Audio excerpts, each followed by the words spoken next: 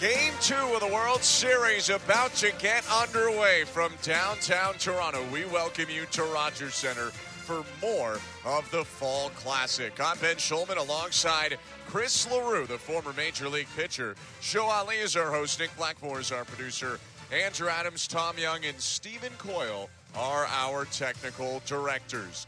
Bearded, long-haired righty Gausman looks in at Smith. And the 0-1. Line drive up the middle, one hopper into center, base hit. Getting the wave around third. Here's Freeman to the plate. He will score. Varsho's throw into second. And Will Smith and the Dodgers strike first with a first inning RBI single, 1-0. And a slightly muted crowd after the first inning RBI single is going again as Kevin Gausman tries to keep it to 1 and get the Blue Jays back in the dugout. Righty bouncing his left foot. Now he comes still. The 1-2. Swing and a miss, strike 3. Buried a splitter to get Hernandez and end the top of the first inning. Dodgers get a run on a pair of 2-out hits. Leave one on. 1-0 LA. Middle of the first. 0-2 pitch.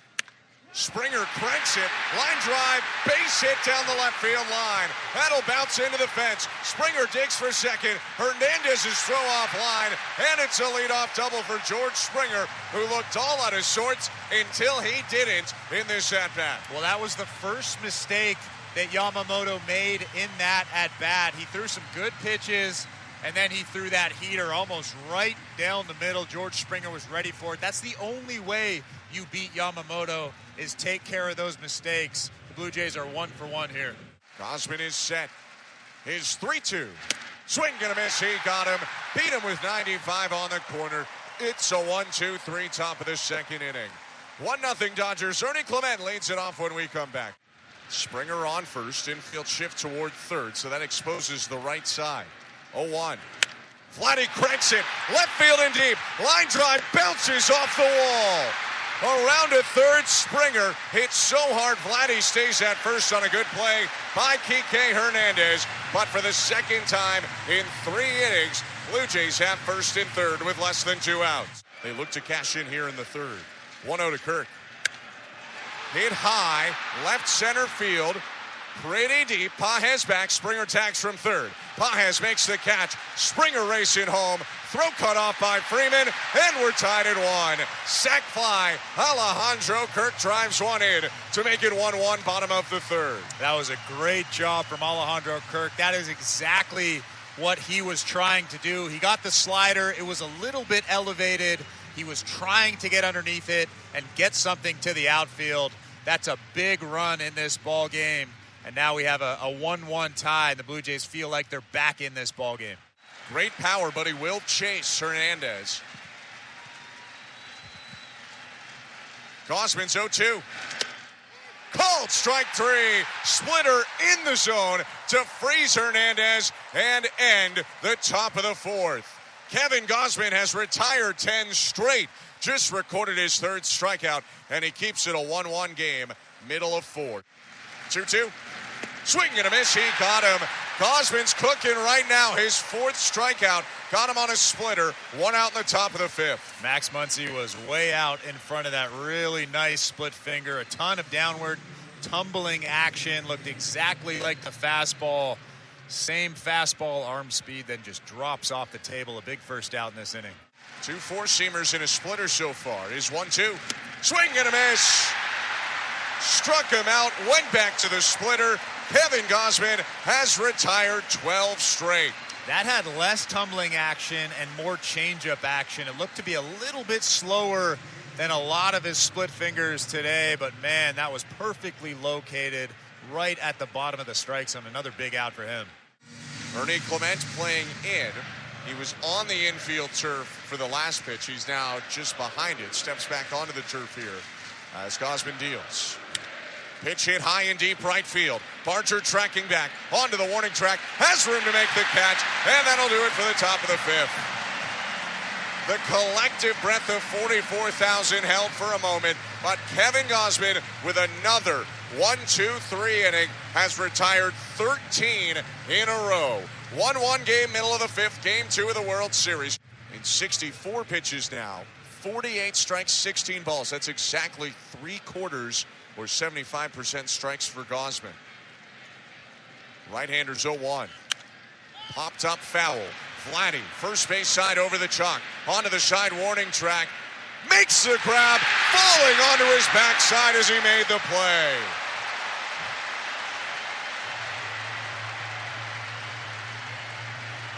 Make it 16 in a row, set down by Gausman. 1-1 game, and guess who starts off the inning? The guy who made the great play to end the last one. Vladimir Guerrero Jr. will lead off for the Blue Jays in a 1-1 game when we come back.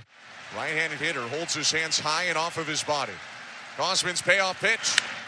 Hit high in deep left field, hooking toward the foul pole. It's into the second deck and gone. Home run, Will Smith. His first of the postseason.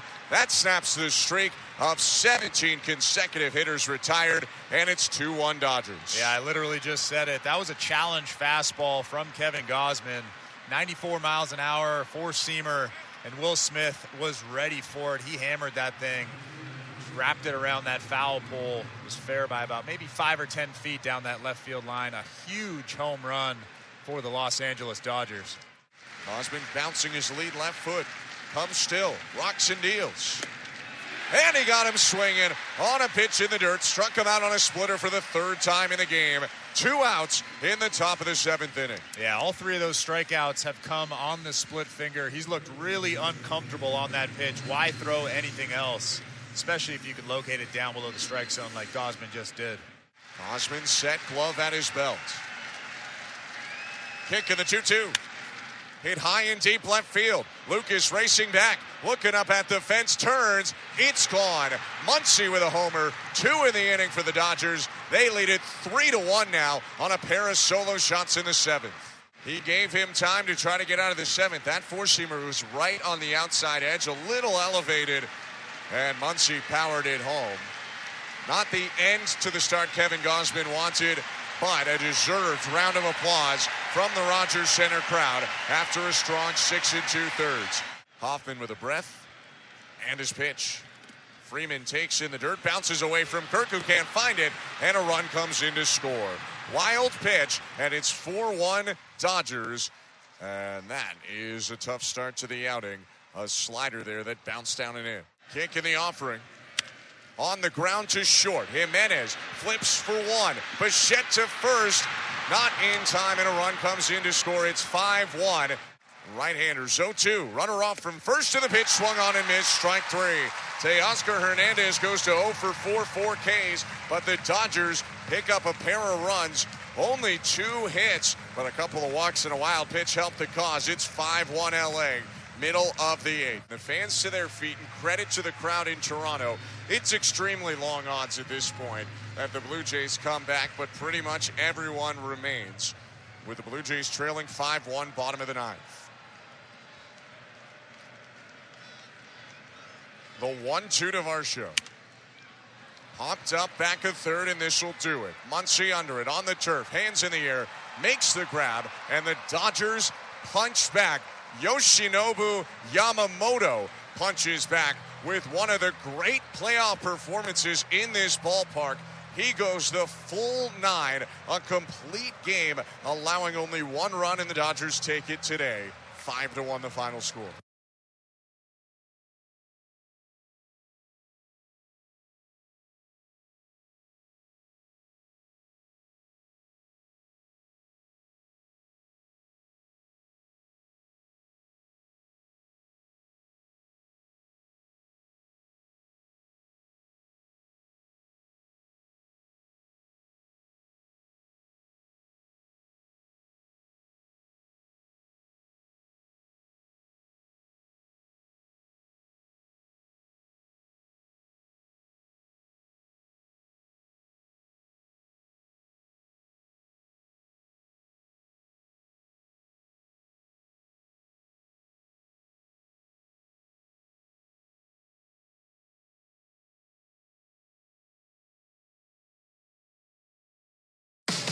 Thinking about upgrading your equipment? Finning has a deal that's built to reward you whether you're a new or returning customer. From now until November 2nd, take advantage of 0% financing for 72 months on select CAT compact equipment. With payments starting as low as $1,458 a month, it's never been easier to own the gear you need. But hurry, these offers end November 2nd.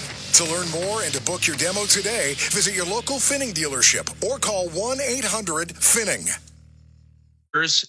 Or only got swings on 4 splitters, and you only swung and missed twice, and you still got blown out in that baseball game. So, yeah, I will say, though, that... Can I tell you that I don't think the average Dodger fan is, like, really aware of Trey Savage, and that's actually, like, such a nerdy thought by you to be like, and they want Trey Savage, not the whiffs. That's not what they were thinking. I think it was more that they learned who Ernie Clement is. They learned who, like, basically Addison Barger...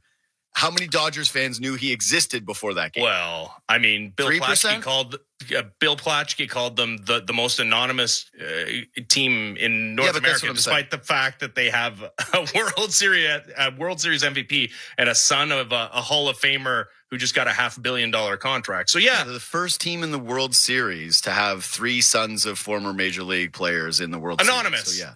Totally anonymous, though. Max Scherzer, who's ever first heard player to pitch in 4 World Series with 4 different teams. Anonymous.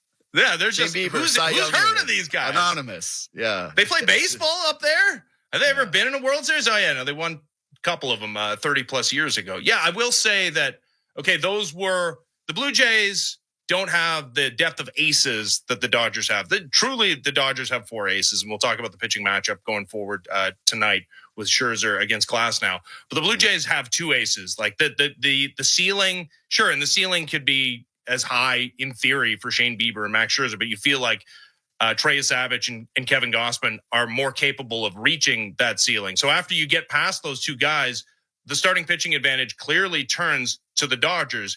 In that way, I would have thought I'd feel worse about the Blue Jays splitting those first 2 games. But honestly, the narrative surrounding this team and the matchup and the David Goliath nature of it from a North American sports observer perspective and the Vegas odds and everything, it does feel like there was a message sent after game 1. Yeah, Yamamoto doing his thing in game 2 changes it a little bit. But yeah, the Blue Jays should feel a measure of relief after taking game 1 of that series.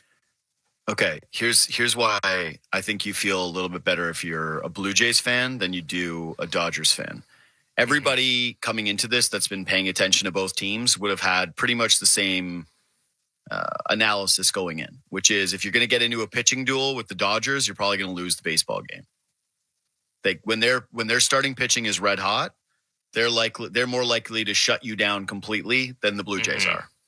But if the Blue Jays score 5 runs and you feel the depth of their lineup, it's going to be tough for you to hang in a ball game with them. And that's exactly what they did in game 1. Why I think you feel a little bit better is when you say 4 aces, I disagree.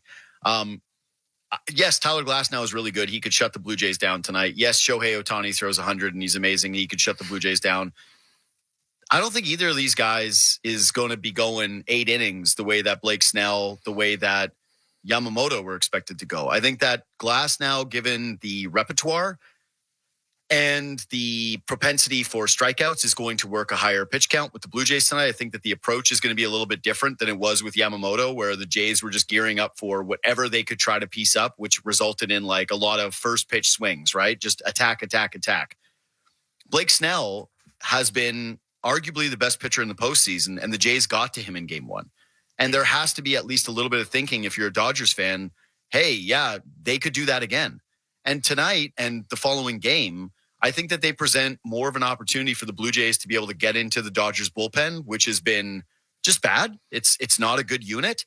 And so if you're telling me that there's 2 chances for 8 innings combined over the course of 2 games where the Toronto Blue Jays get to face that bullpen, I would say that I really like their odds. And that kind of the roadmap for the Dodgers was to win the first 2 games with their 2 aces on the mound. Like I view those 2 guys as the actual true aces. The other 2 guys to be really, really good, but with far more question marks in terms of how many pitches they will allow Shohei Ohtani to throw.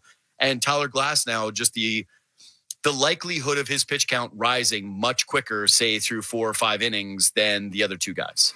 So okay, I like the Blue Jays.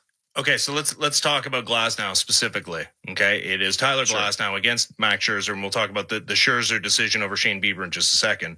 But now that you bring him up, his third start of the postseason, he allowed 1 run over 13 and a third innings headed into this start, but hasn't, to your point, hasn't gone more than 6 in any of the starts. He also obviously has a super long track record against the Blue Jays, having formerly pitched with the Tampa Bay Rays. 11 starts against the Jays. His ERA approaching 6 in those starts at 5.82. Couple of fellas with some real good numbers against him, including Vladimir Guerrero Jr., who's 6 for 17 with a homer, 4 walks against him. George Springer, 6 for 13. Bo Bichette, not nearly as good. He's taken a few walks, but he's 2 for 16. So this is, he can strike you out. No question about it. Tyler Glasnow, capable of getting swing and miss, but he is capable of putting you on by the free pass. In fact, his walk rate has gone up this postseason. It was a clear area of focus for the Blue Jays against Blake Snell in game 1. Yamamoto just the vision of perfect pitching really in game 2. But in game 1, clearly the concerted effort was to raise the pitch count. He doesn't get an out in the 6th inning. They get to the bullpen, which now has an ERA over 6.16 is the Dodgers bullpen ERA in the postseason with a walks per 9 of almost 6.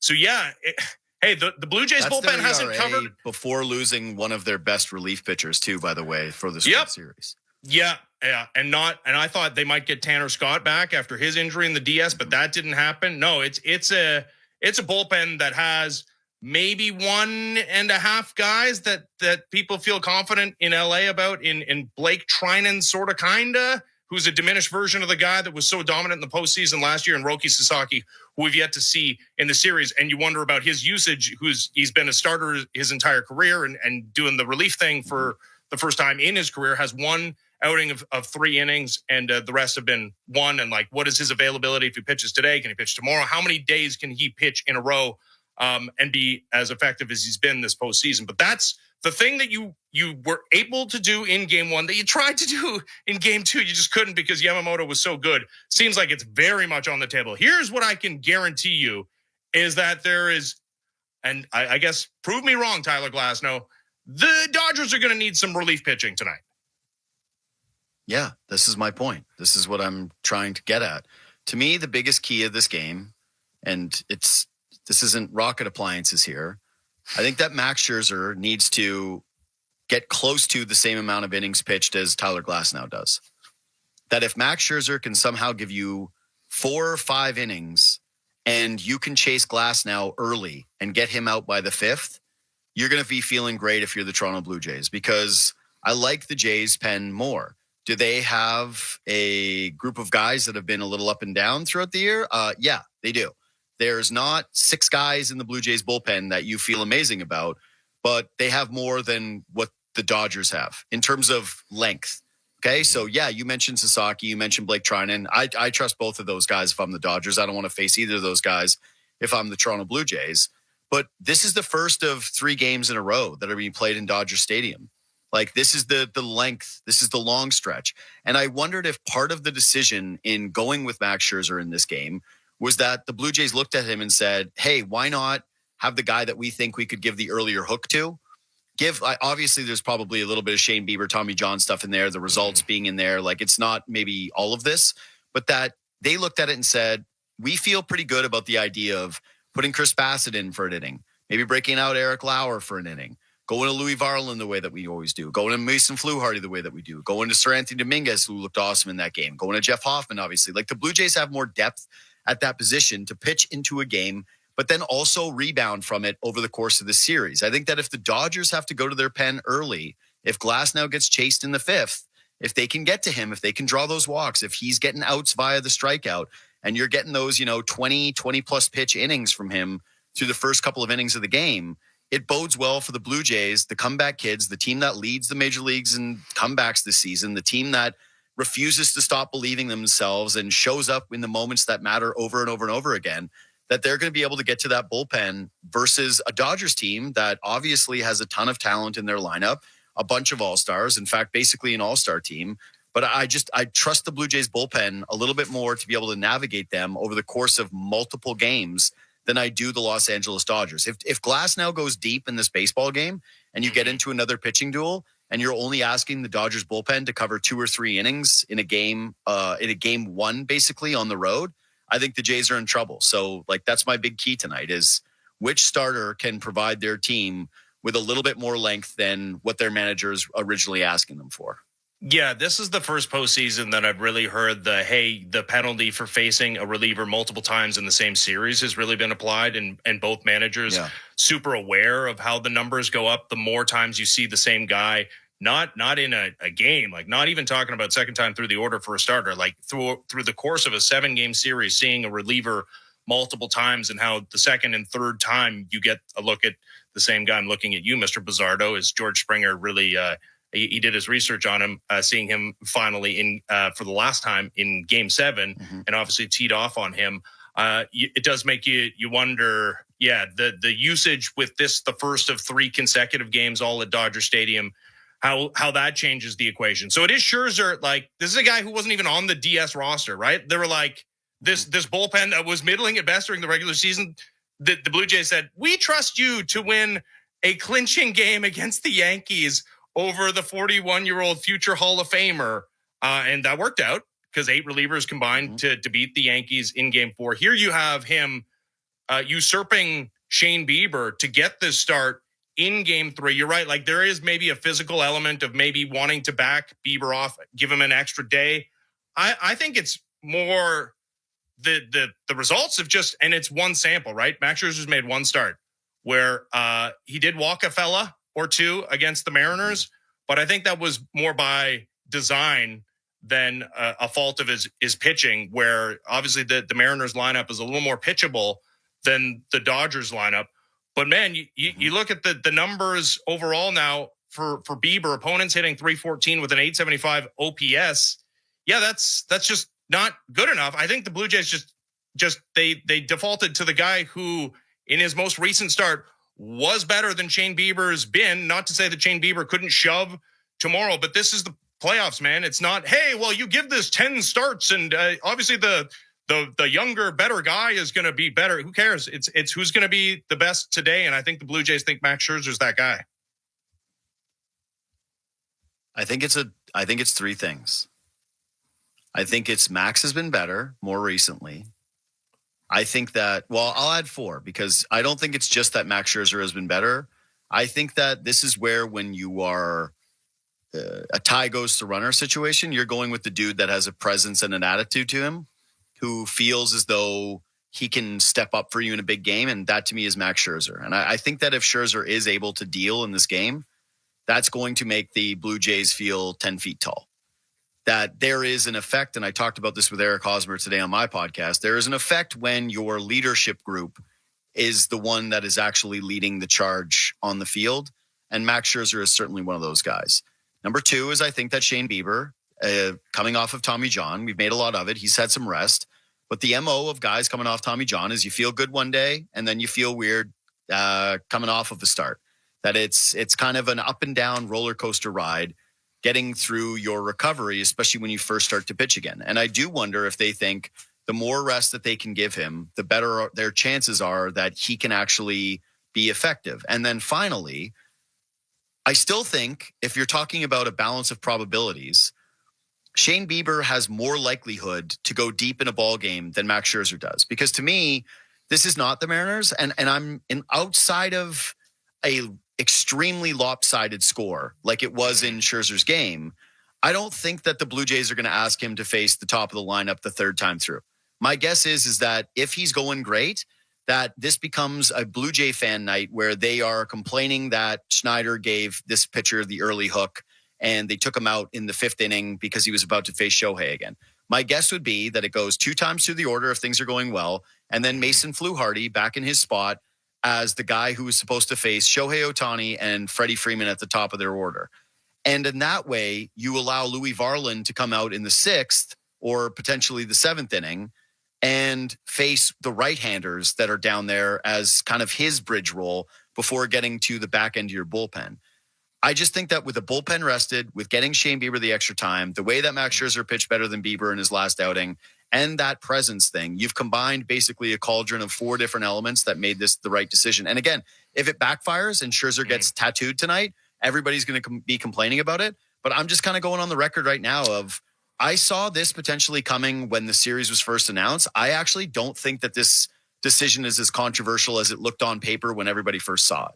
Well, I mean, you don't have to go back that far to talk about how, I mean, before his last, 3-4 starts, Max Scherzer felt like he could start game 1 of a postseason series the way he was pitching, and then exploded, had all those outings where he had the horrible first inning and the numbers got inflated, and then he didn't even find himself on a DS roster. I will just say, just from a gut feel perspective, I feel equally good about both guys, or equally bad. Like, I don't think that there's a definitive answer between the two, right? Like, it's not like... Yeah, but it does feel that way, right? Where it's like, it doesn't feel as though there's like a middle outcome with either of those two pitchers in this series. Yeah. It just feels like they're either going to get rocked early on and it's going to put you in a precarious position, or they end up giving you an actually like solid, serviceable start where both guys breaking pitches are landing and getting strikeouts or inducing ground balls, and you feel good about, and you're celebrating the outing that they give you. Yeah, Max Scherzer's got to keep men off base so that they can't peek into his glove and see that changeup grip. I wonder also if like Vladdy's on top of that. Yeah, I wonder if also there is an element of him being familiar with the environs. Obviously, at Dodger Stadium, being a former Dodger ever so briefly, but he knows that ballpark. I guess it's not foreign to him. Where Shane Bieber's also pitched there before, but spent his entire career in the American League. Whether there's just like a familiarity factor for Max Scherzer going into this game. Also, maybe he just yelled at John Schneider and was like, "I'm starting game 3 because I'm the manager, and you have to do what I say." Dude, good point. I forgot. Yeah. I didn't forget that he yelled at Schneider, but I did forget that he's actually the manager now. Yeah, he is. He's the manager now, and he is tasked to pitch in front of this Blue Jays lineup. George Springer back in the leadoff spot. He's DHing. Nathan Lucas hitting second and left field. Vladimir Guerrero Jr. at first base. Bo Bichette back in the lineup hitting fourth. At second base, Dalton Varsho, Alejandro Kirk, Addison Barger, Ernie Clement, Andres Jimenez rounding out the lineup. So, yeah, we got Bo Bichette back in there at second base.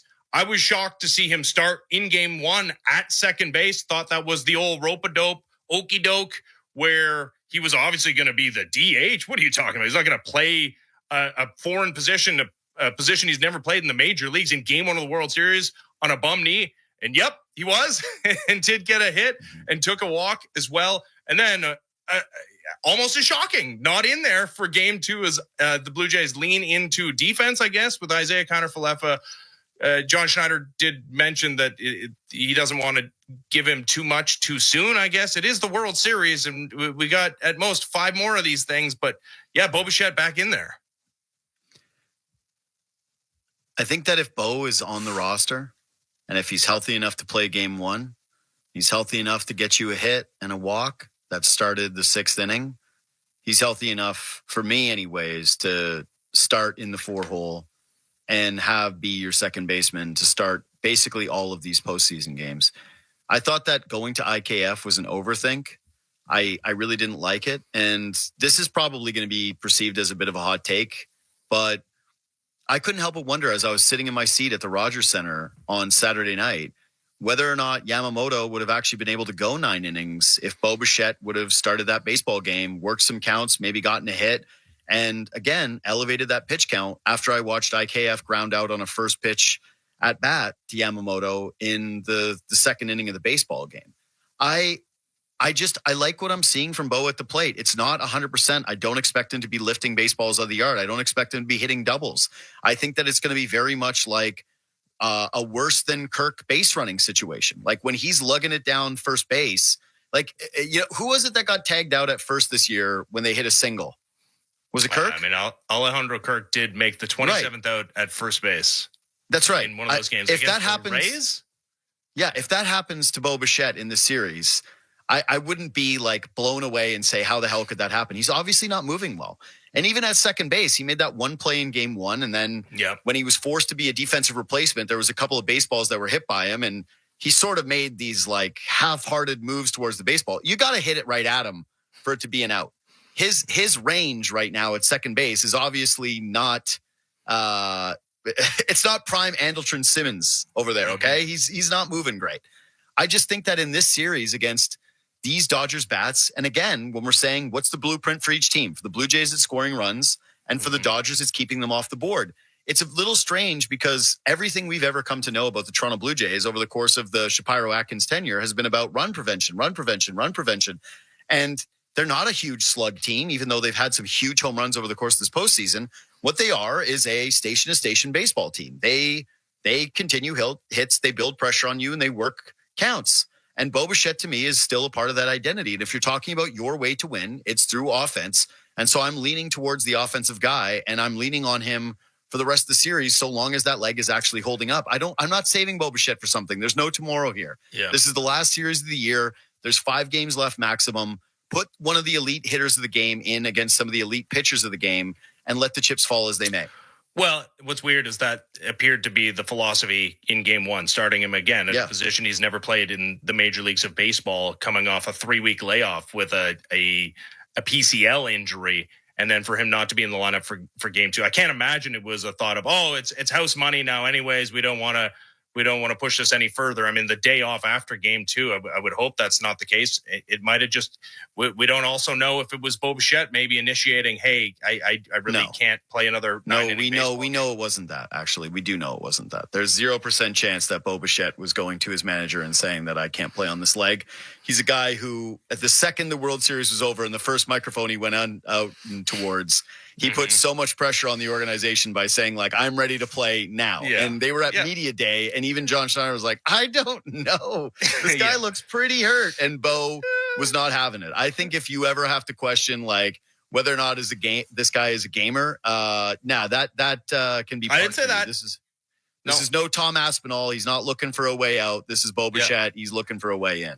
Okay, Dodgers lineup is thus Shohei Ohtani leading off, Mookie Betts, Freddie Freeman, Will Smith, Max Muncy, Teoscar Hernandez, Tommy Edman, Kike Hernandez, Andy Pages, who is back in there in center field, picked up his 4th hit of the postseason in game 2. He's now 4 for 43, which is it's a bingo number. 094 is what he's hitting this postseason. Obviously, the Dodgers lineup 1 through, let's not say 9, because Andy Pages is back in there, even though he hit 27 home runs during the regular season. 1 through 8. There was actually a moment where I was looking at their lineup and going, man, where does Andy Pages hit for most teams in baseball? Is it middle of the order? Yeah, but this postseason, he's been brutal. So is Teo lately, by the way. Well, okay, so who is the scariest Dodger batter right now? Because I coming into the series, it felt I thought it would be Freddie Freeman, but Freddie Freeman hasn't really gotten hot this postseason. Yeah, Shohei hits the home run in game 1 in garbage time. But you love doing this. You did this with me at the ballpark before the Rogers Center series too. Like you love this. Like before we're watching Yankees Blue Jays game 1, Ennis is standing there with me in the stands going, I don't even think Aaron Judge is the scariest guy. I think the scariest guy is Cody Bellinger. Blah, blah, blah, blah, blah. And it's like, no, man, the scariest guy is Aaron Judge. And it's like, you don't have to overthink it with the Dodgers. They're a really good team. The scariest guy is Shohei Ohtani. Duh. I don't care how cold he is. It's Shohei Ohtani. Like, stop doing this. We get it, man. You know baseball, all right? Like, they have the baseball. Ohtani stopper in Mason Fluharty. I'm so glad the show is over already. I don't have to hear any more of this stuff. All right. Here we go. Game 3 of the World Series. Let's get you out to Dodger Stadium. Max Scherzer, Tyler Glass. Now we got Ben Shulman, Chris LaRue with the call on the Sportsnet Radio Network. Enjoy Game 3, everybody.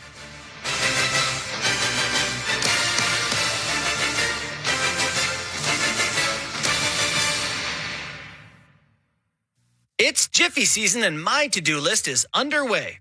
I've already checked eaves cleaning and yard cleanup off my list, and next is a furnace tune-up with Albert. The best part? I booked all 3 Jiffy jobs in seconds, and the pros work around my schedule to get the jobs done. Take care of your home maintenance this season the easy way, the Jiffy way. Download the Jiffy app or sign up at jiffyondemand.com with the code THEFAN for $25 off your first job. Jiffy, Canada's #1 home maintenance app. Everyone's got a pro. Need tires? I've got a pro. Car making a weird sound? I've got a pro. So who's that pro? The pros at Tread Experts. Until December 7th, get a $70 Bridgestone prepaid MasterCard when you buy 4 eligible Bridgestone tires. Or save up to $120 with 4 eligible Blizzak or Winter Peak tires. Find a Bridgestone Tread Experts dealer at treadexperts.ca/locations. From tires to auto repair, we're always there. TreadExperts.ca. Great play. Let's go down to Jim on the field. Unbelievable game, Rob. You had a rough start this year. What changed? Yeah, getting more sleep, not snoring all night. What a huge difference it can make. Problem snoring? Suffer from sleep apnea? Invest in yourself. Call Dr. Paulette Pillersdorf. She'll use her laser to help treat your snoring and oral appliance like a sports mouth guard for your sleep apnea.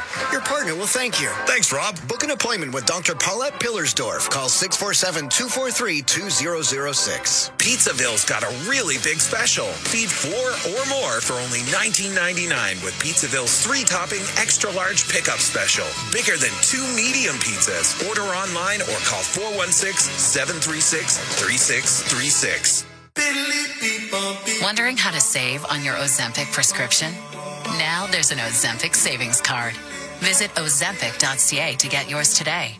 Some exclusions may apply. See Ozempic.ca for details.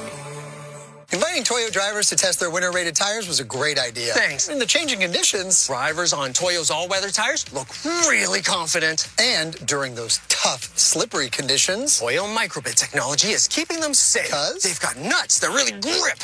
how about another test? Test successful. You just can't phase a Toyo driver. The Toyo rebate event is on now. Save even more on select sets of 4. Details at toyotires.ca. Toyo Tires, making tires for your road. Golfers, the Golftown Demo event is almost here, and you don't want to miss it. This is your chance to save up to 40% on Canada's largest selection of demo golf clubs, including top brands like TaylorMade, Callaway, Cobra, Ping, Odyssey, and more. The Demo Club event early access starts online at golftown.com Thursday, October 30th at 12 p.m. Plus, doors open for the Demo Club event at your local Golftown Saturday, November 1st at 9 a.m. Shop early for the best selection. Visit golftown.com for full details. Hi, this is Greg Carrasco, the Car King, and if you're looking at financing a used vehicle, you may want to listen to this. We have close to 200 used vehicles for you to choose from, and if you buy from any one of our 2 stores, Direct Nissan or Aaronwood Ford, you may qualify for no payments for up to a year on approved credit. I'm not joking.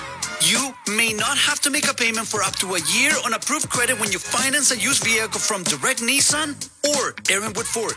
Come and see us. You know where to go.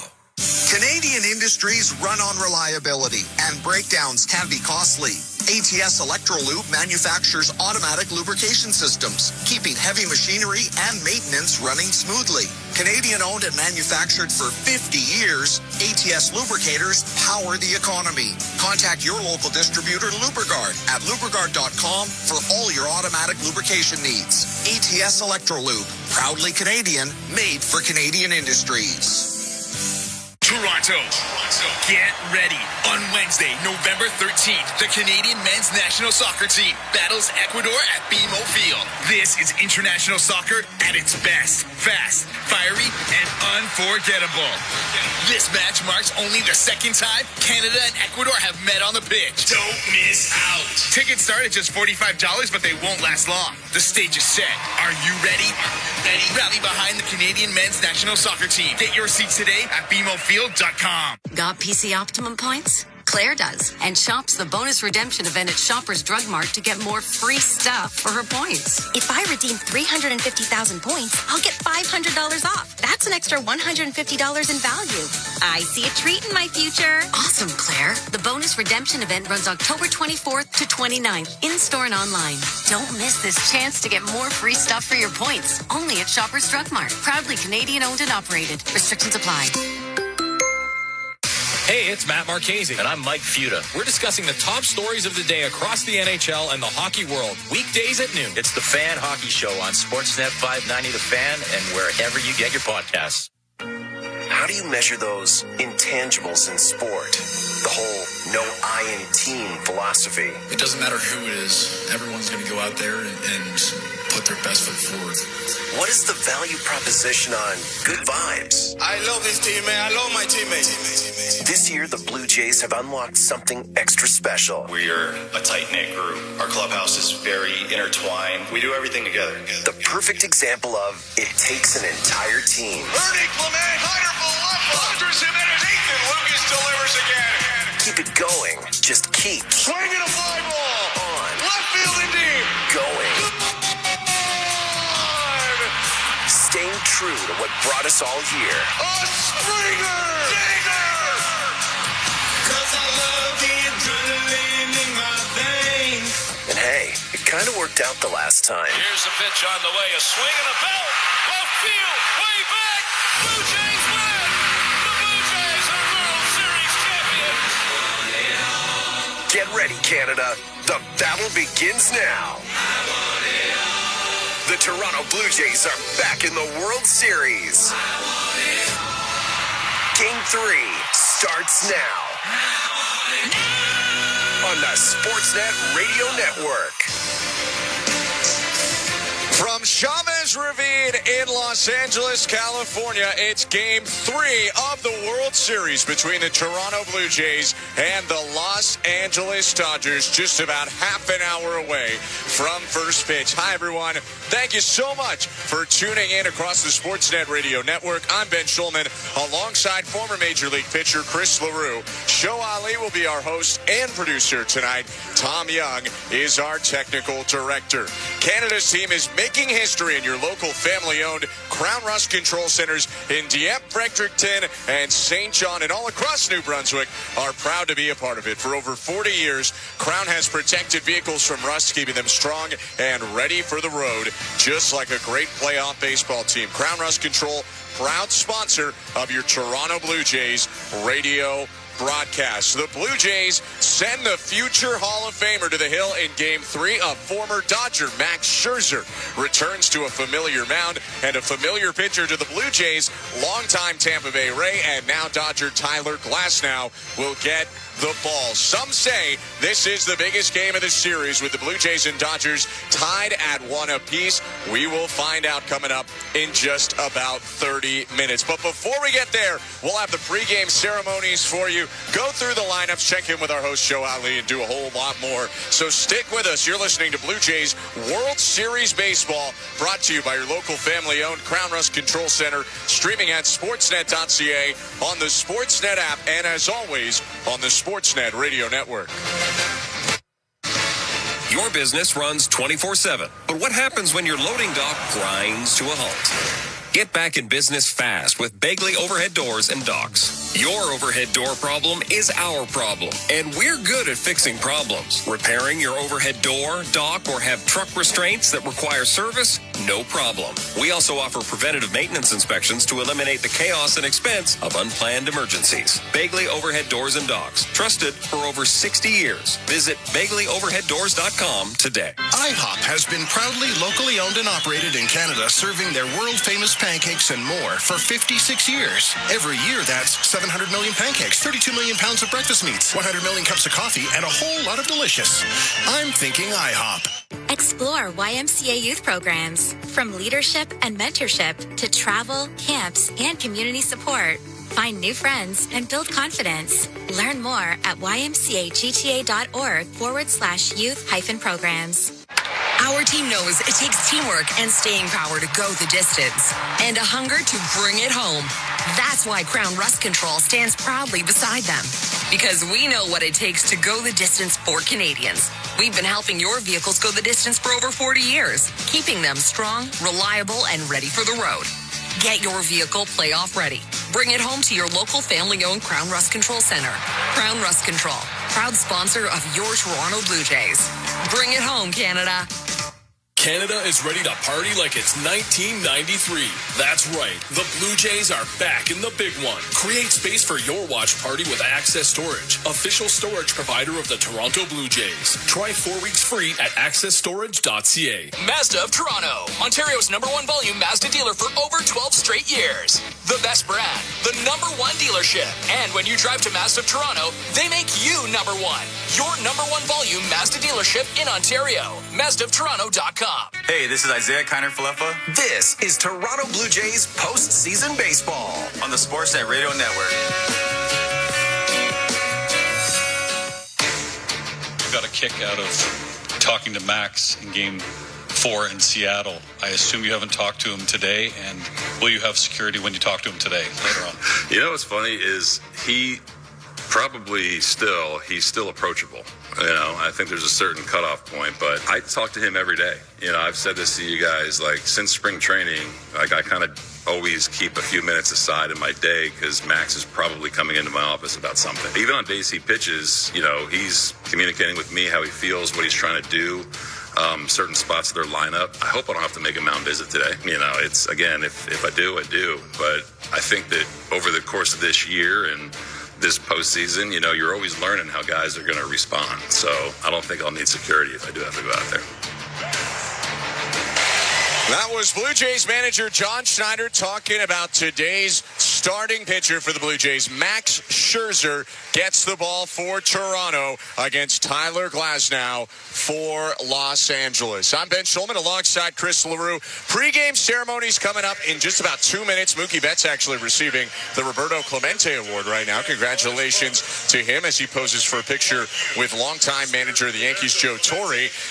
But, Chris, let's quickly get into this pitching matchup. We can discuss it more later as well. Glasnow, huge stuff. Some of the biggest stuff in baseball. Scherzer, obviously as experienced, if not more, than anyone else in the game. It's a real interesting two guys to go up against each other. Yeah, it's going to be fun to see Tyler Glasnow, who is at the top of his game right now, against Max Scherzer, who's just trying to navigate lineups with his brain. We saw that last start against the Seattle Mariners. The stuff is still fine. It still plays, but it's what he does with that stuff out there, how he competes, what pitch he throws, in what situation.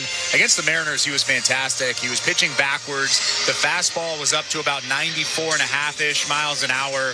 I was really impressed with what he did. With that being said, Tyler Glasnow is an absolute beast on the mound. If he's throwing strikes, he's a lot like Yamamoto, the Dodgers starter we saw last game. If he's on, good luck. And Tyler Glasnow has shown in the past that he's beatable because from time to time he loses the strike zone. The walk rate is elevated. You'll get fastballs out of the strike zone. You'll especially get a lot of breaking balls that'll bounce in front of home plate, a lot like Brendan Little. And if he's like that, that's when you have to be patient. You have to force him back in the strike zone. And when he gets back in the strike zone, that's when you have to do damage. We'll see if the Blue Jays can do that. This place, though, about to get loud as the Dodgers have started to line up their staff and reserve players on the first base, or rather third base line, and the Blue Jays are waiting to trot out onto the first base line. We will hand it over to public address here at Dodgers Stadium for the pregame ceremonies. Man, it's crazy to believe that it was just 6 months ago when I rode into Dodger Stadium with the World Series trophy by my side. It was a good day. And since we're in L.A., why not make a sequel? That's right, L.A. Let's run it back. Let's remind everyone why L.A. is the city of champions. Let them know what time it is, because we ain't backing down to no one. I'm ready. Are you? It's time for Dodger baseball, baby. Yay, yay! It's time now for the starting lineups for tonight's World Series Game 3 matchup between the Toronto Blue Jays and your defending world champion Los Angeles Dodgers. First, let's meet your National League champion, Los Angeles Dodgers. From the clubhouse staff, Senior Director of Team Travel, Scott Akasaki. Senior Director of Clubhouse Operations, Alex Torres. Assistant Manager, the Dodger Clubhouse, Jose Peps Castillo. Clubhouse Attendant, Gabriel Torres. Clubhouse Attendant, R.J. Pete. Clubhouse Attendant, Sergio Garcia. Bat Boys, Joseph Ortiz. Brandon Vandal. and Javier Herrera. Visiting clubhouse manager, Troy Timney. Visiting clubhouse staff, Joseph Huizar. Visiting clubhouse staff, Bryson Cranmer. Visiting clubhouse staff, Jesse Mendez. Visiting clubhouse staff, Oscar Ramirez. Umpire room manager, Adam Morone. From the Dodgers training staff, head athletic trainer and physical therapist, Thomas Albert. Assistant athletic trainer, Yosuke Awesome Nakajima. Assistant athletic trainer, Greg Barajas. Assistant athletic trainer, Kensuke Okubo. Major League physical therapist and head of rehabilitation, Bernard Lee. Physical therapist, Jonathan Erb. Physical therapist, Kensei Ito. Chiropractor, Keith Pine. Medical senior advisor, Sue Falson. Manager of medical administration, Andrew Otovic. And Major League strength coach, Travis Smith. Major League strength coach, Eric Yavarone. Manager of performance nutrition, Tyrone Hall. Head performance chef, Kristen DeCesare. Director of Japan Player Operations and Strategy, Will Ireton. Major League mental skills coach, Brent Walker. Director, Strong Mind Cultural Development, Leo Ruiz. Major League Physical Therapist Assistant, Demetrius.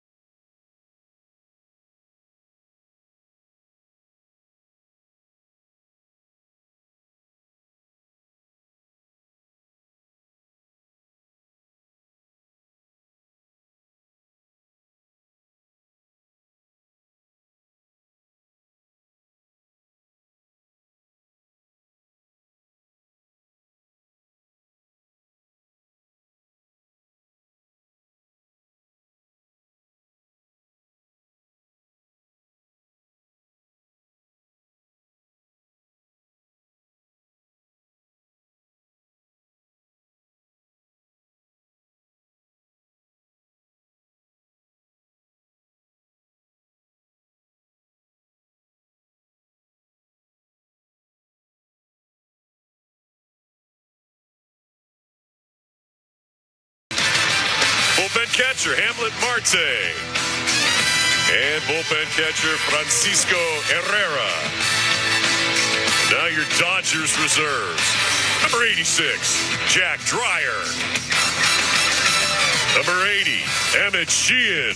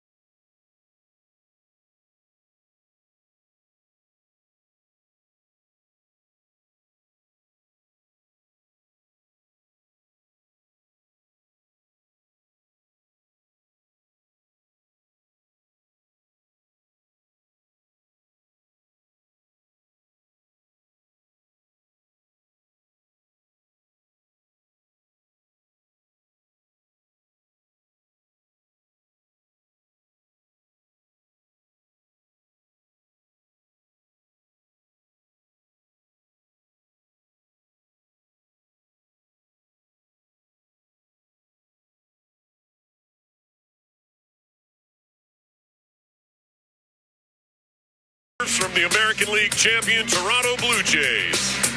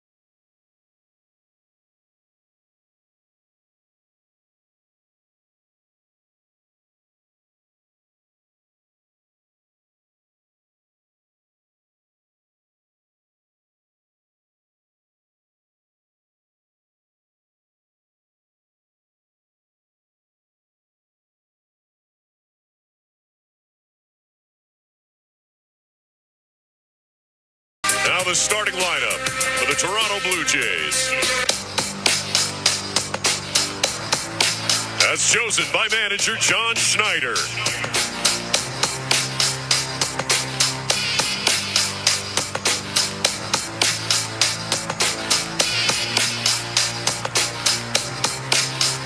Leading off, designated hitter number 4, George Springer.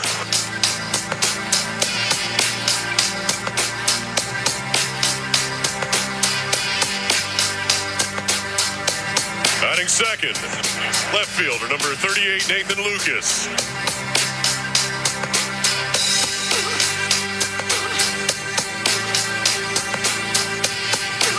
Batting third, first baseman number 27, Vladimir Guerrero Jr.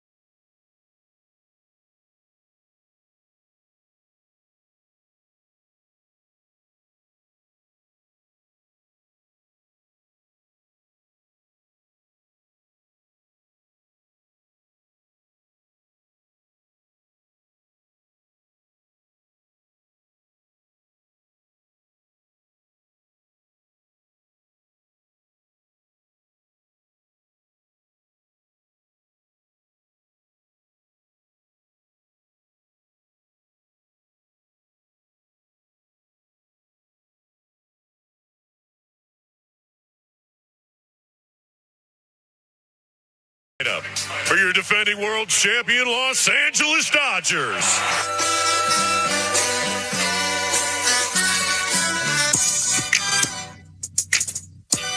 As chosen by Dodgers manager Dave Roberts.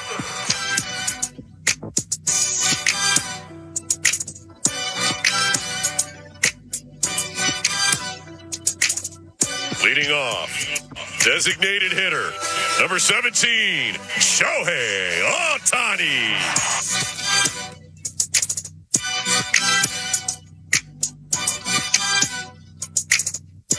Batting second, the shortstop, number 50, Mookie Betts.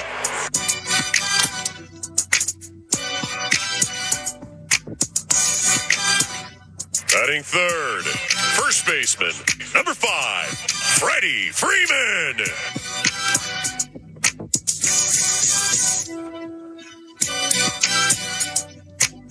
Batting fourth, behind the plate, number 16, Will Smith.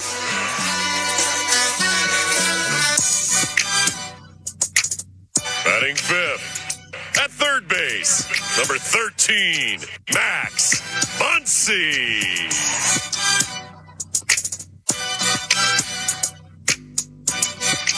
Batting sixth, right fielder, number 37, Oscar Hernandez.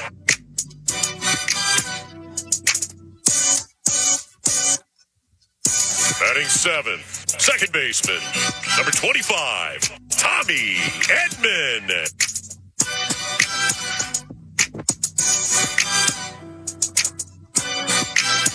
Batting eighth, in left field, number 8, Kike Hernandez.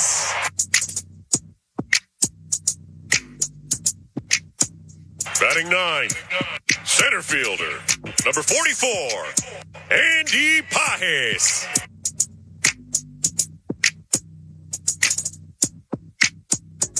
And on the mound for the Dodgers, number 31, Tyler Glasnow. Fans, let's hear it for your defending world champion, Los Angeles Dodgers.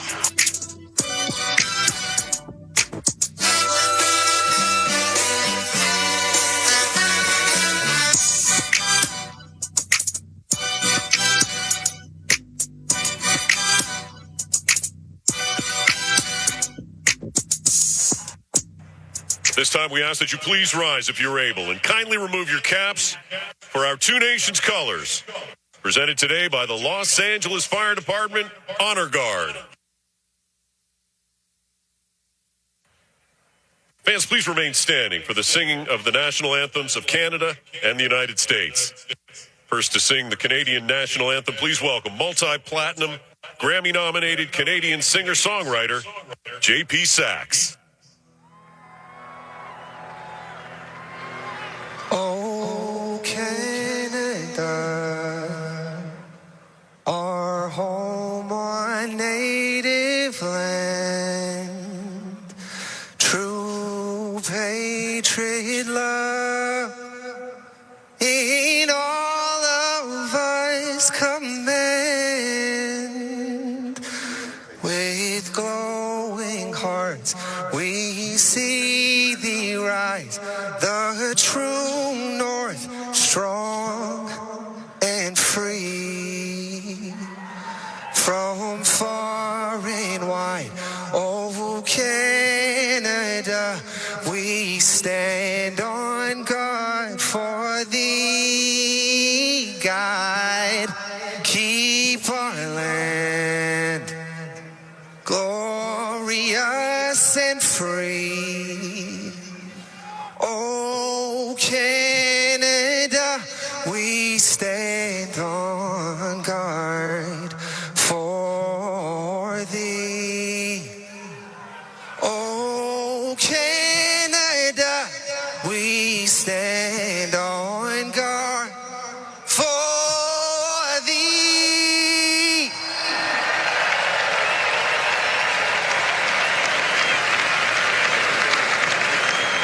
Now to sing the national anthem of the United States of America, please welcome country music superstar and three-time Grammy Award winner Brad Paisley.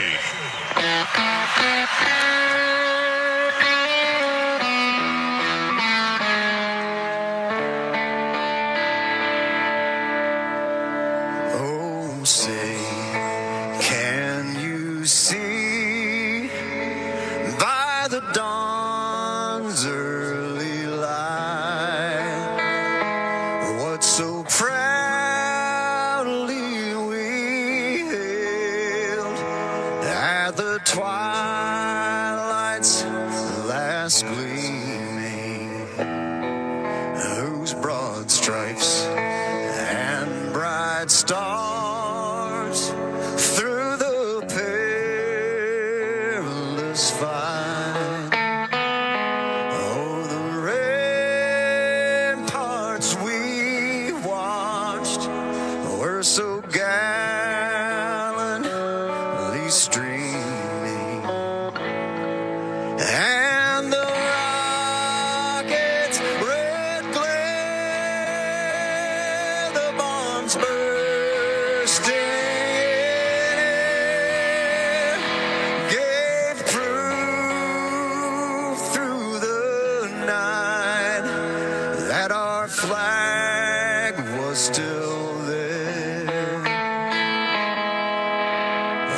say does that star-spangled banner wave? Oh, the land of the free and the home of the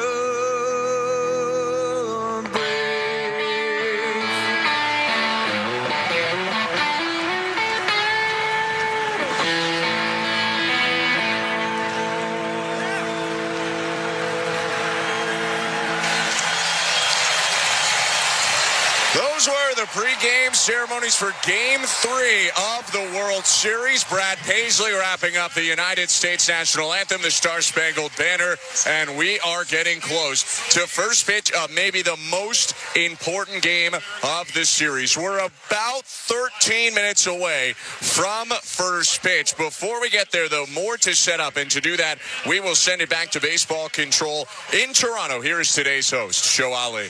Thank you very much, guys. Show Ali with you here at Baseball Control in our downtown Toronto studios as we await first pitch between Max Scherzer and Tyler Glasnow, who will take the mound in the top of the first inning here in a few minutes. As we do have a little break before Glasnow gets on the field, I wanted to play something I thought was really interesting. MLB Commissioner Rob Manfred was on with Jeff Blair and Kevin Barker. Jeff asked him last week about a potential all-star game in Toronto. So a lot of people want to know about that these days. Let's hear what the commish has to say. You had some rest in between your last start and the regular season. You were outstanding in Seattle. Did that rest help? And going in Game 3, seeing the Dodgers. Just wondering what your impressions are of the refurbished Rogers Center. A question, honestly, I get asked an awful lot, especially now that the World Series is here.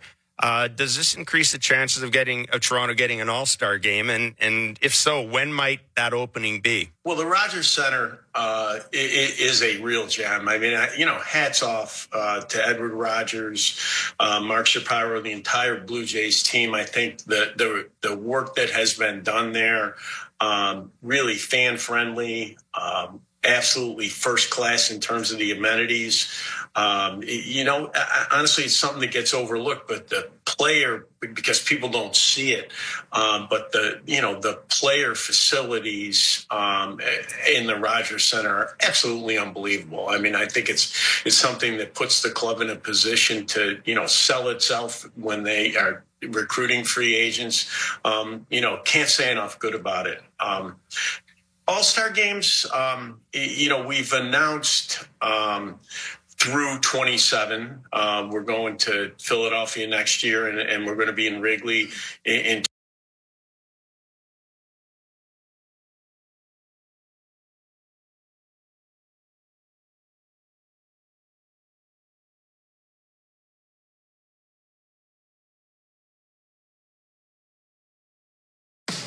Thinking about upgrading your equipment? Finning has a deal that's built to reward you whether you're a new or returning customer. From now until November 2nd, take advantage of 0% financing for 72 months on select CAT compact equipment. With payments starting as low as $1,458 a month, it's never been easier to own the gear you need. But hurry, these offers end November 2nd.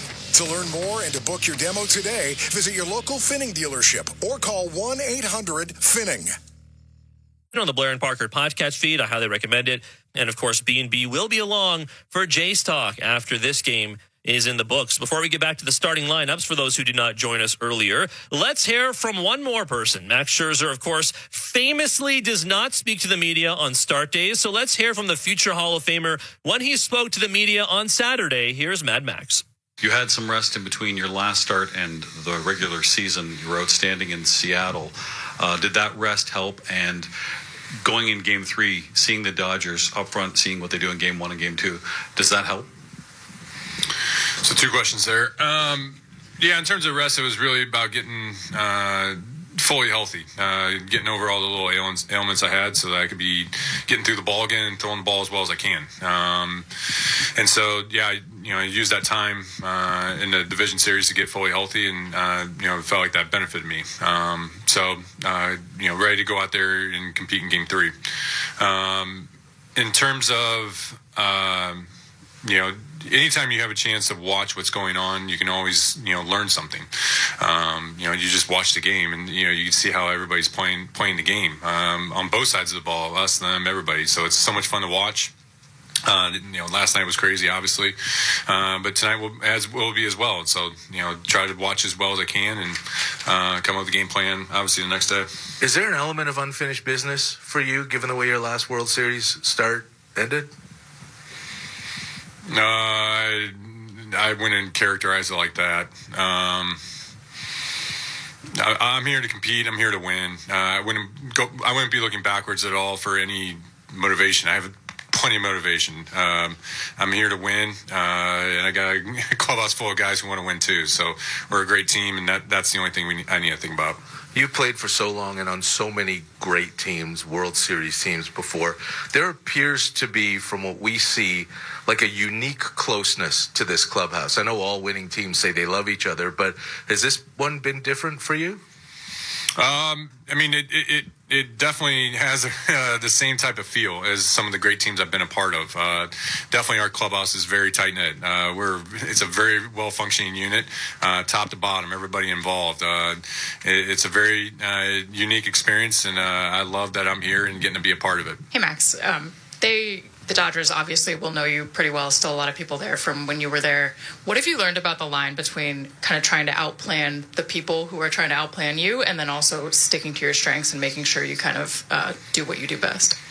Yeah, it's a ultimate chess game. They're making moves, I'm making moves. That's just baseball, but it's been like that for years, for now. I understand, how everybody wants to attack me, how I want to attack them, and at the end of the day, you got to go out there and compete, and you got their strikes. It kind of gets back down to the basics. So you can try and make it as advanced as you want, but a lot of times it's the kind of more simple approach that works better. And just, you got to go out there and want to win. Hey, Max. There are a lot of different ways to try to get to 4 wins in 7 games in a postseason series. You've been through a few different ones on the teams that you've been a part of. What sticks out to you about the way that you guys are trying to match the roster to win those 4 and 7? I don't know. This is baseball. Every time you think you can figure out baseball and put it in an equation, baseball has a funny way of shaking that up and making you look at the game a whole different way. So you can't, make baseball into an equation. You just got to come every single day ready to play. Anything can happen. The ball can bounce any which way. And you got to go out there and make your own luck. So when you just got to get in these moments and feel the moment and rise to it and go out there and make a play, make a pitch for your team. That works more than trying to figure out a way to navigate. It's really simple. Win 4 games. That's Max Scherzer. He will take the mound in the bottom of the first inning when the Dodgers get in that batter's box at Chavez Ravine. I'm Show Alley here at Baseball Control in Toronto. Before we get you back to Ben and Chris on the West Coast, let's get to those starting lineups just in case you're just joining us now. For your Toronto Blue Jays, George Springer is batting leadoff. He is DHing. Nathan Lucas is batting second. He is in left field. Vladimir Guerrero Jr., as usual, batting third at first base. Batting cleanup, back in there after not starting Game 2. Bo Bichette is batting cleanup at second base. Dalton Varsho is batting fifth. He is in center field. Alejandro Kirk is batting sixth. He is catching. Addison Barger is in right field, batting seventh. Batting eighth, Ernie Clement. He is at third base. Andres Jimenez is batting ninth. He is at shortstop. Man, you just heard Max Scherzer is 1-0 this postseason with a 3.18 ERA, 5 strikeouts in his lone start, which was against the Seattle Mariners at T-Mobile Park. For the Dodgers, Shohei Ohtani is batting leadoff. He is DHing. Mookie Betts is batting second. He is at shortstop. Freddie Freeman is batting third. He is at first base. Will Smith is batting cleanup. He is catching. Max Muncy is batting fifth. He is at third base. Batting sixth, our old pal Teoscar Hernandez. He is in right field. Tommy Edman is batting seventh. He is at second base. Kike Hernandez is batting eighth. He is in left field. Andy Pages is batting ninth. He is in center field. Tyler Glasnow comes into this game.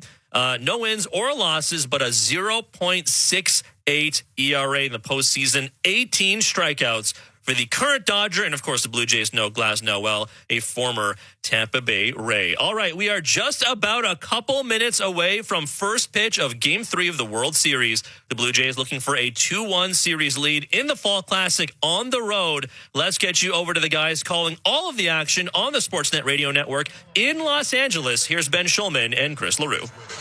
Thank you very much, Joe. Former Dodger manager Don Mattingly handing in the lineup card to the umpires right now as they meet at home plate. We are just under 4 minutes, maybe 3.5 minutes from the scheduled 5:10 Pacific, 8:10 Eastern first pitch. I'm Ben Schulman alongside Chris LaRue. Game 3 of the World Series coming up. A game apiece right now in the series with the Blue Jays winning Game 1 and the Dodgers winning Game 2. Max Scherzer and Tyler Glasnow will likely play a big hand in who wins Game 3. Very loud pre-game ceremonies at one of the loudest environments, maybe the loudest in all of baseball. Hideo Nomo, the legendary Dodger pitcher, threw out the first pitch. And Chris, you've pitched in this ballpark before a couple of times in your career. What is it like? Because this place is bigger than pretty much everywhere else. It's louder than pretty much everywhere else. And frankly, it's Dodger Stadium. Yeah, there's so much history here. It's been around for so long. There's been so many great moments in this ballpark. And there's also 2 gigantic speakers out in center field that just pound you all game long with noise, with music, with energy. Some guys love it. Some guys hate it. I tended to like it just because I like loud atmospheres. The crowd is loud.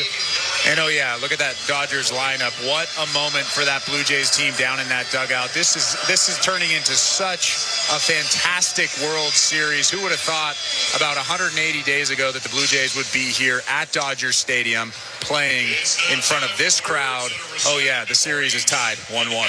It is, and winning this game can be pivotal. You don't want to fall too much back on history, but when you talk about best-of-7 playoff series that are tied at 1-1, the winner of Game 3 won nearly 70% of those series, and if it was the road team that won Game 3, that percentage jumped even higher into the mid-70s.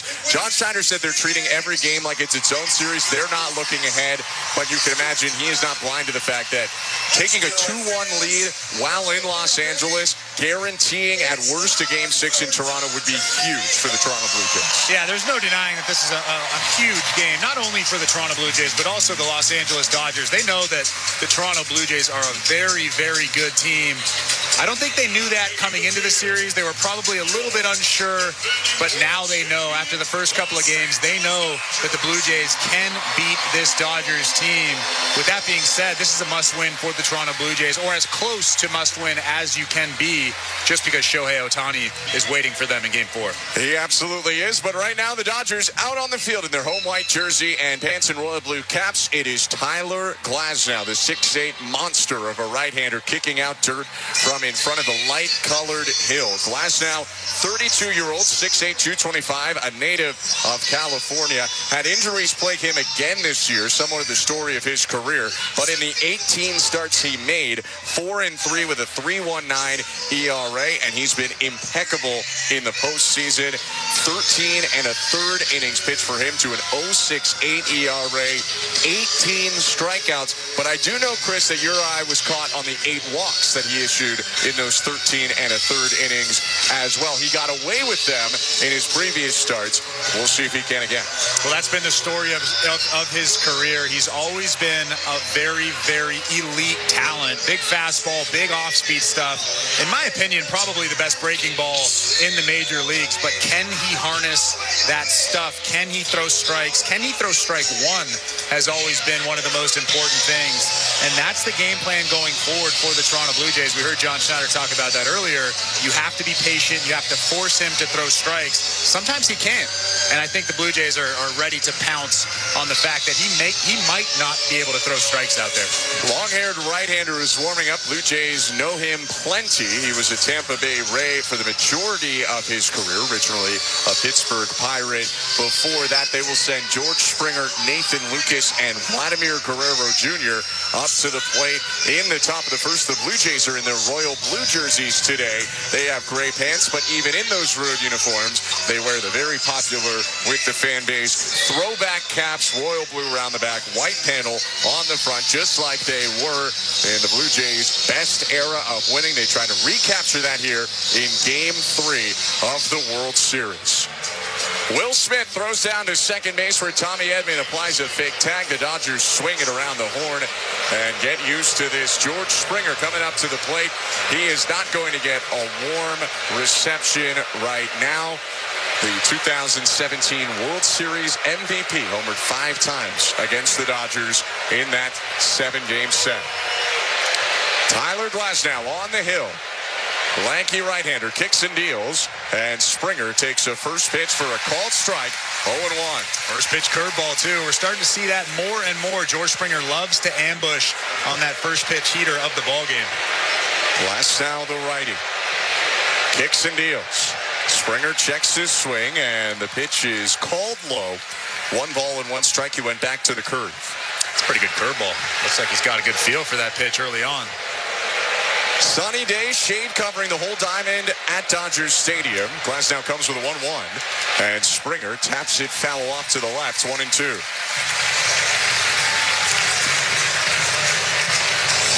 Time of the first pitch today, 5:11 Pacific, 8:11 Eastern, 22 degrees, and not a cloud in the sky. Mountains, palm trees, and even some trees more familiar to people in Toronto. Beyond the center field wall, the 1-2, cut on and miss, strike 3. Gassed up to 98 with the four-seamer. That four-seam curveball combo is what can make Glasnow so difficult. And that four-seam curveball that he just threw had a little bit of cut to it, too. During the season, that fastball, the four-seam fastball specifically averaged close to 96 miles an hour. That last one was 98. Perhaps a little amped up Tyler Glasnow, making his 3rd career World Series start. 1 out, and Nathan Lucas is up. Right on left, the pitch. Hit high in the air, left field, moving over toward the line. Kike Hernandez, stutter steps near the sidewall, makes the grab in foul territory. A thin strip there down the line, 2 outs. Home plate umpire in this game is the crew chief, Mark Wagner. Alan Porter at first, Adam Hammery at second, and Jordan Baker at third. It's Will Little in left and Adrian Johnson in right. 2 outs on 5 pitches for Tyler Glasnow, and here is Vladimir Guerrero Jr. Vladdy digs in, 22 for 51 in this postseason, a .431 average. Also has 6 homers. The pitch bends the knee and takes a breaking ball, low ball 1. We're in the first inning, and it's brought to you by Armstrong Bird Food. Bring nature to your backyard with Armstrong, feeding Blue Jays since 1986. Visit ArmstrongBirdFood.com. 2 outs, space is empty. No score, top of the first of Game 3. The pitch hooked on the ground toward third. It's foul. Fielded by Blue Jay third base coach Carlos Feblis, who flips it over the netting into the sea of blue, whether it's Dodger or Blue Jay blue. 1-1. Seems like early on, at least to the top of this order, he's really relying on that big breaking curveball. It has the 2nd most vertical movement of any curveball by a qualified pitcher in the majors this year. 1-1. And Vladdy hits it high in the air out to his old buddy Teoscar Hernandez, who walks forward, makes a 2-handed squeeze, and that's an 8-pitch. 1-2-3, top of the first for Tyler Glasnow. No score in the game. We'll see Max Scherzer back on in Old Home Hill when we return. You're listening to Blue Jays World Series Baseball, brought to you by your local family-owned Crown Rust Control Center, streaming at sportsnet.ca and the Sportsnet Radio Network. At Capital One, we're more than just a credit card company. We're people just like you who believe in the power of yes. Yes to new opportunities. Yes to second chances. Yes to a fresh start. That's why we've helped over 4 million Canadians get access to a credit card. Because at Capital One, we say yes, so you don't have to hear another no. What will you do with your yes? Get the yes you've been waiting for at CapitalOne.ca/yes. Terms and conditions apply. Protect your waste and recycling equipment from costly repairs. With a custom maintenance plan, optimize your waste system performance and longevity with Metro Compactor Service. They've got you covered coast to coast with the largest service fleet in Canada. Their innovative iSmart technology can remotely diagnose, troubleshoot, and monitor equipment health in real time. For on-demand or proactive service, sales, rentals, and extended warranties for all your waste equipment, visit metrocompactor.com. metrocompactor.com. Somewhere along the way, you stopped feeling like yourself. At Game Day Men's Health, they treat what most men keep to themselves: low testosterone, loss of sex drive, and the slow fade of energy and confidence. With testosterone therapy, peptide treatments, and sexual performance solutions delivered in a space built for men, modern and judgment-free. You don't have to settle. For a clinic near you, visit GameDayMen'sHealth.ca. Game Day Men's Health. Feel like you again.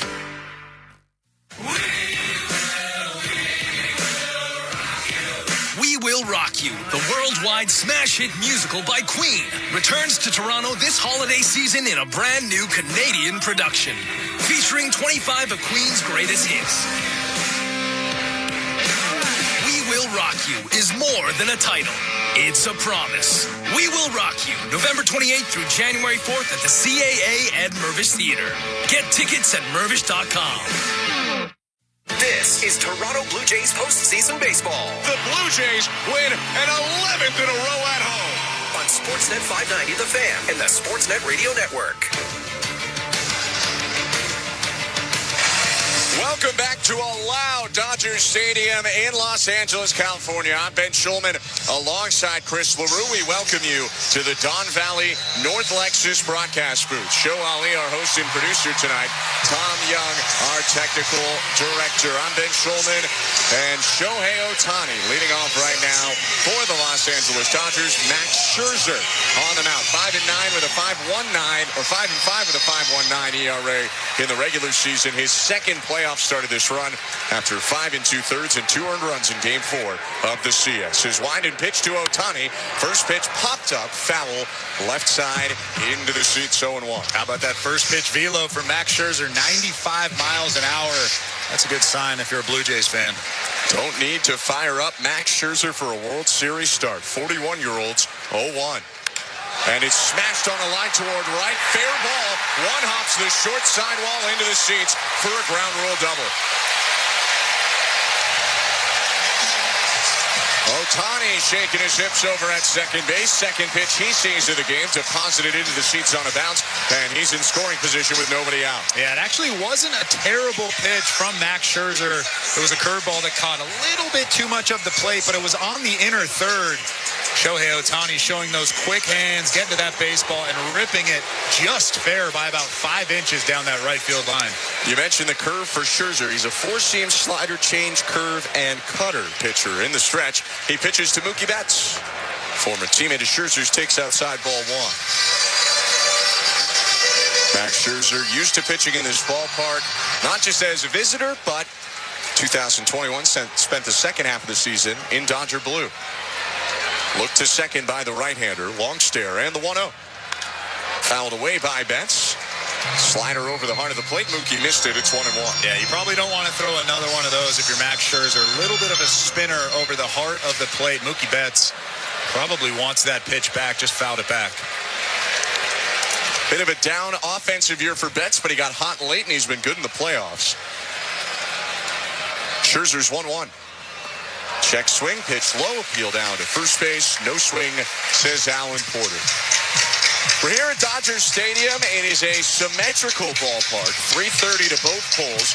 Very quickly, though, it gets deeper. Straightaway left and straightaway right is about 360. And the gap's 375 and 395 to straightaway center field in this kite-shaped park. 2-1 pitch. Fouled back. Elevated at 96 from Max Scherzer. Feeling it right now in terms of velocity. It's 2-2. Yeah, he's thrown a couple of those at 96 so far in the ball game. That one was actually located very, very well, almost on the black on the outside part of the plate. A little bit of extra rest for Scherzer coming into this start. He kicks in the 2-2.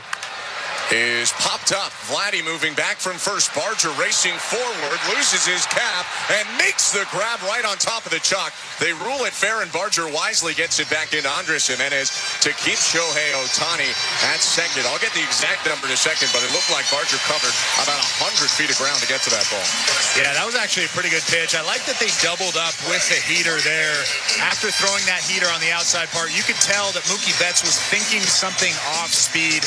They kind of caught him off guard with that good, hard fastball at the top of the strike zone, and he pops it up to Addison Barger for the first out of the inning. Pardon me, he covered 125 feet to get that ball. Was playing deep because it's Mookie Betts at the plate, but found a way to get in there, and that's a big first out for Max Scherzer, but by no means out of the woods. Scoreless game, bottom of the first, with Ohtani on second. Freddie Freeman is up. Scherzer deals. Freeman bends the knee and takes just inside with a cutter. Ball one. Infield shifts the left-handed hitter and the dual citizen of the United States and Canada over toward first base. 1-0. Swing and a miss.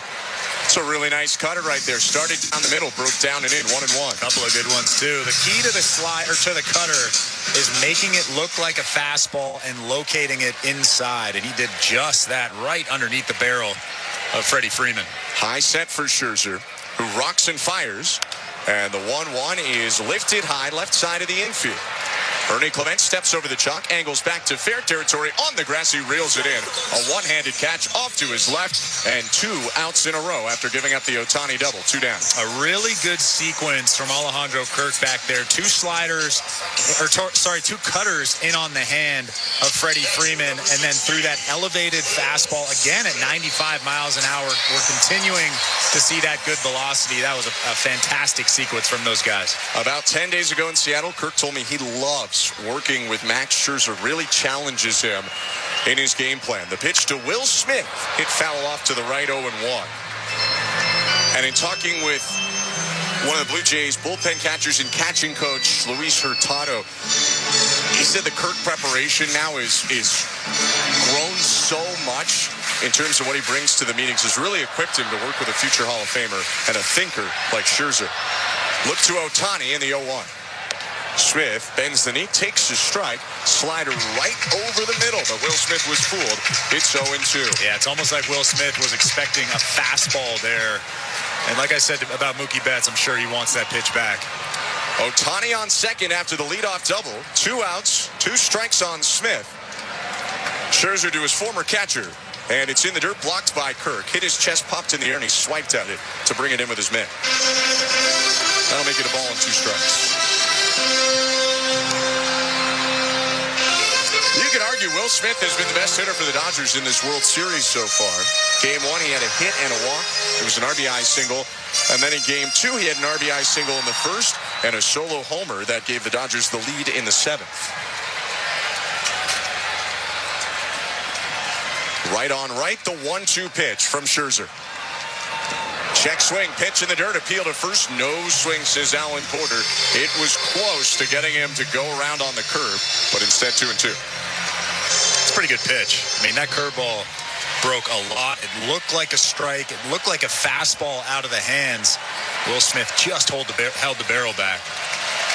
Scherzer sets glove in front of his face. Staring at Smith, the 2-2.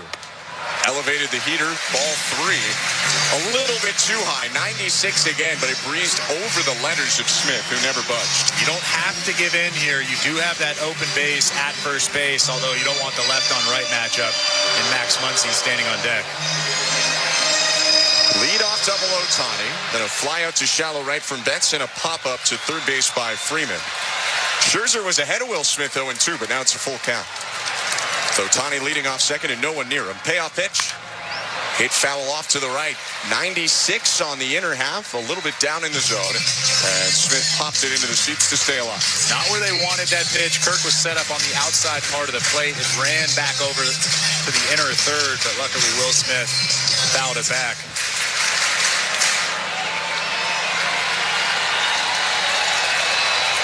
Most of the fans seated here at Dodger Stadium, but they are loud. Runner on second, 2 down, 3-2 pitch. Swing and a miss, strike 3. Scherzer bounces back off the leadoff double and caps off the inning with a curve to punch out Smith. No score after 1. Blue Jays and Dodgers tied in the series. It's Game 3 of the World Series. You're listening to Blue Jays World Series Baseball, brought to you by your local family-owned Crown Rust Control Center, streaming on the Sportsnet app and the Sportsnet Radio Network. A car that you don't need or drive anymore? What good is it? Well, it's good for more than you might think. Donate it to Kidney Car before December 31st and receive a tax receipt for a minimum of $700. That's good. And they'll tow away your old vehicle for free. That's more good. That's how Kidney Car has been funding kidney research and programs in Canada for more than 30 years, with proceeds from unwanted cars. Get in touch today for a free quote. You'll be super happy at tax time and feel good about doing good. Visit kidneycar.ca. 439 Pizza Nova. 439 Pizza Nova. Ciao, I'm Dominic Vimucci, inviting you to watch the game with us, the official pizza of the Toronto Blue Jays. Order any one of our pizzas and add on chicken Polini, wings, or wedges to make your game day complete. Step up to the plate and taste the difference. 439 Pizza Nova. 439 Pizza Nova. Okay, category is ways Desjardins Insurance goes the extra mile to make insurance easy. First question, what are some of the things you can easily do online or in the app? Oh, view your policy. Add a new driver. Oh, update your address when you move? Easy. You guys are good. Get insurance that's really big on care. Desjardins Insurance. Here for your home, auto, life, and business needs. Certain conditions apply. Everyone's got a pro. Need tires? I've got a pro. Car making a weird sound? I've got a pro. So who's that pro? The pros at Tread Experts. Until December 7th, get a $70 Bridgestone prepaid MasterCard when you buy 4 eligible Bridgestone tires. Or save up to $120 with 4 eligible Blizzak or Winter Peak tires. Find a Bridgestone Tread Experts dealer at treadexperts.ca/locations. From tires to auto repair, we're always there. TreadExperts.ca.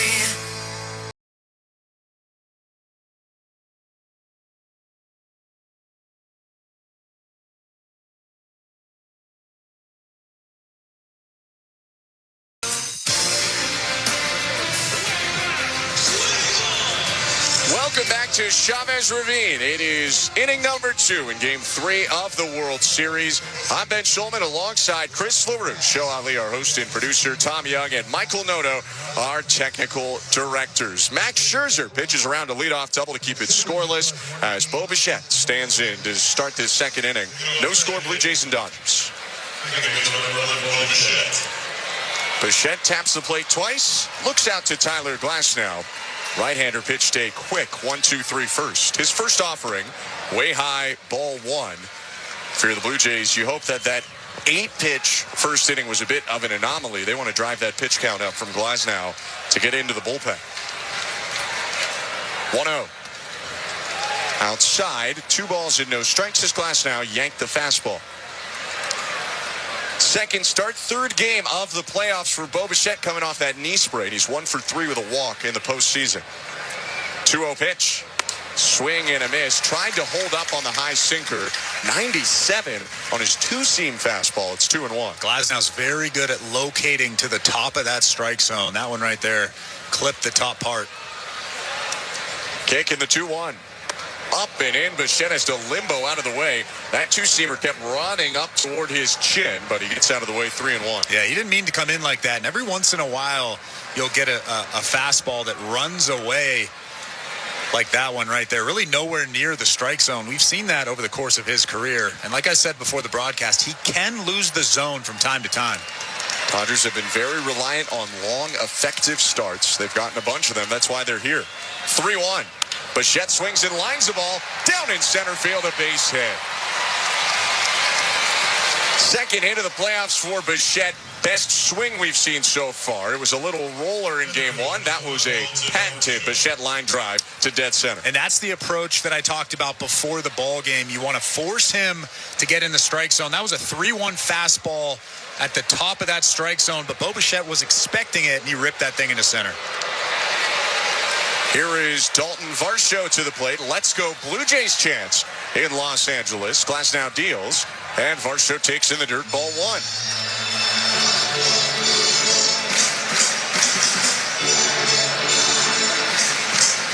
Dalton Varsho 0 for 4 in Game 2 after a home run and 2 runs scored in Game 1 of the World Series. Runner on first, no outs. Glasnow kicks and fires. Varsho takes up and away, ball 2. And you're talking about so far this inning, 2 strikes in 7 pitches for Glasnow, and one of those strikes was singled up the middle. There are still nobody out in this inning, so you have to be able to get Bo Bichette to second base with 1 out. 2-0 pitch. Swing and a pop foul back behind the plate, third base side into the seats. 2-1. That's a pretty good challenge fastball right there. That was the sinker that moved away from the barrel of Dalton Varsho. Dalton Varsho got into a good hitter's count, expecting the heater there. And Glasnow countered with a good fastball.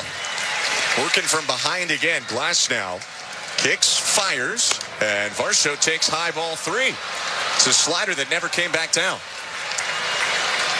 And now you're in a good position. If you're Dalton Varsho, you know that Glasnow does not want to walk you here. You have to be ready for something over the heart of the plate. Feels like a fastball, too. Bichette leads off first, held on by Freddie Freeman. And the 3-1 offering. High ball 4. No.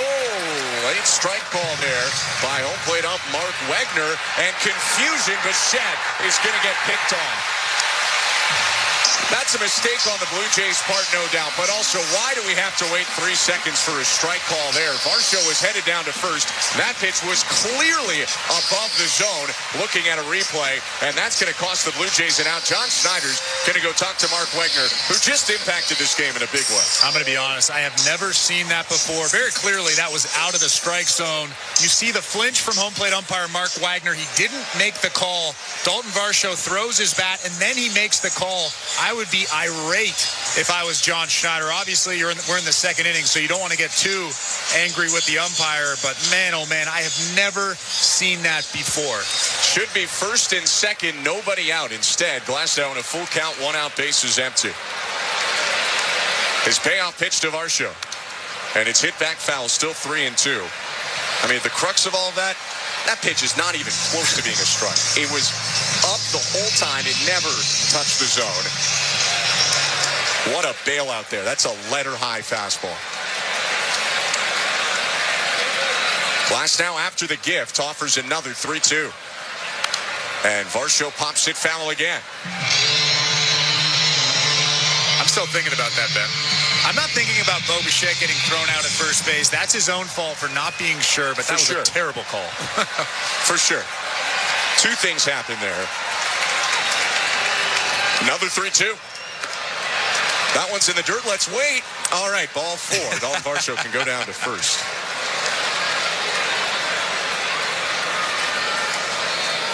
That's a great at-bat from Dalton Varsho. He walked twice, yeah. What a great couple of takes. He took that tough 3-2 breaking ball right there. Like I talked about before the ball game, one of the best breaking balls in all of baseball. Alejandro Kirk to the plate. Varsho on first, 1 out. And Glasnow offers home. Line drive, right field, base hit. Varsho making the turn around second. He will head into third. Kirk stops at first, and they got Glasnow cornered here with 1 out in the top of the second inning. What an approach from Alejandro Kirk. He got the heater over the heart of the plate, and he ripped it the other way. The Dodgers were playing him as we've seen a lot of teams play Alejandro Kirk. Second baseman Tommy Edman was up the middle. Freddie Freeman, of course, was holding on Dalton Varsho, and he just ripped it right past Freddie Freeman at first base. 2 hits in this inning, plus a walk. It's first and third, 1 out. Addison Barger is up. Corners are in. Middle infield back trying to turn 2. And the pitch. Swing and a pop foul over the netting third base side.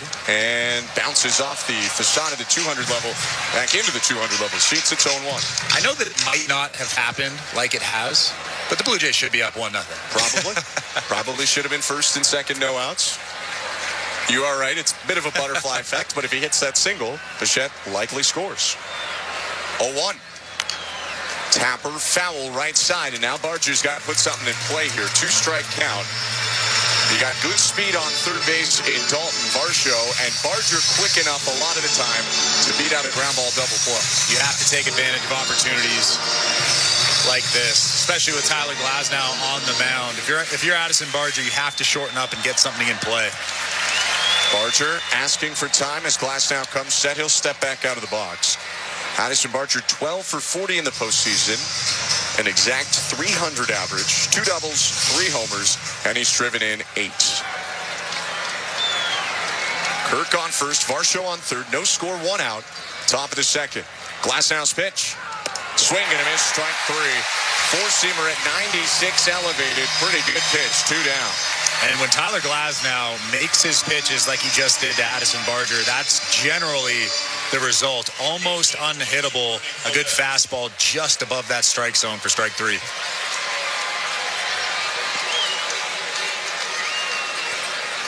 So with 2 outs now, the Blue Jays need Ernie Clement to reach, who steps up to score this run from third. Varsho on third, Kirk on first, no score. And the pitch. Swing and a liner out to center. Charging Pajes makes the ground. And with the bailout call and a couple big pitches, Tyler Glasnow makes it a scoreless top of the second. No runs, 2 hits, 1 walk, 2 left on base. It is scoreless, middle of 2 in Game 3 of the World Series. You're listening to Blue Jays Baseball, brought to you by your local family-owned Crown Rust Control Center, streaming at sportsnet.ca and the Sportsnet Radio Network. Our team knows it takes teamwork and staying power to go the distance and a hunger to bring it home. That's why Crown Rust Control stands proudly beside them, because we know what it takes to go the distance for Canadians. We've been helping your vehicles go the distance for over 40 years, keeping them strong, reliable, and ready for the road. Get your vehicle playoff ready. Bring it home to your local family-owned Crown Rust Control Center. Crown Rust Control, proud sponsor of your Toronto Blue Jays. Bring it home, Canada. Your business runs 24/7. But what happens when your loading dock grinds to a halt? Get back in business fast with Begley Overhead Doors and Docks. Your overhead door problem is our problem, and we're good at fixing problems. Repairing your overhead door, dock, or have truck restraints that require service? No problem. We also offer preventative maintenance inspections to eliminate the chaos and expense of unplanned emergencies. Begley Overhead Doors and Docks. Trusted for over 60 years. Visit BegleyOverheadDoors.com today. IHOP has been proudly locally owned and operated in Canada, serving their world-famous pancakes and more for 56 years. Every year, that's 700 million pancakes, 32 million pounds of breakfast meats, 100 million cups of coffee, and a whole lot of delicious. I'm thinking IHOP. Explore YMCA youth programs, from leadership and mentorship to travel, camps, and community support. Find new friends and build confidence. Learn more at ymcagta.org/youth-programs. Protect your waste and recycling equipment from costly repairs. With a custom maintenance plan, optimize your waste system performance and longevity with Metro Compactor Service. They've got you covered coast to coast with the largest service fleet in Canada. Their innovative iSmart technology can remotely diagnose, troubleshoot, and monitor equipment health in real time. For on-demand or proactive service, sales, rentals, and extended warranties for all your waste equipment, visit metrocompactor.com. metrocompactor.com. This is Toronto Blue Jays postseason baseball. That ball is soaring out of here. A grand slam! On Sportsnet 590, The Fan, and the Sportsnet Radio Network. He hit the biggest home run in Blue Jays history, and now he could be calling you. World Series legend Joe Carter will be calling the winner of Jays Carriers World Series 50-50 jackpot. Join in at bluejays.com/5050 from Ontario or Nova Scotia. Max Scherzer back on the hill. Scoreless game because of a half brutal call. One of the worst we've seen all year. And half base running error by Bo Bichette in the top of the second. The Blue Jays couldn't cash in. And now Max Scherzer offers to Max Muncy. First pitch hit high in the air to right, not very deep. Moving forward, Addison Barger. And he'll make the grab with one hand. One pitch and one out for Scherzer. Chris, Max Scherzer averaged almost 96 miles an hour on his fastball in that first inning. I don't really like decimals for this, but 95.8 to be exact. Not that anyone talks that way. That's his fastest four-seam velocity in any inning since 2021. I think it's just the environment. Like we've heard from multiple people. We've heard from Max Scherzer himself. He thrives in this type of atmosphere. Teoscar Hernandez, the former Blue Jay, up, and the first pitch is low. Ball 1.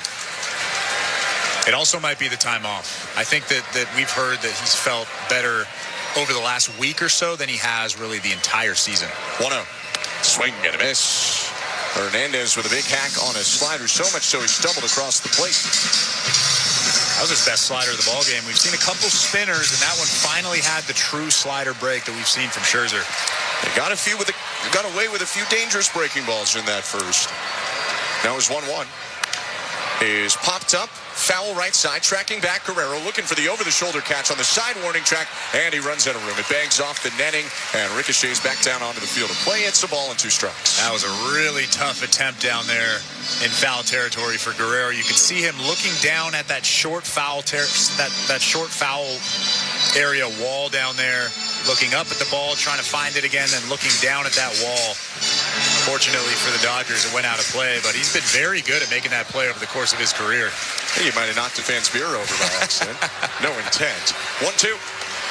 Inside, Hernandez moved his back leg out of the way. 2 balls, 2 strikes.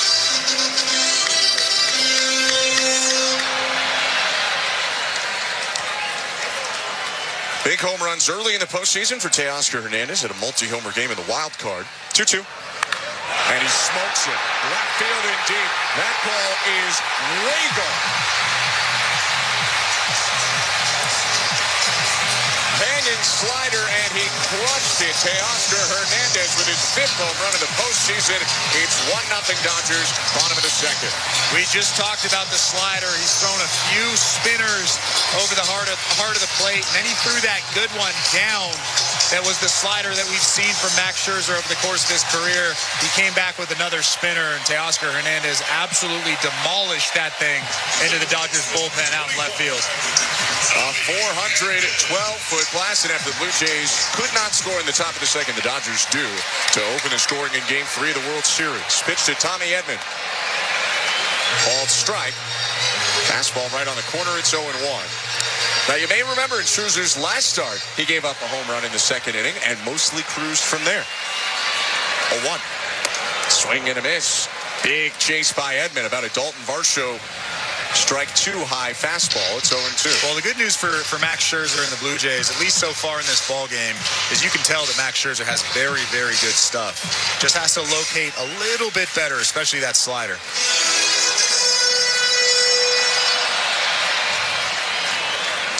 Edman, the switch hitter, bats left, and the 0-2. Check to swing at another high heater. 1 ball and 2 strikes. I think that's the same location that home plate umpire Mark Wegner called on Dalton Varsho. Robots incoming. Here's the 1-2 pitch. Swing and a miss. Strike 3. Elevates with a cutter and strikes out Edman. Scherzer's 2nd K to start. And a good bounce back from the homer. 2 down. Like I said, he's got good stuff. Just that one mistake to Teoscar Hernandez. That cutter there was actually impressive. He's thrown a bunch of good cutters in this ballgame so far. If I were him, I would stay away from the slider and throw more cutters just because of the movement on both of those pitches. They're pretty similar pitches. The cutter's a little bit harder, a little bit sharper. Pitch down to Kike Hernandez. And he bends the knee and takes strike 1. Fastball, bottom middle of the zone. Hernandez 0 for 4 in the Game 2 win from Los Angeles. So 1 pitch. Swing and a miss. There's 95 up and in right on the corner of the zone. 0-2. Yeah, perfectly located. That's a tough pitch to get the bat to. And you get that fastball right at the hands. The wind, and with 2 outs, the 0-2. Check swing, pitch outside, a ball, and 2 strikes. That was another slider, but you could tell that he told himself, hey, don't leave this over the middle, and then he yanked it way outside. Scherzer curls the glove in front of his face, and now the 1-2. In the dirt, another check swing by Kike Hernandez or Enrique Hernandez. It's 2-2. 1-0 Dodgers. Teoscar Hernandez with an absolute seed of a homer in this inning. Scherzer trying to keep it at 1-0 going to the 3rd. His wind, kick, And pitch. Swing and a foul back. Bounced off the glove of Kirk and into the dirt on a curveball. Still 2 balls and 2 strikes. He's got a pretty good feel for that slow breaking ball so far in this ball game. Seen a couple of awkward swings from the Dodgers.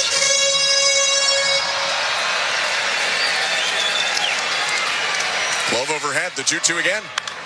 And it's popped foul, and that'll go out of play over the first base dugout and back into the seats.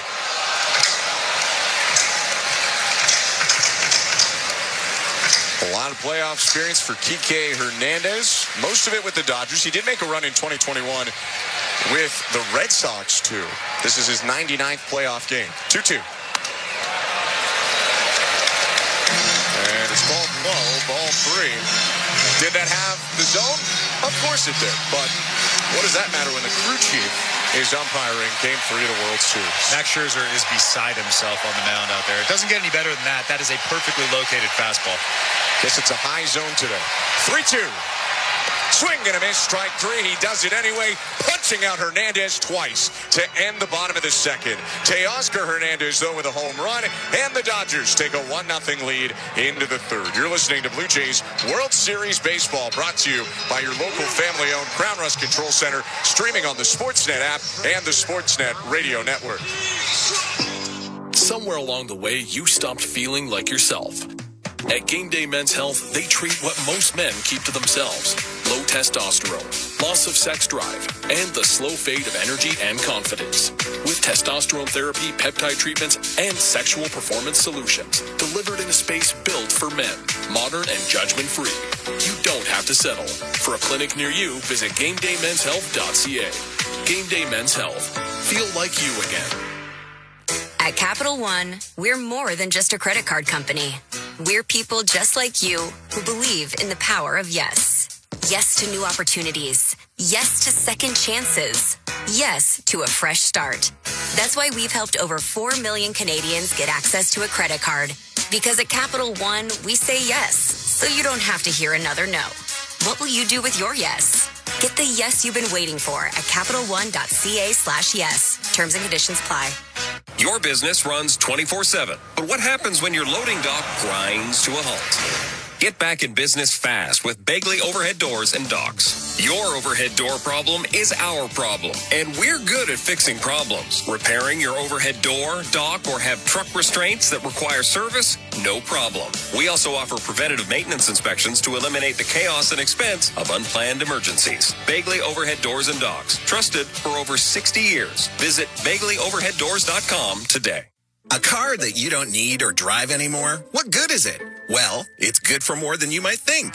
Donate it to Kidney Car before December 31st and receive a tax receipt for a minimum of $700. That's good. And they'll tow away your old vehicle for free. That's more good. That's how Kidney Car has been funding kidney research and programs in Canada for more than 30 years, with proceeds from unwanted cars. Get in touch today for a free quote. You'll be super happy at tax time and feel good about doing good. Visit kidneycar.ca. Hey, this is David Schneider. This is Toronto Blue Jays postseason baseball on the Sportsnet Radio Network. It's the third inning, brought to you by Crown. Canada's team is making history, in your local family-owned Crown Rust Control Centers in Dieppe, Fredericton, St. John, and all across New Brunswick are proud to be a part of it for over 40 years. Crown has protected vehicles from rust, keeping them strong and ready for the road. Just like a great playoff baseball team, Crown Rust Control, proud sponsor of your Toronto Blue Jays radio broadcast. 1-0 Dodgers in Game 3 of the World Series. We start the top of the third with the 9-hitter Andres Jimenez up against Tyler Glasnow, and Chris, some cracks in Glasnow last inning. Did not allow a run, but 2 hits and a walk that inning. Got out of the jam. Starts with the left-handed hitting shortstop Jimenez. And the pitch. Called strike. Sinker on the inner part of the zone, elevated 0-1. Well, the Blue Jays are approaching this start of Tyler Glasnow exactly like they planned it, trying to get deep into counts and then getting mistakes over the heart of the plate. 0-1 pitch, swing and a miss. Blew 98 by him. Bit of a chase. It looked above the zone. 0-2. He hasn't shown that he can throw a strike down in the strike zone, at least not yet in this ball game. Everything has been up. All the strikes have been at the top of the strike zone or above, as we've seen from home plate umpire Mark Wegner. 0-2. Fouled back. So sinker again, elevated in the zone, and Jimenez pushed it back into the screen behind it. Andres Jimenez points the bat to the sky, holds it out in front of him, and now swings it around to his left side, waving it above his left shoulder. Another 2-strike pitch from Glasnow. Outside, missed by a mile with that curveball, slipped out of the hand, 1-2. We've seen a couple of those already in this start from Glasnow, those curveballs, those sliders that really are uncompetitive pitches out of the strike zone by quite a bit. Fifth pitch to Andres Jimenez. And it's a bouncer towards second, charging hard. Edmund Gloves throws on the run to get the sprinting Jimenez by a step, maybe two. 1 out. Yeah, that was a better one there. Obviously, the goal is to throw a good curveball on that first pitch. But Tyler Glasnow came back, got on top of that pitch, and it had a really nice break in the strike zone this time.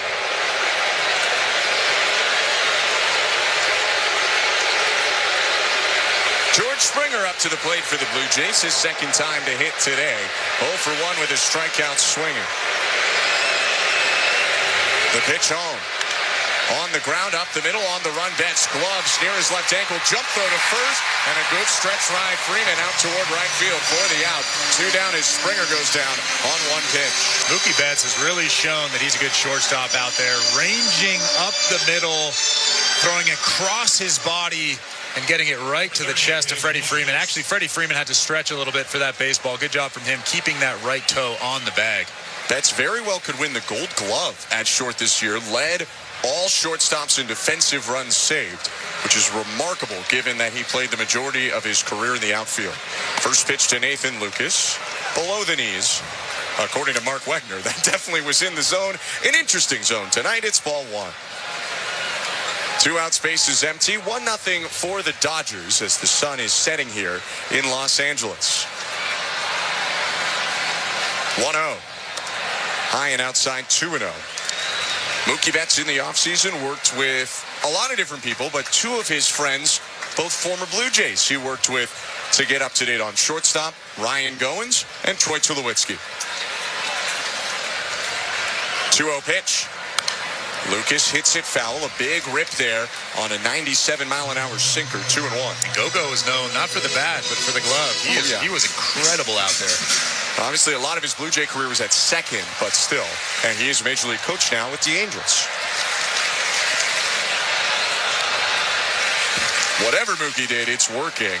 He did come up as a second baseman in the minors, but to switch this late in your career to short is very impressive. 2-1. And it's lifted foul third base side.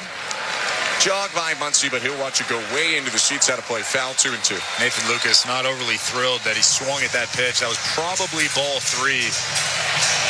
Now he finds himself in a tough count, a 2-2 count here against Tyler Glasnow. Top of the third inning, 1-0 Dodgers on the Teoscar Hernandez home run that came in the bottom of the second. 2 outs and the bags are clear right now. 2-2. Swing and a miss, strike 3. Chase the slider low. Glasnow with his third strikeout in as many innings. And at the middle of the third, still 1-0 Dodgers. You're listening to Blue Jays World Series Baseball, brought to you by your local family-owned Crown Rust Control Center. Streaming at sportsnet.ca and the Sportsnet Radio Network. Home runs happen down by the lake. And home runs happen at Ontario's #1 Mazda dealer for 12 years running. Mazda of Toronto. When you need a Mazda that goes the distance, they're your MVP. Ontario's #1 volume Mazda dealership. Mazda of Toronto. Move and be moved.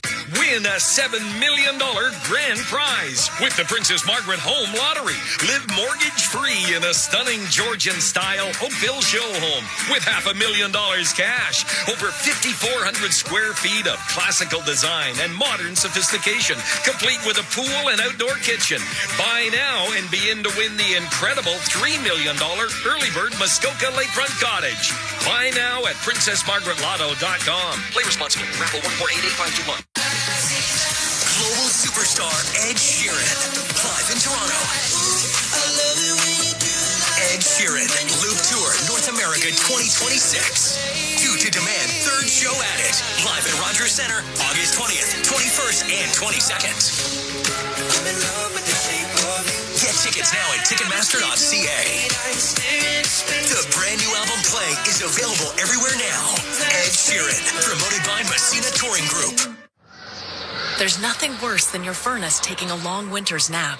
Stay warm with a free furnace checkup from Enercare, available to homes in the GTA. That's a $99 value. Our experts can fix your furnace fast, or we'll give you up to $10,000 in prepaid credit cards when you rent a new heat pump and furnace, installed as soon as the next day. Keep your furnace wide awake with a visit from an Enercare expert. Terms and conditions apply. Visit enercare.ca. Enercare. Experts at home. Mazda of Toronto, Ontario's #1 volume Mazda dealer for over 12 straight years. The best brand, the #1 dealership. And when you drive to Mazda of Toronto, they make you #1. Your #1 volume Mazda dealership in Ontario. MazdaofToronto.com. This is Toronto Blue Jays postseason baseball. Springer coming home, and the Blue Jays take the lead. On Sportsnet 590 The Fan and the Sportsnet Radio Network. Bottom of the third inning about to start at Dodger Stadium. Game 3 of the World Series, and we are so happy to bring it to you. I'm Ben Schulman alongside Chris LaRue. It's Max Scherzer back out on the hill.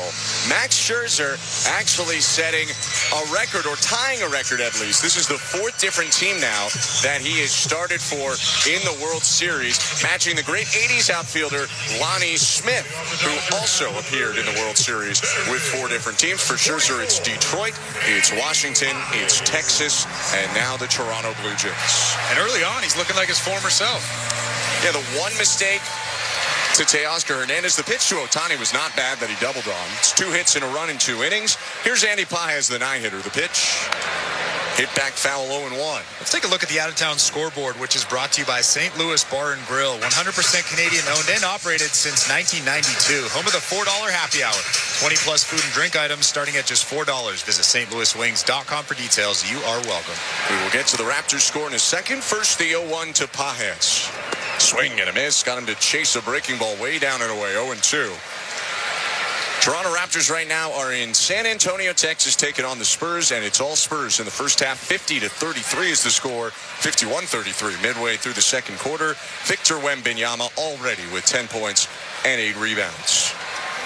Raptors leading scorer is Colin Murray-Boyles, their first-round pick, with 10. 0-2 to Paez. Hit foul off to the right, still 0-2. A reminder that our out-of-town scores are always brought to you by St. Louis Bar and Grill. Another good fastball, 95 miles an hour with that last one, right on the outside part of the plate. Has a great feel for that pitch. Scherzer into the wind, kicks in the 0-2. Down and away this time, Paez lays off the curve. 1 ball and 2 strikes. Paez trying to get going in the postseason. He did have a hit in Game 2, but he's 4 for 43 this playoffs. It's an 0.93 average. 11 Ks in 12 games. Here's the 1-2. And it's popped up. Kurt takes off his mask, runs toward the LA painted in white on the grass, but that'll go out of play over the netting into the seats. Foul. Still 1-2. Dave Roberts is choosing to stick with Paez, who did have a nice regular season. Hit 27 homers and hit 272. Their other option likely would be to put Edman in center and bring someone like Haesung Kim off the bench to play second. 1-2 again. And this one's golfed high over the infield dirt. Bichette, the second baseman, makes the grab with one hand on the dirt. First play for Bo at second base in this game. 1 out. And here's Shohei Ohtani.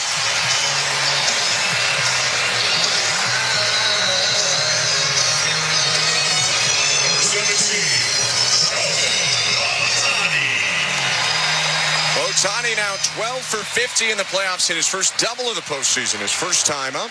He's up with 1 out, and Scherzer's pitch. A miss outside with a slider. Make that a change, pardon me. 1-0. 1-0 for the Los Angeles Dodgers. 1 out and the base is empty in inning number 3 of Game 3 of the World Series. The 1-0. Swing and a miss. Elevated the cutter a la Chris Bassett above the top middle of the zone. Big rip. It's 1-1.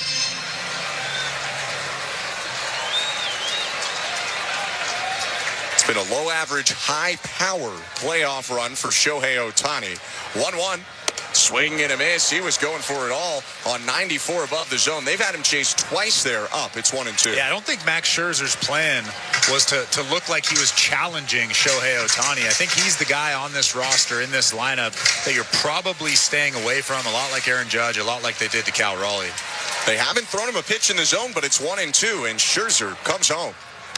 Fouled off the mask of Kirk. Hits so hard it pops about 20 feet in the air and lands down on the grass to the right. Mark Wegner checking on Alejandro Kirk, and he'll give him an extra second. Kirk's going to take the mask off for a moment, tucks it under his left arm, and adjusts the cap. Now he'll slip that goalie-style mask back on the top of his head. Still adjusting it right now, and Kirk pulls it over his face, getting back into the crouch.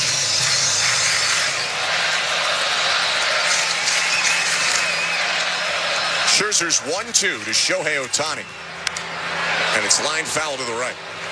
He's thrown some good curveballs in this outing so far, and that one might have been his best one, although Shohei Ohtani was out in front and was able to foul it off. Lots of downward action and good arm speed, which are the two most important things. 1-2 again. And the fastball smoked out to right field in deep, and Ohtani has left the yard. Second home run of the game for the Dodgers. Ohtani's 7th of the playoff run, and the fastball was where they wanted it, up and in off the plate, but he jumped on it, getting out in front to make it 2-0 LA. It's almost like Shohei Ohtani was looking for that pitch. After getting that good slow breaking ball, he's probably telling himself, okay, after that slow pitch, they're going to come in with something, and he was ready for it. He absolutely ripped that thing almost into the Blue Jays bullpen in right field. What a swing. Pitch down to Mookie Betts. Swing and a miss, strike one. So 2-0 for LA. One out in the bottom of the third. We knew this could potentially happen, though, with Max Scherzer being a fly ball pitcher. 0-1. And it's hit high in the air by Betts. Medium depth left field. Creeping forward, Lucas Engels. Left makes a two-handed catch, and there are 2 down. Yeah, it was discussed, too, before Seattle starts. Some of the danger, you got a home run hitting team in the Mariners. You got a home run hitting team in the Los Angeles Dodgers. And again, as I look at the replay of that pitch, it's a well-located pitch. Yep. It's just Shohei Ohtani guessing right, and it's Shohei Ohtani, so he hit 389 feet. Well, it was also an educated guess. He's seeing the sequence, and he's such a smart player that he can guess that you're probably going to come in hard with something, and he, like you said, he guessed right. 2 outs to the pitch to Freddie Freeman. High ball 1. I guess that's high. 1-0. I mean, what are we doing tonight? Freeman a pop up to third in the first inning. He's 0 for 1, and Scherzer's 1-0 pitch. High and outside, 2-0. And now you want to be careful with Freddie Freeman as well. He's not having a fantastic postseason, just 10 for 45, 1 homer and 1 RBI. But he's a guy that if he runs into one, he's going to hit it a long way. Last year's World Series MVP hit 4 homers in the 5-game win over New York. Now he hits the 2-0 back foul, headed in our direction, but it'll fall below our feet into the seats. 2-1. Still have to be careful in a 2-1 count. You're not challenging Freddie Freeman here. I would much rather face Will Smith, who's standing on deck and as a right-handed hitter. Kick in the 2-1. Down and in, ball 3. Freeman would not chase that changeup low at his own.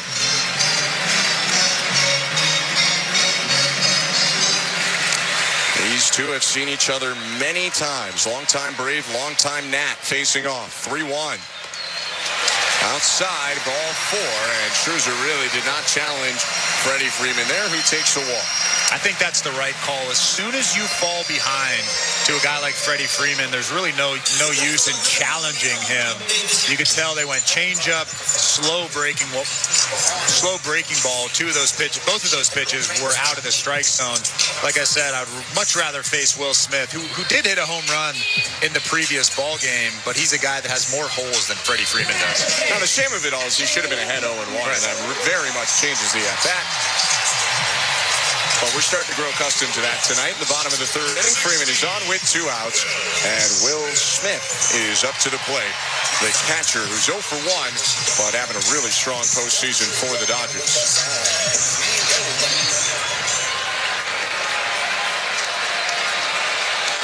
Smith 11 for 36 in the playoffs, a 306 average. The pitch. Outside, ball one.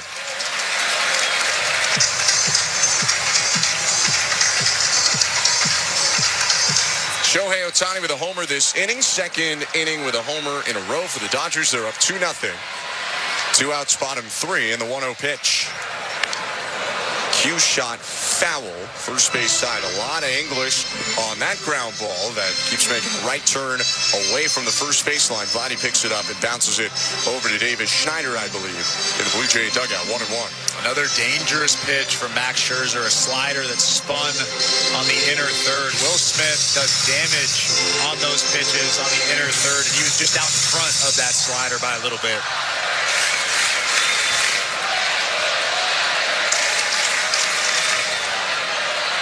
Scherzer's 1-1.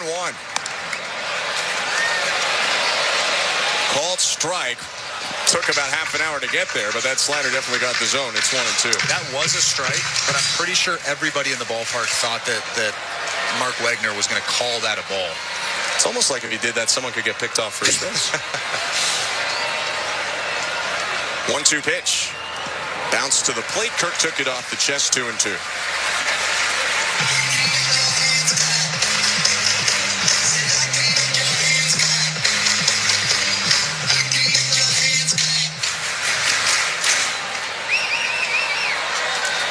Freeman held on by Guerrero at first. Scherzer peeks at him. And the 2-2 to Will Smith. There goes Freddie Freeman. Pitch outside. Throw down to second.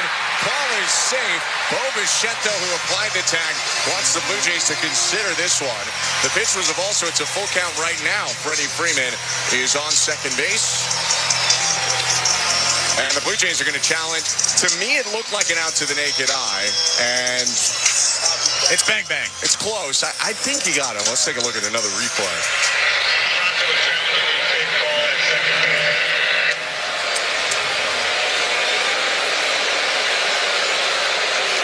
It's close. It's really, really close. And like we talked about over the course of the season, if the call in the field is safe, there has to be definitive, obvious evidence to reverse the call. With that being said, Alejandro Kirk threw a bullet down to second base. It just tailed a little bit at the end, so Bo Bichette had to reach back for that tag. I think they got him, but it's really, really close. I'm not sure if they're going to overturn that call. For Freeman, his first stolen base attempt of the postseason.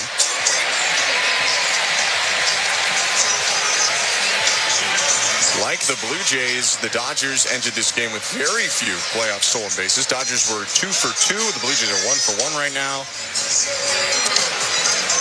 I lean he's out, but I also lean they won't overturn.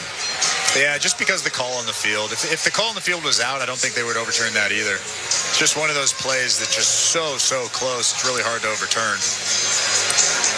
Scherzer's going to throw home to Alejandro Kirk just to keep the arm fresh. Adam Hammery, the second base up, and the crew chief, Mark Wegner, me. I was going to say, the crowd does seem to think that he is safe, though. So there's that. I don't know if the crowd noise matters, but... If it's confirmed or stands, then the inning continues. Full count, 2 outs with Freeman on second. If they overturn it, then we go on to the fourth. As we've seen over the course of the season, the longer it takes, generally it doesn't get overturned. Not 100% of the time, but that's the general rule of thumb. And we'll get the ruling. After review, the call in the field stands. The runner is safe. So the call in the field stands, and the Blue Jays lose their first of 2 challenges. Freddie Freeman with his first stolen base of the postseason, and he's in scoring position now. Full count on Will Smith.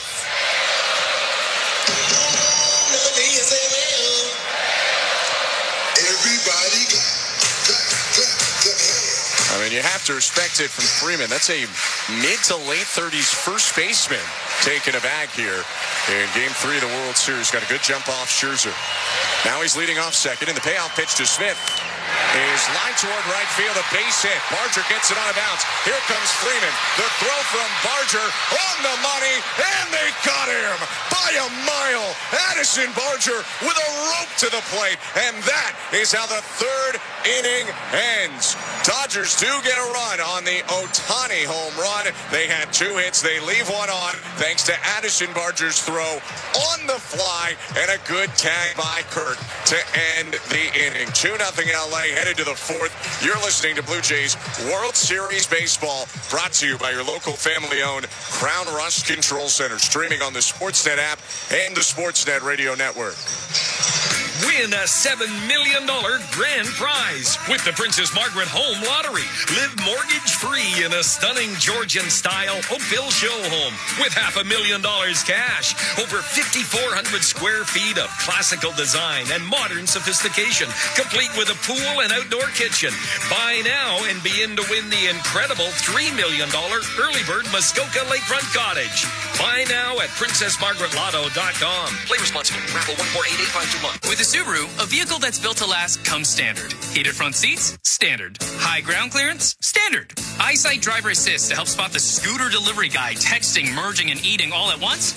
Standard. Parallel parking perfectly while someone watches? Uncommon. But in a Subaru? Standard-ish. Subaru. Uncommon comes standard. Hurry into your local Subaru dealership today for lease rates from 1.99% for 24 months on select models and get great value that, you guessed it, comes standard. Conditions apply. See dealer for details. Golfers, the Golftown Demo event is almost here and you don't want to miss it. This is your chance to save up to 40% on Canada's largest selection of demo golf clubs, including top brands like TaylorMade, Callaway, Cobra, Ping, Odyssey, and more. The Demo Club event early access starts online at golftown.com Thursday, October 30th at 12 p.m. Plus, doors open for the Demo Club event at your local Golftown Saturday, November 1st at 9 a.m.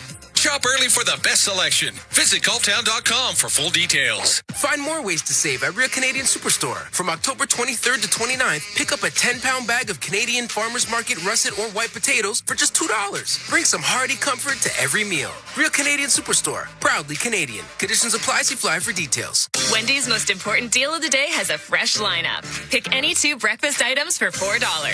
New 4-piece French toast sticks, bacon or sausage wrap, biscuit or English muffin sandwiches, small hot coffee, and more. Limited time only at participating Wendy's. Taxes extra. This is Toronto Blue Jays postseason baseball. It's off the fence, and the Blue Jays win! On Sportsnet 590, The Fan, and the Sportsnet Radio Network. Top of the 4th inning, we welcome you back to Dodger Stadium, and just faded silhouettes of the mountains in the distance as it turns to nighttime in California. The lights shining bright now in the Dodgers, leading Game 3 of the World Series by a score of 2-0.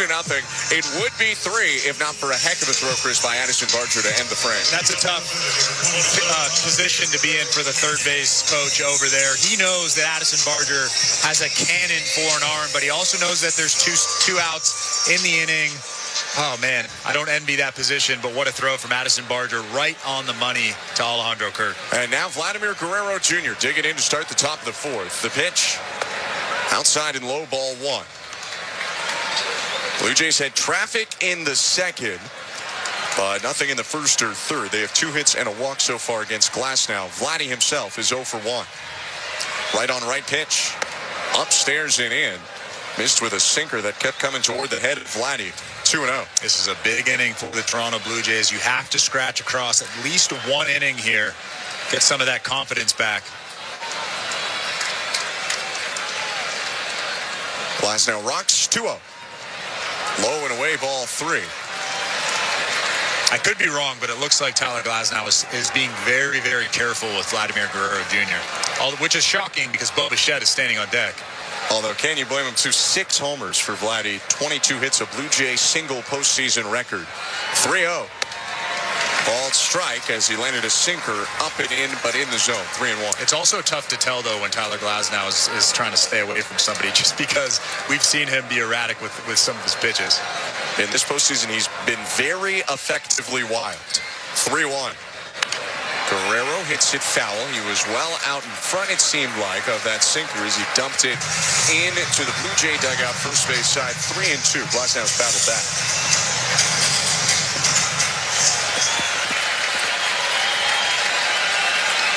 Bo Bichette is getting his batting gloves on tighter on deck. Action pitch here to Guerrero.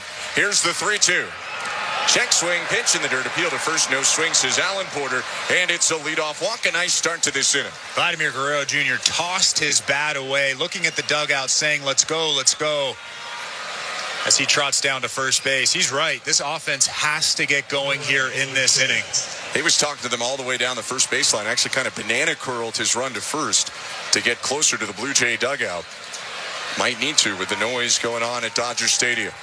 2-0 LA. Vladdy leads off first. Here's Bo Bichette, who singled and then was controversially picked off in the second. The pitch. Curveball, called strike.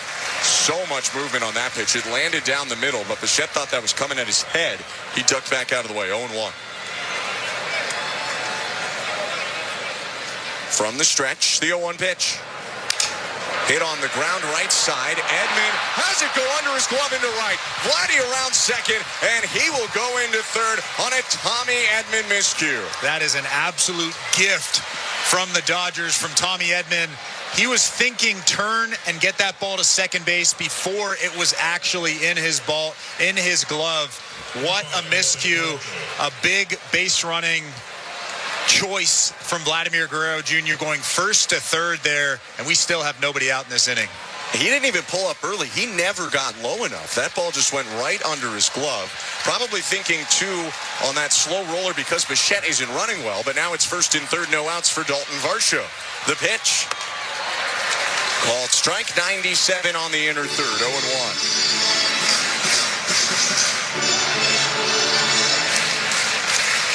Varsho took a walk in the second inning. No at-bats yet in this game. Glasnow's 0-1. On the ground, foul off the front fence of the Blue Jay dugout as many Blue Jay players will staff duck out of the way. 0-2. With 2 strikes now, you have to shorten up.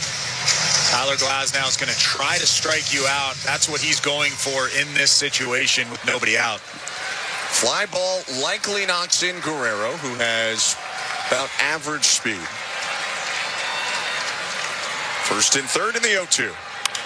And it's hit off the fist, a looper shallow left center, and racing in, Hernandez makes the catch, and he will throw into Freddie Freeman. Vladdy wasn't going anywhere, but Hernandez still throwing his body forward as he tossed it in emphatically to the cutoff man. Bichette remains on first with Guerrero still on third, 1 out. That's a tough 0-2 pitch to Dalton Varsho. He did everything he could to try to get the barrel of that baseball, but it was such a good fastball right at the hands, just ate him up. Big janitor throw there from Kike Hernandez. Now with runners on first and third and 1 out, Alejandro Kirk is up. He has the most recent Blue Jay hit in this game. A knock to right field in the second. Vladdy on third, Bichette on first. And Glasnow offers home. Kirk hits it high, deep center field. Pages going back at the track, at the wall, it's gone! 3-run missile, Alejandro Kirk, and the Blue Jays lead in the top of the fourth, 3-2.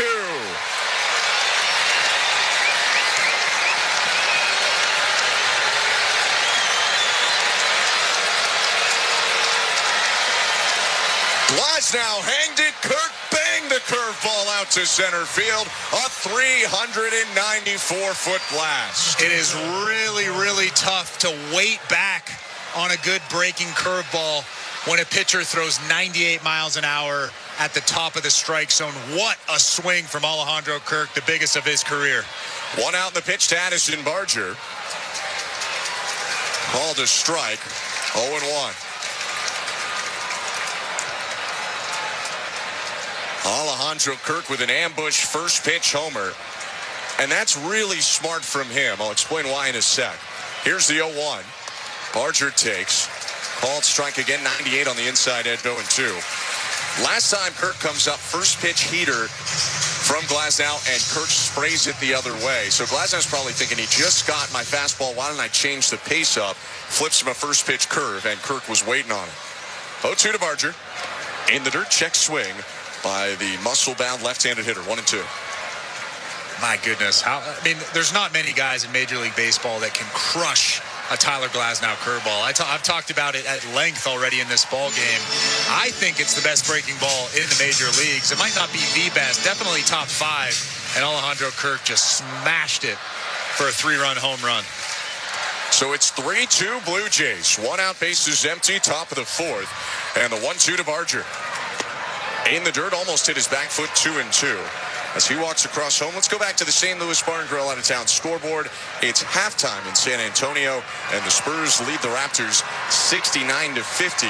Raptors leading scorer now Brandon Ingram with 12 points, and it's Devin Vassell and Stephon Castle tied as the leading scorers with 12 points as well for San Antonio. 2-2 to Barger. High and outside, ball 3. All of our out-of-town scores brought to you by St. Louis Bar and Grill. I wouldn't be surprised if you see some movement down there in that Blue Jays bullpen now that they're up 3-2. Scherzer has allowed homers in back-to-back innings, but solo shots to limit the damage. 3-2 to Barger is hit foul. That's power on power. 97 middle in, and Barger hit it right back into the screen. I mean, this is a pretty fun matchup. Big stuff, big power. Tyler Glasnow at 6'8", most extension in baseball, and averages 96 on the heater. His payoff pitch, and Barger smokes a liner to right for a base hit. Absolutely tagged it as that slider hung, and Barger's on first with 1 out. That was another off-speed pitch from Tyler Glasnow. You can see that he's kind of staying away from that fastball in big situations. As Mark Pryor, the pitching coach, is going to come out and have a conversation with Will Smith and Tyler Glasnow. But that was just a spinner over the heart of the plate. Addison Barger was ready for it, ready for that location, and he smacked it into right field. What a ball game for Addison Barger already. That big assist in the previous inning, and now that good base hit off of Tyler Glasnow. I mean, this is a big, big, big moment for him, and he's rising to the occasion. Even if we say everything unfolds the same way after, if Barger doesn't make that throw to get Freddie Freeman trying to score on a single, it's 3-3 right now instead of 3-2. But Barger had the good throw. Kirk did apply a good tag to the sliding Freeman as well. And then a big inflection point in this inning after the Vladdy walk. Tommy Edman thinking about getting 2 before he knew he had 1. Let a grounder go under his glove to make it 1st and 3rd, no outs at the time. And after a Varsho flyout, Kirk with a 3-run homer to give the Blue Jays the lead. Mound meeting over. Ernie Clement is up. Barger off on the first pitch, and it's hit foul. Might have been a hit and run, although that pitch was fat over the plate as well. Clement hit it back into the screen, 0-1. I love the fact, and I think that was a hit and run. I'm almost 99% sure that was a hit and run. There's a huge hole on the right side of the infield. Ernie Clement is very good at going the other way, and Addison Barger doesn't steal many bags, was off. Small lead for Barger, the 0-1. Clement slices a ball, little looper down the right field line, fair ball. Barger around second. He easily gets into third. A little dunk there from Ernie Clement, who's now tied Vladimir Guerrero Jr. with his 22nd hit, passing Paul Molitor for the most in a single postseason by a Blue Jay. He was trying to go the other way. He was trying to go the other way on that first pitch, and he was trying to go the other way on that second pitch. Inside out that ball, actually over the head of first baseman Freddie Freeman. He's becoming an absolute star during the postseason. And John Schneider said not to take away from Vlad. He was clear. You know, everyone's talking about the performance Vlad has had. And then you look up at the board, and Ernie Clement's hitting for the same average. Ernie on first, Barger on third, corners in, middle back. Here's Andres Jimenez. Glasnow deals. And the pitch hooked foul. Jimenez was out in front of the curve, 0-1. Got to score that run from third base. That is a very, very important run. It'll shape the way John Schneider uses that bullpen. Mark Budzinski whispering in the ear of Ernie Clement. Base runners have swiped a lot of bags on Glasnow last couple years. 0-1. And Jimenez hits it high. Center field and deep. Paez back to the warning track. He makes the catch. Barger tagging. He'll come home. Throw into second. Clement is safe tagging from first. Running to score to make it 4-2. And Ernie Clement gambles to get into scoring position. I'll admit a gamble that got the heart pumping a bit. If he's tagged out, that could have been trouble. But it's not. And it's 4-2 Blue Jays on a Jimenez sac fly. That was fantastic baseball all the way around. Addison Barger sprints home the entire way. You said it.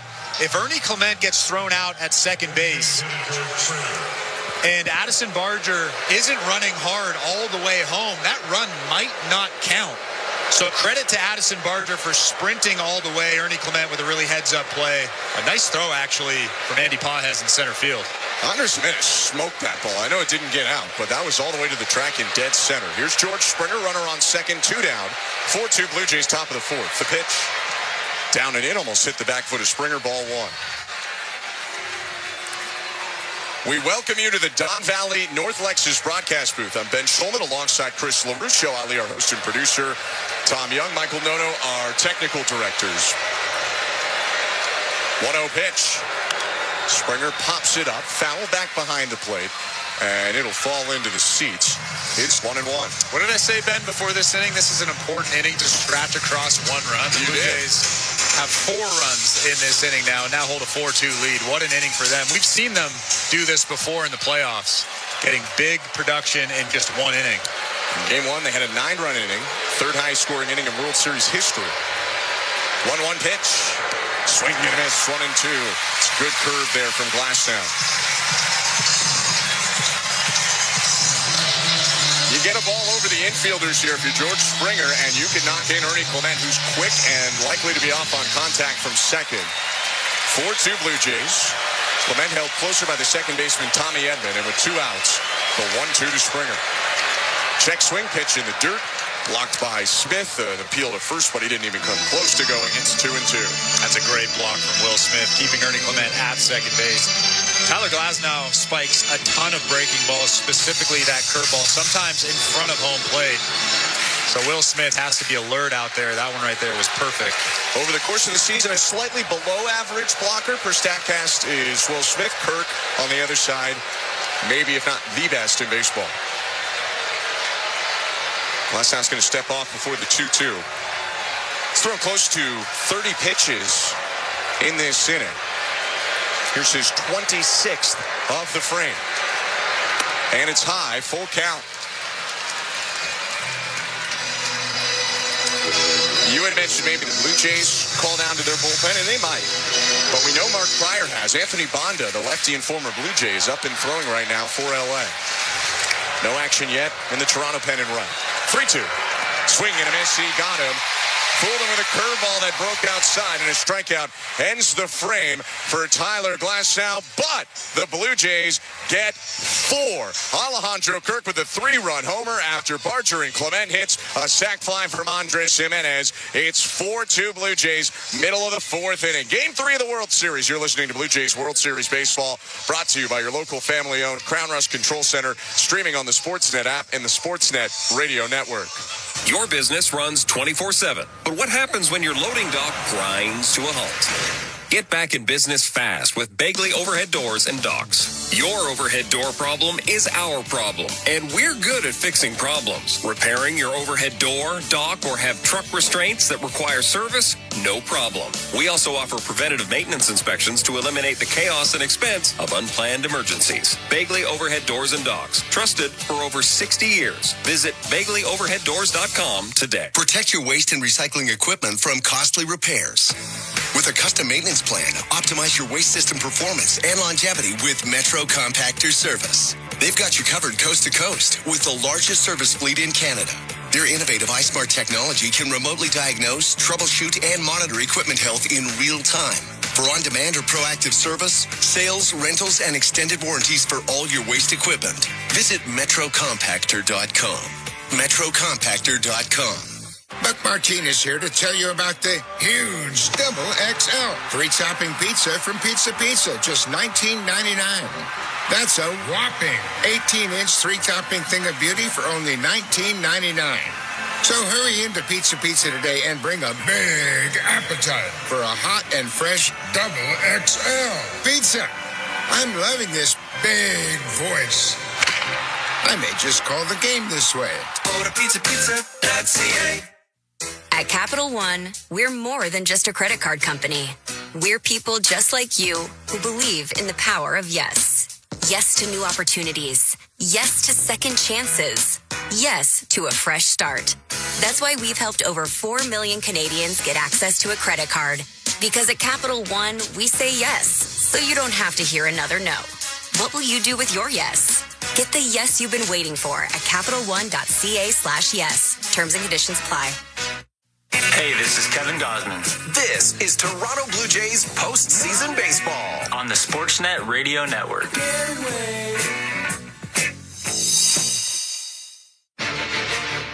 By Crown Rust Protection. It's the bottom of the fourth inning, and in half an inning, this game has changed in a big way.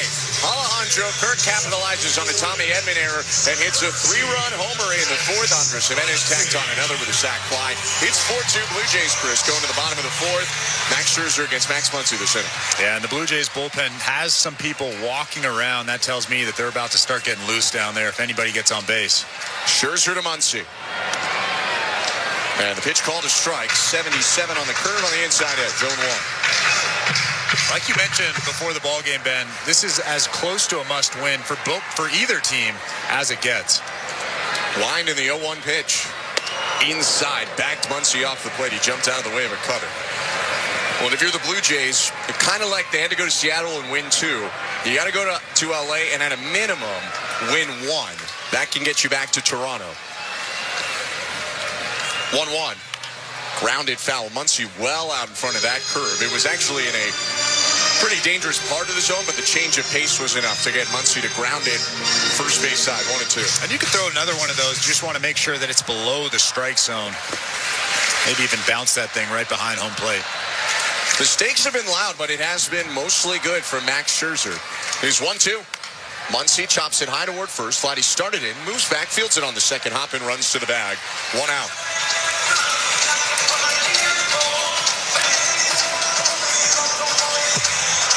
For Scherzer, it's 4 hits and a walk, 2 runs in, and now 3 1/3. Both runs came in on solo homers from Teoscar Hernandez and Shohei Ohtani, the 2 guys who have hit more homers each of the last 2 postseasons than any other player. And that Hernandez home run was on a mistake, but that Shohei Ohtani home run was on a fastball at 95 miles an hour in off the plate, right at the hands. That's when you just tip your cap. And that's where you want it. Wind in the first pitch to Teoscar Hernandez. Swing and a miss, strike 1. That's 94 right down the middle. And he blew it by the former Blue Jay Silver Slugger. That's a challenge pitch right there. I'm not sure Teoscar Hernandez was expecting a challenge pitch after crushing Scherzer in his previous at-bat. He got a slider out of the yard last time. 0-1. And it's just inside with a 4-seamer. They stay hard with Hernandez. 1-1. He does know a lot about multi-homer games in the playoffs, whether Teoscar was a Blue Jay or Dodger. 1-1. Swing and a miss. That's the curveball you want. Was in the zone 99% of the way. Dropped below it last second. 1-2. Looked like a beach ball, I bet, to Teoscar Hernandez. And then it just dove off the table. Ended up actually out of the strike zone, below that strike zone. It's Teoscar's 33rd career playoff game, 4 with the Blue Jays, 29 with the Dodgers. 1-2. Tapped foul left side. It's another slider. Another good one, too. He's kind of found the feel for that pitch early on in this ball game. He was throwing a lot of spinners. And that one right there, you could tell that he got on top of it. It had a lot of downward movement to it. Hernandez pinwheels the bat once. 1 out, base is empty. And another 1-2 pitch. Hit well right field. A fly ball, Barger's racing after it into the corner, and he'll make a one-handed grab. It's hit hard, but Hernandez couldn't quite get all of it, and they're 2 down. It's all about results in a game like this, Ben. Max Scherzer, obviously, in the regular season, might think, I should have made a better pitch, but not here. If that is an out, you move on to the next guy. You turn the page because that's all that matters. It's the perfect pitch if that's the result tonight. Game 3 of the World Series. Scherzer's next pitch will be his 70th. Tommy Edman is up right now for the Dodgers. He was a little tardy getting the box, so he'll ask for time and burn his 1 time out before stepping in against Scherzer. 2 out, space is empty. Clement plays in on the infield grass in the pitch. Right over the heart of the plate, strike 1, 95 on the 4-seam fastball, maintaining his velo into this 4th inning. Yeah, he's looked good. He's only made a couple of mistakes in this ball game. It's almost getting better as the game goes on. 0-1 pitch. Outside.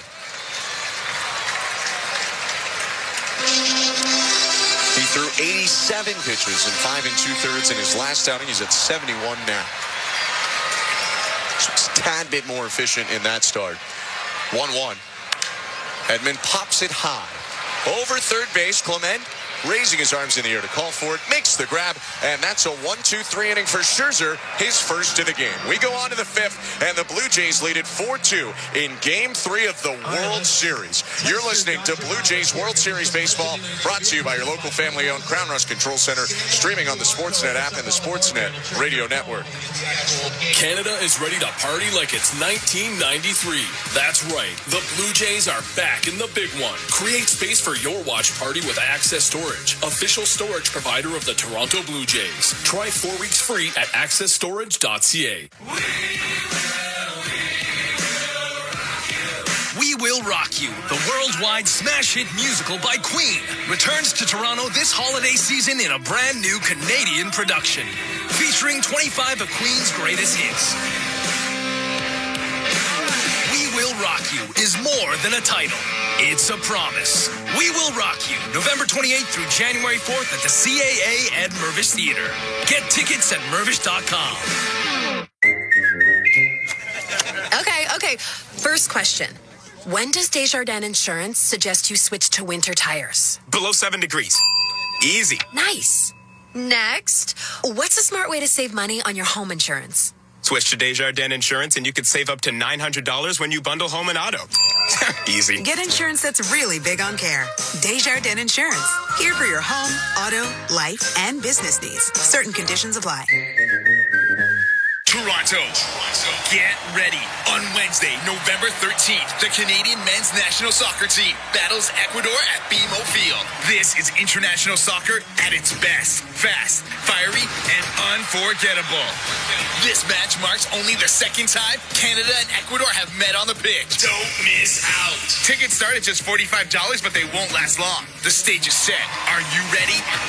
Rally behind the Canadian men's national soccer team. Get your seats today at BMOfield.com. Tune in to Real Kipper and Bourne for Game Time, presented by Bet365. Whatever the moment, it's never ordinary at Bet365. Must be 19 plus, Ontario only. Play responsibly. Visit ConnexOntario.ca. This is Toronto Blue Jays postseason baseball. Ernie Clement with a go-ahead shot on the first pitch of the night. On Sportsnet 590, The Fan, and the Sportsnet Radio Network. Well, man.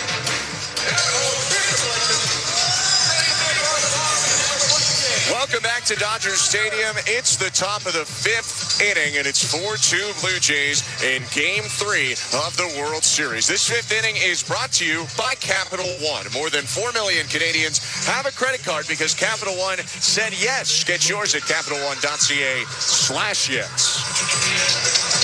Kind of the heart of the Blue Jay order coming up in this top of the fifth. Nathan Lucas, Vladimir Guerrero Jr., and Bo Bichette will hit for Toronto. Lucas, the only Blue Jay not to come up in the Blue Jays' 4-run top of the fourth. He'll lead off the fifth. And Glasnow on 66 pitches. Kicks and fires. First pitch in. Lucas turns back and takes it inside at 97, ball one. Glasnow's maintained elevated velocity all start. Yeah, he's looked really good. I mean, every once in a while he'll lose the zone, but the stuff itself has looked very elite. 1-0 pitch in there for a strike with a curve, 1-1. And only 2 of the 4 runs earned. I was going to say, you could tell that Nathan Lucas was being patient on that 1-0 pitch. Wasn't trying to force anything. 1-1. Swing and a miss that time. He goes after the curve in the dirt. But you could somewhat excuse him. Only Aaron Ashby of the Brewers throws a curveball with more vertical break than Tyler Glasnow. It's really a shame he hasn't put together a 30-start season due to health. He's one of the best. Glasnow's 1-2. Inside, almost hit the foot of Lucas, who jumped back out of the way. And he will crochet it over to the Blue Jay dugout still. Or now a 2-2 count. Again, another fastball that was off the plate by quite a bit. Actually almost hit Nathan Lucas with that 96-mile-an-hour fastball. Set at the chest. Glasnow with a 2-2 pitch to Lucas. Up and in, ball 3. Should be noted that Anthony Banda is still warming up in the left field bullpen for the Dodgers, although he's hardly throwing. He's ready to go. And on the other side, no action yet in the Blue Jay pen. 3-2. And Lucas rips it back foul. Almost got to our booth. It just lands under our feet. We're a little off-center left toward the third base side. Still 3-2. I will say this, my heart started pumping, so that'll tell you how close that ball was to our booth. Off the bat, it looked like it was coming in, but dove down, thankfully, at the last second. Seventh pitch, Tyler Glasnow to Nathan Lucas. And he hits it foul off to the left. Top of the zone sinker, Nathan Lucas, as he often does, battling here, and maybe most importantly, tiring out and showcasing Glasnow's pitches to the guy on deck, Vladimir Guerrero Jr.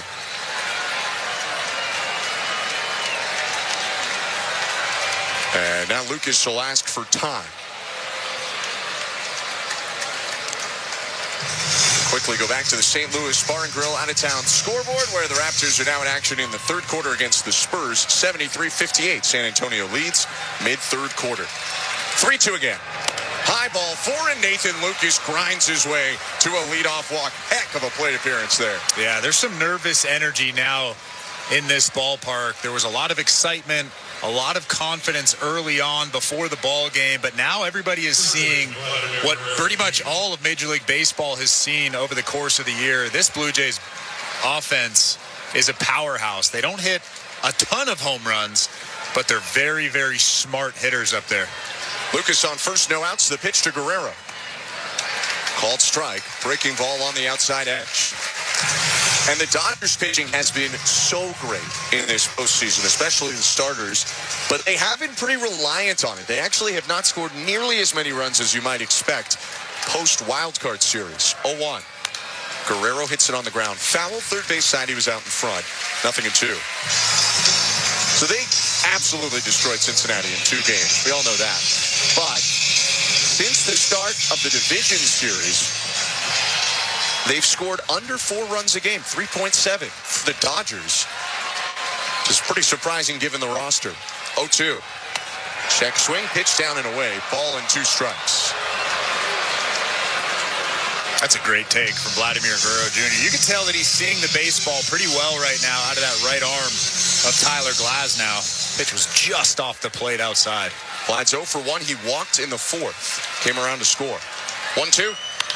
Swing and a fly ball sliced down the right field line, moving toward foul territory and in his Oscar Hernandez for a 2-handed squeeze. And Vladdy is retired. He goes to 0 for 2. There's 1 out. Second baseman, Bo Bichette. Tyler Glasnow goes to the rosin bank. Here's Bo Bichette. I would imagine that this is the last batter that Tyler Glasnow is going to face. Dalton Varsho is a left-handed hitter standing on deck, and Anthony Bonda is a left-handed pitcher who's actually really, really good out of that Dodgers bullpen. Pitch to Bichette. Down and away, ball 1. Yeah, that's kind of the pocket teams tend to throw their lefties against the Blue Jays, the Varsho, Kirk, Barger pocket. You don't throw them as often against Lucas because then they might see Vladdy and Bo with the 3-batter minimum. Or George Springer before Lucas. 1-0. Check swing, pitches down and away, and he went around. Bichette knew it, throwing his right hand into the air in frustration as Mark Wegner pointed at him. It's 1-1.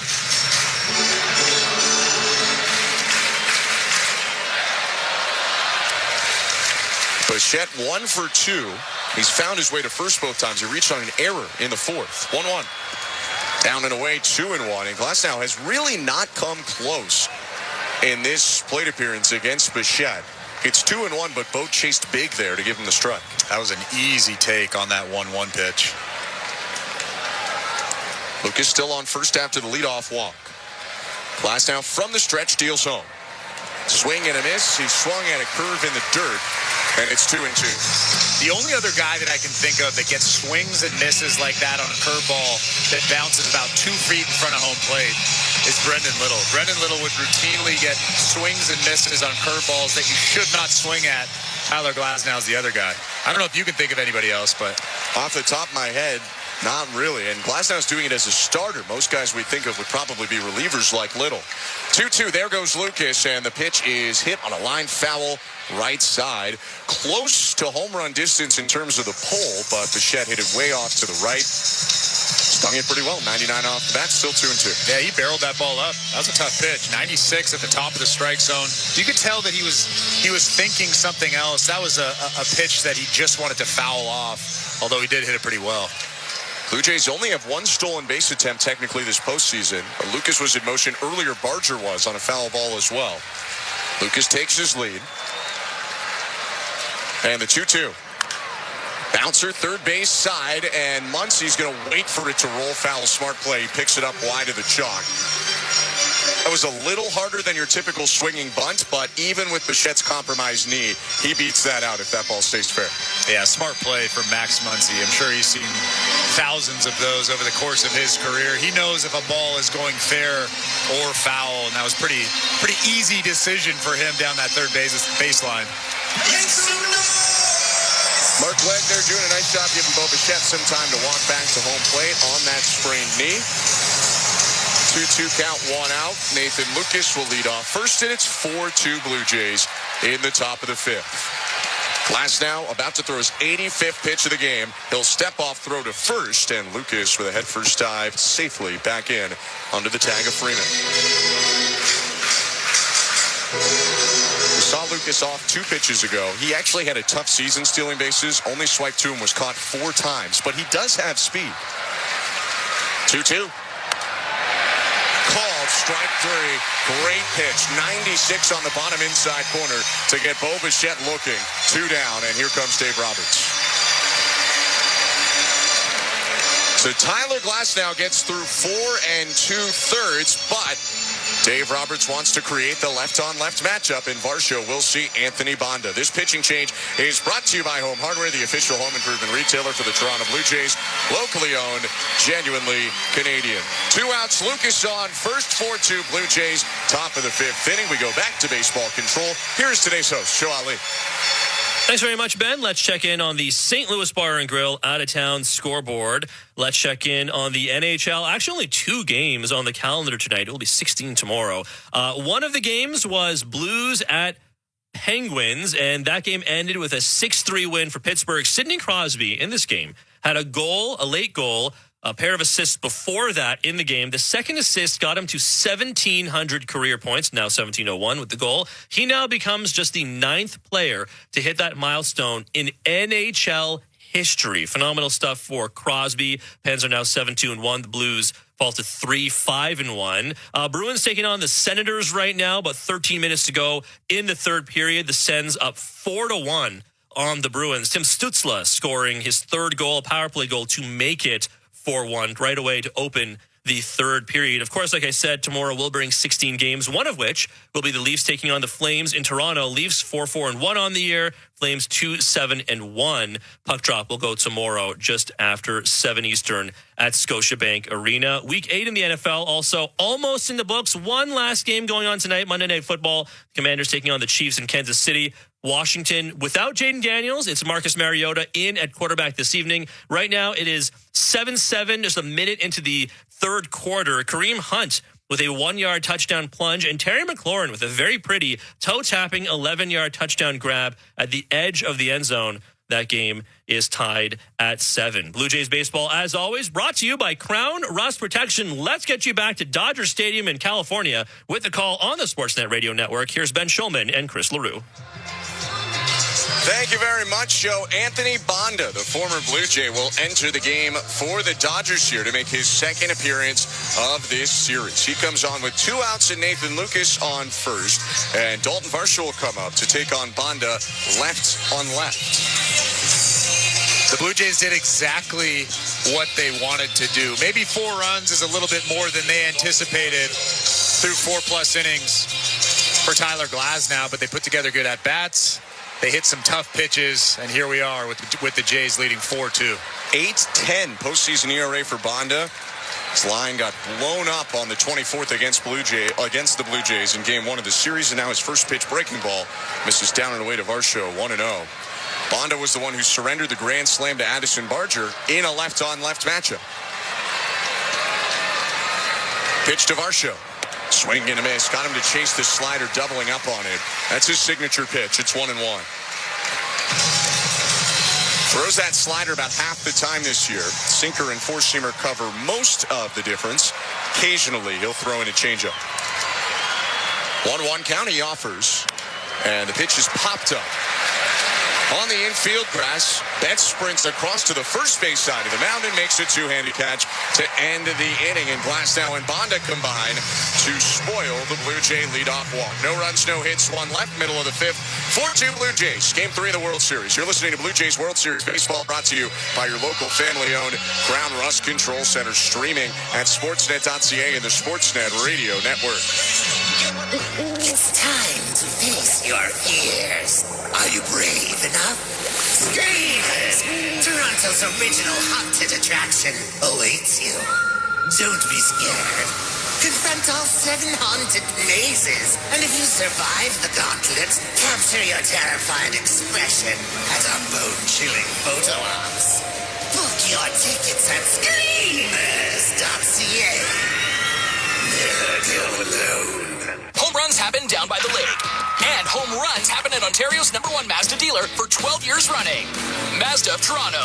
When you need a Mazda that goes the distance, they're your MVP. Ontario's #1 volume Mazda dealership. Mazda of Toronto. Move and be moved. Global superstar Ed Sheeran. Live in Toronto. Ed Sheeran, Loop Tour, North America 2026. Due to demand, third show at it. Live at Rogers Center, August 20th, 21st, and 22nd. Get tickets now at Ticketmaster.ca. The brand new album Play is available everywhere now. Ed Sheeran, promoted by Messina Touring Group. Too many students are packed into overcrowded classrooms in Ontario schools, and it's hurting their ability to learn. But instead of helping our kids, the Ford government is playing politics, taking over school boards and silencing local voices. It shouldn't be this way. Tell the Ford government to get serious about tackling overcrowded classrooms, because smaller classes would make a big difference for our kids. Go to buildingbetterschools.ca. A message from the Elementary Teachers Federation of Ontario. Pizzaville's got a really big special. Feed 4 or more for only $19.99 with Pizzaville's 3-topping extra large pickup special. Bigger than 2 medium pizzas. Order online or call 416-736-3636. This is Toronto Blue Jays postseason baseball. Alejandro Kirk is your hero tonight. On Sportsnet 590 The Fan and the Sportsnet Radio Network. Bottom of the 5th inning, and we welcome you back to the Don Valley North Lexus broadcast booth. I'm Ben Schulman alongside Chris LaRue. Our technical directors are Michael Noto and Tom Young, and our host and producer is Joe Ali. Max Scherzer taking a lap around the hill before his 5th inning of work. Coming off a 1-2-3-4th, he will start with Enrique Hernandez in this bottom of the 5th, the 8-hitter in the LA lineup.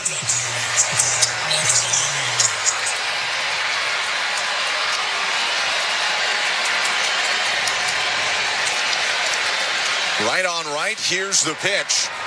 And it's taken by Hernandez inside at 93, ball 1.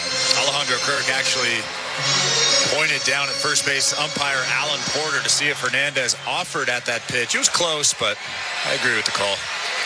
Now the wind in the 1-0. Foul back. As Scherzer starts this inning on 74 pitches now, Blue Jay pen is up and throwing. Got double barrel action. Louis Varland and Mason Fluharty. It's 8-9-1 this inning, so Ohtani would be due up third. Scherzer's 1-1 pitch. Swing and a miss. One of his best sliders so far, broke all the way across the plate and below the zone. It's 1-2. It's really important that you get 8 and 9 because Shohei Ohtani is the third hitter up in this inning. You don't want him coming up with traffic on. And I'm just guessing, but I think if you want any shot of completing this 5th inning, if you're Scherzer, there can't be anyone on base when Ohtani comes up. He still could get pulled, but got to have 2 out spaces empty. 1-2. Fouled off of Alejandro Kirk's mask and back behind the plate. It rolls into the backstop. Still ball and 2 strikes. I personally don't think that Max Scherzer will finish this inning regardless of how well he's doing. Mason Fluharty and Louis Varland are warming up down in that bullpen. Ohtani is 2 for 2 with a double and homer today. 1-2 pitch to Kike. And it's hit up the middle on a line of base hit rolling into center. Kike Hernandez with his first hit and the Dodgers' fifth. He's on to lead off this bottom of the fifth inning. Max Scherzer's pretty frustrated out on that mound. Missed with that four-seam fastball. Not a terrible pitch. It was a little bit up, probably not up enough. And Kike Hernandez, as he often does in the playoffs, rips that thing right back up the middle. Pages to the plate, runner on first, no outs, 4-2 Blue Jay lead. Right on right, the pitch. Pages takes right over the heart of the plate, middle and fastball. Called strike. Have to be careful with Pages. Coming into the ball game, he was hitting just .093, but he did have 27 home runs this season. Young center fielder for the Dodgers. Bats right side, slight knee bend in an open stance. 0-1. And he lifts the ball high in the air, right field. A lot of room for Barger in front of the track. He stops, makes the catch with one hand, and throws it back into Bo Bichette. Kike Hernandez returns to first. And as Shohei Ohtani walks to the plate, John Schneider walks out of the Blue Jays dugout. Ohtani will represent the tying run, but first a pitching change brought to you by Home Hardware. Max Scherzer talking right now, but he willingly hands the ball off to John Schneider. Pitching change brought to you by Home Hardware, the official home improvement retailer for the Toronto Blue Jays. Locally owned, genuinely Canadian. An admirable effort from Max Scherzer, who goes 4 1/3, leaves with one out and a runner on. First top of the order for the Dodgers. We will see Mason Fluharty take on Shohei Ohtani when we come back. Let's head over to Baseball Control. Here's today's host, Show Ali. Thanks, Ben. Let's check out on the St. Louis Bar and Grill out-of-town scoreboard. We'll go back to Monday Night Football. Again, Week 8 in the NFL. Almost in the books. Commanders, Chiefs going on in Kansas City. Again, Washington without Jaden Daniels, Marcus Mariota in at quarterback. Since we last checked in, it's now 14-7 Kansas City. Kareem Hunt had the 1-yard touchdown plunge earlier in the game, and then he had a 2-yard touchdown grab courtesy of Patrick Mahomes. Terry McLaurin with the 11-yard touchdown grab for the Washington Commanders side of things. But that's where things stand, 14-7 KC in the third quarter. We also have some injury updates to get to after the Sunday slate yesterday. First, Broncos cornerback Pat Surtain II going to be on the shelf for a while. He suffered a pectoral strain, will be out 4 to 6 weeks. Of course, the lockdown corner was the reigning defensive player of the year, so a blow to the Denver defense to be sure. He is seeking a second opinion to confirm that timeline. Multiple outlets also reporting Vikings quarterback Carson Wentz is going on season-ending injured reserve. He will undergo surgery to correct a torn labrum. Multiple reports also saying over 2 weeks ago in London, Wentz suffered a dislocation that tore the labrum and fractured the socket in his shoulder. He will be done for the year. J.J. McCarthy confirmed to be back to take on the Lions next week. In Buffalo, defensive tackle Ed Oliver has a torn biceps. He'll be getting surgery to fix the issue. He did post on Instagram saying he will be back for the playoffs. Happened with Matt Milano last year, so a possibility does remain for him to return. Blue Jays baseball brought to you by Crown Rust Protection. Back to the action at Dodger Stadium. Here's Ben Shulman and Chris LaRue. Thank you very much. The Blue Jays make their first pitching change of the game here in the bottom of the fifth with one out and a runner on first. Shohei Ohtani is going to represent the tying run. He was 2 for 2 off Max Scherzer with a double and a solo homer. So now they bring in the low slot lefty. Mason Fluharty is on to take on Ohtani here in what is, yet again, the biggest outing of Fluharty's life. He punched out Ohtani facing him in game 1. His pitch. Pop back foul. First pitch sweeper hit into the seats out of play, and it's 0-1. Little elevated there on the sweeper. You probably want to get it a bit lower if you're Fluharty. Yeah, really big that he got strike one, though. Now you can go to work. You can kind of elevate. You can bounce the breaking ball if you have to. Fluharty checks on Kike Hernandez, and the pitch to Ohtani is a sweeper outside 1-1. It's a simple 2-pitch mix for the rookie Fluharty. Cutter, sweeper. Everything moves to his glove side. 8 appearances in the postseason, 3 earned runs in 5 innings. 1-1. Just off the outside corner. Good take, Ohtani. It's 2-1. It looks like Ohtani is slightly more comfortable in this at-bat than he was in the previous 2. That was a tough sweeper that he took relatively easily. Now, he has seen Fluharty 2 times already this year. 2-1. just a hair low. I mean, that's a good sweeper. And Ohtani with another good take, 3-1. He hasn't shown him the cutter yet. Still have to be careful here. You can't groove one if you're Mason Fluharty. You got to be smart back there if you're Kirk. Runner on first, one out. Fluharty's 3-1 pitch. Popped foul. Sweeper on the outer third in the zone. Again, a little bit elevated, but Fluharty gets away with it. Ohtani going through his swing in slow motion to try to get lined up. It's 3-2. I'm sure that tells everybody that he probably missed that pitch. He was probably talking to himself as he was going through his motion. Hey, stay on that pitch. Stay on that sweeper that's a little bit elevated. A pitch that he's hammered before for sure. Now, he does love to pull, so at least it was on the outer half. But with that elevation, a hitter of his caliber, 3-time MVP, can get around it and pull anything. Full count, 1 out. Fluharty kicks and fires. And it's hit high in the air, left center field. Lucas on the run. It's down on the warning track, bouncing into the wall. Coming around third, Hernandez. He gets the wave. He will score without it. Throws. It's cut off by Andres Jimenez. And an RBI double from Shohei Ohtani makes it 4-3 for the Blue Jays in the bottom of the fifth. I think at this point you have to treat him like he's Aaron Judge. I think they're more comfortable pitching to Shohei Ohtani, but they shouldn't be. He's struggled a little bit so far in the playoffs, but he's shown, at least in this series, that he's locked back in. He's seeing the baseball very, very well. From this point forward, you have to stay away from him. He's 3 for 3 today, 2 doubles and a home run. He's on second. Betts at the plate. 1 out, 4-3. Blue Jays bottom 5. Pitch to Mookie Betts.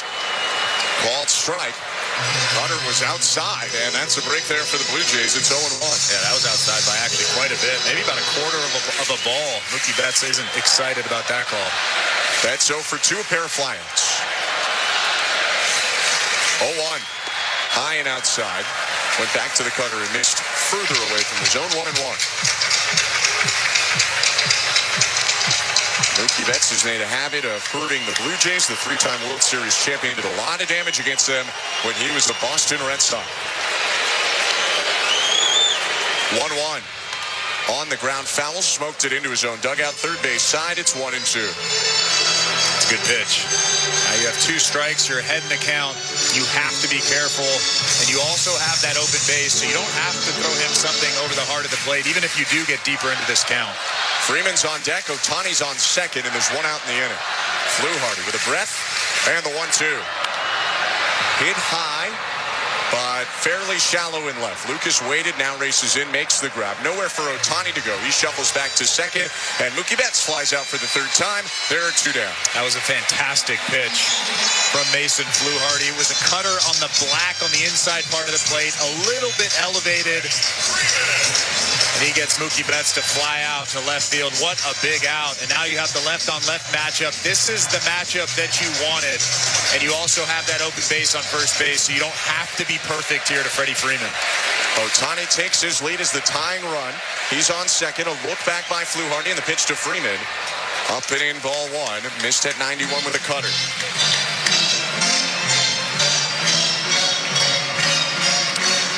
Freeman 0 for 1 with a walk and a stolen base in this game. He was thrown out at home plate in the 3rd. Kick in the 1-0. On the ground, foul out in front of the sweeper. Bangs off the camera well, first base side. It's picked up by Alan Porter, the first base slump. He'll lob it back into the Blue Jay dugout. 1-1. A rare time where Canadian fans are rooting against Freddie Freeman here, who has played for Canada in multiple World Baseball Classics. 1-1.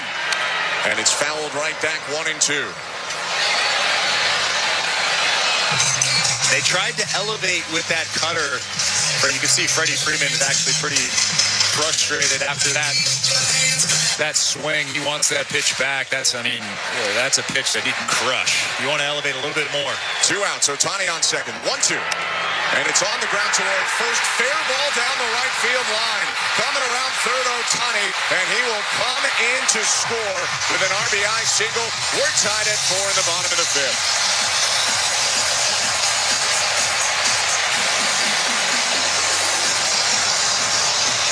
Freeman threaded the needle there, just snuck it fair. Vladdy dove but couldn't get to it.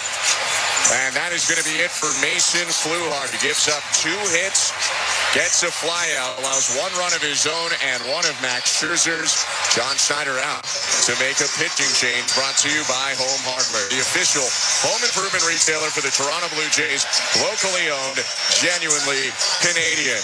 With 2 outs and a runner on first in the bottom of the 5th, we got a new baseball game, 4-4 in Game 3 of the World Series. We send it back now to today's host, Joe Ali. Thanks, guys. Let's continue checking on that St. Louis Bar and Grill out-of-town scoreboard. Go back to the NFL briefly. 8 minutes to go in the third quarter. Still 14-7. Kareem Hunt with a pair of touchdowns, a run, and a throw from Patrick Mahomes. Terry McLaurin with the lone score for Washington. We were also talking about injury updates. Some more to get to because there was a fair amount yesterday. Bengals quarterback Joe Flacco diagnosed with a shoulder injury. He is considered day-to-day, though he did return to the game in what was a loss to the Jets, so we'll see if he does suit up for the Bengals next week. Browns rookie running back Quinshon Judkins having a great season, but he did suffer a shoulder injury as well in a loss to the Patriots yesterday, an AC joint sprain. He is also considered day-to-day. Some positive news for Eagles fans, however. Running back Saquon Barkley suffering what appeared to be a groin injury despite a massive day for him. Sounds like it is not believed to be serious. Philly will actually be on their bye next week for Week 9, so the belief is Barkley will be back for Week 10. If we go back to the NHL to check in on those games, again, just a pair of games tonight. Again, a 6-3 win for Pittsburgh. Sidney Crosby getting to 1,701 career points, the 9th player to hit 1,700 career points in NHL history. And we were checking out the Sens-Bruins game in Ottawa, the 4-6-0 Bruins taking on the 4-4-1 Sens. It is now 7-1 Sens over the Boston Bruins. Blue Jays baseball, as always, brought to you by Crown Rust Protection. Let's get you back to Los Angeles. Here's Ben Schulman and Chris LaRue.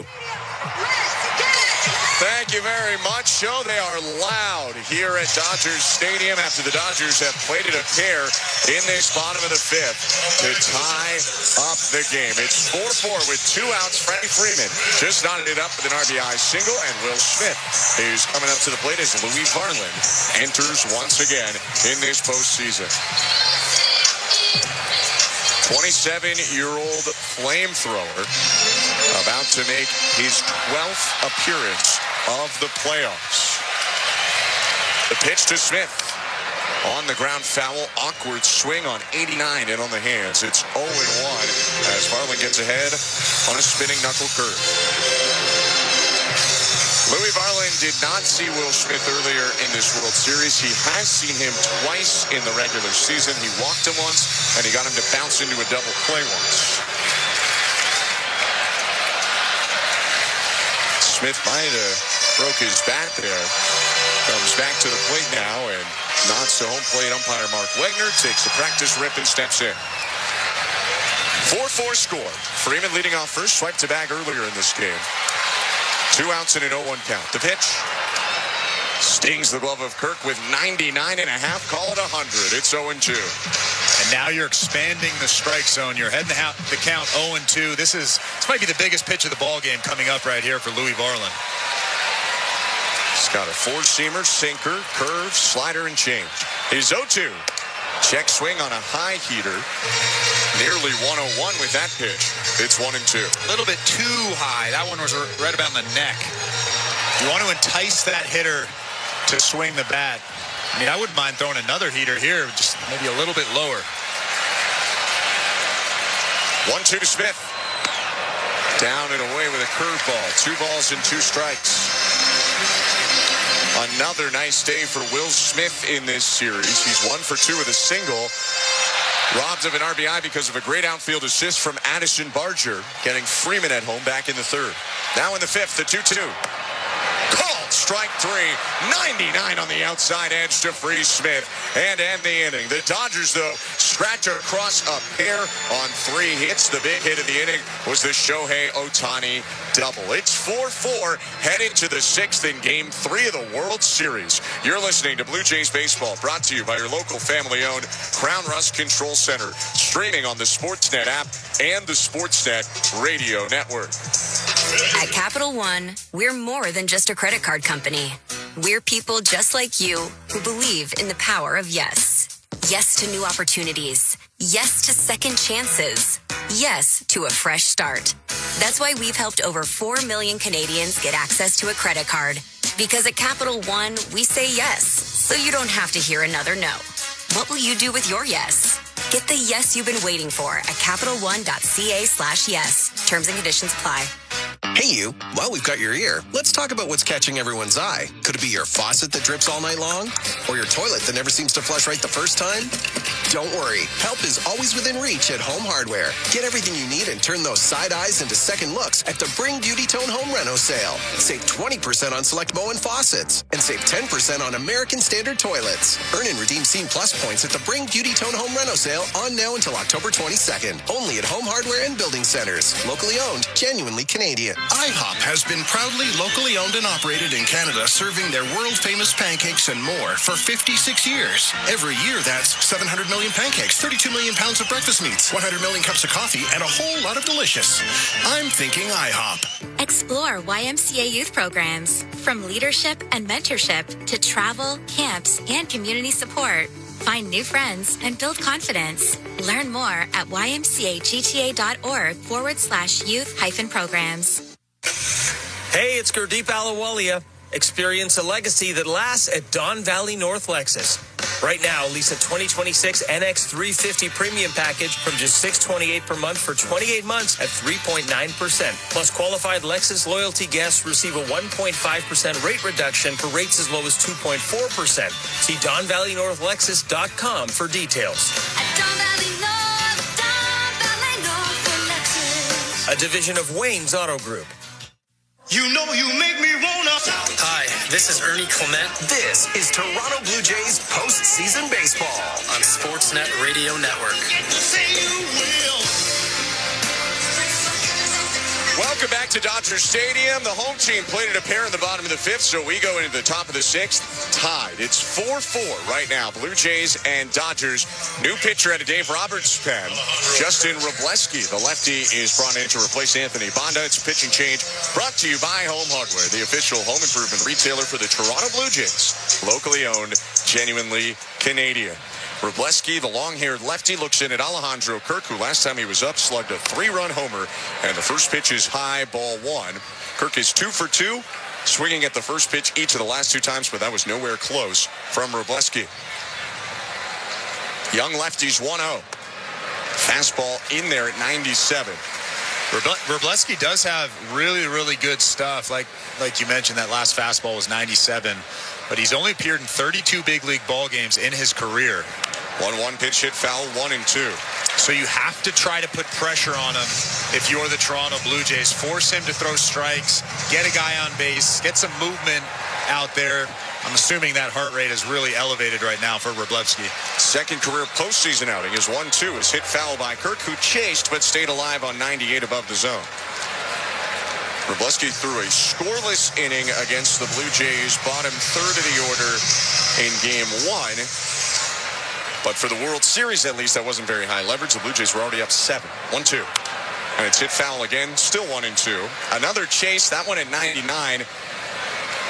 I mean, you can't fault a guy for wanting to stay alive on 2 strikes. That was a fair bit above the zone, but Kirk, great contact steals, still 1-2. And you can see that he's trying to go the other way, specifically on that heater that's outside. He's been so good over the course of his career, just filleting tough pitches to right field. 25-year-old Justin Wrobleski set at the chest. 1-2. Kirk hits it on the ground sharply to first, backhanded stab. Freeman, nice play. He pops up and goes to first. Kirk tagged it, but Freeman, a good defender over there, and there's 1 out. And he was perfectly placed, maybe about 25, 30 feet away from the first base bag. Alejandro Kirk just ripped that thing right back at him. That's a big first out for Wrobleski. We welcome you back to the Don Valley North Lexus broadcast booth. I'm Ben Schulman alongside Chris LaRue, the former Major League pitcher. Show Ali is our host and producer. Tom Young and Michael Noto, our technical directors. Addison Barger faces a first pitch and takes the heat up high, ball 1. This is a left-on-left matchup with Wrobleski pitching to Barger. It's also power on power. 1-0. Check swing. Called strike. Sinker at 97. Ran to the bottom inside corner. Barger did homer off lefty Anthony Banda in the first game of the series, the first ever pinch hit grand slam in the World Series. Now he rips and misses at 96 at the top, 1-2.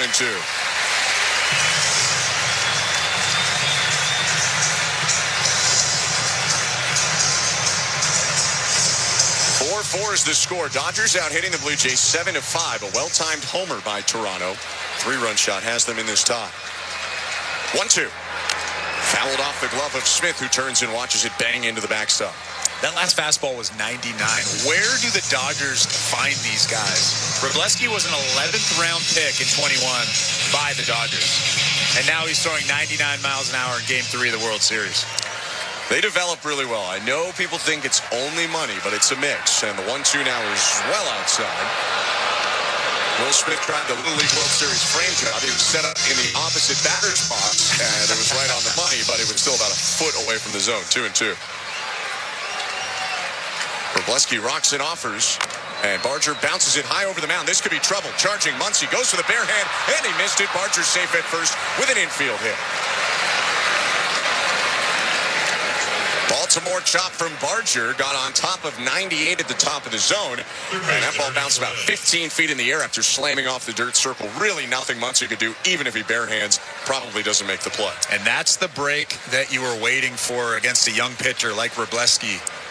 Now you can start to put some pressure on him. There's that big hole on the right side. Ernie Clement loves to go the other way.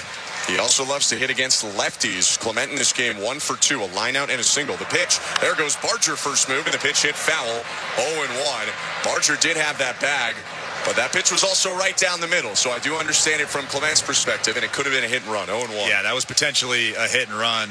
Addison Barger got a fantastic jump at first base, but if the coach puts the hit and run on, you don't take just because a guy got a good jump at first base. Barger leading off again. A look to first. Kick in the 0-1. Inside. It's the third time in this game that the Blue Jays have tried to steal a base, but it's been fouled off. It's funny because they've only attempted one stolen base in this postseason. Andres Jimenez swiped a bag in the division series. 1-1. Clement hits it foul to the right again. Slider on the outer third, hung up there, but Ernie couldn't get around it. It's 1-2.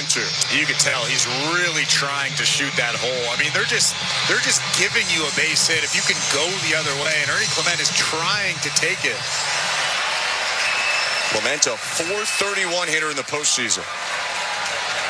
Left on right, the pitch. Check swing way up there. Appeal to first. No swing. That fastball was almost eye high at 97. 2-2. That pitch that's up and away, specifically the fastball, is a perfect pitch to go the other way, though. So that's probably why Clement was even thinking about offering it that pitch. Now the 2-2. Called strike 3, 98 on the inside edge, and Wrobleski has his first strikeout of the series. 2 outs in the top of the 6th. Everything was away during that at bat. Away, and all of a sudden they sneak a fastball in. So, I mean, there's no wonder that Ernie Clement had to take that pitch. Barger on first still, 2 outs, tie score. Pitch to Andres Jimenez. Outside, ball 1. Andres Jimenez responsible for the Blue Jays' 4th run of 4. He had a sac fly in the 4th inning. It's 4-4 Blue Jays and Dodgers. 2 outs, top of the 6th. The pitch on the ground, up the middle. Betts long-ranging, picks it up, throws across his body to the stretching Freeman. Mookie Betts has done it again. A fantastic play up the middle, and that does it for the top of the 6th inning. No runs, 1 hit, 1 left. 4-4, Blue Jays and Dodgers in L.A. You're listening to Game 3 of the World Series and Blue Jays Baseball, brought to you by your local family-owned Brown Rust Control Center, streaming at sportsnet.ca and the Sportsnet Radio Network. With most Subaru models, all-wheel drive comes standard. Heated front seats, high ground clearance, Apple CarPlay, standard. Eyesight driver assist to help when you're distracted by fall foliage, standard. Guy announcing the radio ad now wanting a Subaru?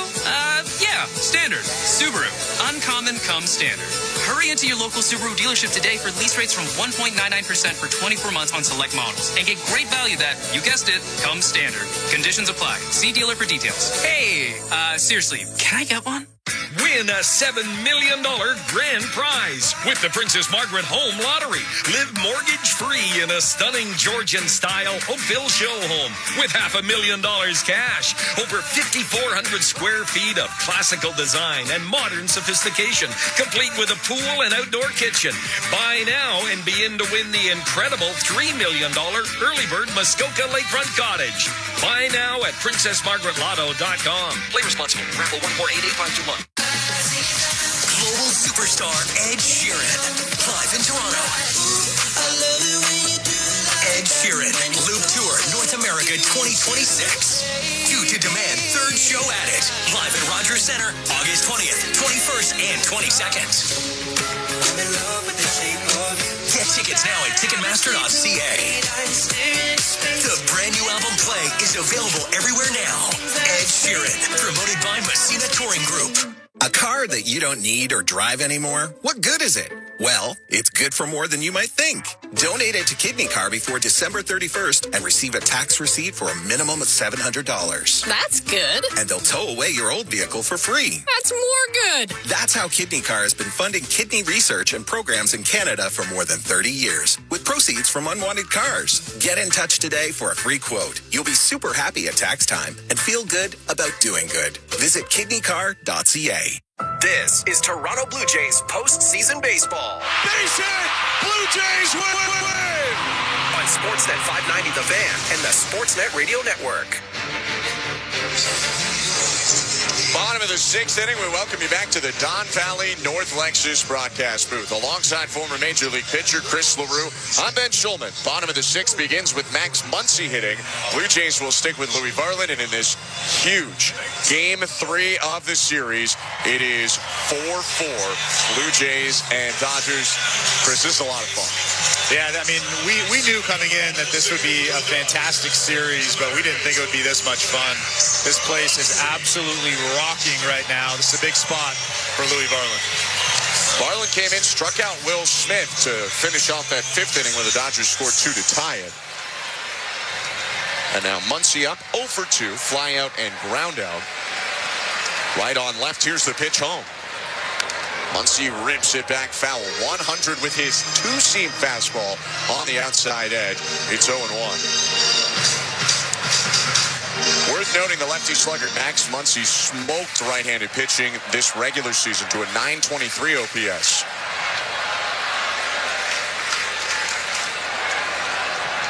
Varland with a long look in. 3 on the pitch clock. Now 2 into the wind. And the 0-1. Fastball, called strike. Borderline, if it was high, it was 100 with a sinker again. And it's 0-2. Might not have been a strike in that strike box, but we've seen that called all night long. Seen worse, frankly.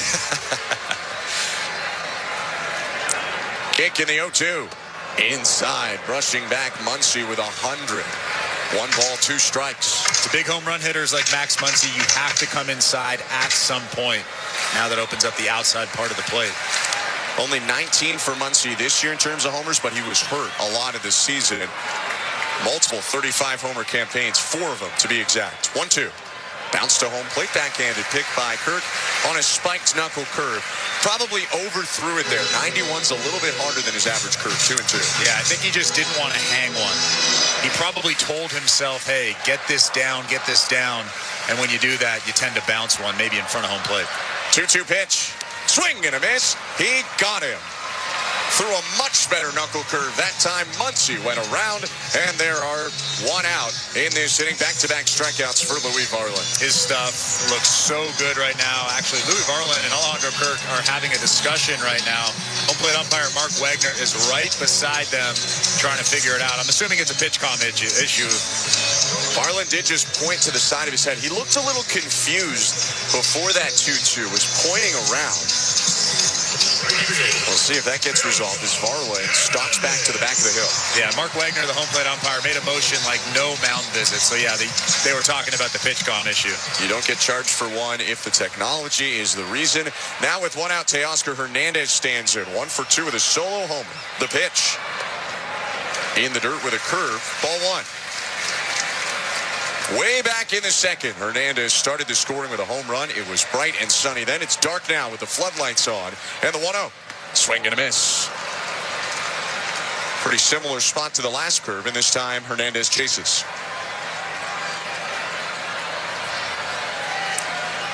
Tap the plate from the Dodger right fielder. 2 half swings. Here's the 1-1.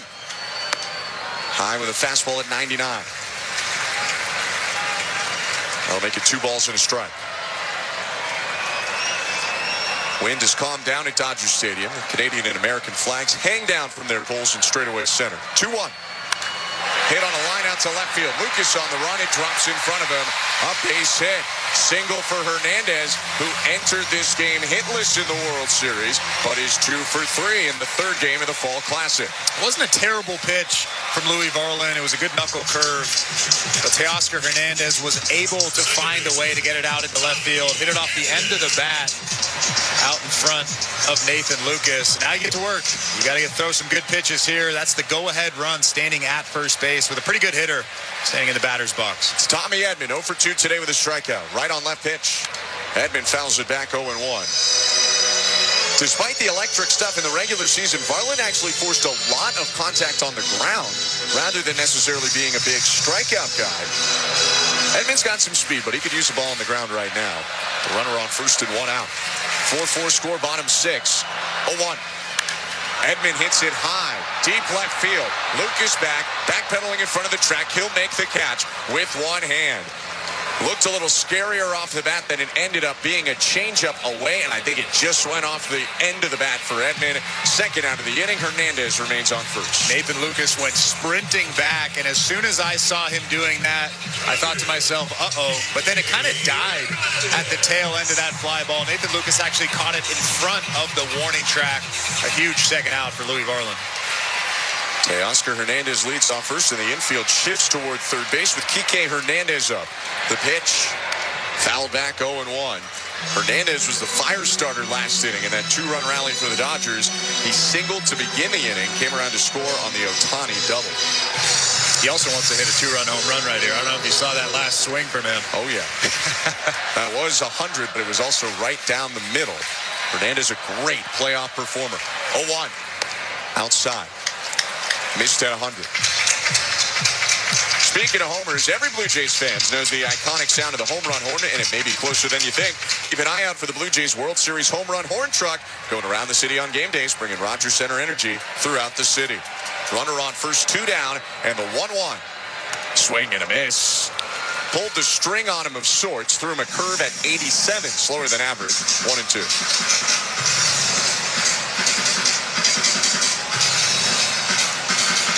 Varland trying to get the Blue Jays back into the dugout. Top of their order will be up in the 7th. Right now it's a 4-4 game. 1-2 pitch. Off goes Hernandez. Ball on the ground left side. Backhanded Jimenez. Jump throw across to first offline. Taken off for third. Teoscar. Vladdy's for the third. They got him. Vladimir Guerrero Jr. with a heck of a play. Andres Jimenez skipped it offline. Vladdy said, don't worry about first. Jumping off the bag to get the one-hopper and toss out an over-aggressive Teoscar Hernandez, who makes the dreaded third out of the inning at third base. Dodgers are challenging. Take a look to your left, Chris. I think they got him. Oh, yeah, they got him. And the thing that tells me that they got him, Teoscar Hernandez immediately walked off the field. He thought he was out. I mean, I'm pretty sure that he got him. Again, the call in the field is out, so it's pretty hard to change the call. To me, this feels like a quick review. I mean, the Blue Jays defenders are staying on the field. But again, Teoscar, he's still in the Dodgers dugout. He doesn't believe it. If it stands or is confirmed, Blue Jays are leaving the field now. All the field is confirmed. The runner is out. Not just stands, confirmed. And Vladimir Guerrero Jr. with a signature defensive play to end that rally and keep this game at 4-4. On to the 7th we go. You're listening to Blue Jays World Series Baseball. It's Game 3, and it's brought to you by your local family-owned Crown Rust Control Center. Streaming on the Sportsnet app and the Sportsnet Radio Network. Our team knows it takes teamwork and staying power to go the distance and a hunger to bring it home. That's why Crown Rust Control stands proudly beside them. Because we know what it takes to go the distance for Canadians. We've been helping your vehicles go the distance for over 40 years, keeping them strong, reliable, and ready for the road. Get your vehicle playoff ready. Bring it home to your local family-owned Crown Rust Control Center. Crown Rust Control, proud sponsor of your Toronto Blue Jays. Bring it home, Canada. Somewhere along the way, you stopped feeling like yourself. At Game Day Men's Health, they treat what most men keep to themselves. Low testosterone, loss of sex drive, and the slow fade of energy and confidence. With testosterone therapy, peptide treatments, and sexual performance solutions delivered in a space built for men, modern and judgment-free. You don't have to settle. For a clinic near you, visit GameDayMen'sHealth.ca. Game Day Men's Health. Feel like you again. At Capital One, we're more than just a credit card company. We're people just like you who believe in the power of yes. Yes to new opportunities. Yes to second chances. Yes to a fresh start. That's why we've helped over 4 million Canadians get access to a credit card. Because at Capital One, we say yes, so you don't have to hear another no. What will you do with your yes? Get the yes you've been waiting for at CapitalOne.ca/yes. Terms and conditions apply. Buck Martinez here to tell you about the huge double XL free topping pizza from Pizza Pizza, just $19.99. That's a whopping 18-inch three-topping thing of beauty for only $19.99. So hurry into Pizza Pizza today and bring a big appetite for a hot and fresh double XL pizza. I'm loving this big voice. I may just call the game this way. Go to pizzapizza.ca. This is Toronto Blue Jays postseason baseball. Back-to-back homers, and Vlad puts them in front 6-5. On Sportsnet 590 The Fan and the Sportsnet Radio Network. We welcome you back to Dodger Stadium in Los Angeles, Game 3 of the 2025 World Series. I'm Ben Shulman alongside Chris LaRue. Welcome to the Don Valley North Lexus broadcast booth. Vladimir Guerrero Jr.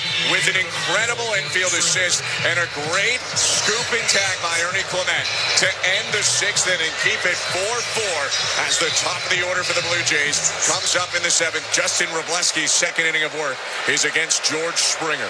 His pitch. Springer hits it foul, 0-1.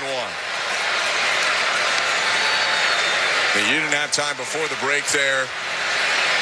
George Springer a little bit shaken up on that swing.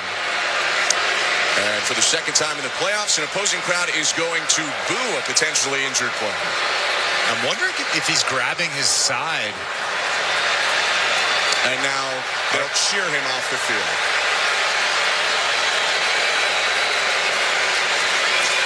Looks like George Springer's coming out of this game straight away. He goes right down to the tunnel.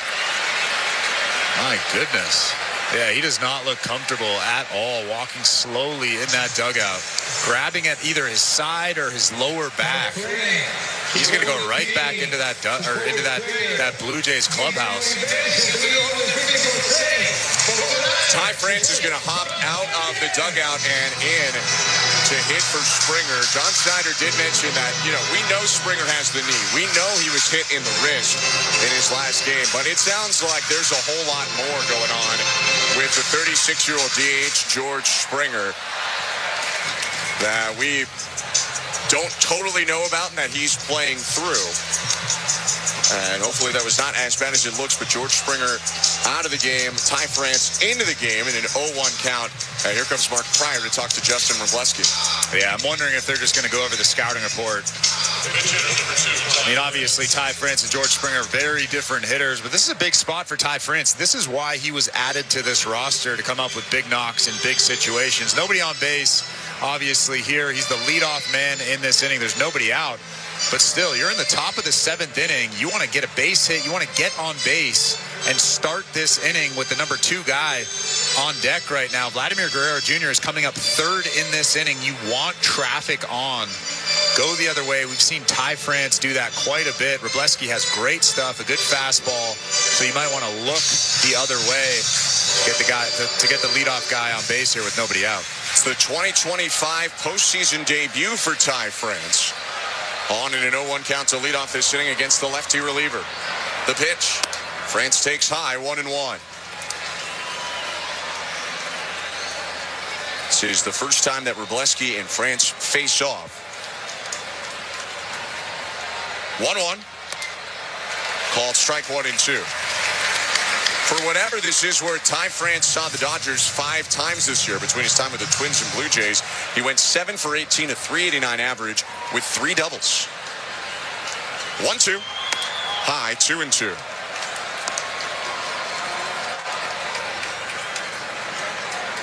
George Springer is out. Ty France is into the leadoff spot and DHing. Wroblewski's pitch. Fouled back, late rip there by France. Did enough to fight off 97 at the top. Yeah, that's a good swing, especially with 2 strikes. Fastball was just above the strike zone, but Ty France was able to get a piece of it, stay alive. France entered the season with left oblique ailment, and now he swings and fouls it back again to make it 2 and 2. This is his first game action since the 21st of September. His last game was the day the Blue Jays clinched the playoffs in Kansas City. 2-2. Check swing on a breaking ball low. He barely moved his hands, but they appealed at first. It's clearly no swing, and it's a full count. Ty France is actually from Downey, California, just down the road. So you can guarantee that this is a place that he cherishes. He told me a couple days ago, family here. 3-2. Swing and a miss, strike 3. Chase 97 above the zone, not that far above it. It's a good pitch, and there's 1 out. Yeah, Wroblewski's got great stuff. His season numbers won't jump off the page at you, but you can tell that the Dodgers really, really like him. The stuff is obviously very good, striking out Ty France with that fastball at 97. He did not pitch in the Wild Card DS or CS. This is his second appearance of the World Series. His pitch to Nathan Lucas is a bouncer back to the hill, fumbled by Wroblewski, picks it up and recovers with an underhand flip. Good composure from the 25-year-old second-year man to make the flip. He checks his hand now. There's 2 down. Yeah, especially with 55,000 people looking at you. A lot of guys would look down and fumble that ball again, but Wroblewski showing some composure, getting that second out of the inning. They won't let the lefty see Vlad Guerrero Jr., though. Wroblewski with a very nice outing. He ends up retiring 5 of the 6 he faced, keeps it 4-4, 2 outs, top of the 7th. Here comes Blake Treinen, a pitching change brought to you by Home Hardware, the official home improvement retailer for the Toronto Blue Jays, locally owned, genuinely Canadian. In a tie game with 2 outs, Treinen faces Guerrero next, but for now we go back to baseball control with Show Ali. Thanks, Ben. Let's continue checking on the St. Louis Bar and Grill out-of-town scoreboard. An update on Monday Night Football. The Commanders taking on the Chiefs in KC. About 9 minutes to go in the game in the fourth quarter. 21-7 now for Patrick Mahomes and the Chiefs. Again, Kareem Hunt with a pair of touchdowns. Mahomes finding Travis Kelce for a 10-yard score as well. The touchdown grab from Kelce, his 83rd career touchdown catch. That ties him for the most in Chiefs history. He also joins Antonio Gates, Tony Gonzalez, both of whom are in the Hall of Fame, Rob Gronkowski, and Jimmy Graham as the only tight ends in NFL history with 80 or more touchdown catches. If we check in on the NBA, of course, the Raptors had been taking on the Spurs tonight. The Raptors were 1-2 coming into tonight's game following a 139-129 loss to the Mavericks last night. They stayed in Texas to take on the Spurs. It ended a 121-103 win for San Antonio. So the Raptors now 1-3. The Spurs now 4-0 on the season. And, of course, the Raptors will come back home to take on the Rockets, although they will not stay in Texas. They'll play the Rockets in Toronto on Wednesday. Blue Jays baseball, as always, brought to you by Crown Rust Protection. Let's get you back to Chavez Ravine in Los Angeles at Dodger Stadium with the call on the Sportsnet Radio Network. Here's Ben Schulman and Chris LaRue. Welcome back to Dodger Stadium. Blake Treinen continues to get loose. Here in the top of the 7th inning, Vladimir Guerrero Jr. will stroll to the plate. This has been a fantastic ball game, 4-4. The Dodgers have 9 hits, and the Blue Jays have 6. But this might be the biggest spot in the ball game. So here comes Vladimir Guerrero Jr. with 2 outs in the bottom of the 7th. Vladdy looking for his first hit today will take on Blake Treinen, probably the second highest reliever, leverage-wise, in this bullpen of Dave Roberts.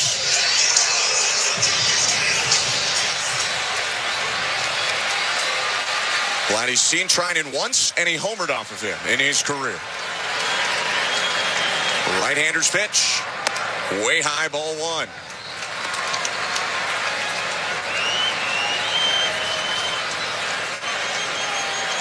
Treinen, a veteran. Long-time A before he came over to the Dodgers. Right-handers 1-0. Called strike. Vladdy couldn't fire the hands on that hanging sweeper. Landed bottom middle of the zone. That's his main pitch, but also uses a sinker and a four-seamer and a cutter. 37 years old. This is his 11th season. Treinen's 1-1. Poked up the middle, of base hit into center field. Guerrero on for the first time, or rather second time in the game. His first hit, and the inning continues with 2 outs. And here comes Bo Bichette.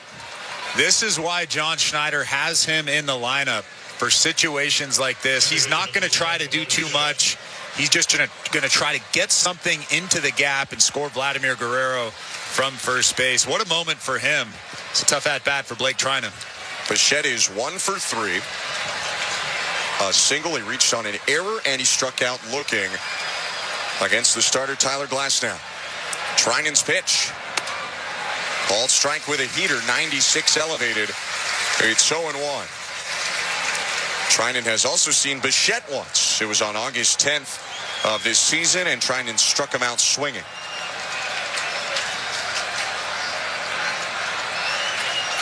Step off throw to first, bounced. Freeman picked it and tagged, and he thought it was close. But the call is safe at first by Alan Porter on the dive back from Vladdy. Vladimir Guerrero Jr. was actually messing around with his batting glove or his sliding mitt over there at first base as Treinen was turning to first base to pick off. I mean, they caught him off guard over there. Luckily, he got back. Dave Roberts did not ask for a challenge. Blue Jays have tried to run today. Maybe Guerrero's thinking about second. The 0-1. Fouled away, 0-2. That was a four-seamer upper middle of the zone, and Bichette just missed it, hitting it behind him into the seats. Put a pretty good swing on it, too. That's the one. Might have been a little bit high for Bichette to drive, but that was a great swing. One of the best swings we've seen from him. Dark blue towels waving. Fans to their feet at Dodger Stadium. 0-2 pitch. Outside. Showed him a fastball again. Still has not thrown Bichette that patented sweeper. It's 1-2. You have to imagine Bo is trying to guess, when is that breaking ball going to come? Belt high set Treinen. 2 outs, runner on. The 1-2. Guerrero off for second, and the pitch hit back foul. Sweeper just off the plate. For the 4th time in this game, the Blue Jays try to steal, but it's a foul ball negating the attempt. Vladdy jogs back to first. Teoscar Hernandez, the right fielder, is playing way off the line, shaded towards the second base area or center field. And we've seen Bo Bichette go the other way, drive that ball down the right field line. That would score Vlad from first if he can do that. 4-4 game, top of the 7th. Treinen's 1-2.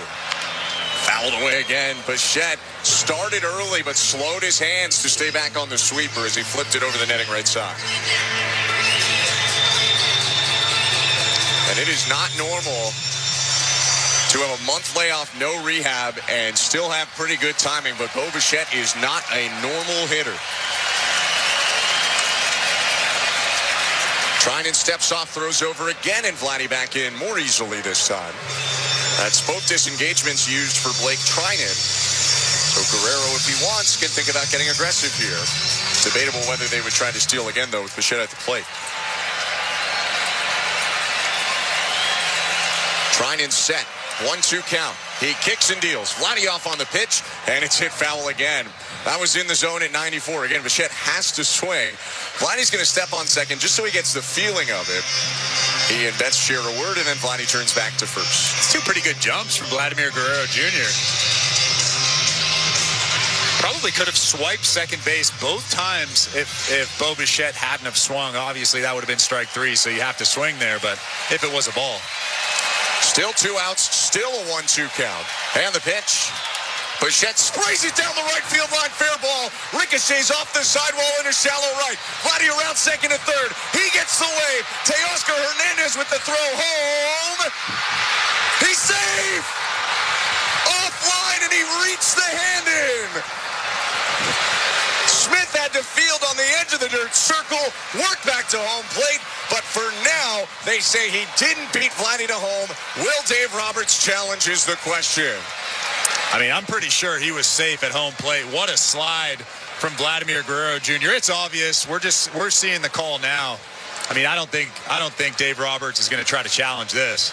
It's a single for Bichette and a 5-4 Blue Jay lead in the top of the 7th inning. I'm wondering if they were thinking about challenging if something went on down that right field line. But I think that was in front of the up, so I think it bounced in front of the first base up. So I don't think that you could say fair foul. And we just looked, credit to the attendants and the cameramen down the right field line. They jumped out of the way. And Bo Bichette now, after delivering in the 7th with the Blue Jays leading, will be lifted for a pinch runner. Right on schedule, Isaiah Kiner-Falefa is coming in. And we just got to look. That ball might have hit the calf of one of the sound guys for Fox. I mean, he jumped. Nothing he could do. But we play on. 5-4 Blue Jays, 2 outs, top of the 7th. IKF now on first, and Dalton Varsho at the plate. Trinan's allowed hits to both batters he's faced. Right-hander's pitch. Swing and a miss by Varsho. That's a sweeper right there, but Varsho out in front. What a send on that last play from third base coach Carlos Fablas. He waited till the very last second. He noticed Teoscar Hernandez was a little bit slow picking up that baseball, and then he sent Vladimir Guerrero Jr. IKF faked a steal on the 0-1 and a swing and a foul back. Either he faked it or he didn't like his jump. Either way, it's 0-2, and IKF remains on first. Varsho with a little more experience against Blake Trinan than the other two guys who just got hits off of him. Varsho has seen Trinan 5 times, including twice this year. He's 1 for 5 career with a double. 2 outs and an 0-2 count. Trinan steps off to first. IKF back in with a dive.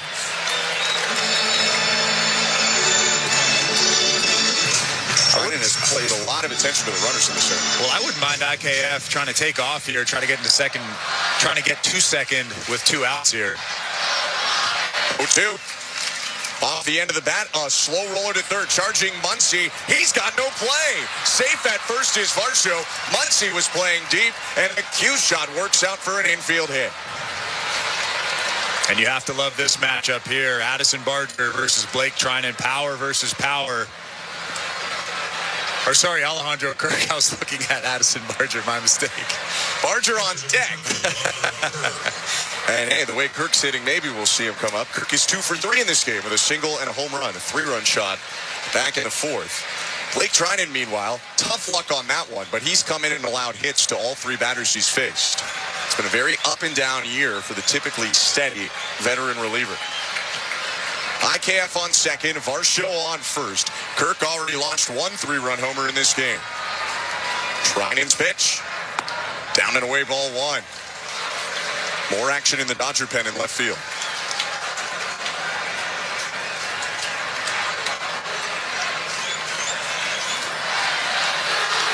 Let's go Blue Jays chance at Dodger Stadium. Trying to drown it out with Booze, the 1-0. Spinning grounder to second base. Edmund to his left to pick it up. Lollipops to throw to first in time to end the inning. The Blue Jays get 3 straight hits with 2 outs. Bo Bichette with his biggest hit of the postseason run thus far, and great base running from Vladimir Guerrero Jr. An RBI single, scores flat from first to make it 5-4 Blue Jays at the 7th inning stretch. You're listening to Blue Jays Baseball, brought to you by your local family-owned Crown Rust Control Center, streaming at sportsnet.ca and the Sportsnet Radio Network. Buck Martinez here to tell you about the huge double XL 3-topping pizza from Pizza Pizza, just $19.99. That's a whopping 18-inch 3-topping thing of beauty for only $19.99. So hurry into Pizza Pizza today and bring a big appetite for a hot and fresh double XL pizza. I'm loving this big voice. I may just call the game this way. Go to pizzapizza.ca. Protect your waste and recycling equipment from costly repairs. With a custom maintenance plan, optimize your waste system performance and longevity with Metro Compactor Service. They've got you covered coast to coast with the largest service fleet in Canada. Their innovative iSmart technology can remotely diagnose, troubleshoot, and monitor equipment health in real time. For on-demand or proactive service, sales, rentals, and extended warranties for all your waste equipment, visit metrocompactor.com. metrocompactor.com. Our team knows it takes teamwork and staying power to go the distance and a hunger to bring it home. That's why Crown Rust Control stands proudly beside them, because we know what it takes to go the distance for Canadians. We've been helping your vehicles go the distance for over 40 years, keeping them strong, reliable, and ready for the road. Get your vehicle playoff ready. Bring it home to your local family-owned Crown Rust Control Center. Crown Rust Control, proud sponsor of your Toronto Blue Jays. Bring it home, Canada. Heard of Uline? You know, the have-it-all in stock, ready to deliver shipping and industrial supply specialists? The company that does things for you that are unheard of, like keeping 41,000 items in stock in our own warehouses. With customer service reps on the line to get you what you need when you need it 24/7, 365 every time. Maybe you heard it here first. Want to hear more? Visit uline.ca. ULINE, your shipping and industrial supply specialists. Hey, this is Dalton Varsho This is Toronto Blue Jays postseason baseball on the Sportsnet Radio Network.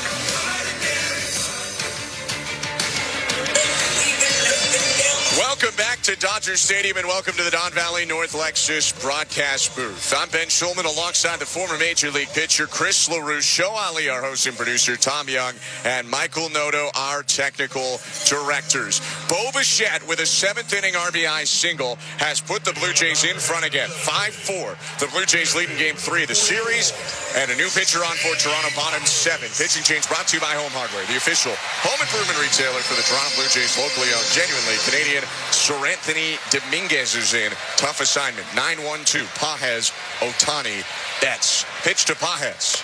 Starts him off with a strike, 0-1. I'm wondering if they can get Pages if they just pitch around Shohei Ohtani. He's 3 for 3 in the ball game.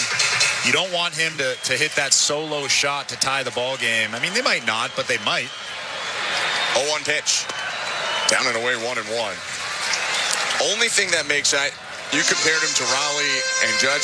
I might argue he's even better than those guys, although it's at that point you're really splitting hairs. But the complicated thing is those guys didn't have Betts and Freeman hitting behind them. 1-1.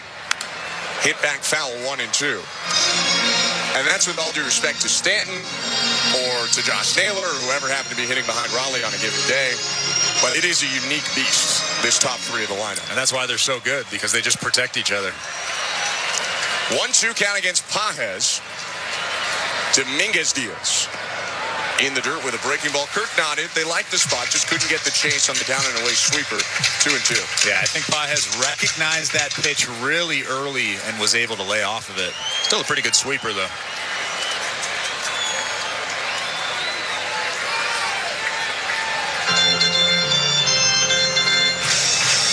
Big pitch coming up here for Dominguez. You don't want to go to 3-2, especially with a guy with a ton of pop. Hasn't had much success in the playoffs so far, but 27 homers in the regular season. 2-2 pitch to Andy Pages. Hit foul all over that one. A 99-mile-an-hour heater at the bottom of the zone. It's a lot of four-seamer and sweeper from Sir Anthony Dominguez, who sits in the 98 range with his four-seam fastball. But he'll also use a splitter, sinker, and curve. 2-2 again. Just down and away. That's a heck of a take from Andy Pages. I think that's exactly where they wanted it, about a fraction of an inch off the plate. And yet, he stayed disciplined. 3-2, and now you got to go after him. Ohtani on deck, 5-4 Blue Jays, bottom 7. Dominguez deals. And the pitch is golfed out to right. Barger with a lot of time to get under it. Moves toward the line, makes the catch, crossing from grass onto dirt.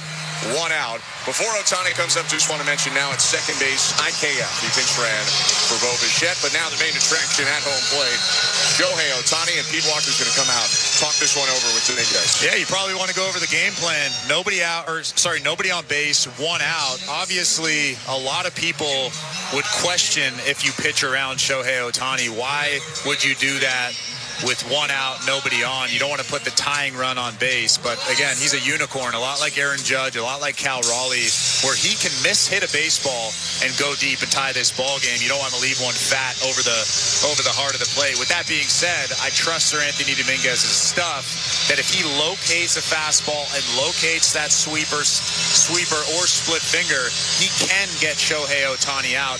It's just a matter of will he do that in this at-bat. Shohei Ohtani has faced Sir Anthony Dominguez twice, both this year. Intentionally walked him on August 9th. That was with runners on second and third in that situation. And then Ohtani hit a single off of him on August 10th.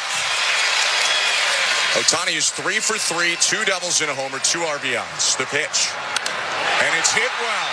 Left center and deep. Luke is back. It is gone. First pitch demolished. 98 down the middle. And Ohtani is just the second player in the history of the World Series to come up with 4 extra base hits in one game. He ties it at 5. And that was almost a challenge fastball on the first pitch of the at-bat. I'm not sure what that meeting looked like between Pete Walker and Sir Anthony Dominguez, but I can guarantee it didn't say throw one down the middle. I think that was just a missed spot from Sir Anthony Dominguez. Tie game pitch to Mookie Betts, hit foul, 0-1. See if we get another look on the catcher's setup.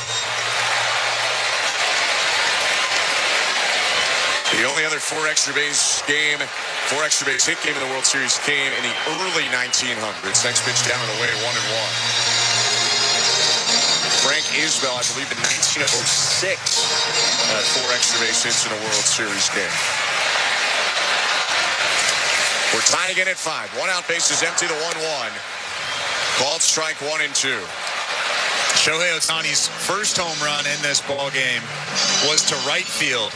And that home run was to left center. That shows the type of hitter that he is. Just an all-around good hitter. 1-2. Swing and a miss. Strike 3. Dominguez gets Betts to chase a fastball. Mookie slaps his bat with his right hand in frustration. 2 down.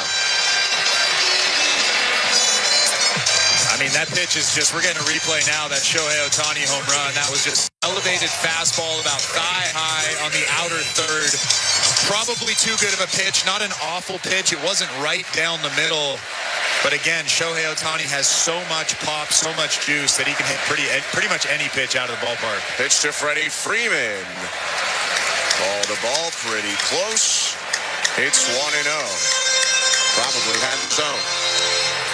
2 outs in a tie game. 5-5 is the score. Bottom of the 7th. The base is empty. 1-0 to Freeman. High ball 2.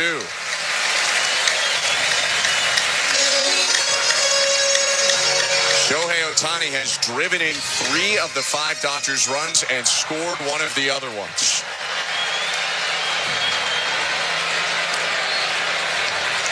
Slow pitch. Down and in, ball 3, and Dominguez losing command here in his 4th batter face of the inning. And now the question is, do you challenge Freddie Freeman here? And my answer would be no, but I don't know what the plan is here.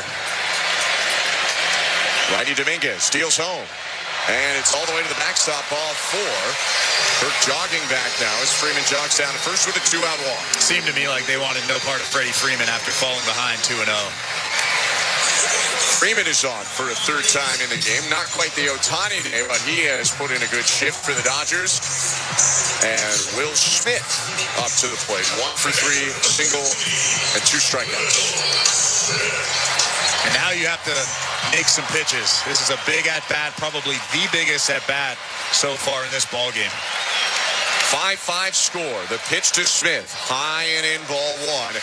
Miss at 97.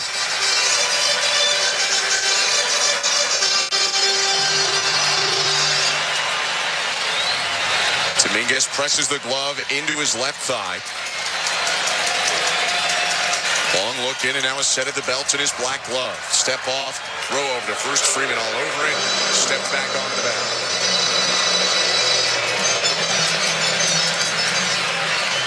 Fly out to Andy Pies to start the inning. Then first pitch demolishing was Ohtani with a homer to tie it. Strikeout of Betts and a walk to Freeman. 1-0. Fouled back. 1-1. Big swing from Will Smith. He was trying to take a 2-run lead here. Probably don't want to throw that fastball in the inner third like that again. 18 pitches into this inning is Sir Anthony Dominguez.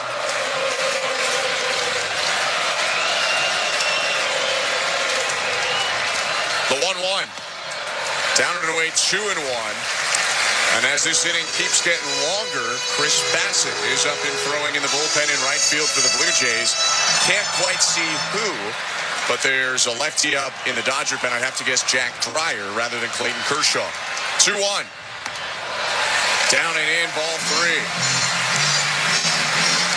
Strike zone was not really an issue for Dominguez in the first 3 batters faced, but 7 of his last 8 pitches now have gone for balls.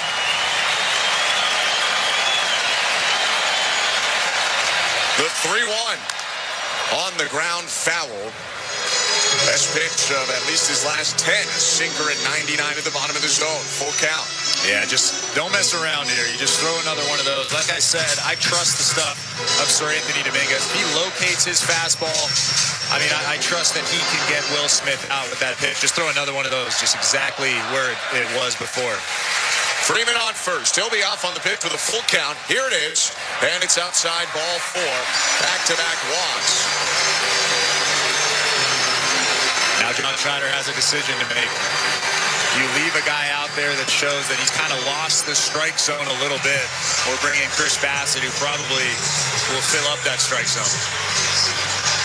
Bassett did get up somewhat recently. I'm wondering how ready he is at this moment, and they've already burned a mound visit before Ohtani came up. So if you came out, you'd have to make a pitching change. And that could impact the fact that Dominguez is going to get Muncy here on 22 pitches after back-to-back walks. Pitch to Muncy. And he hits it high in the air, foul left side, over the third base dugout, into the seats, 0-1.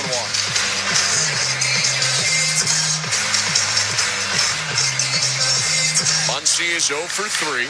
Fly out, ground out, strikeout. But a single to the outfield probably gives the Dodgers the lead. Freeman on second, Smith on first. 0-1. Outside, missed with a splitter. 1 ball, 1 strike. So in a couple of splitters in this outing that kind of just float out of the hand. If you're going to throw another one of those splitters, especially to Max Muncy, you have to get on top of that pitch. Kick in the 1-1. Outside again. Back to the splitter. I'm not sure at this point they should put that signal down anymore. He's just not locating it right now. He's just pushing that pitch, and when you push the splitter, when you feel for it, that's when it floats through the strike zone. Max Muncy has a ton of pop. 2-1 count. Dominguez deals. Low ball 3. Check swing appeal to third. No swing, says Jordan Baker. Dominguez has walked back-to-back hitters. He's thrown 26 in the inning. And he's in a complicated situation. You don't want to walk the bases loaded, but you certainly don't want to groove one to a guy like Muncy, who could give the Dodgers a big lead. 5-5, the 3-1. On the ground towards second. IKF charges gloves, throws to first, and the Blue Jays will escape the bottom of the 7th in a tie. But Shohei Ohtani continues to torture Blue Jay pitching today. His second home run and 4th extra base hit makes it 5-5. New game going to the 8th. You're listening to Toronto Blue Jays World Series Baseball, brought to you by your local family-owned Crown Rust Control Center, streaming on the Sportsnet app and the Sportsnet Radio Network. Canada is ready to party like it's 1993.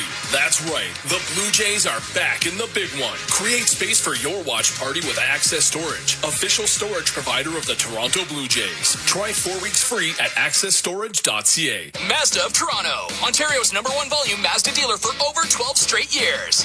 The best brand, the #1 dealership. And when you drive to Mazda of Toronto, they make you #1. Your #1 volume Mazda dealership in Ontario. MazdaofToronto.com. A car that you don't need or drive anymore? What good is it? Well, it's good for more than you might think. Donate it to Kidney Car before December 31st and receive a tax receipt for a minimum of $700. That's good. And they'll tow away your old vehicle for free. That's more good. That's how Kidney Car has been funding kidney research and programs in Canada for more than 30 years, with proceeds from unwanted cars. Get in touch today for a free quote. You'll be super happy at tax time and feel good about doing good. Visit kidneycar.ca. 439 Pizza Nova.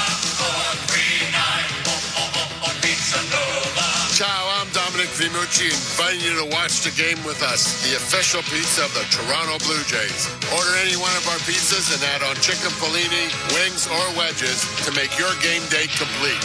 Step up to the plate and taste the difference. 439 Pizza Nova. 439 Pizza Nova. We Will Rock You, the worldwide smash hit musical by Queen, returns to Toronto this holiday season in a brand new Canadian production, featuring 25 of Queen's greatest hits. We Will Rock You is more than a title. It's a promise. We Will Rock You, November 28th through January 4th at the CAA Ed Mervish Theatre. Get tickets at mervish.com. This is Toronto Blue Jays postseason baseball. Struck him out looking. A big fist bump from Jeff Hoffman. On Sportsnet 590 The Fan and the Sportsnet Radio Network. Top of the 8th inning, and a reminder that this copyrighted broadcast is presented by authority of Rogers Blue Jays Baseball Partnership. It may not be reproduced or retransmitted in any form, and the accounts and descriptions of this game may not be disseminated without the express written consent of Rogers Blue Jays Baseball Partnership with the Sportsnet Radio Network. New pitcher for the Dodgers, new ball game. 5-5 top of the 8th. Lefty Jack Dreyer goes left on left with Addison Barger. The kick and the pitch. Swing and a miss over top of a slider. It's 0-1. Pitching change to the 26-year-old rookie Dreyer is brought to you by Home Hardware, the official home improvement retailer for the Toronto Blue Jays. Locally owned, genuinely Canadian. 0-1. On the ground, back to the mound. Dreyer lets it go to Mookie Betts at short. Throw to first in the dirt, and Freeman doesn't make the dig. Barger's safe at first, and Chris, I ask you this, should Jack Dreyer have just fielded that ball? It was not hit very hard. Well, I think that he thought about it, but then he pulled the glove back. He knows where his infielders are, and he trusts that Mookie Betts or second baseman Tommy Edman would have fielded that ground ball and thrown Addison Barger out at first base. I think that they get him even... if Freddie Freeman picks that baseball or Mookie Betts makes a good throw, I think they get him at first base. I agree. I just wonder if they made it more stressful than maybe it needs to be, but that's Monday morning quarterbacking. He was in the moment. That will be an error on Betts, and the second error of the game for the Dodgers. Barger reaches first for the third time. Here's Ernie Clement and a pinch runner for Barger. Miles Straw's speed is now on first. Dreyer, the left-hander, comes set. Oh, look at first and the pitch. Hit high in the air, shallow right. Moving into Oscar Hernandez. Arms out to call for it. Two-handed squeeze hunched over. One pitch, one out to Clement. And staying on first is Straw. And with Andres Jimenez coming to the plate, probably have to wonder if Miles Straw is going to think about stealing second base. You have the bottom of the order up. George Springer is out of the ball game. Ty France is in the on-deck circle, so you might want to get into scoring position with less than 2 outs here. Dreyer is a lefty, so Straw would have to gamble first move. The kick and the pitch. No go from Straw and no bunt attempt from Jimenez. It's a called strike 92 on the outside corner. He definitely looks like he's thinking about going over there. There's some little twitches in the body that tell me that he might be going. 5-5, top of the 8th, 1 out, Straw on first. The 0-1. Line drive, base hit, left field. Up to second is Miles Straw. Absolutely smoked the other way by Andres Jimenez. And 2 are on with only 1 out. Ty France coming up. What a good approach. A good piece of hitting right there from Andres Jimenez. I mean, we talk about Ernie Clement being a big part of this lineup. We talk about how good Kike Hernandez has been in the playoffs. How about Andres Jimenez? Without him, I don't think the Blue Jays are here. And he comes up with another big base hit there in the top of the 8th inning. 100%. Especially in the CS, the quality of at-bats, the 2 home runs that he hit were massive. And Dave Roberts is not going to let Jack Dreyer take on the top of the order. He gets a bit hard done by. Should be 2 outs and a runner on first, but instead it's 2 on with 1 out. And the Dodger closer, new closer for them in the playoffs, Roki Sasaki, is coming out of the Dodger bullpen. 5-5, 2 on, 1 out, top of the 8th. This pitching change is brought to you by Home Hardware, the official home improvement retailer for the Toronto Blue Jays.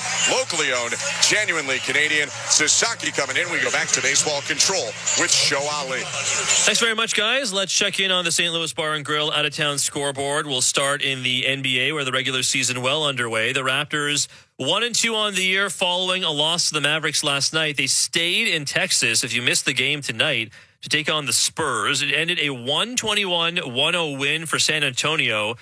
In the loss, RJ Barrett led the way. He had 25 points and 2 rebounds, 2 assists. Brandon Ingram had 14 points. Emmanuel Quickley with 15 off the bench. Rookie Colin Murray-Boyles with 19 points. He entered the game and played a small 5 after Jakob Poeltl would leave the game and went to the locker room. He'd been dealing with a sore back. But either way, Raptors do lose again, 121-103. Raptors now 1-3 on the season. Spurs now 4-0, the best mark in the Western Conference. The Thunder also 3-0. And the Raptors will come home to Toronto to next take on the Rockets on Wednesday. In the NHL, only 2 games on the calendar tonight. A 6-3 win for Pittsburgh. Again, Sidney Crosby getting to 1,700 career points. Just the 9th player to hit that milestone in NHL history. The Senators, meanwhile, finishing off their beatdown of the Bruins. A 7-2 Ottawa win. Sens are now 5-4-1 with the win. Bruins, meanwhile, have now lost 7 of their last 8 games.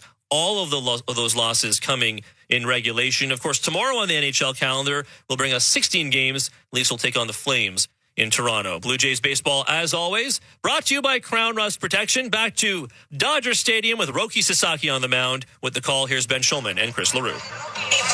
Thank you very much, Joe. Young right-hander, the 23-year-old from Japan, Roki Sasaki, is in as the 5th reliever out of Dave Roberts' pen tonight.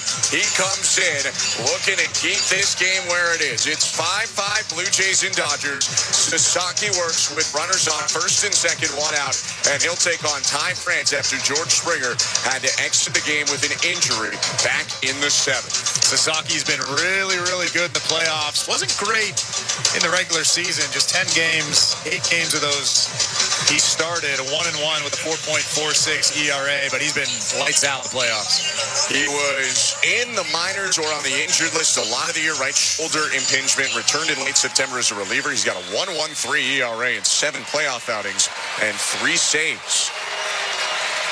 Straw on second, Jimenez on first. Sasaki home to Ty France. Down and in, ball 1. This is Sasaki's World Series debut, and his first pitch is his patented pitch, the splitter. He missed inside. He also works with a four-seamer and slider. He'll actually throw his four-seamer the most, but the splitter is the nastiest. Wide setup, high set. 1-0. France hits it on the ground at third. Muncy tried to throw over the runner, now turns and just throws to first to get France. Muncy a little bit bungled that one. He at least could have gone to third to get the lead runner, but he tried to throw to second. Straw was right there. He couldn't throw through him, so it gets the out at first. Not a bad play by any means, but it's second and third for the Blue Jays with 2 outs instead of first and second. Yeah, that was a weird one. I'm not sure if it's because of Straw and where he was running, or if it's because how quick Andres Jimenez got to second base. But what a huge turn of events for the Toronto Blue Jays. That should have been a double play, an inning-ending double play. So second and third, 2 down, and the Blue Jays will almost unfairly ask for another big hit out of Nathan Lucas, who's been so clutch this year. Right on left, Sasaki offers. Swing and a miss by Lucas. His first look, just like the rest of the Blue Jays at Sasaki, and he waved over a splitter in the dirt, 0-1. Dodgers are still giving Nathan Lucas that left side of the infield, and you can guarantee that he's trying to go the other way. He's got to get on by hook or crook right now. 0-1. Outside, a ball and a strike. Missed about 2 balls off the plate with a splitter. First overall pick in Japan in 2019 and one of the most coveted international signings we can remember. Coming over this year to the Dodgers. 1-1. Swing and a miss again. Went back to the splitter. That one had glove side movement. Almost every splitter you see has arm side movement. But part of the nastiness of Sasaki, his pitches move in random directions. Second and third, 2 down. Sasaki's 1-2 to Lucas. In the dirt, and a run-saving block by Smith, who slid to his left to keep Straw at third. That's what you have to look for if you're Miles Straw standing on third base, especially because of that split finger. It has so much violent downward action that you have to be ready for anything that trickles away from catcher Will Smith. Jimenez on second, Straw on third, 2 outs and a 2-2 count. It's been all splitters through 4 pitches to Lucas. Here's the 5th offering. And it's bounced and backhanded on the mound by Sasaki, who speeds to first. Underhand flip in the dirt, but Freeman comes up with it. He made a great play and then nearly gave it away. Sasaki with a laugh as he gets out of the jam. Blue Jays strand a pair after a hit and an error, leave 2 on, and it's still 5-5. Middle of the 8th inning, Game 3 of the World Series. You're listening to Blue Jays World Series Baseball, brought to you by your local family-owned Crown Rust Control Center, streaming at sportsnet.ca and the Sportsnet Radio Network. At Capital One, we're more than just a credit card company. We're people just like you who believe in the power of yes. Yes to new opportunities. Yes to second chances. Yes to a fresh start. That's why we've helped over 4 million Canadians get access to a credit card. Because at Capital One, we say yes, so you don't have to hear another no. What will you do with your yes? Get the yes you've been waiting for at CapitalOne.ca/yes. Terms and conditions apply. Our team knows it takes teamwork and staying power to go the distance and a hunger to bring it home. That's why Crown Rust Control stands proudly beside them, because we know what it takes to go the distance for Canadians. We've been helping your vehicles go the distance for over 40 years, keeping them strong, reliable, and ready for the road. Get your vehicle playoff ready. Bring it home to your local family-owned Crown Rust Control Center. Crown Rust Control, proud sponsor of your Toronto Blue Jays. Bring it home, Canada. Protect your waste and recycling equipment from costly repairs. With a custom maintenance plan, optimize your waste system performance and longevity with Metro Compactor Service. They've got you covered coast to coast with the largest service fleet in Canada. Their innovative iSmart technology can remotely diagnose, troubleshoot, and monitor equipment health in real time. For on-demand or proactive service, sales, rentals, and extended warranties for all your waste equipment, visit metrocompactor.com. metrocompactor.com. At Newboro, we develop unique plans so people can unlock the equity in their home. Unique like this one. It's called the Aaron and Catherine Plan. Aaron was in the middle of selling his small business and wanted to pay off some debt. Truth is, big banks are not too keen on small business. So we developed a plan that was the perfect fit. Because as we see it, you're anything but small. Reach out today. We'll work side by side to unlock the equity in your home. Use your home to get a loan with Newboro. License 13115. This is Toronto Blue Jays postseason baseball. Swing and a miss, strike 3. His 8th K today on Sportsnet 590 The Fan and the Sportsnet Radio Network. Welcome back to Dodger Stadium, bottom of the 8th inning, tied at 5 in what is going to be a classic game in this World Series, maybe an all-World Series this century. Back and forth we've gone, and now a new pitcher enters in the bottom of the 8th for the Blue Jays after they stranded a pair in scoring position. Chris Bassett tries to keep it at 5-5 going to the 9th. Pitching change in this bottom of the 8th inning. Bassett will take on Teoscar Hernandez, who asks for time. Pitching change brought to you by Home Hardware, the official home improvement retailer for the Toronto Blue Jays. Locally owned, genuinely Canadian. Bassett has pitched a hitless 3 2/3 innings of relief so far this playoffs, with no runs, a walk, and 5 Ks. The wind and the pitch to Hernandez. Down and away, ball 1. Missed with a four-seam fastball at 94. As Chris Bassett just threw his first pitch, Jeff Hoffman is starting to get loose down there in that bullpen.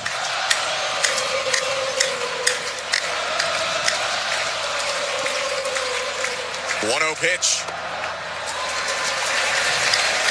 outside 2-0. And some of that likely due to the fact that due up 5th this inning is Shohei Ohtani.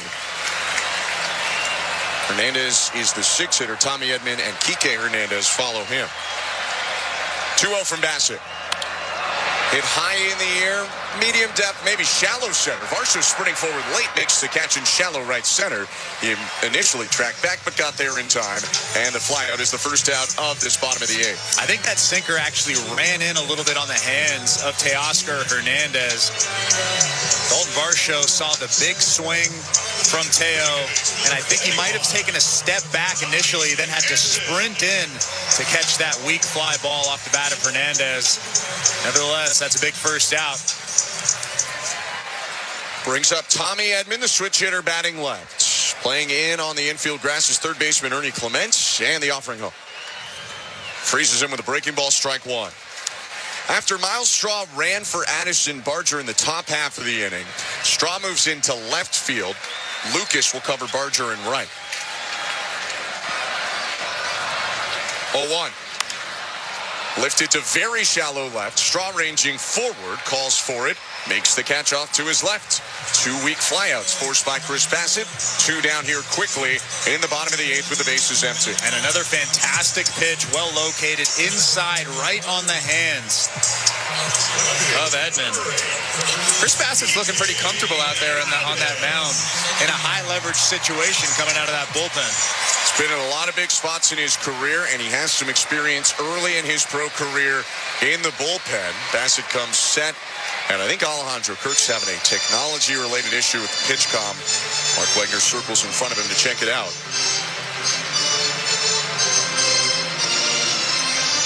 Bassett is comfortable in that pen. Told me he likes coming out of the bullpen. Not that he wouldn't want to be starting, but he's still happy to do it the other way. And he can get even funkier with his mix, he said, because someone else has likely established the fastball already. He doesn't have to worry about that as much with his 8-pitch mix. His pitch to Kike Hernandez. Called strike. Sinker right at the top of the zone. That's your job as a starting pitcher, actually, to establish the fastball inside so opposing hitters think that's just the team mentality. Chris Bassett's right. He knows from doing it, but now he's on the other side, pitching in high leverage. 5-5, 2 outs, bottom 8, the 0-1. Hit foul by Kike Hernandez. Chris Bassett has an 0-2 count on the right-handed hitter, who's 2 for 3 today. And now you want to expand. You want to throw that good cutter above the zone, maybe even a fastball or bounce something. I'm not messing around here. Kike has shown some power over the course of his career. The wind and the 0-2. Swing and a miss, strike 3. Got him on a sweeper. 1-2-3 inning in the 8th for Chris Bassett. On to the 9th we go, and we still can't pick a winner right now. It's 5-5, Blue Jays and Dodgers, Game 3 of the World Series. You're listening to Blue Jays World Series Baseball, brought to you by your local family-owned Crown Rust Control Center, streaming at sportsnet.ca and the Sportsnet Radio Network. With a Subaru, a vehicle that's built to last comes standard. Heated front seats? Standard. High ground clearance? Standard. Eyesight driver assist to help spot the scooter delivery guy texting, merging, and eating all at once? Standard. Parallel parking perfectly while someone watches? Uncommon. But in a Subaru? Standard-ish. Subaru. Uncommon comes standard. Hurry into your local Subaru dealership today for lease rates from 1.99% for 24 months on select models. And get great value that, you guessed it, comes standard. Conditions apply. See dealer for details. Win a $7 million grand prize with the Princess Margaret Home Lottery. Live mortgage-free in a stunning Georgian-style Oakville show home with $500,000 cash. Over 5,400 square feet of classical design and modern sophistication, complete with a pool and outdoor kitchen. Buy now and be in to win the incredible $3 million Early Bird Muskoka Lakefront Cottage. Buy now at PrincessMargaretLotto.com. Play responsibly. Raffle 1488521. Your business runs 24/7, but what happens when your loading dock grinds to a halt? Get back in business fast with Bagley Overhead Doors and Docks. Your overhead door problem is our problem, and we're good at fixing problems. Repairing your overhead door, dock, or have truck restraints that require service? No problem. We also offer preventative maintenance inspections to eliminate the chaos and expense of unplanned emergencies. Bagley Overhead Doors and Docks. Trusted for over 60 years. Visit BagleyOverheadDoors.com today. Desjardins, our business is helping yours. We're here to support your business through every stage of growth, from your first pitch to your first acquisition.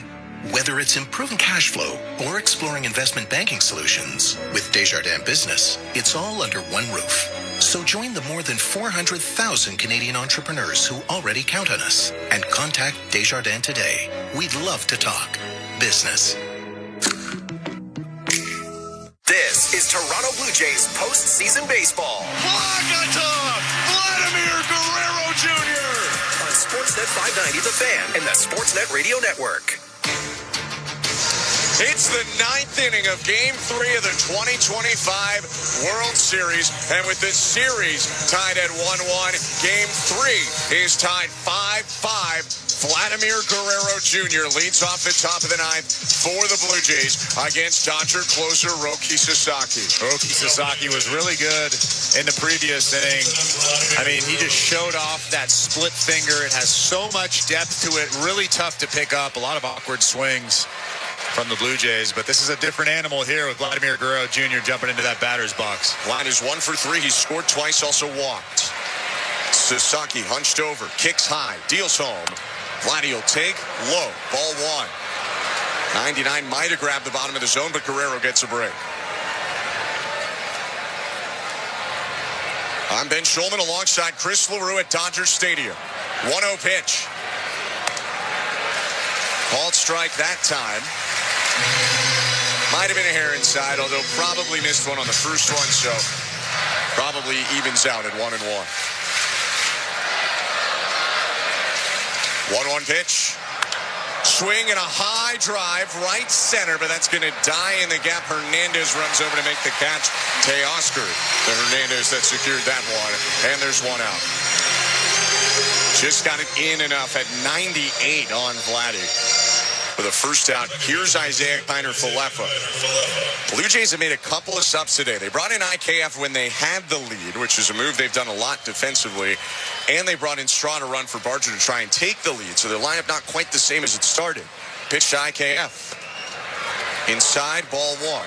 Also, George Springer left in the 7th inning on an awkward swing. He grabbed at his side or his back. He's out, and Ty France is in.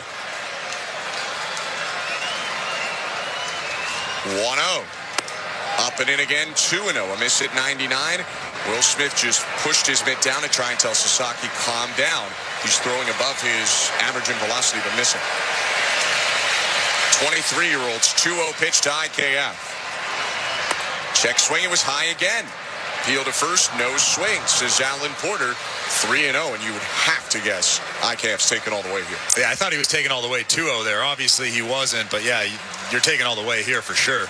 Dalton Varsho on deck. 3-0 to IKF with 1 out and the bases empty.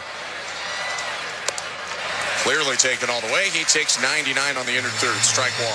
Some good stuff, Ben. 99, 98, 99 with that good split finger. Tough to hit. 3-1 pitch. Inside, ball 4. A walk by Sasaki. Clearly missed at 97. And IKF, as the go-ahead run goes down to first with 1 out. Not sure what Will Smith was doing back there. That ball was about a half a ball off the plate inside, maybe even a ball off the plate. And he held it there and then pointed out at Roki Sasaki, telling him that was a good location, good pitch, whatever he was doing. And I disagree with him. Yeah, it's not. He walked him. Here's Dalton Varsho with 1 out. Sasaki kicks and deals. And the pitch outside again. Missed arm side with a splitter. Ball 1. Walks were an issue for Sasaki in the regular season. 22 to only 28 strikeouts in 36 and a third. But that's just his third walk in 9 postseason innings. Deep breaths from the Japanese righty. 1-0. Swing and a miss. Varsho looking for it all. That splitter a little bit low in the zone. It's 1-1. I wonder if they're going to get IKF in motion out there. Didn't steal a ton of bases with the Blue Jays this year, but he had 15 with the Pittsburgh Pirates. Kick in the 1-1. Bounce to the plate. Smith with a block. Can't find it. IKF thinking about second, but it was always right under Smith. And I think IKF makes the smart decision going back to first. Smith actually blocked that ball well, but he just couldn't see it was right under his feet. Really good block. He used his bare right arm up to his right hip, almost like a goalie in hockey. Couldn't find it, but IKF remains on first. 2-1 count, 1 out. Sasaki deals home. And Varsho hits it back foul. 98 elevated on the outer third. A spot Varsho kind of likes. It's 2-2.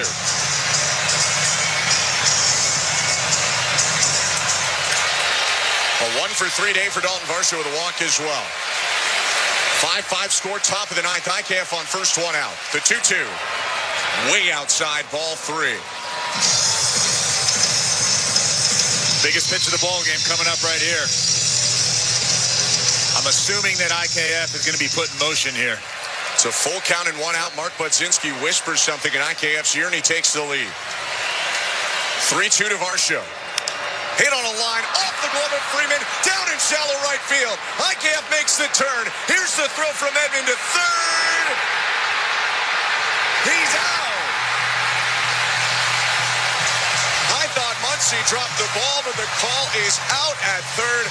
IKF trying to push it to get to third with fewer than 2 outs. The Blue Jays have a challenge remaining. And it does not look like they're going to use it. I know it didn't work out. I don't really hate the gamble, to be honest. You get to third with less than 2 outs.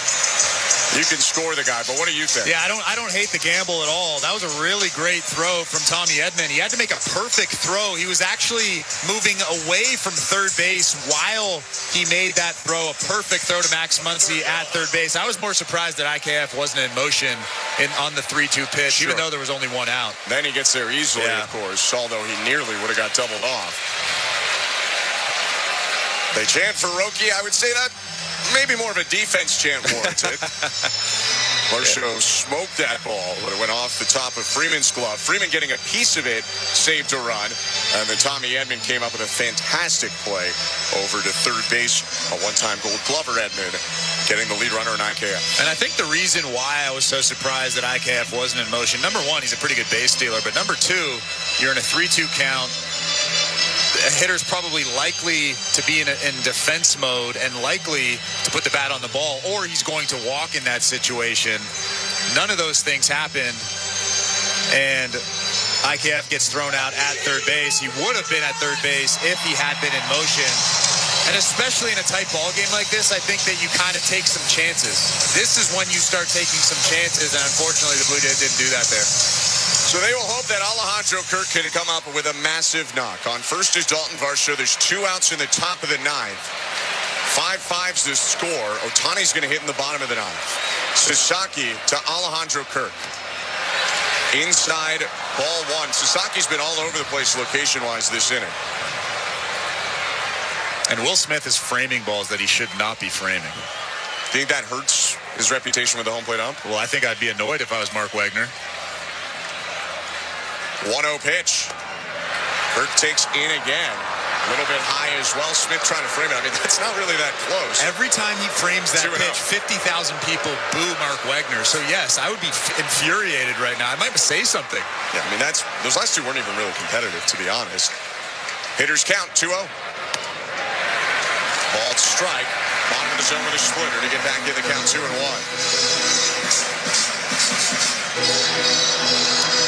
I do wonder if they get Varsho in motion. He hasn't run much this year. He dealt with a hamstring injury. Taking a lead off first, and Mark Wagner saying, hey, Sasaki, you can't set until Alejandro Kirk is ready in the batter's box. I believe they just charged a disengagement to Sasaki, who's back on the hill. Kirk back in the box. 2-1 count, 2 outs, 5-5 game, top of the ninth.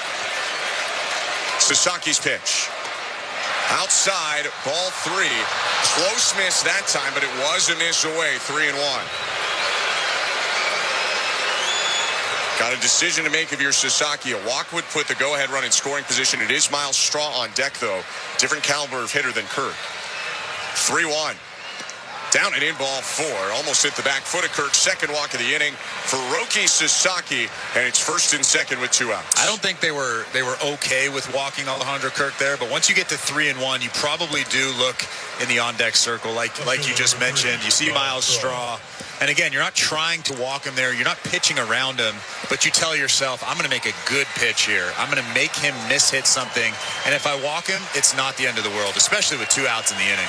How about the magnitude of that Tommy Edman throw now. That walk could have loaded the bases with one out. Instead, it's first and second, 2 down.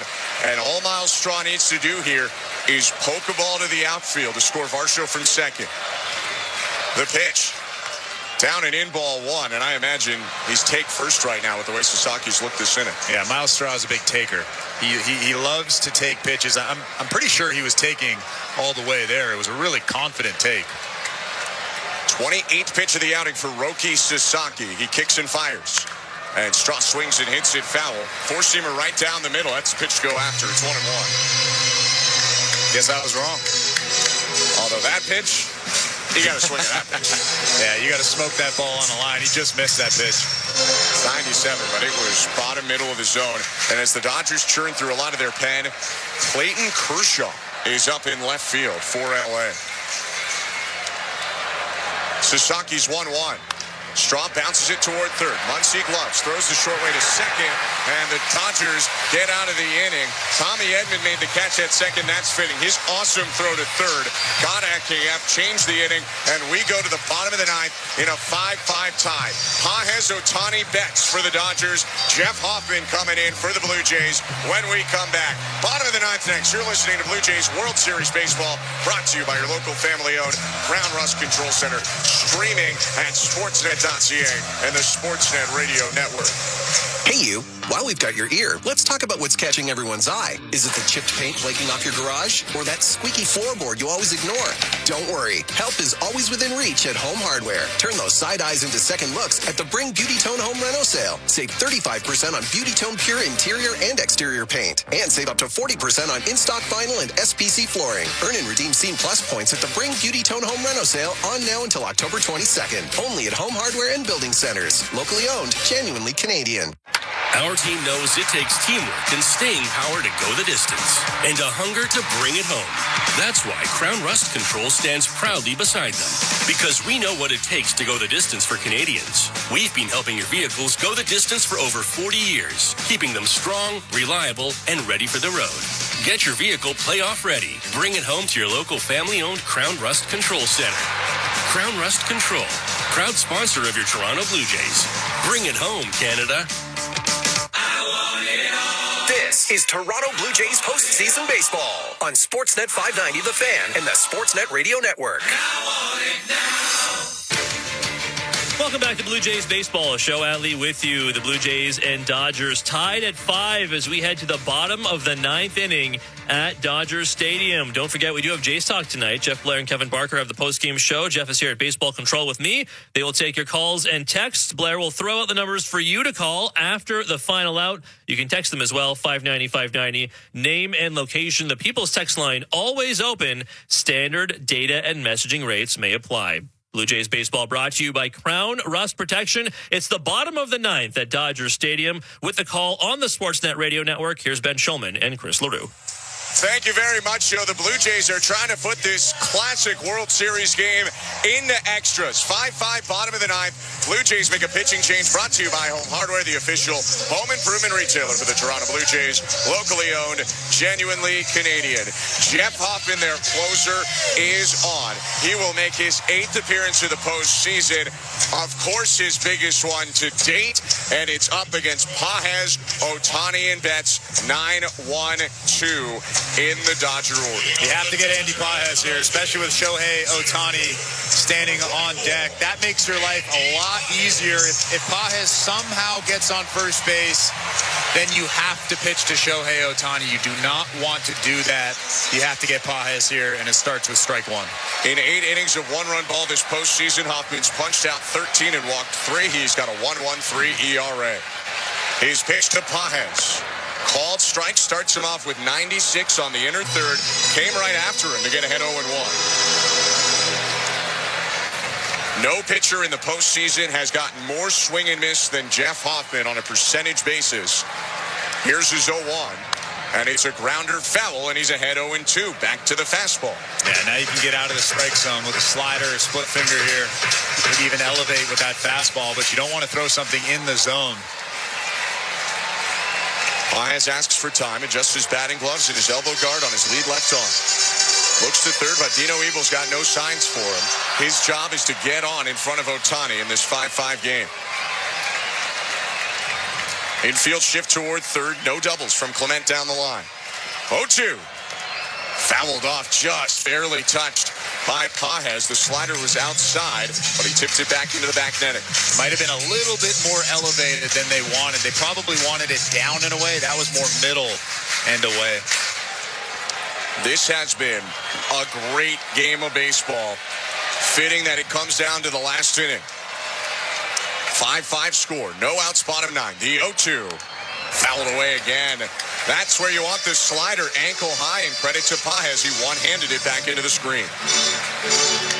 Now you have Pages looking away, leaning away. Might be the right time to elevate with that fastball right down the middle. Something that looks like a hittable pitch. The kick and the 2-strike pitch. Down and away, went back to the slider, tripled up on it, and for the first time, Pages lays off 1-2. And if you didn't have him leaning before, now you really have him leaning.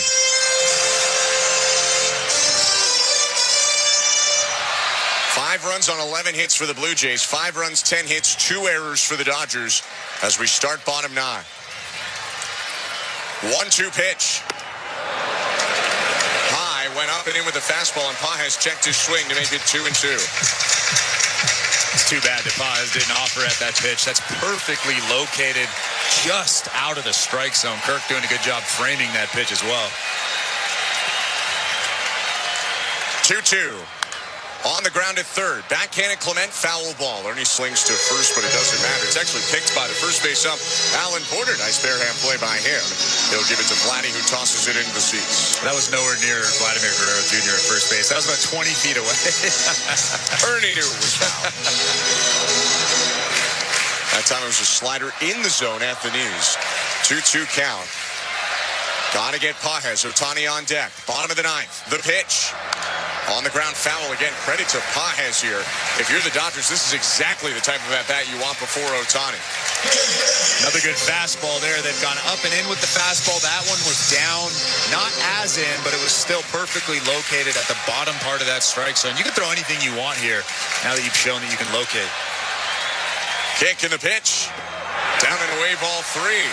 Went to the slider, strike to ball. No chase by Pages. It's a full count. As you said to start this inning, you have no choice but to pitch to Ohtani. If Pages is on first, you at least have the decision if you get him. So you got to get him now. Payoff pitch. Popped up. Guerrero shuffling at first, calls off IKF. IKF calls him off again, steps in front of him, and makes the catch. It's IKF's priority there, and there's one out. But here comes Shohei Ohtani, who's 4 for 4, 2 homers. It's such an interesting decision for a manager, especially in the 9th inning. You're in a tie ball game. You obviously do not want to put the go-ahead run on. But then again, it's Shohei Ohtani, and they're doing just that. So I agree with that decision that John Schneider is putting Ohtani on. But now you have another problem. Mookie Betts, one of the best hitters in baseball, is coming to the plate. And right behind him is another one of the best in Freddie Freeman. There's 8 billion people on the planet, and 7.99999 you're going to end up pitching to with Mookie Betts behind him. Not that guy, not tonight. 2 doubles and 2 homers. They'll send him to first, and here is Betts with 1 out. 5-5 score, bottom of the 9th. Step off throw to first. Oh, it was close, but Ohtani dove back in. He was trying to go to second. He took a step the wrong way before diving back the right way. Stole 20 bags this season, did Shohei Ohtani. Got caught 6 times.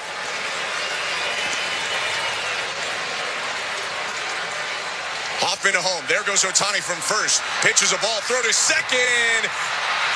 Off the bag, he's out!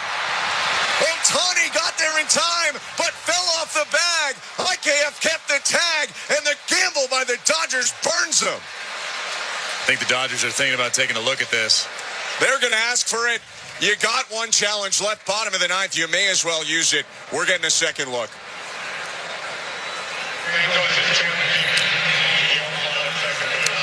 It's tight. I want to see another look. We just got one where it did look like he might have been safe. It's hard to tell how long the tag is on from IKF. Oh, I think he might be out. He's out. I agree. We just got a better angle from center field. It's very clear that IKF kept the tag on that inner thigh area as Shohei Ohtani was off the bag. He's out. If they overturn this, I would be absolutely floored. What a job from IKF at second base, keeping that tag on. Can I say something before the results so it's not Monday morning quarterbacking? Okay. Right. Why do you run them? Get Betts at the plate. I agree. Shohei Ohtani caught stealing.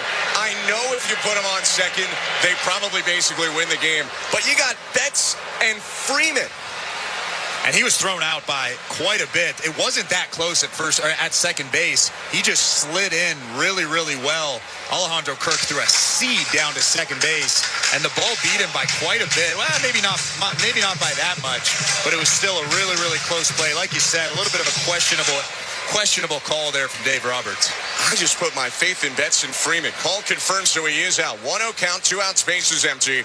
Still danger here. The pitch to Betts. Downstairs, ball 2. And I guess the only way to get Shohei Ohtani out tonight was to put him on base, and then you can get him out. Because with a bat in his hand, there was no chance. What a crazy game Game 3 of the World Series has been. 5-5, bottom 9. Hoffman with a 2-0. Hit foul to the right, 2-1.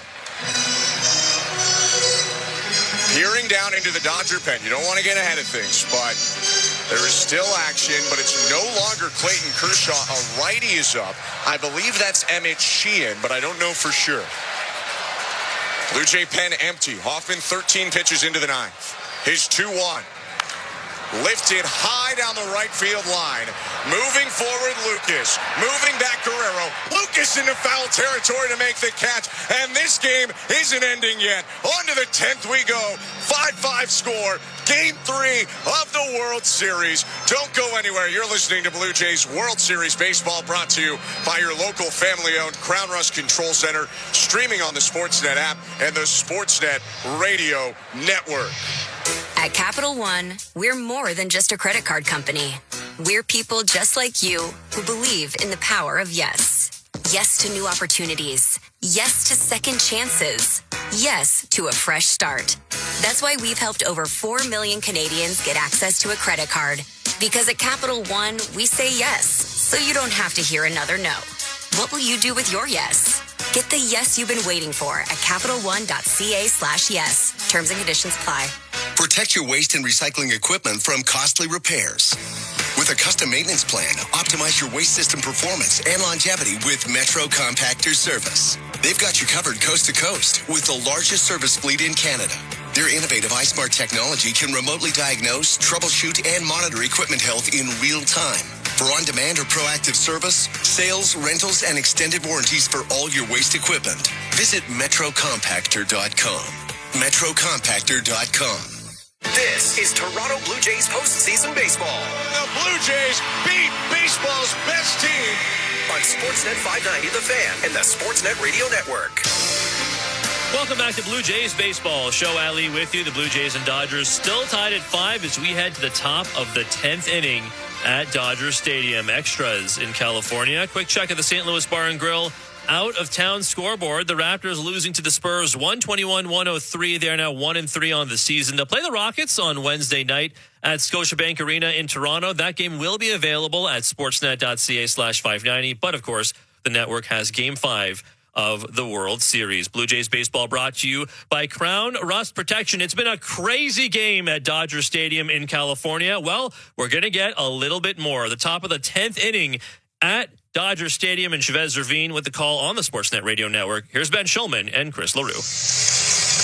Thank you, Show. A mere 3.5 hours into this game, we go to the 10th inning. No automatic runner in the postseason. This is the first extra inning game for the Blue Jays in the playoffs, and Ernie Clement will lead off against a new pitcher, Emmett Sheehan. The right-hander, a converted starter to a reliever in the playoffs, comes in.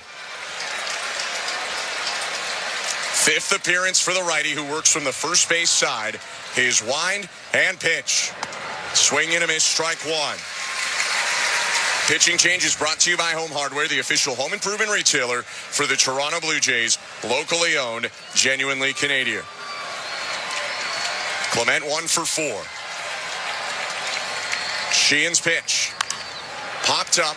Right side foul should be playable for Freddie Freeman.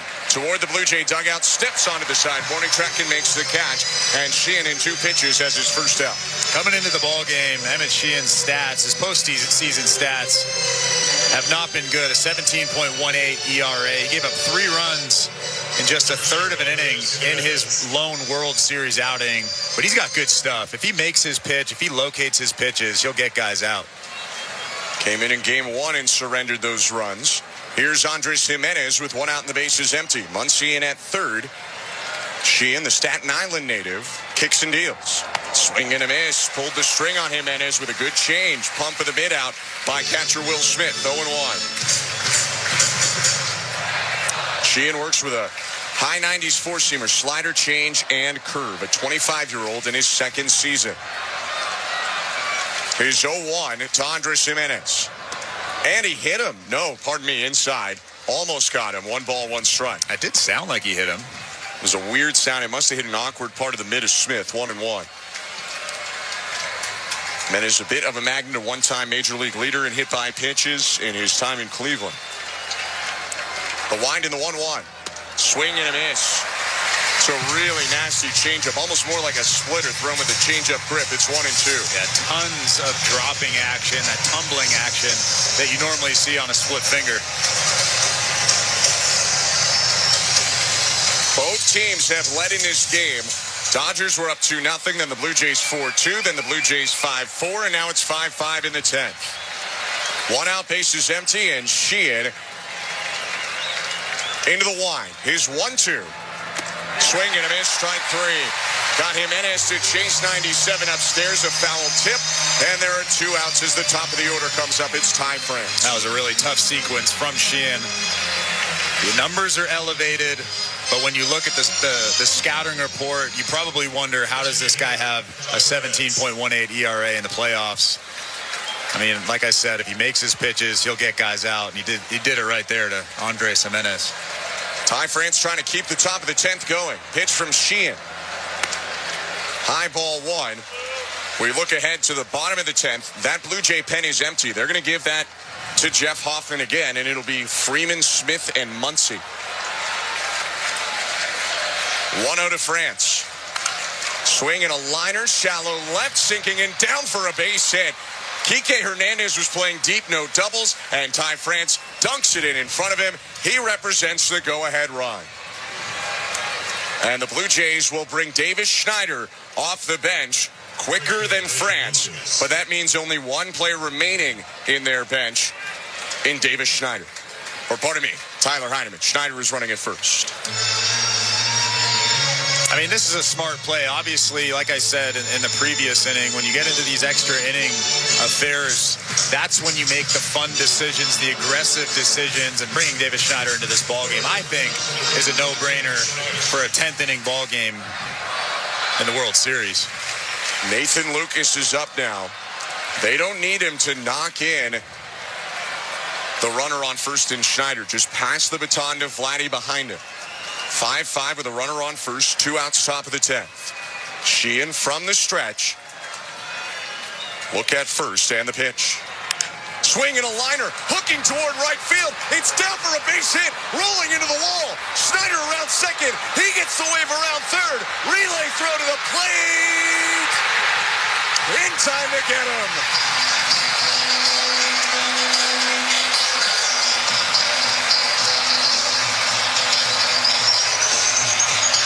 Hernandez to Edman to Smith. And for the second time in this game, Tommy Edman with a great throw. But John Schneider wants a review, and we are going to stay right now.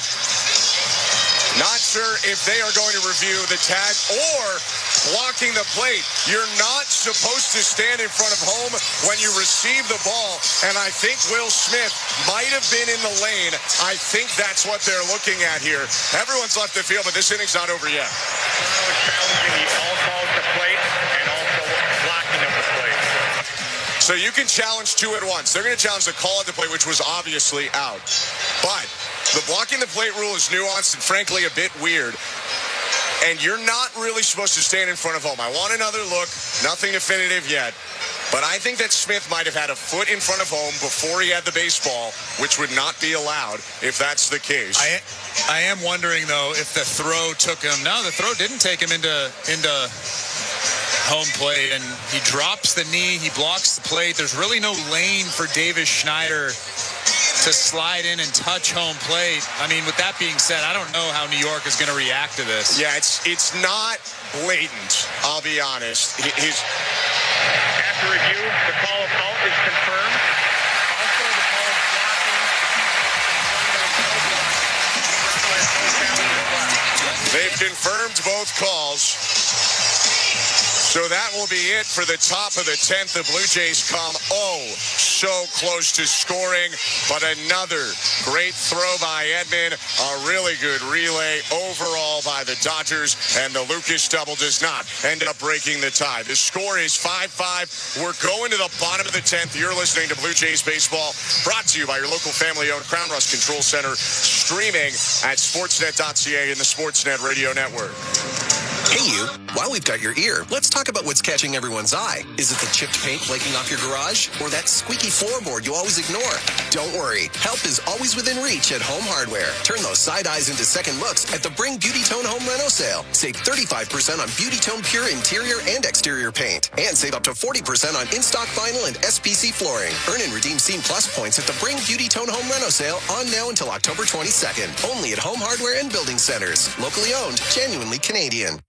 Our team knows it takes teamwork and staying power to go the distance, and a hunger to bring it home. That's why Crown Rust Control stands proudly beside them, because we know what it takes to go the distance for Canadians. We've been helping your vehicles go the distance for over 40 years, keeping them strong, reliable, and ready for the road.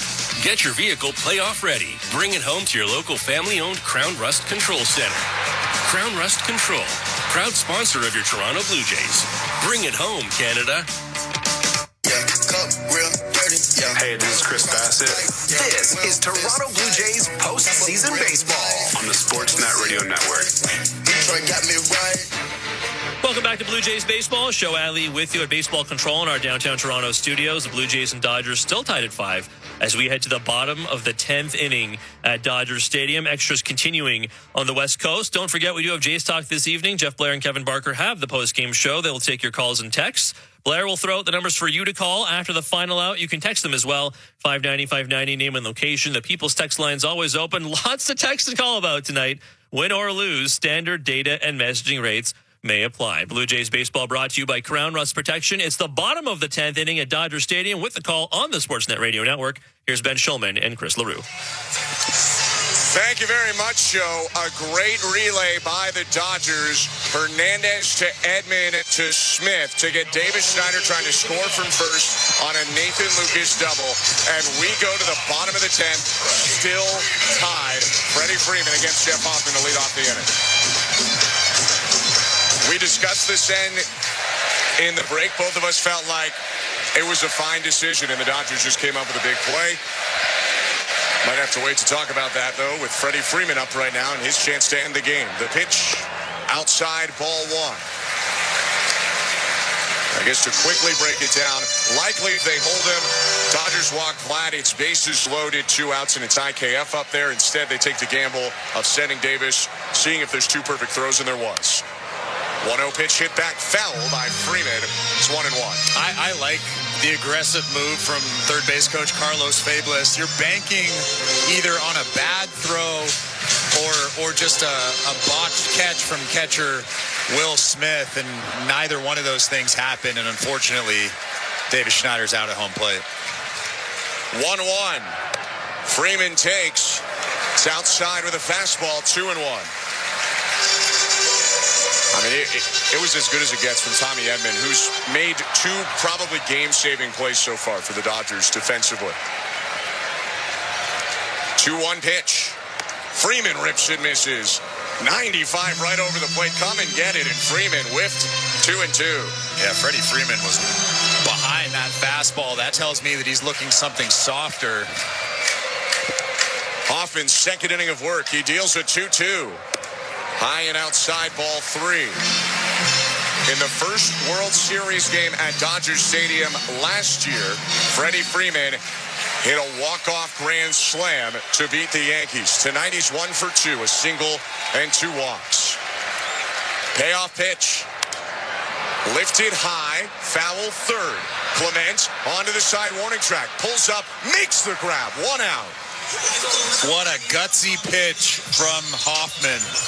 He threw that split finger right down the middle, let it work, let it drop to the bottom of the strike zone, and Freddie Freeman was way out in front. A huge first out in this 10th inning.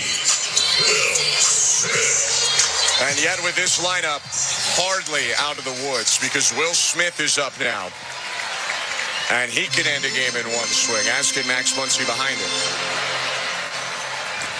Jeff Hoffman set 20 pitches for the right-hander so far. He offers. Smith takes in the dirt ball 1.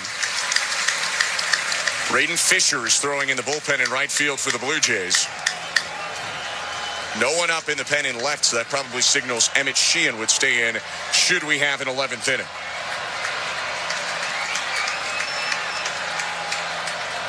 The 1-0. Outside 2-0. Both the Dodgers and the Blue Jays have used up their high leverage guys. I mean, the Blue Jays obviously still have Hoffman in the ball game, but outside of that, both teams are down to their lower leverage guys. 2-0 in the dirt, ball 3. For the Blue Jays, the remaining relievers, Lauer, Little, Fisher. For the Dodgers, Edgardo Enriquez, Will Klein, both of whom were added to this roster after injuries knocked off 2 other pitchers, and Clayton Kershaw. 3-0. Called strike. Bit of a gift to Hoffman. That pitch was high. It should have been ball 4. But as you said earlier, Chris, it has been a strike all night. For whatever reason, it's 3-1. Hoffman offers. And it hits Smith. He'll go down to first. Effectively a walk anyway, but that brings the winning run to first base. And Max Muncy up to the plate. Yeah, that slider just got away from Hoffman. A little bit of a spinner that he released arm side high and just hit Will Smith right in the tricep area. That's ball 4 anyway, so you got to make your pitch here. If you're Jeff Hoffman, you got to bear down and get this guy out. It's important at bat here. 12th time in his career that Muncy faces Hoffman. The pitch. Outside ball 1. He's only faced him twice, though, since 2023, and Hoffman walked him both times, once this year, once in 2023 as a Philly.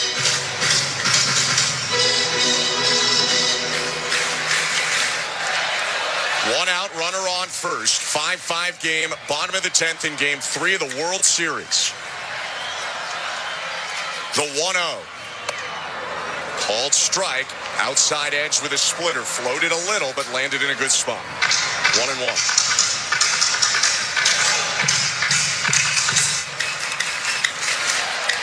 Not a seat being used right now at Dodger Stadium. Peak at first. Hoffman's 1-1. Muncy fouls it back on a big hack from the power hitter. Top of the zone heater just got over his barrel, 1-2. I don't think Hoffman was trying to challenge Max Muncy there with that heater, but he did. Max Muncy almost hit that thing to the moon, just got underneath it a little bit, fouling it back. Ground ball would be huge. They shift Muncy way towards first. Shortstop Jimenez up the middle. The 1-2 pitch. Called strike 3. 89. Bottom middle of the zone. Muncy knew it, and he strides back to the third base dugout, 2 down. I was waiting for that split finger. The majority of the splits that he's thrown in this outing have floated arm side high. Finally, he got on top of one. Finally, we saw that downward angle, that tumbling action. What a gutsy pitch from Hoffman. Looked like a heater coming at Muncy's hip until it dropped in. But here is the always dangerous Teoscar Hernandez with 2 outs. Hoffman deals. Hernandez pops up the first pitch. Foul third base side, but that'll get out of play. Over the netting into the seats, it's 0-1 on a high slider that Hoffman gets away with. And we've seen Teoscar Hernandez expand and swing at pitches outside of the strike zone. So now that you're ahead in the count 0-1, that's where you need to be. Will Smith is the winning run on first, and he's got enough speed to score on a lot of doubles. Clement is playing no doubles at third. He's back and close to the line. Andres Jimenez deep at short, and IKF shaded closer to the middle of the diamond. Hoffman's 0-1. Swing and a miss. Slider perfectly placed on the corner, 0-2. If you're going to throw another one, you got to get it out of the strike zone. That was perfectly placed, but it was in the strike zone. 0-2 count, 2 outs, bottom of the 10th. Smith leads off first as the winning run. Hoffman set. The pitch to Hernandez. Line. Past the dive of Jimenez down in left field. Up to second goes Will Smith. At first, Teoscar Hernandez. He hung the slider and in some ways is fortunate that it was only a single. Yeah, we've already seen Teoscar Hernandez hit that hanging slider over the fence in this series. But that pitch right there tells me that Jeff Hoffman was trying to make it better, trying to make it break more than that previous pitch. When you try to do too much, it just ends up spinning out of your hand, and that's exactly what happened there. Like you said, the Blue Jays got lucky that Teoscar Hernandez didn't end this ball game. You do have to wonder how much fatigue is starting to set in for Hoffman. He's thrown 32 pitches across an inning and 2/3. At the same time, I don't know how you can take him out here with the game on the line. Single could win it for LA. Tommy Edman is up, first and second, 2 down.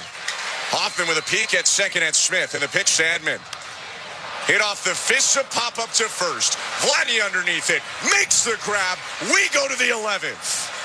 Gutsy from Jeff Hoffman. 2 scoreless innings against the meat of the Dodgers order. It's 5-5 in Game 3 of the World Series. 11th inning next. You're listening to Blue Jays World Series Baseball, brought to you by your local family-owned Crown Rust Control Center. Streaming on the Sportsnet app and the Sportsnet Radio Network. At Capital One, we're more than just a credit card company. We're people just like you who believe in the power of yes. Yes to new opportunities. Yes to second chances. Yes to a fresh start. That's why we've helped over 4 million Canadians get access to a credit card. Because at Capital One, we say yes, so you don't have to hear another no. What will you do with your yes? Get the yes you've been waiting for at CapitalOne.ca/yes. Terms and conditions apply. Protect your waste and recycling equipment from costly repairs. With a custom maintenance plan, optimize your waste system performance and longevity with Metro Compactor Service. They've got you covered coast to coast with the largest service fleet in Canada. Their innovative iSmart technology can remotely diagnose, troubleshoot, and monitor equipment health in real time. For on-demand or proactive service, sales, rentals, and extended warranties for all your waste equipment, visit metrocompactor.com. metrocompactor.com. This is Toronto Blue Jays postseason baseball. Called strike 3, and the ball game is over. On Sportsnet 590 The Fan and the Sportsnet Radio Network. Welcome back to Blue Jays Baseball. Show Ali with you. The Blue Jays and Dodgers still tied at 5 as we head to the top of the 11th at Dodger Stadium. Quick check of the St. Louis Bar and Grill out-of-town scoreboard in the NHL. 2 games were on tonight. The Senators bludgeoning the Bruins, a 7-2 Sens win. They are 5-4-1 on the year. Elsewhere, the Pittsburgh Penguins beating the St. Louis Blues 6-3. Sidney Crosby with a 3-point night. He becomes the 9th player in NHL history to reach 1,700, now 1,701, career points. Blue Jays baseball brought to you by Crown Rust Protection. The top of the 11th inning at Dodger Stadium awaits with the call on the Sportsnet Radio Network. Here's our very own Ben Schulman and Chris LaRue. Thank you very much, Joe. If your heart is pounding out of your chest right now, I don't blame you. Game 3 of the World Series. We came into it saying this might be the most important game of this series, with it tied at 1-1, and these teams have played like it. 5-5 into the 11th. Emmett Sheehan remains in. Vladimir Guerrero Jr. leads off. Sheehan steps off before the first pitch, and this is a pitch comm issue. If it wasn't, then it would be 1-0.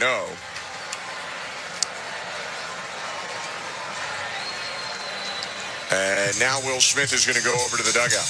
I'm wondering if the Dodgers will treat Vladimir Guerrero Jr. at least a little bit like the Blue Jays have treated Shohei Ohtani. If they're going to be careful with him here in this situation, I would venture to say no, but you never know.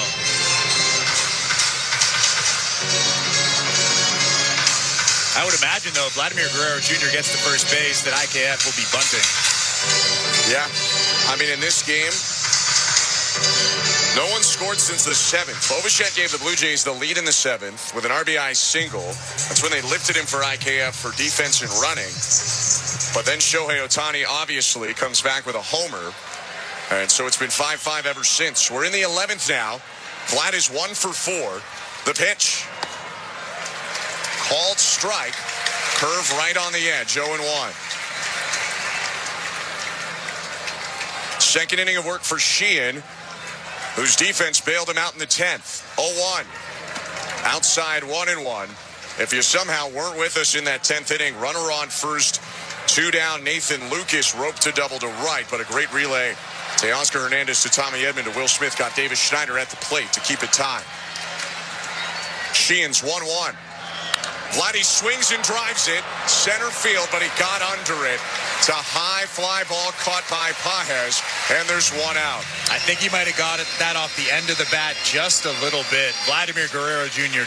just missed crushing that pitch over the center field wall. So IKF will come up for the Blue Jays. In his lone plate appearance today, he walked.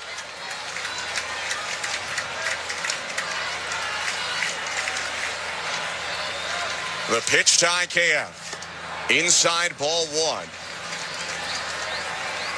Braden Fisher again throwing in the pen in right for the Blue Jays. Clayton Kershaw again throwing in the pen in left for the Dodgers.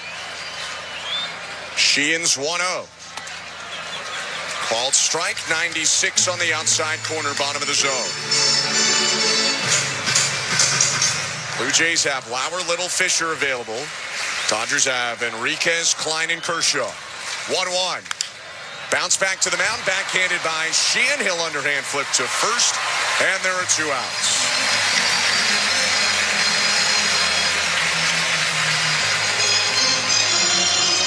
Looking more comfortable this inning is Emmett Sheehan. That's a pretty nice play. He falls off toward first. He had a backhand back toward the third base bag. 1 more big out for Sheehan as Dalton Varsho steps in the top of the 11th with 2 outs. 2 for 4 with a walk is Varsho today. Bases are empty as Sheehan winds and deals. High ball 1.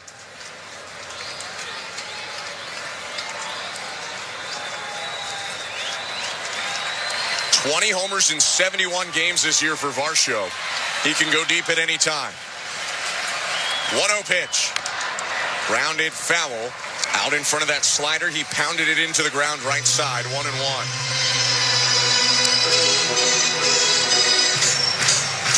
Sheehan's got 4 pitches. I think if you're Varsho, you probably want to go after the changeup, given his swing. He's scooped a lot of changes out this year.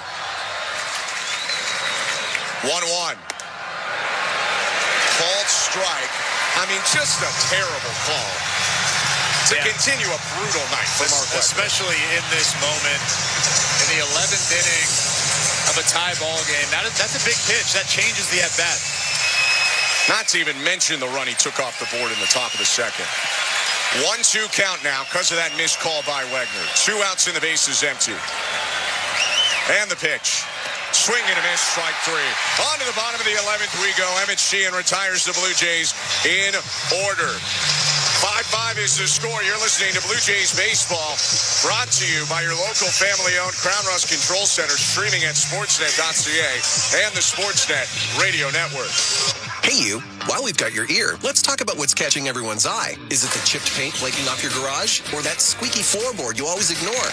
Don't worry, help is always within reach at Home Hardware. Turn those side eyes into second looks at the Bring Beauty Tone Home Reno sale. Save 35% on Beauty Tone Pure interior and exterior paint. And save up to 40% on in-stock vinyl and SPC flooring. Earn and redeem Scene Plus points at the Bring Beauty Tone Home Reno sale on now until October 22nd. Only at Home Hardware and Building Centers. Locally owned, genuinely Canadian. Our team knows it takes teamwork and staying power to go the distance, and a hunger to bring it home.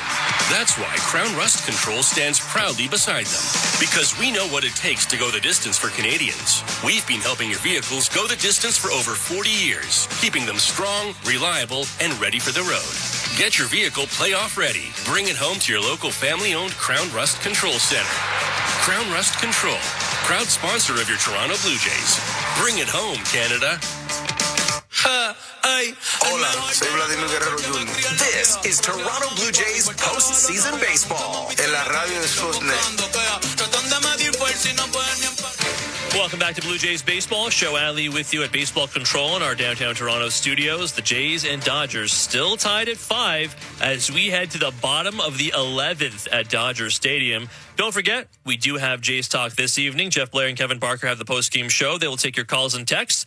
Jeff will throw out the numbers for you to call after the final out. You can text them as well. 590-590, name and location. The People's text line always open. Standard data and messaging rates may apply. Blue Jays Baseball brought to you by Crown Rust Protection. Bottom of the 11th inning at Dodger Stadium. With the call, here's Ben Schulman and Chris LaRue. Thank you very much, Joe. Braden Fisher is on the hill now for the Blue Jays in a pitching change brought to you by Home Hardware, the official home improvement retailer for the Toronto Blue Jays. Locally owned, genuinely Canadian. It's 5-5 in the bottom of the 11th, and a guy who was a Dodger farmhand for several years now tries to keep their bats quiet and send us to the 12th. It'll be Kike Hernandez, Andy Pages, and Shohei Ohtani due up this inning. Dave Roberts does still have his full bench if he wants to use it. Typically, he's not gone to many pinch hitters so far in the playoffs. Kike Hernandez, 2 for 4 tonight. Fisher's pitch. Ducked out of the way. It was high. Ball 1. Everybody is standing right now at Dodger Stadium. What an environment for Braden Fisher.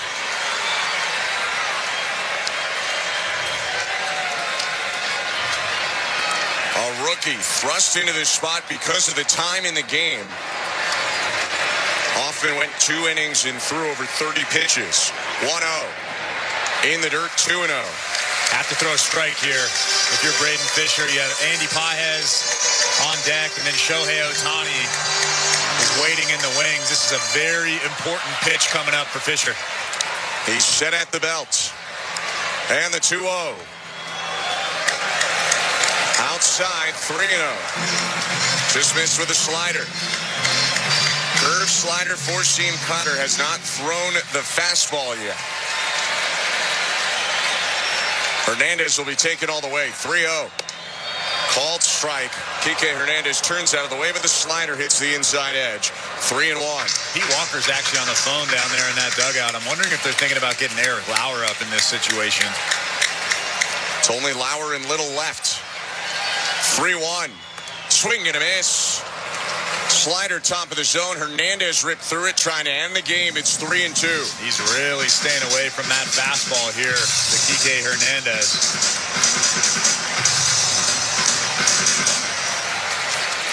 Tap of the plate by Kike Hernandez. Open stance. He looks out to Fisher. First batter of the bottom of the 11th. 3-2. Hit foul. Slider on the outside edge. It's been 1 curve and 5 sliders so far to Hernandez. I'm wondering if he just doesn't have the feel for the fastball. He kicks and deals. And it's on the ground foul. Third base side. They'll do it again for an 8th pitch now. And the count remains 3-2. And at this point, might as well just throw another slider. It seems like Kike Hernandez is still out in front of that pitch, still a little bit uncomfortable with that pitch. 3-2 again. He got him. Struck him out on a curve, 1 down. What a gutsy pitch. Again, walking Kike Hernandez, the first batter of this bottom of the 11th inning, would be an awful thing for the Toronto Blue Jays. We've seen that run come around to score very, very often. Big pitch after big pitch after falling behind 3-0 to the leadoff hitter. What an at-bat for Fisher. Here's Andy Pages. 1 out in the pitch. Fouled away toward the Dodger dugout. It caroms into the Dodger third base dugout. 0-1. Went right back to the curve there. Fisher can dial it up to the mid to high 90s, so batters still respecting that here in the 11th. 0-1. Line caught at third. Clement moved to his left. Curve down the middle. It was a bit of a soft line. Not super soft, but 84. 2 down. Shohei Ohtani up. What do they do now? They walked him last time. And they'll walk him again. Felt like there was no other choice. Yeah, Shohei Ohtani was about halfway to home plate, and you could see John Schneider sticking out that right hand with the 4 fingers up in the air. I don't think anybody really saw that except for Alejandro Kirk and Braden Fisher. And obviously the crowd didn't see it because as soon as he got to the plate, they started booing. They didn't realize that he was about to get intentionally walked. Sometimes you got to ask yourself, what does the other team want? Dave Roberts wants Ohtani to hit, so you should want him to not hit. He's on first. Got caught stealing last time on first, and the first pitch to Betts is a strike with a high slider. And I would imagine that Ohtani's not going anywhere after getting thrown out trying to steal second base. That was in the 9th inning with 1 out and Betts up. Left Freeman on deck with that 9th inning ended. Fisher's 0-1. Called strike again. Curveball at the top of the zone. He's clipping the top edge with breaking balls, intentionally or not. Hard pitches to swing at, 0-2. And now you bounce one. You've shown those 2 pitches at the top. Now you have to change the eye level. Ohtani leads off first. 2 strikes and 2 outs. Fisher deals. And the pitch hit on the ground through the left side, a base hit. Ohtani is the winning run into second. Betts on at first. The slider was on the corner, but like you said, Chris, you want it out of the zone. And Mookie Betts is on for the first time in the game. Yeah, you want to bounce that thing. Mookie Betts is just too smart of a hitter, too good of a hitter to not make contact with that ball that's inside of the strike zone. So you have to throw something out of the strike zone. Dave Roberts is actually running out to second base right now to check on Shohei Ohtani. I believe it's just Roberts and an interpreter, not Roberts and a trainer, although Ohtani is looking a little awkward on second. He's kind of flexing his right calf right now. We're just getting a look now. Ohtani went a little gingerly into second base. He's testing out his run into right center. I mean, I think they'd have to haul that guy off the field. They played him last year when he had a torn labrum in his non-throwing arm. That clearly severely impacted him, but kind of like playing Bo Bichette on a sprained knee, but even more so, how do you not play Shohei Ohtani? So he will remain in at second as the winning run. Betts on first. And Braden Fisher in one of the most difficult spots you can be in. He essentially cannot allow Freddie Freeman to hit a single or this game is over. A guy with 2,431 career regular season hits and an MVP. And as much as you don't want to pitch to Freddie Freeman, you essentially have to because you can't walk the bases loaded. Then Will Smith knows that you have to give him something over the heart of the plate. Tough situation to be in. Fisher set his pitch to Freeman. Hit back foul, 0-1. He came with the cutter in on the hands. First usage of that so far in this inning, and he gets ahead 0-1. I don't mind that pitch. You throw that thing to the top of the strike zone, maybe a little bit above, and Freddie Freeman can't get the hands to it. Fisher set first base side. 2 outs, first and second. 5-5, bottom 11. The 0-1. Hit high in the air, left field. Straw circling under it. He makes the catch. Braden Fisher with a big bottom of the 11th. And we're staying here all night. On to the 12th we go. 5-5 score. You're listening to Blue Jays World Series Baseball, brought to you by your local family-owned Crown Rust Control Center, streaming at sportsnet.ca and the Sportsnet Radio Network. At Capital One, we're more than just a credit card company. We're people just like you who believe in the power of yes. Yes to new opportunities. Yes to second chances. Yes to a fresh start. That's why we've helped over 4 million Canadians get access to a credit card. Because at Capital One, we say yes, so you don't have to hear another no. What will you do with your yes? Get the yes you've been waiting for at CapitalOne.ca/yes. Terms and conditions apply. Protect your waste and recycling equipment from costly repairs. With a custom maintenance plan, optimize your waste system performance and longevity with Metro Compactor Service. They've got you covered coast to coast with the largest service fleet in Canada. Their innovative iSmart technology can remotely diagnose, troubleshoot, and monitor equipment health in real time. For on-demand or proactive service, sales, rentals, and extended warranties for all your waste equipment, visit metrocompactor.com. metrocompactor.com. This is Toronto Blue Jays postseason baseball. One pitch is hit high. No way. Varsho's done it again. On Sportsnet 590 The Fan and the Sportsnet Radio Network. Welcome back to Blue Jays baseball. Show Ali with you. The Jays and Dodgers still tied at 5. We're headed to the top of the 12th inning at Dodgers Stadium. Extras continuing in California. A quick check of that St. Louis Bar and Grill out-of-town scoreboard. They're getting their money's worth today. In the NFL, some injury updates. Bills lose defensive tackle Ed Oliver to a torn biceps. Some hope he returns for the postseason. In Minnesota, the Vikings are putting QB Carson Wentz on season-ending injured reserve. A torn labrum for him. And Bengals QB Joe Flacco diagnosed with a shoulder sprain. He is currently day-to-day, as are we all. Blue Jays baseball brought to you by Crown Rust Protection. The top of the 12th inning at Dodger Stadium with the call on the Sportsnet Radio Network. Here's our very own Ben Schulman and Chris LaRue. Thank you, Show. In the 121st World Series, we go to a 12th inning for only the 18th time. Emmett Sheehan remains in for a third inning of work for the Dodgers. Alejandro Kirk will lead it off in a 5-5 tie. Last run scored came in the 7th. The pitch to Kirk. High ball 1. It feels like 20 years ago Kirk hit that 3-run homer in the 4th that at the time gave the Blue Jays the lead. The wind in the 1-0. Check swing pitch was low, or at least called that way. That was a strike. It's 2-0. Some big calls in this game going the wrong way. Gives Kirk the license to get big here as Clayton Kershaw warms in the LA pen. 2-0 pitch. Hit back foul. That was a big hack on 97 elevated. Maybe ball 3, but Kirk went after it. 2-1. If that fastball was a hair lower than it was, he might have squared that thing up. Like you said, that was a gigantic swing. Kirk's just trying to not end this thing, but put the Blue Jays ahead with one swing. I'm sure he's exhausted back there. We're closing in on 4.5 hours. And he's caught the whole thing.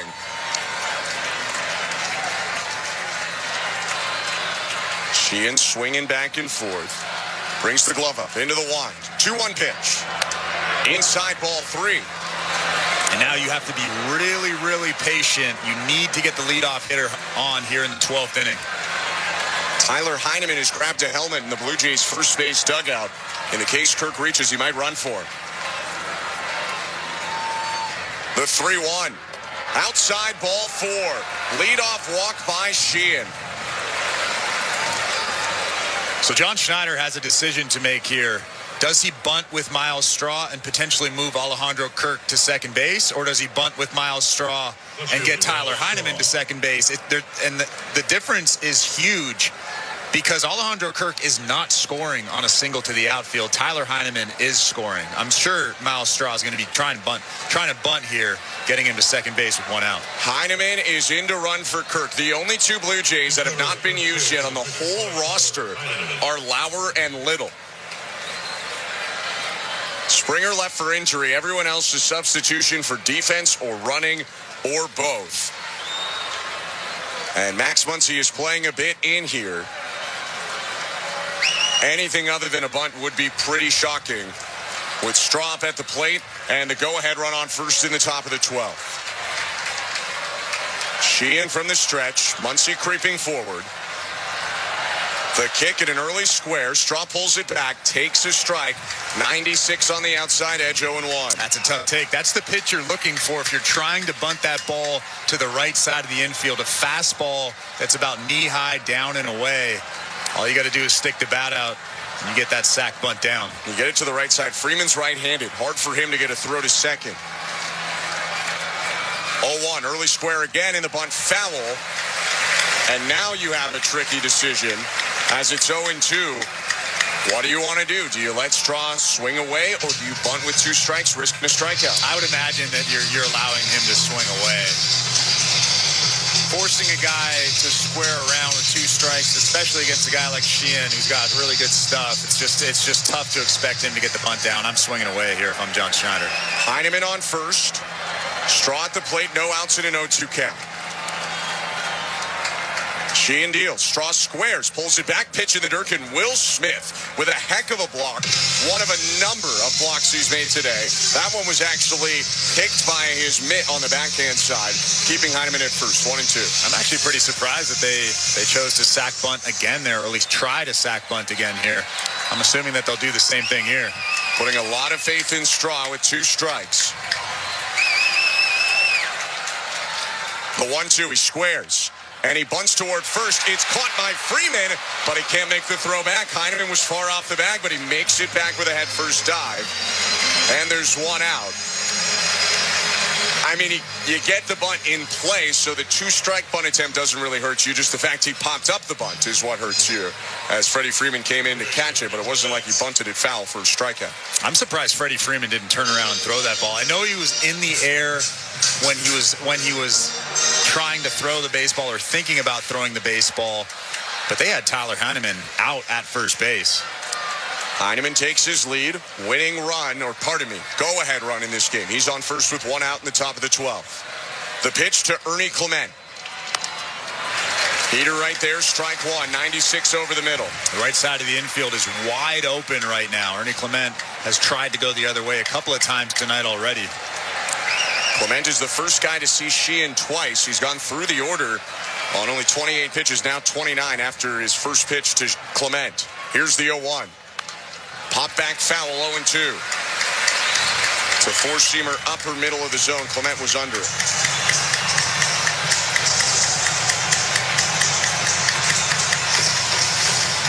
.35 doubles this year for Ernie Clement. Heineman likely has enough speed to score from first on a double.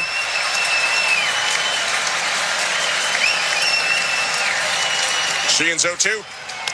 On the ground, up the middle, over the mound. Backhanded Edman. He'll throw through to first, and Clement is out by just a third of a step or less. And immediately, DeMarlo Hale races to the phone. Looked out on the fly, but you got to at least check on this if you're the Blue Jays with this stage in the game. Yeah, I think the Blue Jays are going to not challenge. I didn't see what John Schneider did. It doesn't look like they're going to challenge, but what a throw from Tommy Edman. I thought that they had no chance to get Ernie Clement at first base, and he threw an absolute missile across the diamond. Interesting here, they're going to walk Andres Jimenez to avoid a right-on-left matchup.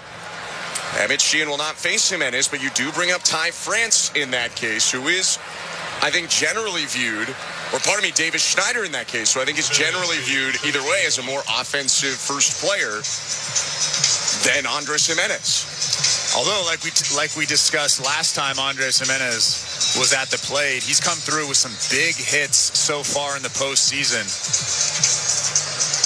I mean, it's another one of those moves where you're kind of scratching your head, but at the same time, it's not an awful move. Davis Schneider has a chance to become a somewhat of a hero in Canada right now with the coming up in the 12th inning, runners on first and second and 2 outs here. I'm sure that heart rate is elevated just a little bit. He has to slow the game down, look for his pitch. Don't get too antsy up there. Don't try to be the hero. Just lift something to the outfield, get something to drop in front of those guys out in the outfield, and score that run from second base.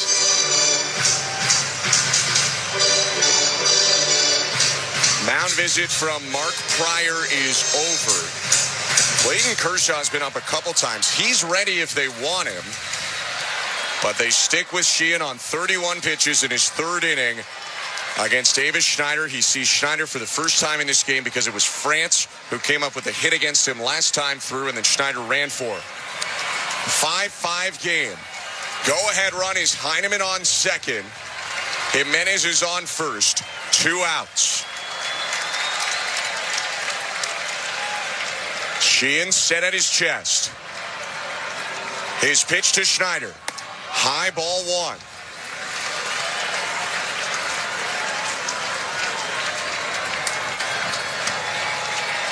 Not a ton of action this postseason for Davis Schneider, especially in that Seattle series with the lack of lefties. He goes right on right with Sheehan. The 1-0 pitch. Called strike, just grabbed the corner with a changeup. Back toward him with that big moving change. 1-1. That's a gutsy pitch, a right on right changeup. And to execute that to the glove side corner is very impressive from the young pitcher in Sheehan. Throwing across his body and then the ball moving the opposite way. Step off from Sheehan. He was staring at Heineman, and I think he wants to reset here. Here's Sheehan. You do want to pay just a tiny bit of attention to Heineman, because the further he can get off second base, the higher chance he has to score on a single. But obviously, if you get Schneider out, none of that matters. The 1-1. Called strike. Just barely clipped the outside edge with a slider, 1-2. And like many pitchers in this game, Sheehan has pulled out a gutsy performance so far. Really struggled in game 1. And he has been really good here in game 3. Trying to finish a third scoreless inning and send us to the bottom of the 12th.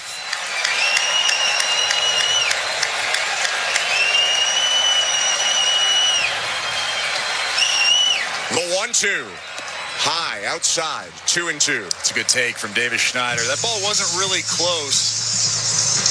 But sometimes with 2 strikes on you, a young hitter might get a little bit antsy, expand the zone a little bit too much. And here we are in a 2-2 count with 2 outs and 2 runners on. Runners on first and second. 5-5 score, top of the 12th. Sheehan rocks and deals. In the dirt, trapped by Smith. Another great block by him. But ball 3 not only forces Sheehan into the zone, but both runners are in motion. Jimenez and Heineman, once they know Sheehan's going home, will be off on the pitch. On deck is Nathan Lucas should the inning continue. Schneider hasn't swung yet. 3-2.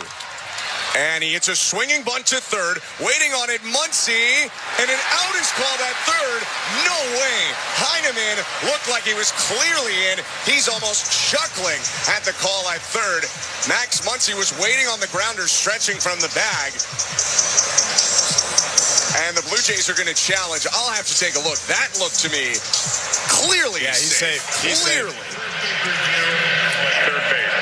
That's an easy call. They will overturn this. Tyler Heineman didn't slide because he was trying to avoid Max Muncy. He didn't want to run into Max Muncy trying to field that ground ball. It was actually a pretty smart play from him, but we're getting the replay. He's very obviously safe at third base. This will be overturned quickly, I'm assuming. Anything short of that would be baffling. Yeah, he's safe by half a step, a quarter of a step. That's an easy call. The umpire at third base just couldn't see when Max Muncy actually fielded that ground ball. That's why he called it out. The field is overturned. The runner is safe. So the call is overturned and the bases are loaded. Not the prettiest hit for Davis Schneider, but you take it nonetheless.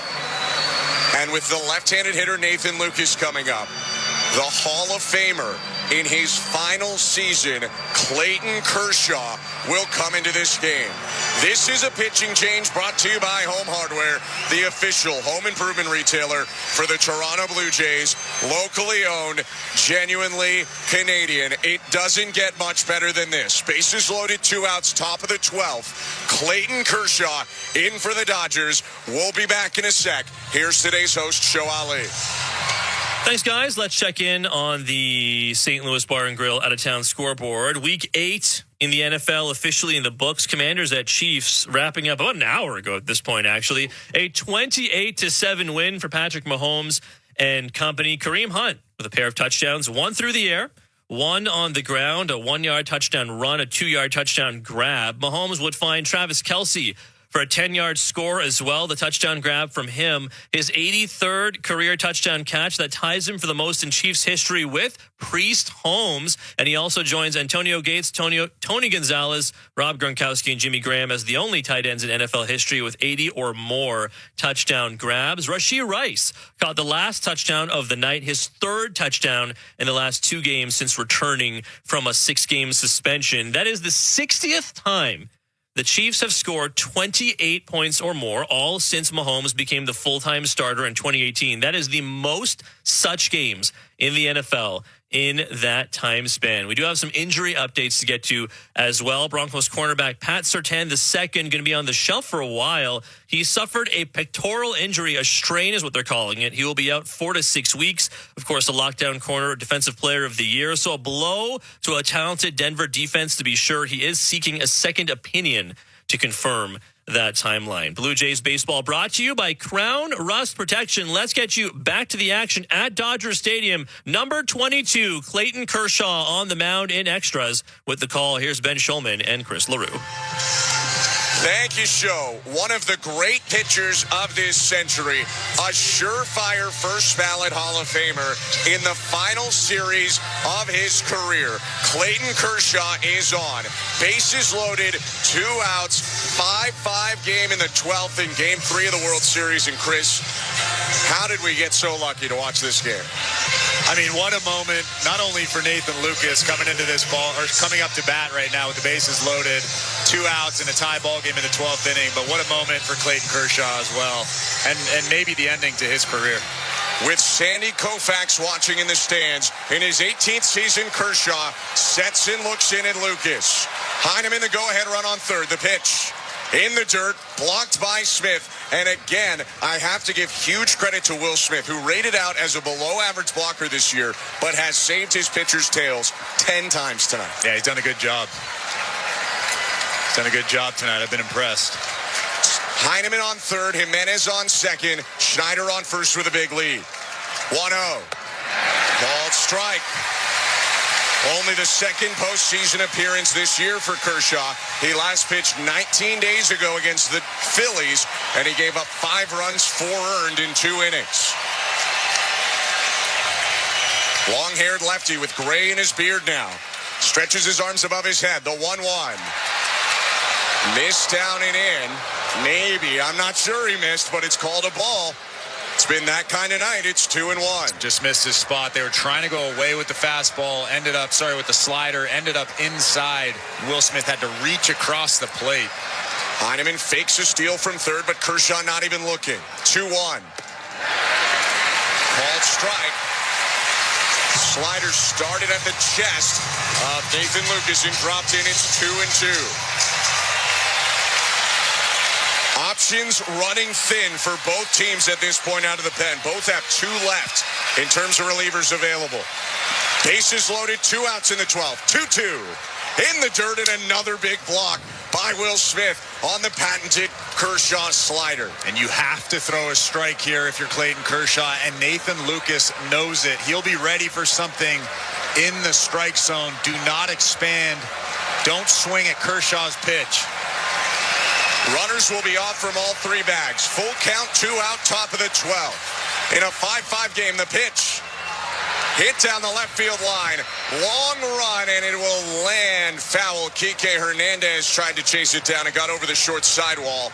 Slider was just a hair below the zone, not a pitch you can take in this situation. Yeah, obviously, you're supposed to protect, especially with the bases loaded. You don't want to strike out looking in this situation. But Nathan Lucas, what a moment for him. Holy cow. Family in the stands for Lucas, a Sacramento native, here at Dodger Stadium in the World Series. Bases loaded, 2 outs, full count. The pitch. Popped up foul and out of play. They'll do it again. Another pitch.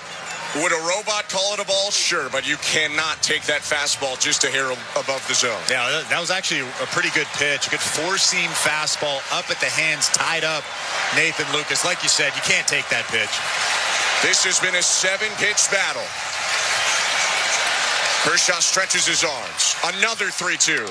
And it's bounced softly towards second. Lucas sprinting. Edman glove flip in time. Another great defensive play from Tommy Edman. Clayton Kershaw comes in to strand the bases loaded. And we go to the bottom of the 12th. Still tied.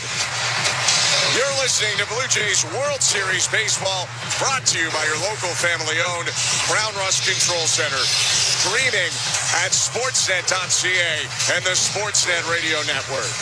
Hey you, while we've got your ear, let's talk about what's catching everyone's eye. Is it the chipped paint flaking off your garage? Or that squeaky floorboard you always ignore?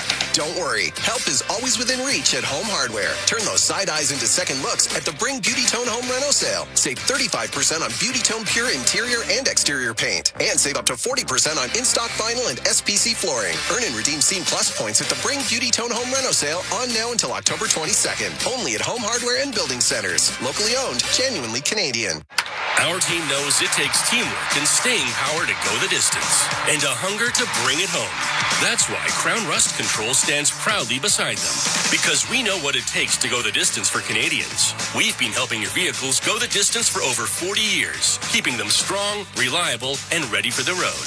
Get your vehicle playoff ready. Bring it home to your local family-owned Crown Rust Control Center. Crown Rust Control, proud sponsor of your Toronto Blue Jays. Bring it home, Canada.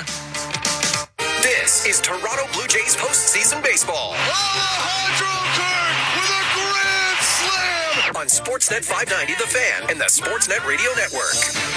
Welcome back to Blue Jays Baseball. Show Ali with you. The Blue Jays and Dodgers still tied at 5 as we head to the bottom of the 12th inning at Dodgers Stadium. Don't forget, we do have Jays Talk tonight. At some point, we will. Jeff Blair and Kevin Barker have the postgame show. They will take your calls and your texts. Blair will throw out the numbers for you to call after the final out. You can text them as well. We've gotten a lot of your texts. Keep them coming. 590, name and location. The People's Text line always open. Standard data and messaging rates may apply. Blue Jays Baseball brought to you by Crown Rust Protection. It is the bottom of the 12th inning with the call on the Sportsnet Radio Network. Here's Ben Schulman and Chris LaRue.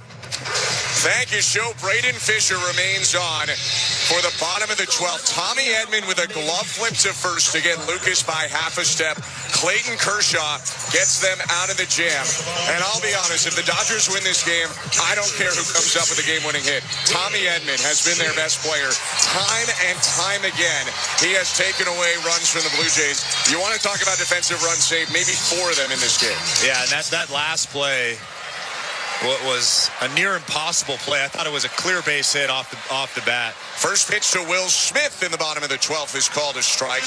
The Blue Jays stick with Fisher after he allowed a hit, had an intentional walk in the 11th, but got out of it. 15 pitches in his first inning of work. Here's his second in his second inning, and it's a swing and a miss. Seemed to be growing with confidence throughout his first inning, and he gets ahead of Smith 0-2 with an elevated heater. Should note, Eric Lauer is warming up in right field for the Blue Jays. And now behind the plate is Tyler Heineman. They ran him in the top of the 12th for Kirk. For a time, it really worked out because he got to third. Probably Kirk doesn't, but they couldn't score him. 0-2. Outside with a slider. Ball and 2 strikes. It's 5-5 in the bottom of the 12th. No one has scored since Ohtani's solo homer in the 7th. 1-2. Swing and a miss. Strike 3. Slider got him. 1 out. Beautiful slider off the plate outside. I mean, so many guys have come through for this Toronto Blue Jays team, but how about this outing from Braden Fisher? What a job. Braden Fisher in Game 3 of the World Series goes an inning and a third, and with the left-handed hitter Max Muncy coming up, Eric Lauer, the veteran, will enter for the Blue Jays in a pitching change brought to you by Home Hardware, the official home improvement retailer for the Toronto Blue Jays, locally owned, genuinely Canadian. 1 out, bases empty, 5-5 bottom 12. We go back to Show Ali. Thanks, Ben. Let's check out the out-of-town scoreboard brought to you by St. Louis Bar and Grill. We were talking about the NFL, again, a 28-7 win for the Chiefs, Patrick Mahomes and company. We were getting into some injury updates as well after the Sunday slate. I can't say yesterday's slate anymore. After Sunday's slate, Broncos cornerback Pat Surtain, again, out 4 to 6 weeks with a pectoral injury. Multiple outlets reporting that Vikings quarterback Carson Wentz going on season-ending injured reserve. He will undergo surgery to correct a torn labrum. It's a torn biceps for defensive tackle Ed Oliver. He'll be getting surgery to fix the issue. He did post on Instagram saying he will be back for the playoffs, which is what happened with teammate linebacker Matt Milano last year. So possibility does remain for him to return. Joe Flacco, shoulder injury for him day-to-day. Also day-to-day for Browns rookie running back Quinshon Judkins. He's been having a great season. He suffered a shoulder injury in a loss to the Patriots on Sunday, an AC joint sprain. So we'll get news on him later in the week, I'm sure. And some positive news for Eagles fans. Running back Saquon Barkley had appeared to suffer what looked like a groin injury. Sounds like it is not believed to be serious. Philly will actually be on their bye next week, so the belief is that Barkley will be back for Week 10. Blue Jays baseball brought to you by Crown Rust Protection. Back to the action at Dodger Stadium in California with the call on the Sportsnet Radio Network. Here's our very own Ben Schulman and Chris LaRue. Thank you very much, Joe. The Blue Jays are going to Eric Lauer. Left on left with Muncy. And they make this move in part because Max Muncy's on-base plus slugging this year was nearly 400 points higher hitting against righties than lefties. You also had Braden Fisher pushing 20 pitches. So you bring in Lauer here and you ask him again, we keep saying this, but for two of the biggest outs of the night in a 5-5 game, bottom of the 12th. I don't mind this move at all. I actually like this move. I've been thinking about Eric Lauer for the last 3 or 4 innings. When is he going to be in this ball game? What a big moment for him. Have to make your pitches here. Max Muncy has shown a lot of power over the course of his career. Started this season on a minor league deal. Lauer in Game 3 of the World Series in his pitch to Muncy. Big curveball for strike one. That touched the sky and then dropped into the zone. It's 1 out and the base is empty. Infield shift heavily to the pull side for Muncy. Left on left pitch. And it's hit high, right field, shallow. Racing back IKF, makes the grab on the run. Over the shoulder, circuitous route, sneaking onto the side warning track. What a play, 2 down. Yeah, I think he had a beat on it the entire way. He was actually calling off Nathan Lucas in right field, but I think he overran it and had to reach back at the last second. What an incredible play from him. I'm pretty sure Max Muncy ends up at second base if he doesn't come down with that ball. You got a guy you signed on a minor league deal on the mound and a guy you picked up off waivers making a huge play in the 12th. Teoscar Hernandez up with 2 outs and the base is empty. Lauer's pitch.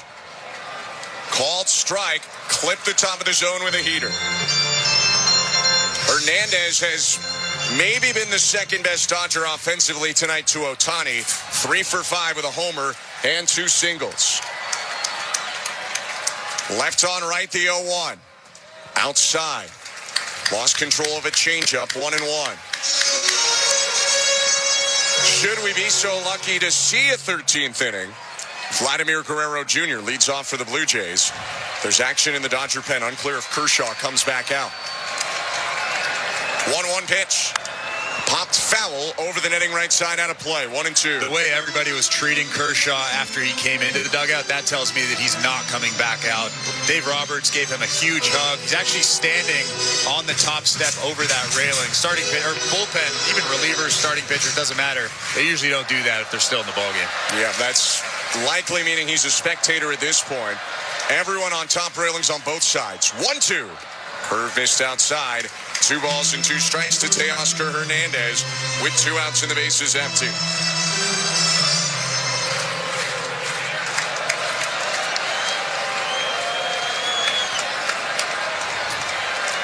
Lauer winds. 2-2 pitch. Hit foul to the right. Late swing Teoscar. Just got a piece of that breaking ball. That cutter caught a little bit too much of the plate. They were trying to come in, maybe on the black, maybe a little bit off the plate. It was more inner third, but Teoscar got tied up still.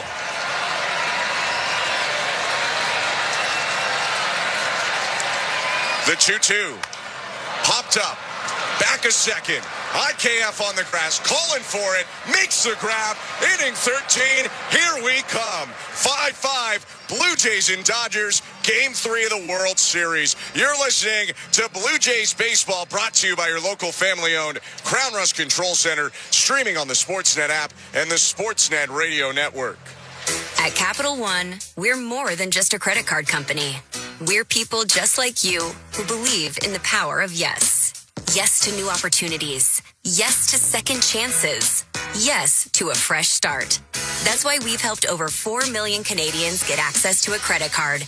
Because at Capital One, we say yes, so you don't have to hear another no. What will you do with your yes? Get the yes you've been waiting for at CapitalOne.ca/yes. Terms and conditions apply.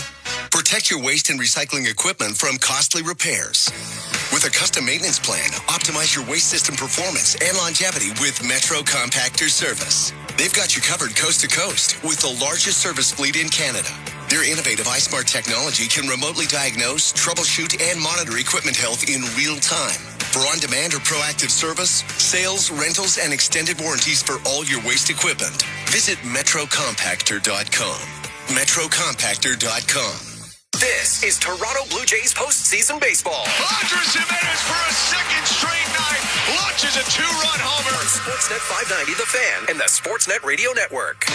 Welcome back to Blue Jays Baseball. Show Alley with you at Baseball Control in our downtown Toronto studios. The Blue Jays and Dodgers are still tied at 5. We're headed to the top of the 13th inning at Dodger Stadium in Game 3 of the World Series. Quick check of the St. Louis Bar and Grill out-of-town scoreboard. There were only 2 games on tonight. Penguins beat the Blues 6-3. The Sens beat the Bruins 7-2. 16 games on the calendar later tonight here on the East Coast, including the Leafs taking on the Calgary Flames at Scotiabank Arena. The game will be on Sportsnet F a little later on tonight after 7 p.m. Eastern. Blue Jays baseball is brought to you by Crown Rust Protection. It's the top of the 13th inning at Dodger Stadium with the call on the Sportsnet Radio Network. Here's Ben Schulman and Chris LaRue.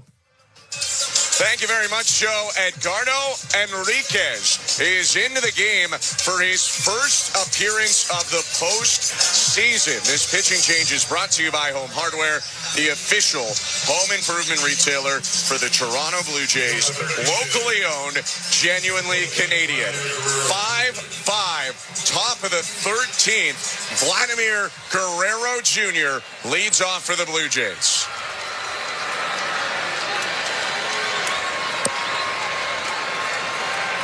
Enriquez is set. And his pitch. Breaking ball for a strike 0-1. Enriquez added to the roster with Ben Kasperi is hurt and Tanner Scott unable to go. Great stuff. Some walk issues for the righty. His 0-1. High. That last fastball from Enriquez was 101 miles an hour. But if there's one guy that can handle that fastball, it's the guy standing in the batter's box. Venezuelan righty sets, looks in at Guerrero. 1-1. High again, 2-1. Weird thing with Enriquez, in 19 major league innings in the regular season, only 5 walks. But he walked 14 in under 24 innings in the minors, more than double the rate he did in the majors. His 2-1 to Vlad. Grounded toward third. It hooks foul wide of the bag. Still backhanded by Muncy, who will flip it away 2-2. A little bit of a hanging breaking ball there from Enriquez. Vladimir Guerrero Jr. was just out in front of it. It's so tough when he's in the zone. He averages 101 on his sinker and four-seamer. Has the cutter and slider, too. 23-year-old with a 2-2. Hit on the ground left side. Betts moves right, picks it up, throws over to first. Long stretch Freeman, and there's one out. Uncharacteristically quiet day for Guerrero in this one. He's 1 for 6. He has been on twice, a hit and a walk, 2-run score. That's a big first out for the Dodgers for Enriquez, especially for Enriquez's confidence out there. You have to imagine that heart rate is through the roof right now, coming in the 13th inning of a tie ball game in the World Series. He's just 23 years old. He'll now face Isaiah Kiner-Falefa. The pitch. Called strike 102 at the top of the zone.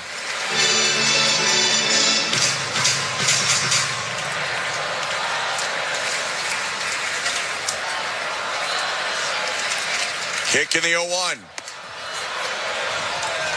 High at 101 miles an hour. It's 1 ball and 1 strike. I tell you what, IKF looks pretty confident in that batter's box, even facing fastballs 101, 102. If it goes in hard, it does tend to come out hard. 1-1. Swing and a miss. You got to catch up to it, though, and that's a tough task. 101 again, elevated above the zone.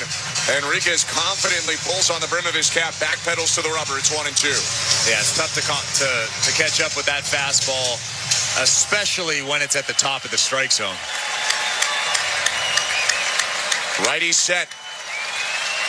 1-2 pitch. Swing and a miss, strike 3. 102 on the edge. 2 down. Yeah, it's impossible to hit. Even the best players on the planet can't hit that pitch. 102, almost on the black outside. Enriquez is coming out of nowhere and just locating his fastball all over the place. What an outing so far from him. 2 outs, base is empty. Dalton Varsho is up. Right on left's the pitch. Breaking ball for a called strike. Clip the outer third, 0-1. Blue Jays don't have a hit to the outfield since the 10th. They did get an infield hit on a swinging bunt from Schneider last inning.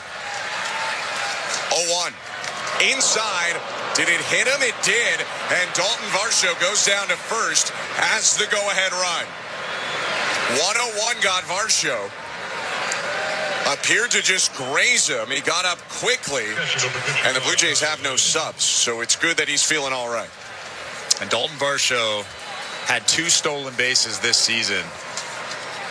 You have to be aggressive. You have to think about doing something here with 2 outs in this inning, getting him to second base. Because they ran for Kirk last inning, Tyler Heineman hits in this spot. It's his first postseason at-bat in 2025. Family in the building. First postseason at-bat ever. His pitch. Swing and a fly ball center field. Pages circles around it. Makes the grab. And we go tied into the bottom of the 13th. 5-5. You're listening to Blue Jays World Series Baseball, brought to you by your local family-owned Crown Rust Control Center. Streaming on the Sportsnet app and the Sportsnet Radio Network. Hey you, while we've got your ear, let's talk about what's catching everyone's eye. Is it the chipped paint flaking off your garage? Or that squeaky floorboard you always ignore? Don't worry, help is always within reach at Home Hardware. Turn those side eyes into second looks at the Bring Beauty Tone Home Reno sale. Save 35% on Beauty Tone Pure interior and exterior paint. And save up to 40% on in-stock vinyl and SPC flooring. Earn and redeem Scene Plus points at the Bring Beauty Tone Home Reno sale on now until October 22nd. Only at Home Hardware and Building Centers. Locally owned, genuinely Canadian. Our team knows it takes teamwork and staying power to go the distance, and a hunger to bring it home. That's why Crown Rust Control stands proudly beside them, because we know what it takes to go the distance for Canadians. We've been helping your vehicles go the distance for over 40 years, keeping them strong, reliable, and ready for the road. Get your vehicle playoff ready. Bring it home to your local family-owned Crown Rust Control Center. Crown Rust Control, proud sponsor of your Toronto Blue Jays. Bring it home, Canada. This is Toronto Blue Jays postseason baseball. It's a good day to be a Toronto Blue Jay. On Sportsnet 590, The Fan, and the Sportsnet Radio Network.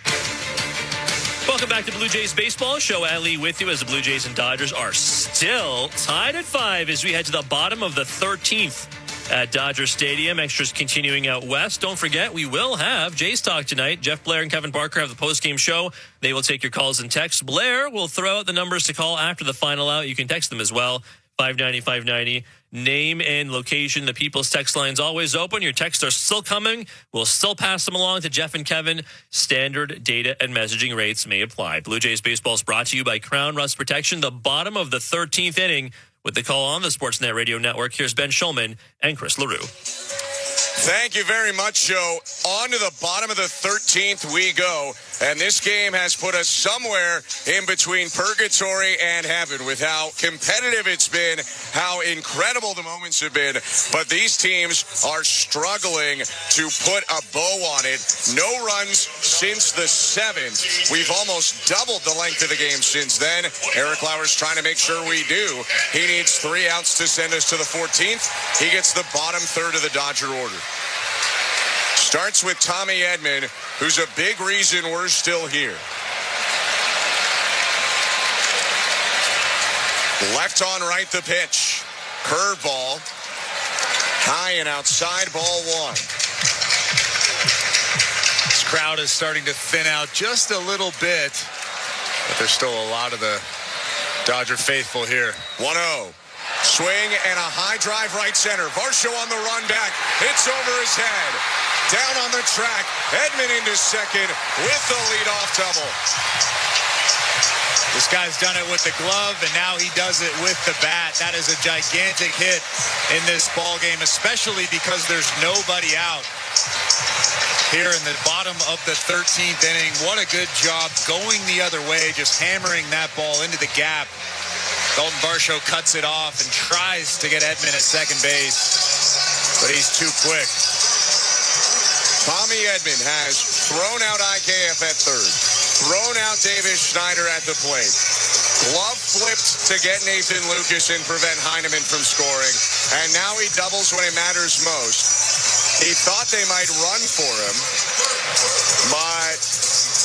or rather he just wants to talk with Dino Ebel, because Miguel Rojas is going to come up here.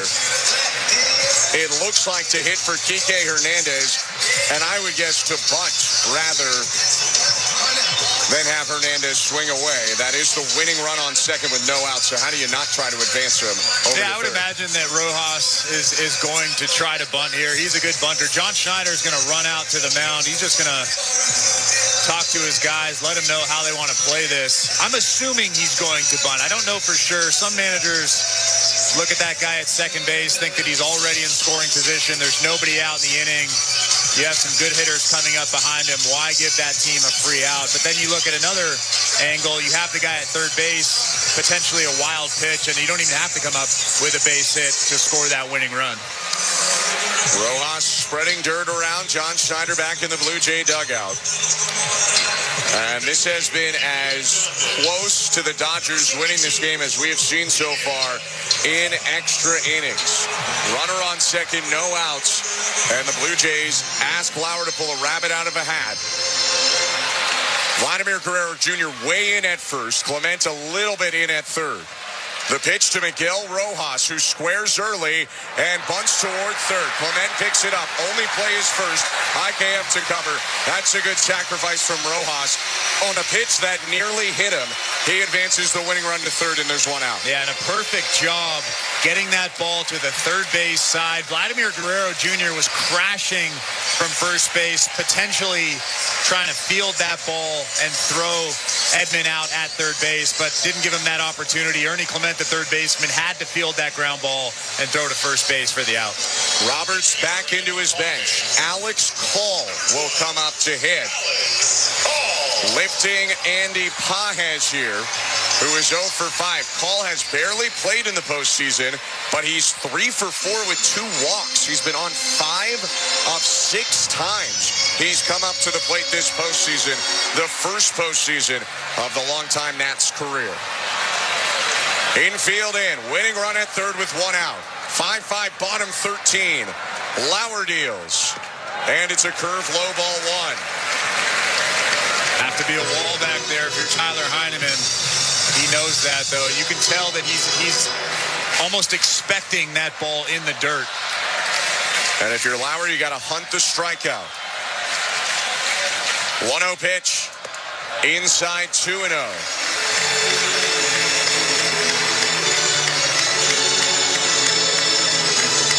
In a lot of cases, you could be pretty careful, but Shohei Ohtani's on deck, and you probably have to walk him.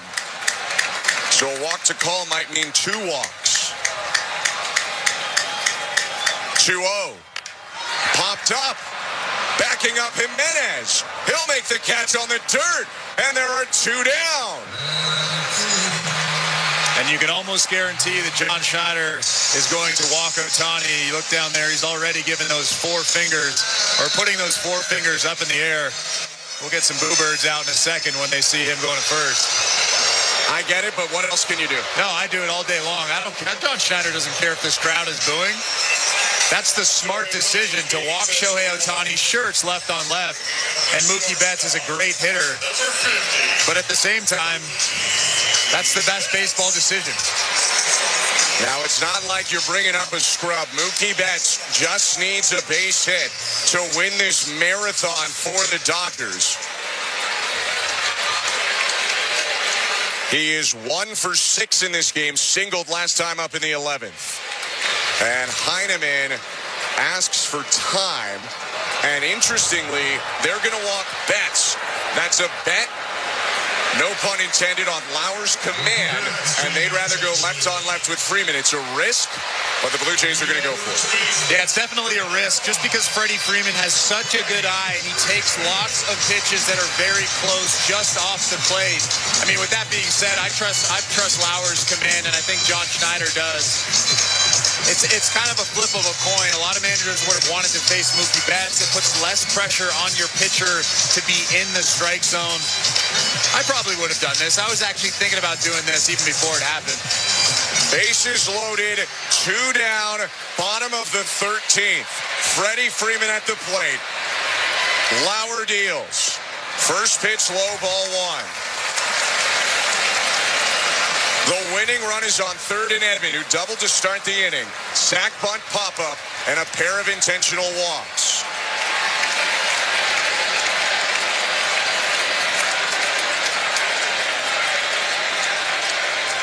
The 1-0. Hit high, center field. Varsho backpedaling onto the track. He makes the catch! 14th inning coming up. The Great Escape by Eric Lauer. 5-5, Game 3 of the World Series. You're listening to Blue Jays Baseball, brought to you by your local family-owned Crown Rust Control Center, streaming on the Sportsnet app and the Sportsnet Radio Network. At Capital One, we're more than just a credit card company. We're people just like you who believe in the power of yes. Yes to new opportunities. Yes to second chances. Yes to a fresh start. That's why we've helped over 4 million Canadians get access to a credit card. Because at Capital One, we say yes, so you don't have to hear another no. What will you do with your yes? Get the yes you've been waiting for at CapitalOne.ca/yes. Terms and conditions apply. Protect your waste and recycling equipment from costly repairs. With a custom maintenance plan, optimize your waste system performance and longevity with Metro Compactor Service. They've got you covered coast to coast with the largest service fleet in Canada. Their innovative iSmart technology can remotely diagnose, troubleshoot, and monitor equipment health in real time. For on-demand or proactive service, sales, rentals, and extended warranties for all your waste equipment, visit metrocompactor.com. metrocompactor.com. This is Toronto Blue Jays postseason baseball. Shane Beavers retired the last 7 Red Seas faced. On Sportsnet 590 The Fan and the Sportsnet Radio Network. Welcome back to Blue Jays Baseball. Show Ali with you. The Blue Jays and Dodgers are still tied at 5. We're headed to the top of the 14th inning at Dodger Stadium.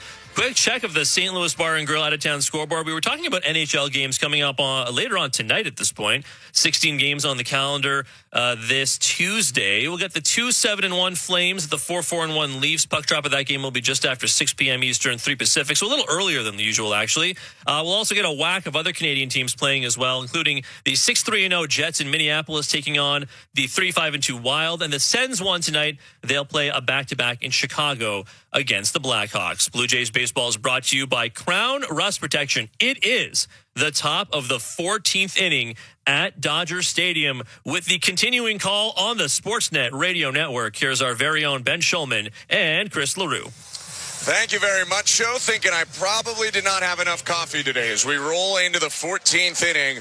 Miles Straw leads it off in a 5-5 game. Last run was scored in the 7th. Edgardo Enriquez deals home and misses high to straw, ball one. It's the bottom third of the Blue Jay order in this 14th. Straw, Clement, Jimenez.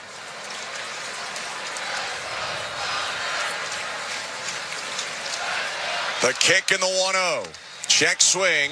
Called strike. 100 at the top. If you can somehow get Miles Straw on base right here, that's when you can put some real pressure on Henriquez. A lot of speed. Muncy in at third. 1-1. Outside. 2-1. That's a good pitch. 98 right on the black. Really nice take from Straw.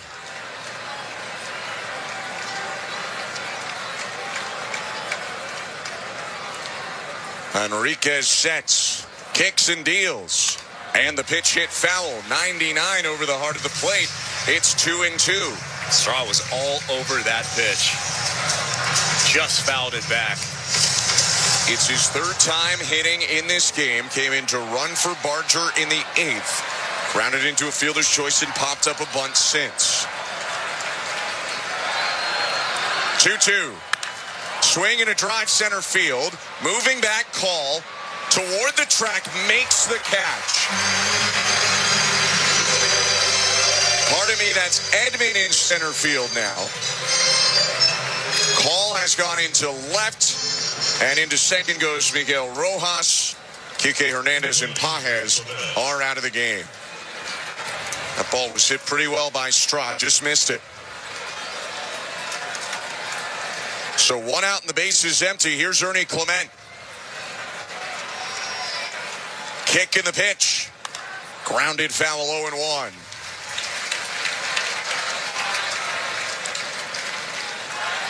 Both these lineups have gone pretty cold.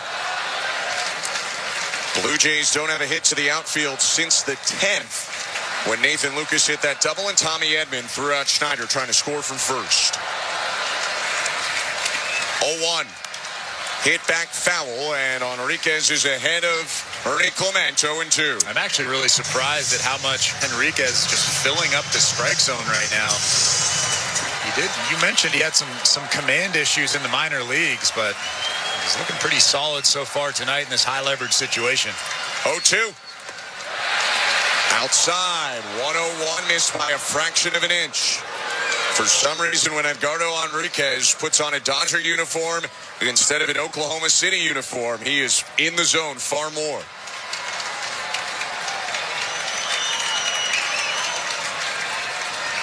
One-two pitch. Fouled off. Clement reached for 100 on the corner and hit it back into the netting.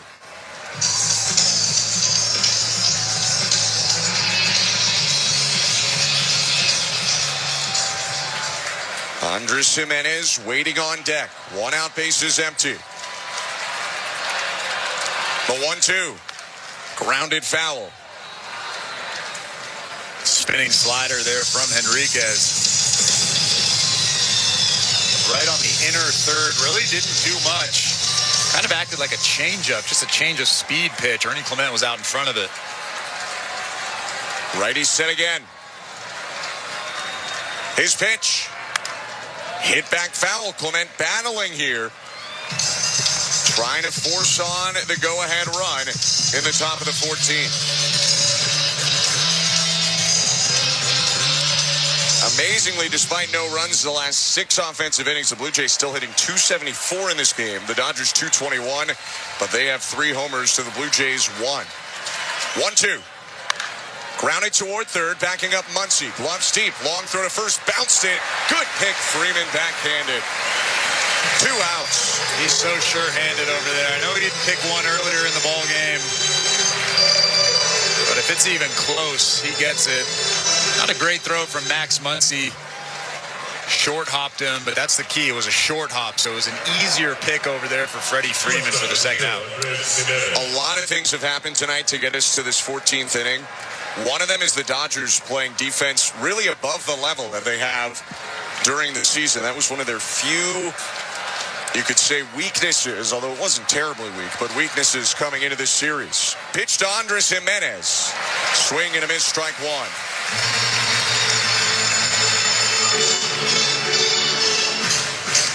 About 2.5 hours ago, Andres Gimenez hit a sac fly in the fourth. He's 1 for 4 with a single and a walk as well. 0-1. Swing and a miss. Back-to-back sliders in the low 80s from the right-hander Enriquez, who can touch 102. And Gimenez has been out in front on both. One more pitch could send us to the bottom of the inning. 0-2. Fouled away. Might have actually hit Andres Gimenez, but he definitely swung. He falls down on his hands and knees and now steps up and grabs the bat. He looks to be in serious pain. Training staff coming out, so is John Schneider. But we fouled that ball right below the belt. Kind of hit him on the top of the left thigh. Yeah, that's right in the meat. That's just stinging. He'll be all right. And frankly, they got no subs, so he's staying in the ballgame. Unless Kevin Gausman is a better two-way player than we imagined. Andres Gimenez remains in. Back in the box. Schneider on deck. 2 outs, bases empty. 5-5, top of the 14th. The 0-2. Fouled away.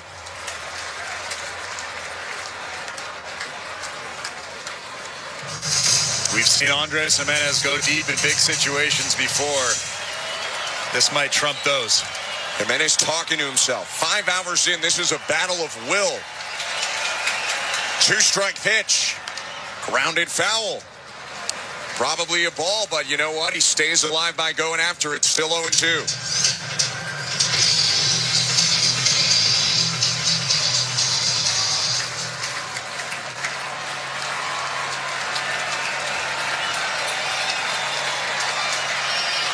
Kick in the pitch. Swing and a miss, strike 3. Tag applied on the pitch in the dirt. Gimenez is saying catcher's interference, I believe.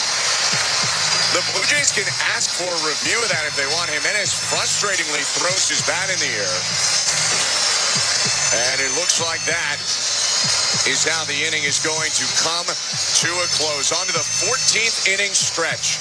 5-5 at Dodger Stadium. You're listening to Blue Jays World Series Baseball, brought to you by your local family-owned Crown Rust Control Center, streaming at sportsnet.ca and the Sportsnet Radio Network. Hey you, while we've got your ear, let's talk about what's catching everyone's eye. Is it the chipped paint flaking off your garage? Or that squeaky floorboard you always ignore? Don't worry, help is always within reach at Home Hardware. Turn those side eyes into second looks at the Bring Beauty Tone Home Reno sale. Save 35% on Beauty Tone Pure interior and exterior paint. And save up to 40% on in-stock vinyl and SPC flooring. Earn and redeem Scene Plus points at the Bring Beauty Tone Home Reno sale on now until October 22nd. Only at Home Hardware and Building Centers. Locally owned, genuinely Canadian. Our team knows it takes teamwork and staying power to go the distance, and a hunger to bring it home. That's why Crown Rust Control stands proudly beside them, because we know what it takes to go the distance for Canadians. We've been helping your vehicles go the distance for over 40 years, keeping them strong, reliable, and ready for the road. Get your vehicle playoff ready. Bring it home to your local family-owned Crown Rust Control Center. Crown Rust Control, proud sponsor of your Toronto Blue Jays. Bring it home, Canada. Hola, soy Andrés Jiménez. This is Toronto Blue Jays postseason baseball. En la cadena de Radio Sportnet. Welcome back once again to Blue Jays Baseball. Show Ali with you at Baseball Control in our downtown Toronto studios. The Blue Jays and Dodgers are still tied at 5 as we head to the bottom of the 14th inning at Dodger Stadium. Don't forget, we will at some point have Jays Talk tonight. Jeff Blair and Kevin Barker have the postgame show. They will take your calls and texts. Blair will throw out the numbers for you to call after the final out. And as we've been saying, you can text them as well. 590-590, name and location. The People's Text Line, it is always open. Standard data and messaging rates may apply. Blue Jays Baseball brought to you by Crown Rust Protection. Eric Lauer still on the mound in the bottom of the 14th inning with the call. Here's Ben Schulman and Chris LaRue. Thank you very much, Joe. We are on to the bottom of the 14th. There was a 14th inning stretch. Game 3 of the World Series, and this is going to go down as one of the great World Series games we've ever seen, regardless of who wins it. Will Smith to lead it off for the Dodgers. 5-5 score. Eric Lauer into the wind, the pitch. High and outside, ball one. Third inning of work for Lauer. Got 2 outs in the 12th. Dealt with a lot of danger, but got out of it in the 13th. 1-0 to Smith. Called strike. Will Smith is 1 for 4, a single, 3 strikeouts, a walk, and a hit by pitch. It's the 7th time he hits in the game. 1-1, hit back foul, 1 and 2. And Kirk got lifted for Heineman running. Will Smith has caught every inning of this 14-inning game. Guess what? He's got another one tomorrow and another one after that without an off day.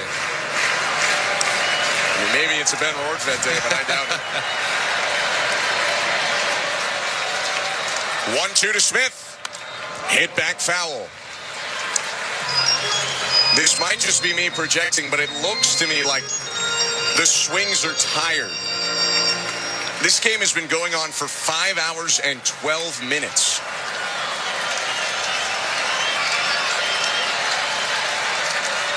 One, 2. Low 2-2. Well, the good news is for the Blue Jays, they have a starter on the mound. Eric Lauer was a starter for the majority of this season. Is he stretched out? Probably not, but he's willing to continue on in this ball game as long as he can. He's been efficient, only 21 pitches. His 2-2. Pop foul out of play.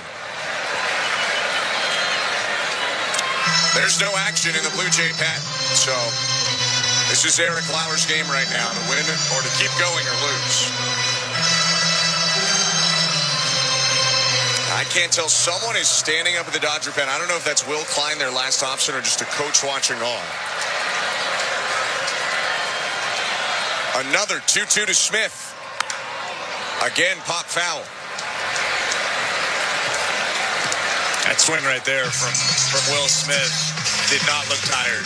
No, that was a big swing. He's trying to end this game. He does not want to catch any more innings, and I mean, you can't blame him.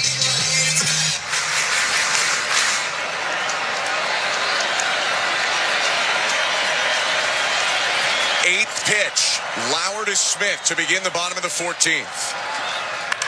And it's hit high, deep center. Varsho back at the wall, makes the catch right up against the fence. Oh, baby, there's one out in the bottom of the 14th. Holy cow. Dalton Varsho looked pretty confident out there as he was gliding towards the outfield fence. So I had some confidence that he was going to come down with that baseball. The bat touched the wall. He turned around and made that catch right at his face. Holy cow, what a moment. Fans thought they were going home. Instead, we move on to Max Muncy. He can go deep at any moment as well. Here's Lauer's pitch. Up and in. Muncy ducks back out of the way. Ball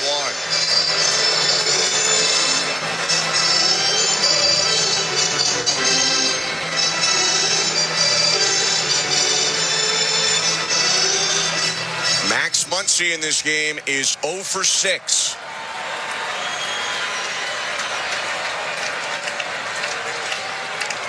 The 1-0. Called strike. Barely, just barely skimmed the top of the zone with a breaking ball. Max Muncy is the owner of a World Series walk-off home run. He did it in 2018 in the series they lost to the Red Sox. That series had an 18-inning game. 1-1. Fastball. Called a ball. It was a strike. It's too late for me to even care about Mark Wegner anymore. And we're way past it. It's just, that's what tonight is. Right on the corner. Who cares? Left on left with one out. The 2-1. Swing and a miss. Big hack from Muncy.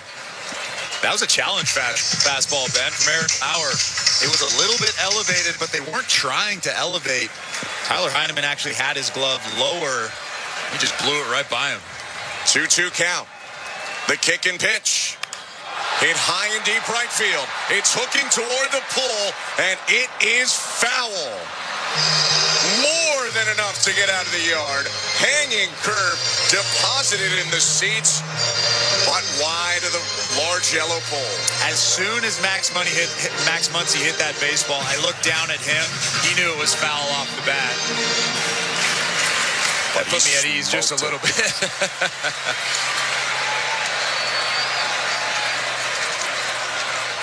Still a 2-2 count. And Tyler Heineman's going to go talk to Eric Lauer. We're deep enough into the night. Scoreboard in left center has broken. There's a big black square in the middle of it. It's been a weird night. It's been a crazy night. You would have thought 12 different times both teams were going to win. Early, it felt like the Blue Jays gave up the majority of the chances. Frankly, in extras, it's probably skewed more toward the Dodgers pushing, especially last inning with a runner on second, no outs. They've had a lot more traffic, and yet still neither team has been able to score yet. 13 left on base for the Dodgers, 16 for the Blue Jays. Both teams are 2 for 11 with runners in scoring position. It's a big pitch coming up here. 2-2 count. You don't want to go to 3-2. Max Muncy just hit a foul ball about 400 feet. The kick of the 2-2. Low ball 3, trying to get him to chase a curve. Looked like a strike most of the way, but it dropped below the zone. Full count.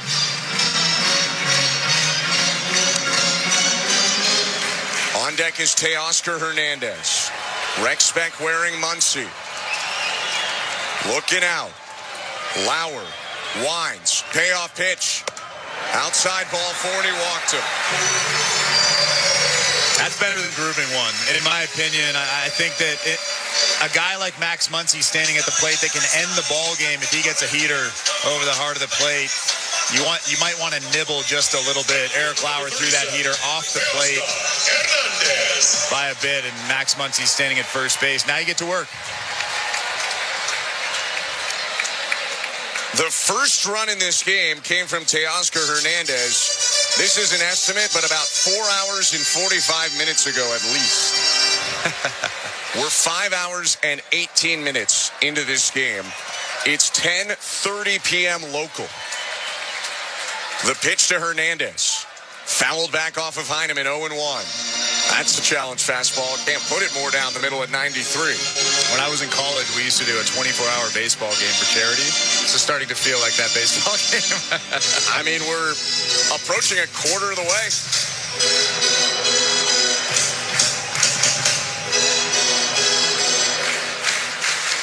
A couple near-miss homers this inning for the Dodgers. 1 caught, 1 foul. Muncy hit his foul, and he's on first after a full count walk. Lauer's going to step off.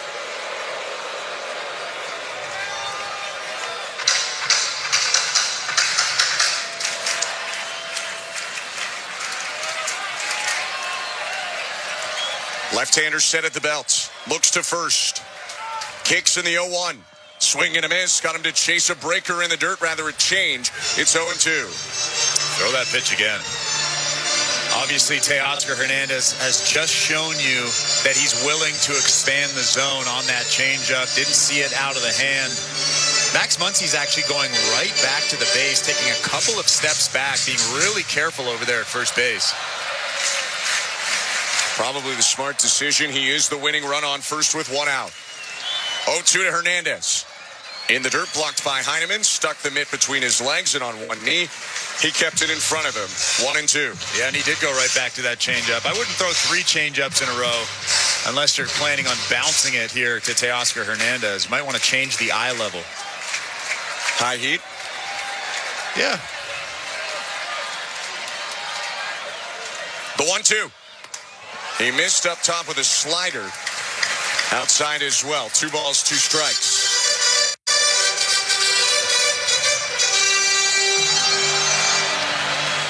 Even the horn sounds a little bit tired here at Dodger Stadium.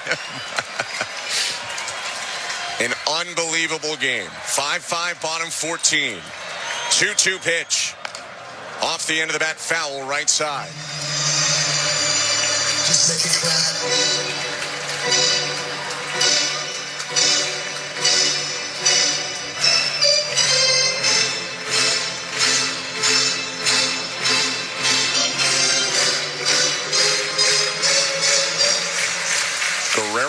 Reds on Muncy. A lot of space right side of the infield. They shift Hernandez toward third. Lauer with another 2-2 pitch. Up and in, ball 3. They did change the eye level, but I think a couple of pitches too late. Now you're in a 3-2 count. You have to throw something that looks like a strike. Teoscar Hernandez knows it. He's 3 for 6 with a homer. Muncy's the winning run on first. 1 out. Full count pitch. Hit back foul. Fastball in on the hands. 94, one of the hardest pitches of Lauer's day. And it was his 37th offering of this relief outing. That's a good 3-2 pitch. A fastball in on the hands. That's where you want to stay if you're throwing another fastball to Teoscar Hernandez.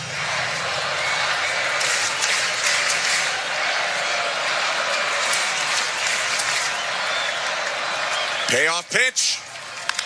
Hit on the ground up the middle, a base hit into center. Muncy into scoring position as the winning run. Hernandez advances him 90 feet. 4th hit of the game for Teoscar Hernandez. And here comes Tommy Edman.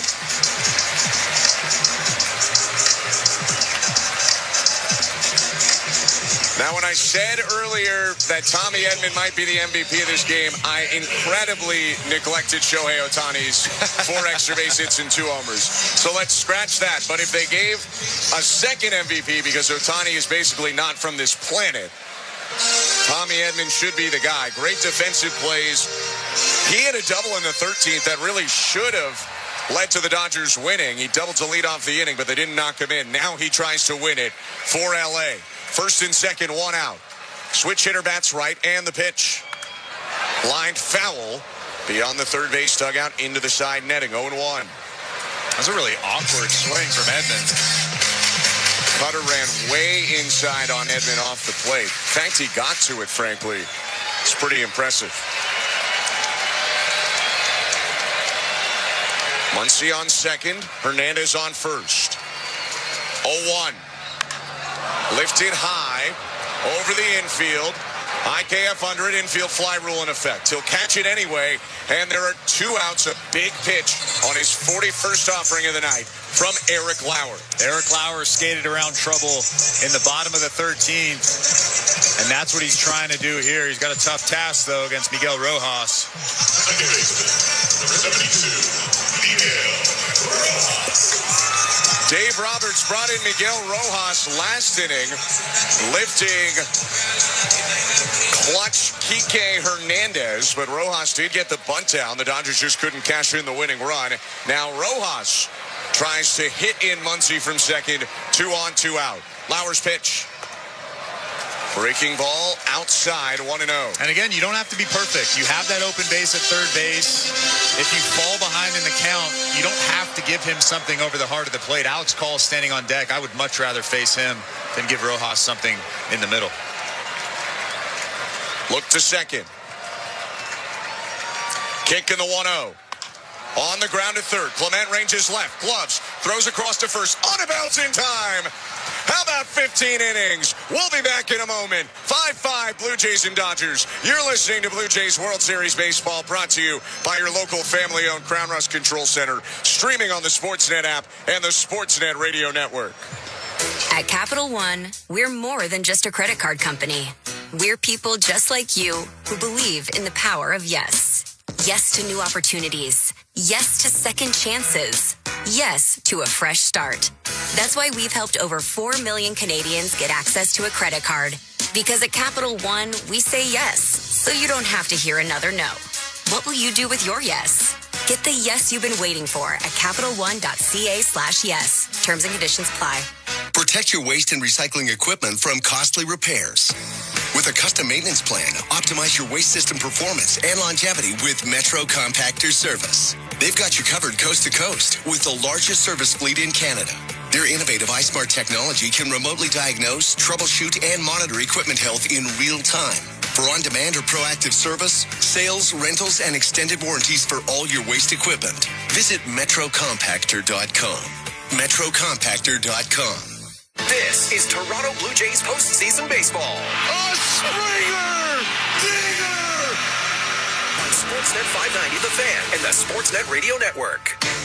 Welcome back to Blue Jays Baseball. Show Ali with you. The Blue Jays and Dodgers are still tied at 5 as we head to the top of the 15th inning at Dodger Stadium out west. Quick check of that St. Louis Bar and Grill out-of-town scoreboard. We were checking earlier on the NHL games that will take place later tonight, Tuesday. We'll look at some late games tonight as well. The 8-2-0 Mammoth will take on the 4-4-2 Oilers. That game will be on Sportsnet 1. 9:30 p.m. Eastern is the time of puck drop. At 10 p.m. Eastern, 7 Pacific, the Rangers will head out west to take on the Canucks.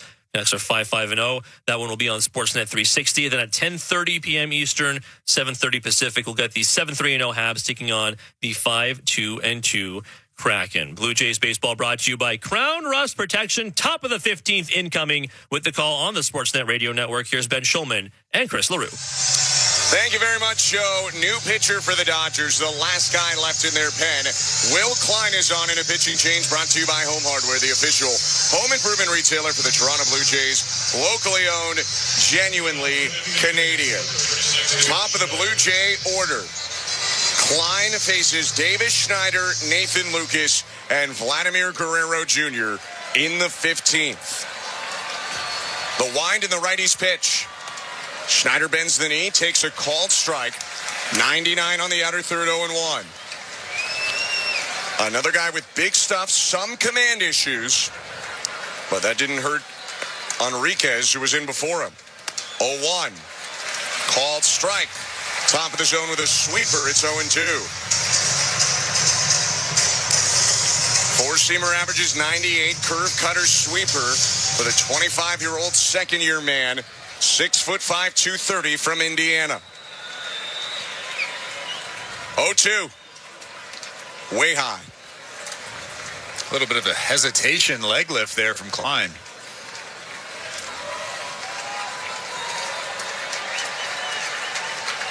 Next pitch, swing and a miss, strike 3. 99 and above the zone, 1 out in the top of the 15th. Last couple of guys don't have a ton of experience, but man, they have some good fastballs. That last fastball, like you said, 99 miles an hour. As Klein throws in the top of the 15th, the Blue Jays get Brendan Little up in the bottom of the 15th, or rather for the bottom of the 15th. Only guy left in the Blue Jay pen. First pitch to Lucas. Called a strike. Curveball middle in. 0-1.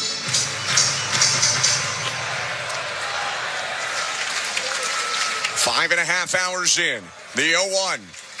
Check swing. Called strike. Just barely in the top of the zone. It's 0-2. Still no hits to the outfield for the Blue Jays since Lucas, who's up right now, hit a double in the 10th.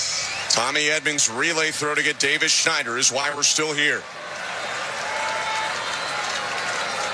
The wind in the 0-2. Sailed to the backstop.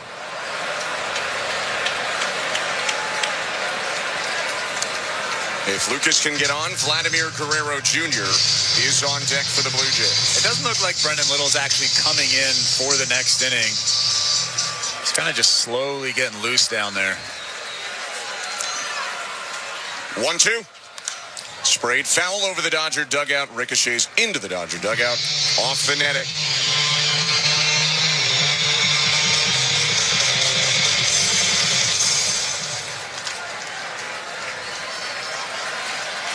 The wind. The 1-2. Way high, 2-2. Good take. Vladimir Guerrero Jr. standing on deck. You want to be on base.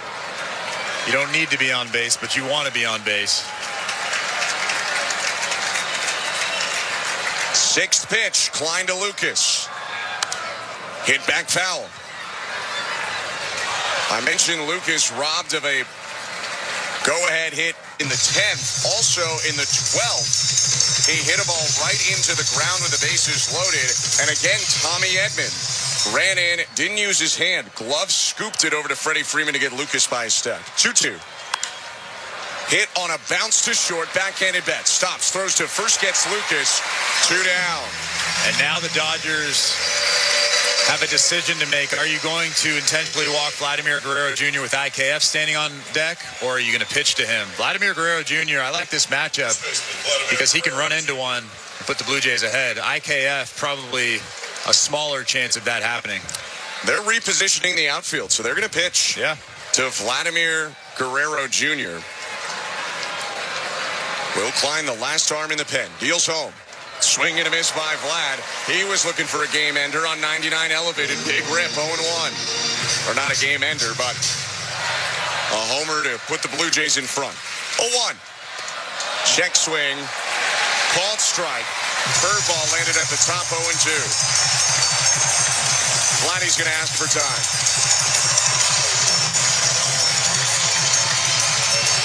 6 homers in this postseason, looking for his first of the World Series. 1 for 6 today with a walk, single and 2 runs scored. 2 outs, bases empty. 0-2 pitch. On the ground over the mound, a diving block at second. Rojas bounces it over to first late, and Guerrero is on with an infield hit.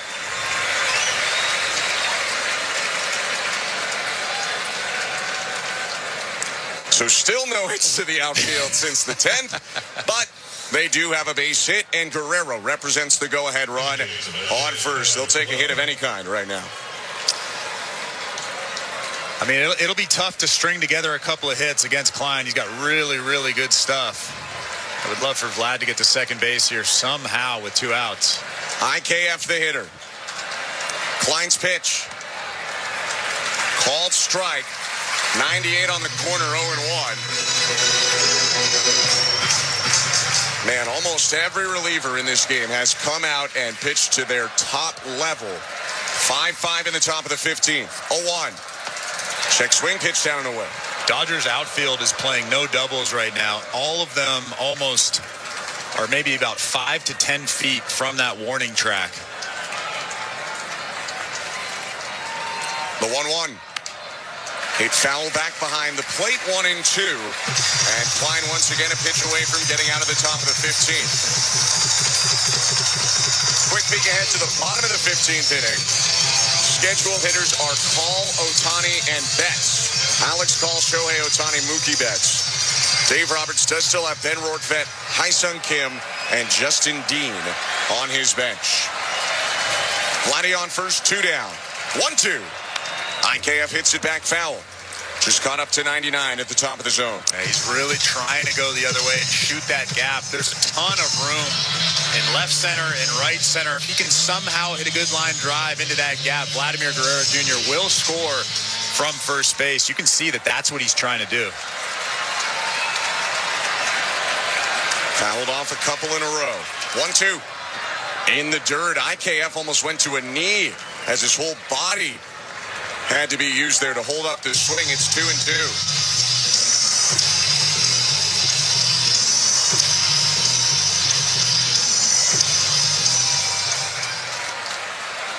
Alden Varsho's on deck if IKF can extend it. Varsho's been on 4 times tonight. 2-2. Called strike 3. 98 on the corner. Will Klein with a scream.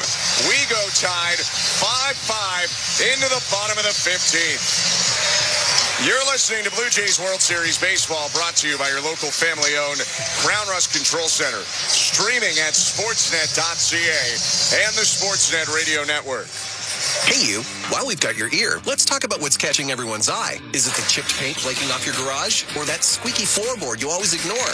Don't worry, help is always within reach at Home Hardware. Turn those side eyes into second looks at the Bring Beauty Tone Home Reno sale. Save 35% on Beauty Tone Pure interior and exterior paint. And save up to 40% on in-stock vinyl and SPC flooring. Earn and redeem Scene Plus points at the Bring Beauty Tone Home Reno sale on now until October 22nd. Only at Home Hardware and Building Centers. Locally owned, genuinely Canadian. Our team knows it takes teamwork and staying power to go the distance, and a hunger to bring it home. That's why Crown Rust Control stands proudly beside them, because we know what it takes to go the distance for Canadians. We've been helping your vehicles go the distance for over 40 years, keeping them strong, reliable, and ready for the road. Get your vehicle playoff ready. Bring it home to your local family-owned Crown Rust Control Center. Crown Rust Control, proud sponsor of your Toronto Blue Jays. Bring it home, Canada. This is Toronto Blue Jays postseason baseball. It's 11-9 in the bottom of the 8th. On Sportsnet 590 The Fan and the Sportsnet Radio Network. Welcome back to Blue Jays Baseball. Show Adley with you at Baseball Control in our downtown Toronto studios. The Blue Jays and Dodgers still tied at 5 as we head to the bottom of the 15th inning at Dodger Stadium. Extras continuing out west. Don't forget, again, we will have Jays. I've said this a million times tonight. We do have Jays Talk. Jeff Blair and Kevin Barker have the postgame show. They will take your calls and your texts. Blair will throw out the numbers for you to call after the final out. You can text them as well. 590-590. Name and location. The People's Text line is always open. Standard data and messaging rates may apply. Blue Jays Baseball is brought to you by Crown Rust Protection. Again, the bottom of the 15th inning is coming your way next on the Sportsnet Radio Network. Here's Ben Schulman and Chris LaRue. Thank you, Show. In the second longest game in World Series history, we move on to the bottom of the 15th. There was 18 innings in 2018, Red Sox and Dodgers, and today we are in the bottom of the 15th, tied at 5. Still Eric Lauer for the Blue Jays, his fourth inning of work. And he'll start with the 9-hitter Alex Call, Shohei Ohtani, and Mookie Betts to follow at Dodger Stadium. It's very important that you get Alex Call because then you can walk Shohei Ohtani. First pitch to Call, in there, strike one. Call stiffened up like it was inside, but it was right down the middle. And I would imagine they are going to walk Shohei Ohtani if Alex Call gets out, right? They've already done it 3 times. Yeah. Why not do it a fourth? 0-1. Hit foul 0-2. There's more important things. I don't want to go too inside baseball. But Chris, the Bob Carpenter scorebook stops after 15 innings. So if this game continues, I got to start a new page, I guess? Just go to a new page. Have you never done that before? No. Have I ever been in a 15 and 16 inning game? I don't know. Before? You've done a lot of baseball in your life. 0-2 count. Call at the plate. Bases empty. No outs. Bottom of the 15th. The pitch. Hit foul off to the right. Got a piece of the curve. Eric Lauer's pitch count is now 46. Brendan Little has been getting loose down in that bullpen. I'm sure that John Schneider doesn't want to go to him in this inning, but you have to imagine that Eric Lauer is a little bit gassed out there. He's not stretched out like he once was. 0-2. High check swing from Call. Heineman pumps out the mid. He liked the spot, just couldn't get the chase. Ball and 2 strikes.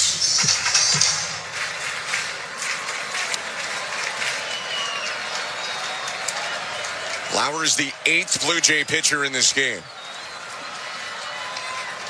1-2. Just upstairs, barely missed. 2-2. Dodgers, by the way, have used 10 pitchers, a World Series record. So they burned Clayton Kershaw with just 1 batter. So they've used everyone they had available, at least in their pen. 2-2. Hooked foul, third base side, past Dino Ebel, third base coach of the Dodgers. I mean, you'd have to imagine that we'll see a starter at some point. If this game continues, yeah, I mean, a position player has never pitched in the World Series. Yeah, I don't think that's happening. I don't think you can do that. No.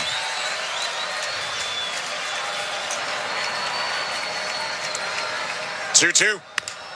Bounce to second. IKF waits on it. 2 hopper. Gloves forehand side. Throw to first just in time. That was a little too close. Well, the Dodgers got it. The Dodgers are thinking about challenging. Dave Roberts is looking back in that dugout. They're not going to, but that is, like you said, a little bit too close for comfort. They obviously got him, but I think that IKF didn't realize how quick Alex Call is. Looked up, and he was about 2/3 of the way down the line, then got rid of it quickly. I got to be honest. Are they really surprised at this point that they're intentionally walking Shohei Ohtani? This is the 4th time in a row that they've walked him. He's been on all 8 times. And if you thought his playoff numbers were down through the first bit, well, that's not going to be a problem. He's 4 for 4 today, 2 homers, 2 doubles, 4 walks. That'll solve, along with his 3-homer game against Milwaukee, that'll solve your whole stat line in one day. I do miss the old days when they had to actually throw the pitch. Maybe he would have swung at one. Here's Betts with 1 out. Ohtani on first. Lauer's pitch. Curveball freezes Betts. Strike 1. Great pitch. Betts is 1 for 6. He singled through the left side in the 11th. He was intentionally walked in the 13th to set up Lauer in a left-on-left matchup with Freeman. One out, bottom 15. Look to Shohei. Lauer's 0-1. Inside. That's dancing around. Although may have put himself closer to the pitch by doing that. It's 1-1. That's what it looked like to me. It looked like he was trying to get hit by the pitch, although I'm sure he wasn't. I mean, it's the 15th. I wouldn't blame him. Postseason record for Ohtani being on 8 times, by the way. 1-1. Swing and a miss. Tight slider on pitch 52 for Lauer out of the pen. 1-2. It doesn't look like Shohei is thinking about taking second over there. We saw him get thrown out earlier in the ball game. This would be actually a great time, I think, for him to actually try, but I don't think he should. He'd have to gamble first move against a lefty. 1-2. Hit high in the air, deep right field. Lucas circling under it, not as deep as it seemed. He makes the catch. Shohei dekes a tag. Lucas with a great throw into second. He had 8 outfield assists this year. You do not want to test that arm. 2 down. I bet that was a fun one for him, showing it off right there. He knows that Shohei Ohtani is just bluffing, and he's thinking, all right, here we go. I'm going to show it off. And he got the oohs and the ahs from the crowd.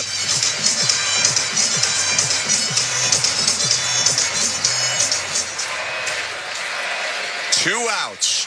Bottom of the 15th and a runner on first. Freddie Freeman up to the plate. His second time facing Lauer in this game. Lauer steps off. They got little up, but they've stuck with Lauer here in the 15th. Look to first. And the pitch. Up and in, ball 1. During the first 9 innings of this game, Freddie Freeman was 1 for 2 with 2 walks and a stolen base. In extra innings, he's 0 for 3. It's been a weird night.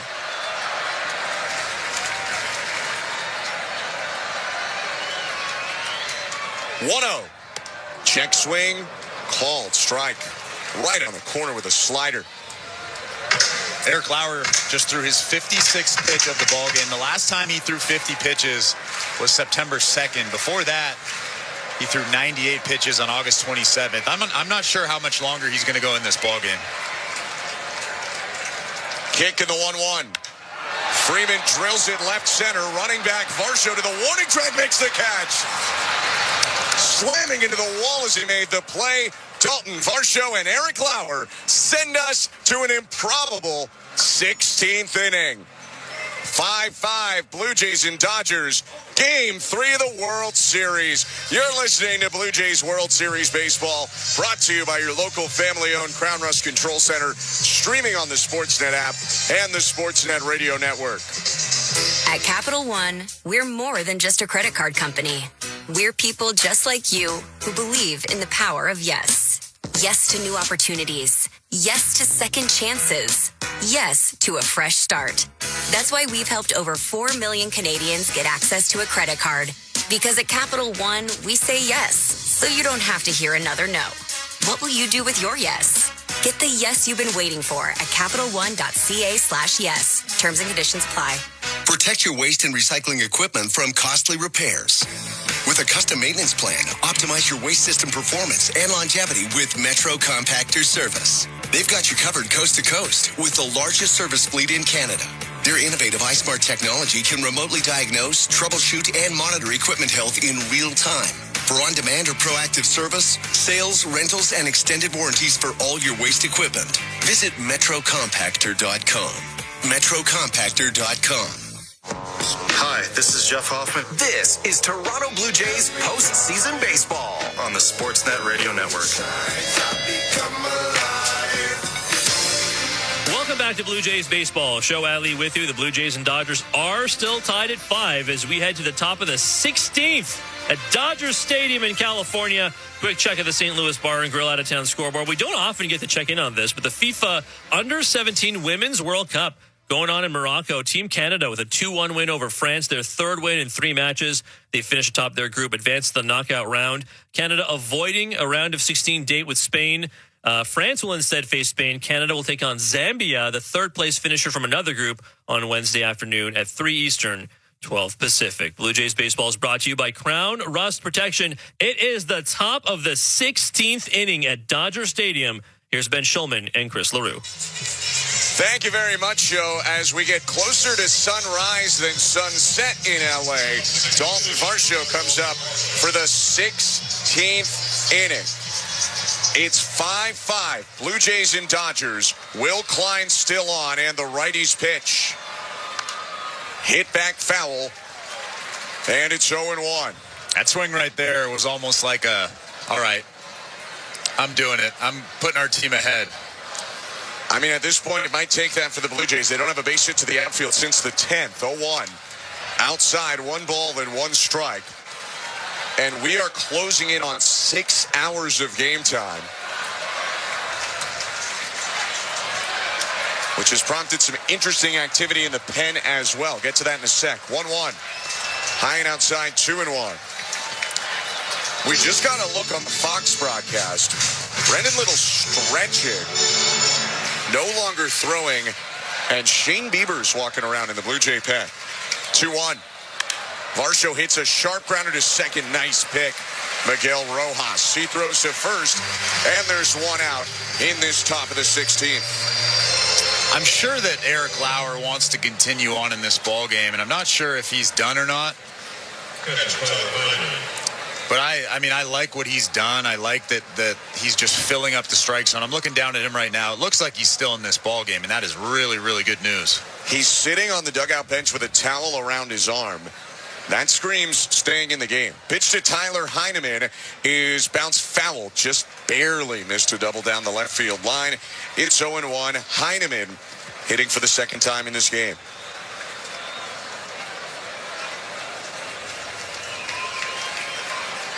Switch hitter bats left. 0-1. Lined foul to the left side, trying to catch up to 97 on the hands. It's 0-2. And the Blue Jays made some subs, whether they were leading, like when they took Bo Bichette out, trying to knock in the winning run when they took Kirk out, or took Barger out, and George Springer left this game, it feels like, years ago. So their lineup has changed greatly in these 16 innings. 0-2. Fouled back. 98 down the middle. With this type of lineup outside of maybe Dalton Varsho and Vladimir Guerrero Jr., you will have to play small ball. If a guy gets on, you're going to have to try to move him over with the bunt, with the hit and run, stolen base. 0-2. Grounded foul right side. Still no balls and 2 strikes. And that's what the Blue Jays have done for the majority of this season. They're very good at manufacturing runs. It's almost like they're built for a World Series game like this. They just need more opportunities. They're not getting guys on early in innings right now. 0-2. Hit back foul.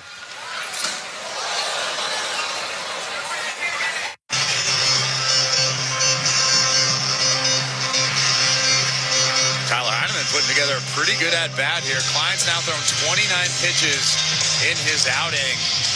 I'm assuming that he's starting to get gassed out there as well. 3 home runs this year for Heineman. Line nods, steps back, kicks and deals. And he bounced it to the plate. No one up in the Dodger pen, by the way. Haven't seen a look yet on if any of the starters have gone down there. And in the Blue Jay dugout, they have a fruit plate. I mean, look, you're 6 hours into this. Gotta eat something. Should text Moose, get that up here. 1-2, grounded foul. Still 1-2.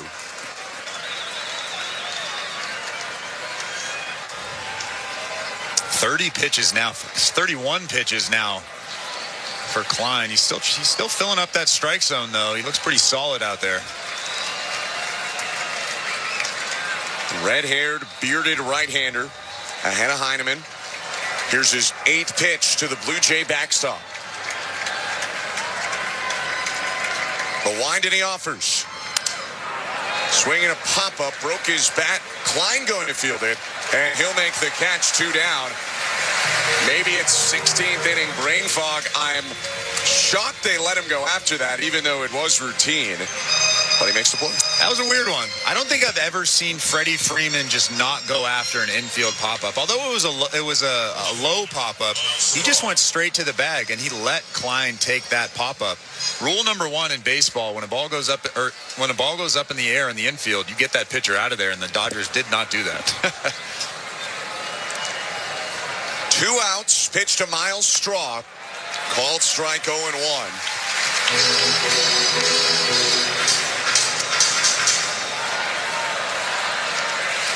Straw trying to come up with his first hit of the night. Swings and fouls it back. It's 0-2.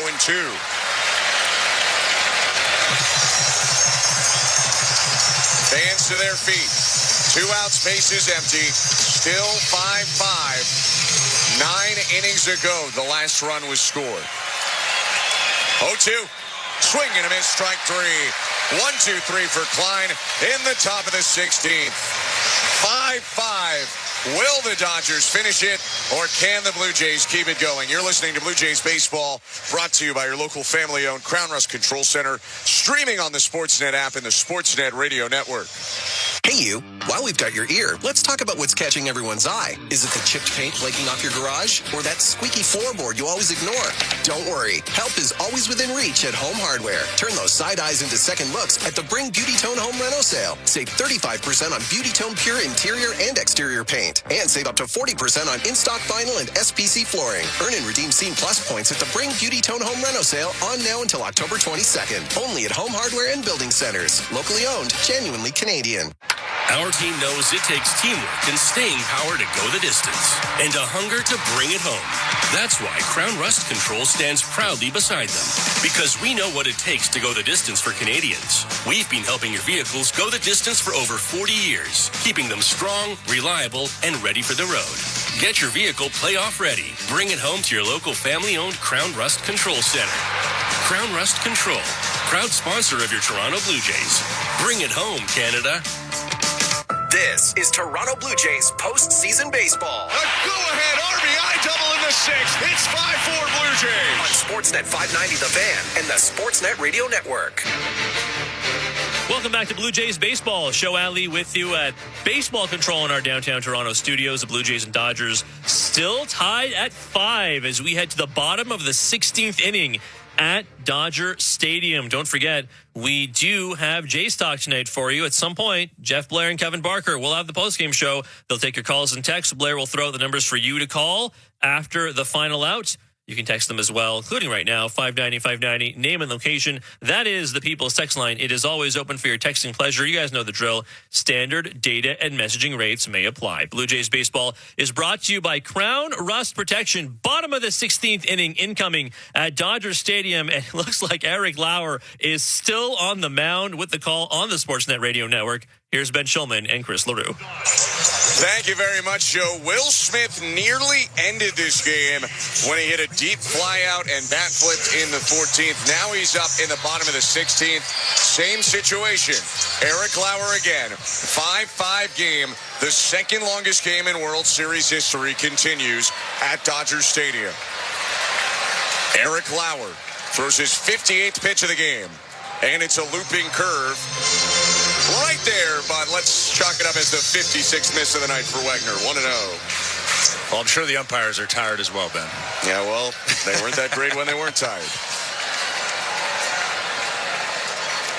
1-0 pitch. Called strike.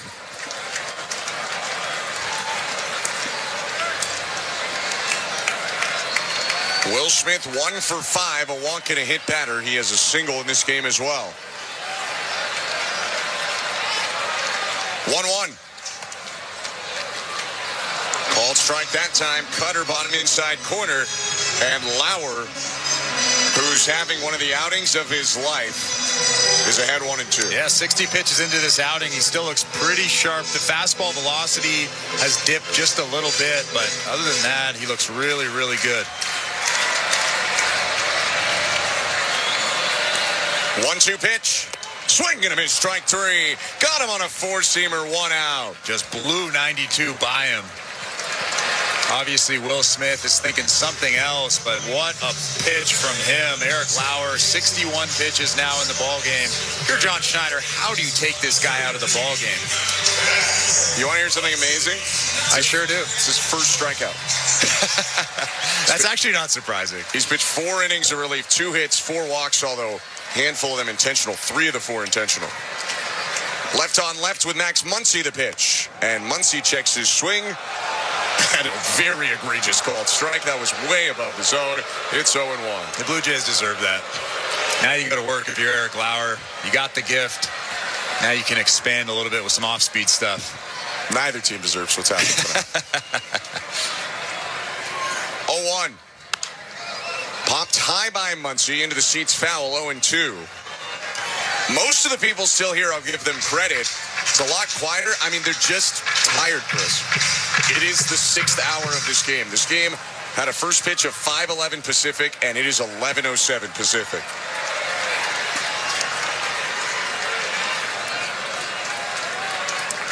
Kick in the 0-2. Outside and high. Ball and 2 strikes. Shane Bieber's sitting down in the Blue Jays bullpen.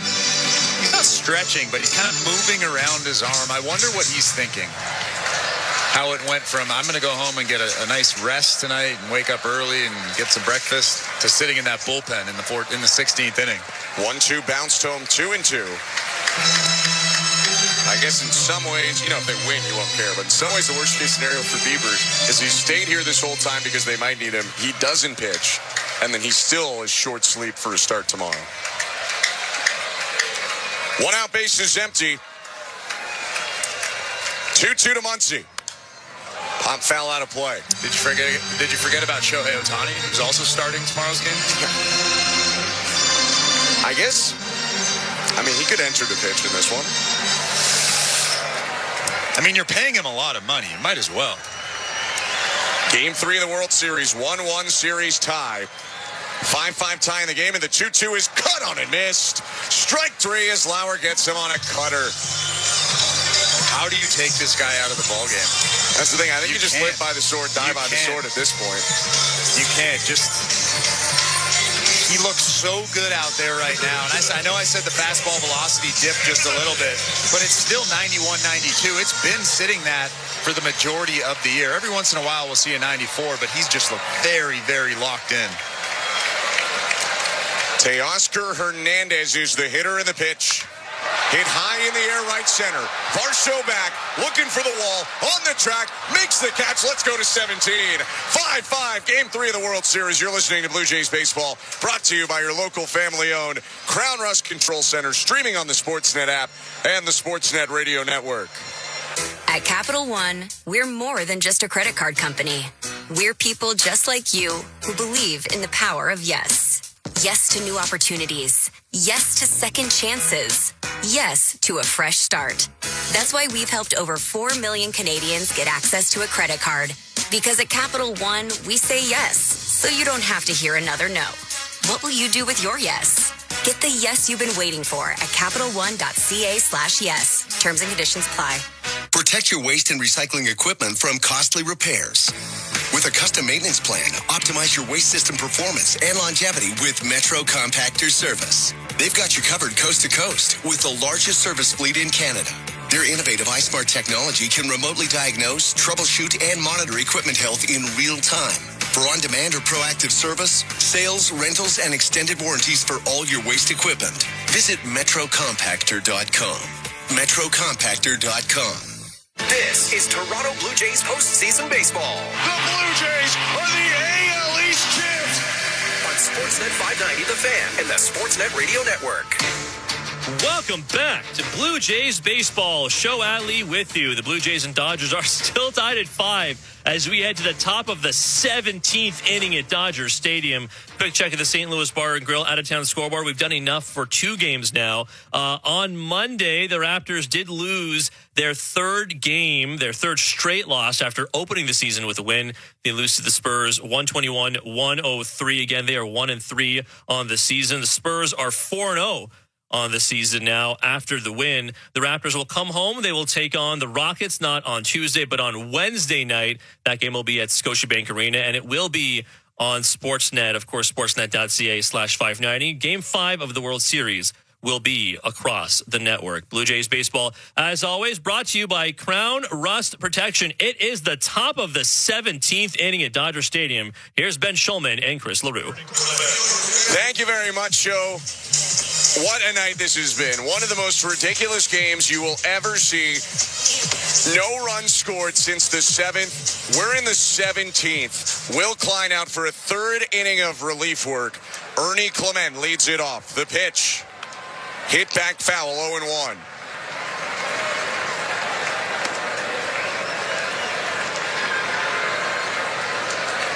A 6-hour game and counting. Klein's 0-1. Clement hits it high in the air, right center. Playable for the center fielder, Edman, who runs it down and makes the grab.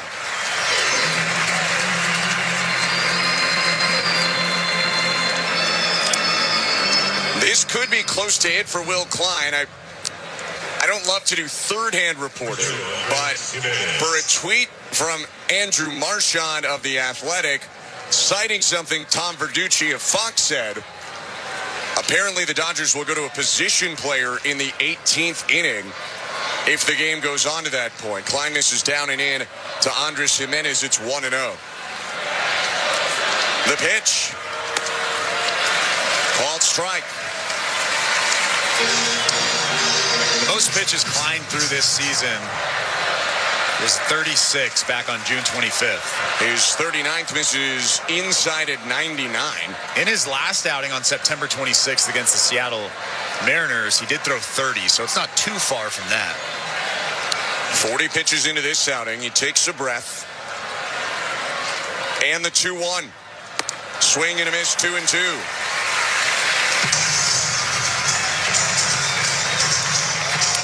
Jimenez will ask for time and step out.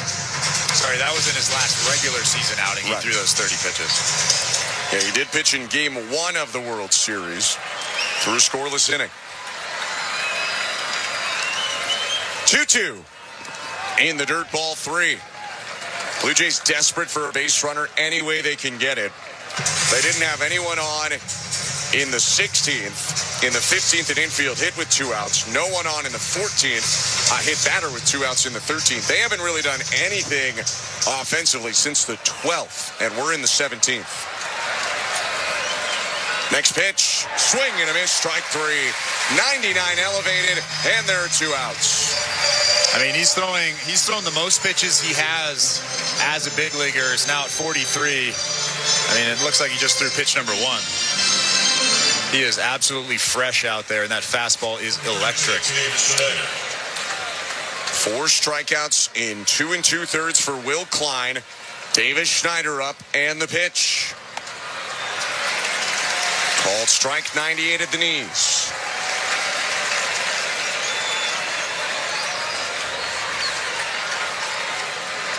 Next offering, Linden caught on the mound. On to the bottom of the 17th we go. Another 1-2-3 from Will Klein, who shows the baseball to the Blue Jays before walking off the mound. 5-5 is the score at Dodger Stadium. Bottom of the 17th up next. You're listening to Blue Jays World Series Baseball, brought to you by your local family-owned Crown Rust Control Center, streaming on the Sportsnet app and the Sportsnet Radio Network. Hey you, while we've got your ear, let's talk about what's catching everyone's eye. Is it the chipped paint flaking off your garage? Or that squeaky floorboard you always ignore? Don't worry, help is always within reach at Home Hardware. Turn those side eyes into second looks at the Bring Beauty Tone Home Reno sale. Save 35% on Beauty Tone Pure interior and exterior paint. And save up to 40% on in-stock vinyl and SPC flooring. Earn and redeem Scene Plus points at the Bring Beauty Tone Home Reno sale on now until October 22nd. Only at Home Hardware and Building Centers. Locally owned, genuinely Canadian. Our team knows it takes teamwork and staying power to go the distance, and a hunger to bring it home. That's why Crown Rust Control stands proudly beside them, because we know what it takes to go the distance for Canadians. We've been helping your vehicles go the distance for over 40 years, keeping them strong, reliable, and ready for the road. Get your vehicle playoff ready. Bring it home to your local family-owned Crown Rust Control Center. Crown Rust Control, proud sponsor of your Toronto Blue Jays. Bring it home, Canada. Hi, Hi, this is Tyler Heineman This is Toronto Blue Jays postseason baseball. on the Sportsnet Radio Network. Welcome back to Blue Jays baseball. Show Alley with you. The Blue Jays and Dodgers are still tied at 5 as we head to the bottom of the 17th inning out west at Dodger Stadium. Don't forget, we will somehow have Jays Talk tonight. Jeff Blair and Kevin Barker have the postgame show. They will take your calls and your texts. Blair, he will throw out the numbers to call after the final out. You can text the guys as well. Loads of texts here on the text line, 590-590, name and location. That is the People's text line. It's always open. Standard data and messaging rates may apply. Blue Jays baseball brought to you by Crown Rust Protection. Bottom of the 17th incoming. Here's Ben Schulman and Chris LaRue. Thank you very much, Joe. The fantastic outing by Eric Lauer is done. He pitched 4 2/3 scoreless, but now a pitching change brought to you by Home Hardware, the official home improvement retailer for the Toronto Blue Jays, locally owned, genuinely Canadian. Brendan Little, the last arm in the Blue Jay pen, comes out of the bullpen to face the bottom third of the Dodgers order. 5-5, bottom of the 17th. Scheduled hitters are Edwin Rojas and Klong. Little set. And the lefty's pitch. High ball one, missed with a sinker. For Brendan Little, his 7th playoff appearance, his first since the outing in Seattle in Game 5.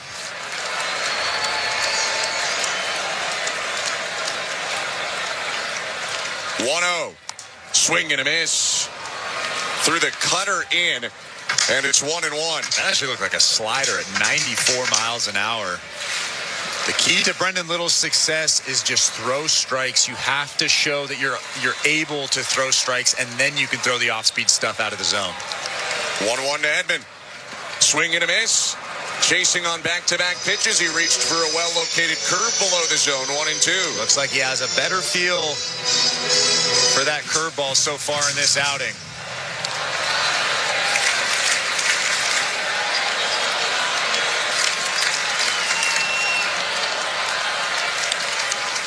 One-two.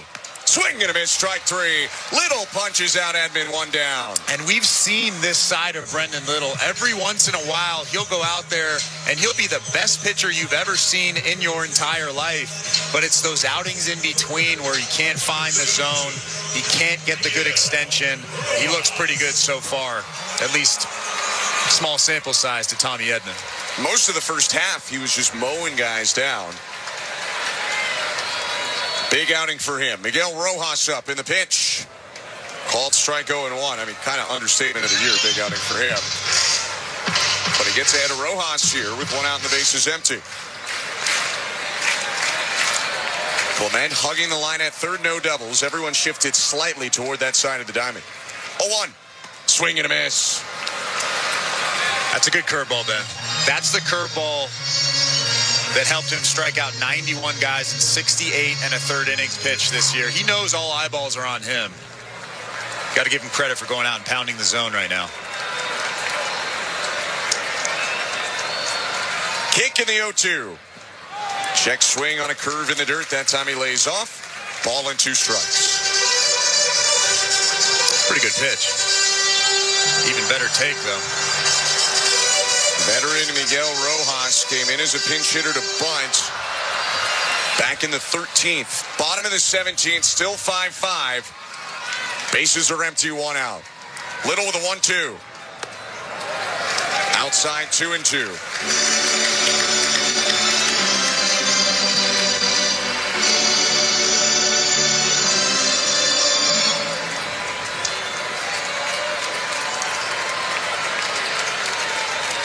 Lefty in a close set. Kicks and offers. On the ground is short. 2-hopper picked up Jimenez. He throws across to first, 2 down. Hit hard, but you know what? In the zone, and that sinker gets a lot of ground balls. Yeah, we've seen that over the course of the season. When he's on, he's getting ground balls, he's getting strikeouts, and so far in this outing, he got a strikeout and a ground ball. This is looking like the A version of Brendan Little.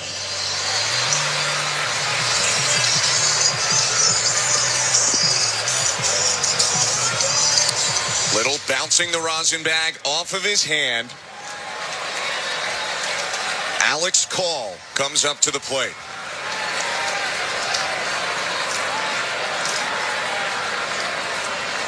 Left on right pitch. Down and in, ball one. We're over 6 hours into this game, and Brendan Little is one good pitch from sending us to the 18th. We're approaching midnight Pacific, well past that in Toronto. 1-0. Hit on a line, down in left center, a base hit. Into the gap. Call makes the turn for second and wisely turns it back to first. Although that single makes things more interesting for the Blue Jays. Shohei Ohtani is up. And if you walk him, you put the winning run on second. I would imagine you don't walk him here. Just because Alex Call has a ton of speed. He's scoring on anything to the outfield. I mean, it's a tough decision, but I think this is the right one. It doesn't remember that Mookie Betts is standing in that on-deck circle. Tyler Heineman's going to go out and have a chat with Brendan Little. Here comes Pete Walker running out there right now, too. Shohei Ohtani hasn't swung a bat in this game in about 3 hours. He homered in the 7th, or else we wouldn't be here right now. 4 for 4 with 2 doubles, 2 solo homers in his first 4 at-bats. Intentionally walked in the 9th, 11th, 13th, and 15th. Now up in the 17th. And he has the winning run on first base, trying to win this game. I'm sure he's not thinking this, but if I'm Brendan Little, I might be like, hey, no one else had to pitch to this guy for the last 3 hours. Now I got to pitch to this guy. It's kind of a tough draw. But Brendan Little has the stuff to get him out. If he can stay on top of the breaking ball, locate the fastball, I think that he can get him out here. Little deals home. Check swing by Ohtani, pitch in the dirt, appeal to third. He did not go, says third base umpire Jordan Baker, 1-0. It doesn't look like Alex Call's thinking about trying to take second base here. He was really close to first. You just can't take the bat out of Ohtani's hands right now. Yeah.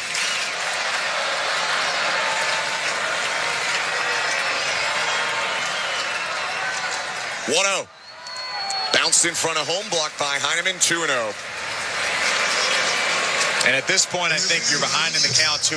John Schneider is probably thinking about just putting him on. It doesn't look like he's going to. Maybe they were pitching around him from the start. Maybe. I mean, what you definitely don't do is try to groove something in the middle of the zone. No. Needless to say. Call on first, 2 outs, 2-0. Down and away, ball 3.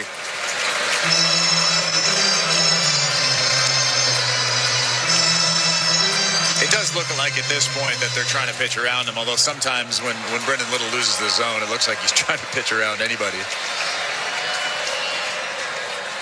3-0.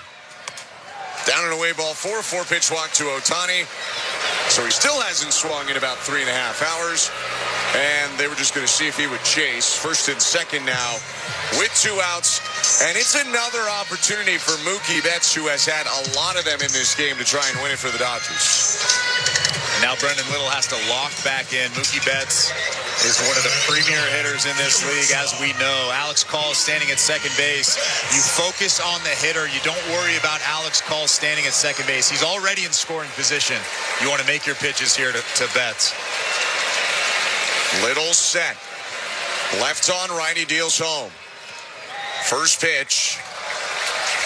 Called a ball even though it had the zone, because that's what tonight is. 1-0. On what will be one of the ugliest umpires scorecards I imagine you've seen in a while.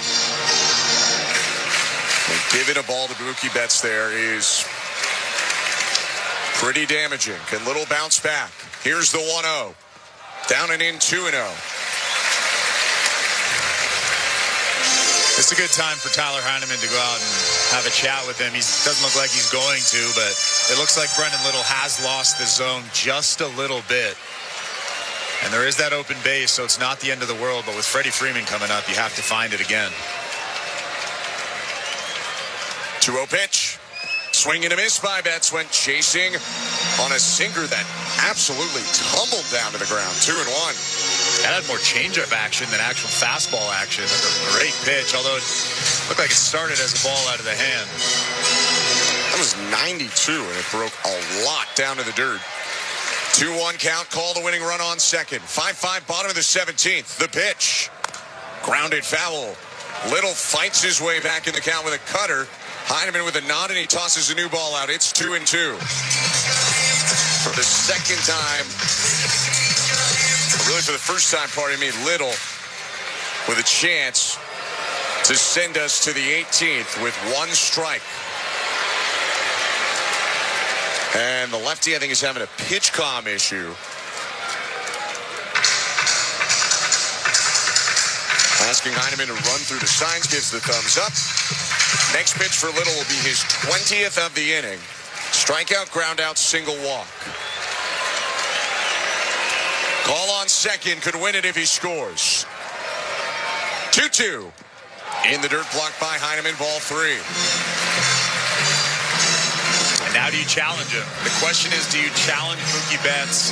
You obviously don't want to walk him in this situation, but like I said, the open base is at third base, but then you have a guy on the mound that doesn't have great command of his pitches, and he has to throw strikes. I think you probably do.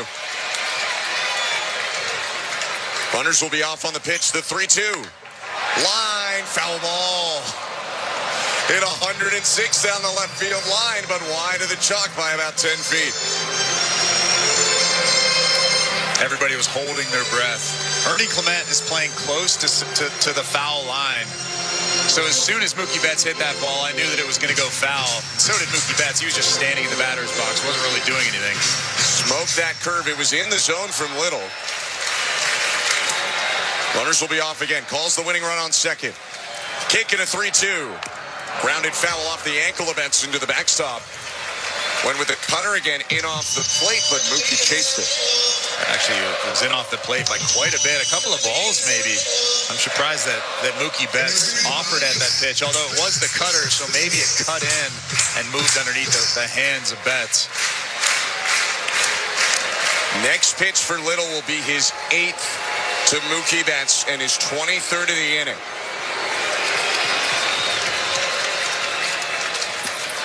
The 3-2. Popped up.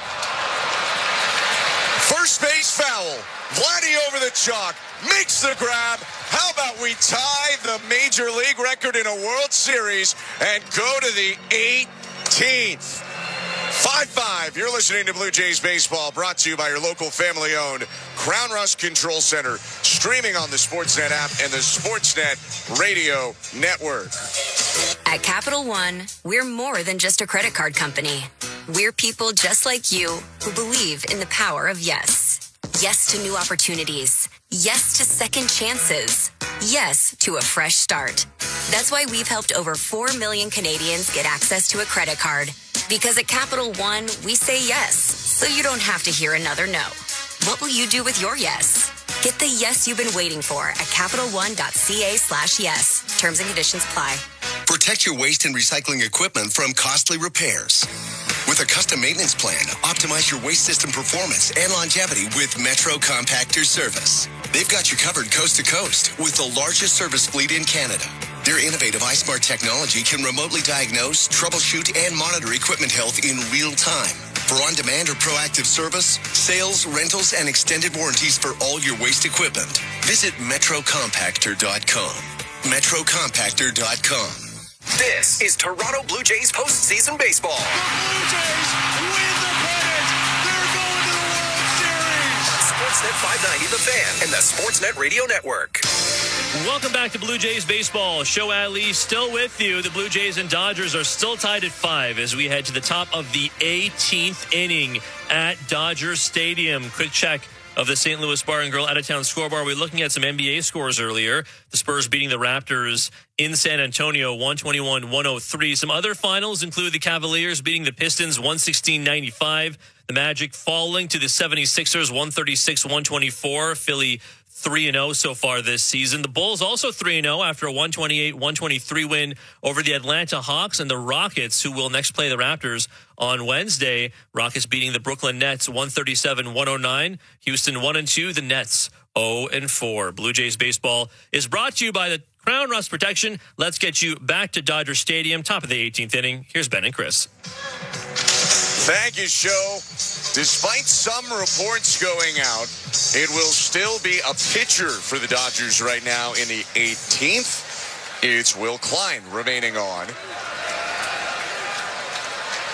Bearded right-handers throwing 45 pitches and 3 scoreless in his first pitch to Lucas. Cut and a miss, 98 middle in. He was just under it, 0-1. Trying to go deep there. I like the idea. Kick in the 0-1. Called strike. Wasn't last inning, it's 0-2. I mean, it's too late for me to care about people's feelings at this point, Chris. 0-2 pitch. Lucas ropes it, caught at first on a line by Freeman, 1 out. It looked like Freddie Freeman was playing no doubles. He was really close to that foul line down the first base line. Just perfectly placed, caught it right at the chest. And here comes Vladimir Guerrero Jr. I can guarantee that he's going to be taking some big hacks during this at-bat as well. I mean, they have not hit much in extras, so it honestly just might have to be someone runs into one. Klein's 48th pitch of his outing. Pardon me, is 49th on the way. Inside ball 1. If you weren't with us last inning, although how are you up right now if you weren't with us last inning? Klein caught a Davis Schneider liner, smiled, appeared to show it to the Blue Jays. Now the 1-0 pitch hit foul, 1-1. Then again, he's also dominating. So you can do that kind of stuff when you're pitching this well. A lot of confidence for a guy with less than 23 career innings. Although he does throw 100, so there's that. 4th organization for Klein. 1-1. Inside 2-1. I would imagine that the right-hander did not imagine this when the Mariners DFA'd him from AAA earlier this year. Next pitch to Vlad, down and away, 3-1. DFA'd midseason, traded over to the Dodgers on June 2nd, and now he's pitching a 4th inning of relief. And oh boy, Chris, Yoshinobu Yamamoto is up in the Dodger pen. 3-1 in the dirt ball 4. Guerrero on first. This is his bullpen day, I think. No, tomorrow would be his bullpen day. Ideally. So this is a little bit surprising. I mean, he's a $325 million guy. I don't know if that's what you want to do to him. I didn't hear the reports. I'm confused how the reports were made about a position player coming in, but I digress. 1 out, Vlad on first, 5-5 top of the 18th, and the pitch to Kiner Falefa. Up and in ball 1. I don't know who reported that, but I'm assuming they were incorrect. Whoever reported that. But I don't know. I didn't hear the conversation, so I don't want to blame anyone. 1-0 pitch. Fouled back, 1-1.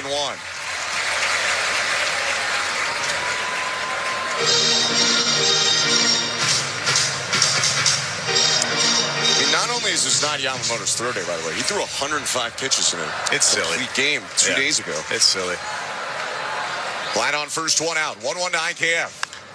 On the ground is short. This could be 2. Betts underhand flip 1. Rojas to first. Not in time. IKF just barely beats it out. Roberts will look, but it looks safe to the naked eye. Should be 2 down with IKF on first. They're going to challenge. And he looks. Maybe not. I thought it was close enough where they won't overturn this. Safe call at first base. It's crew chief review. It's bang over at first. He might be out, but it's really, really, really close.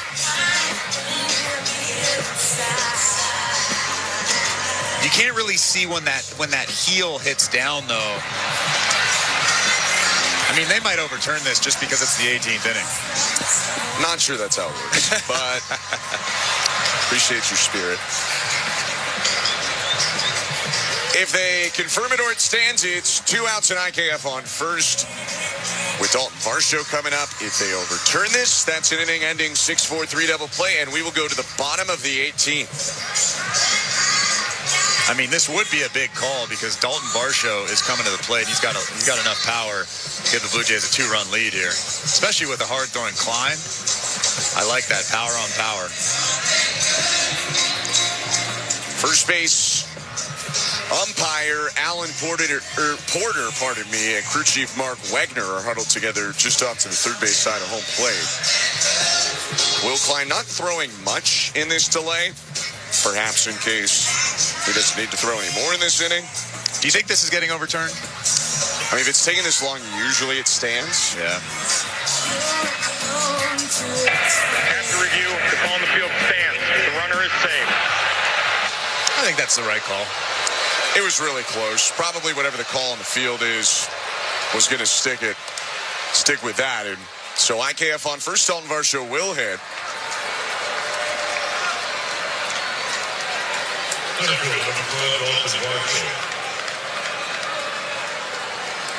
So Dalton Varsho will hit.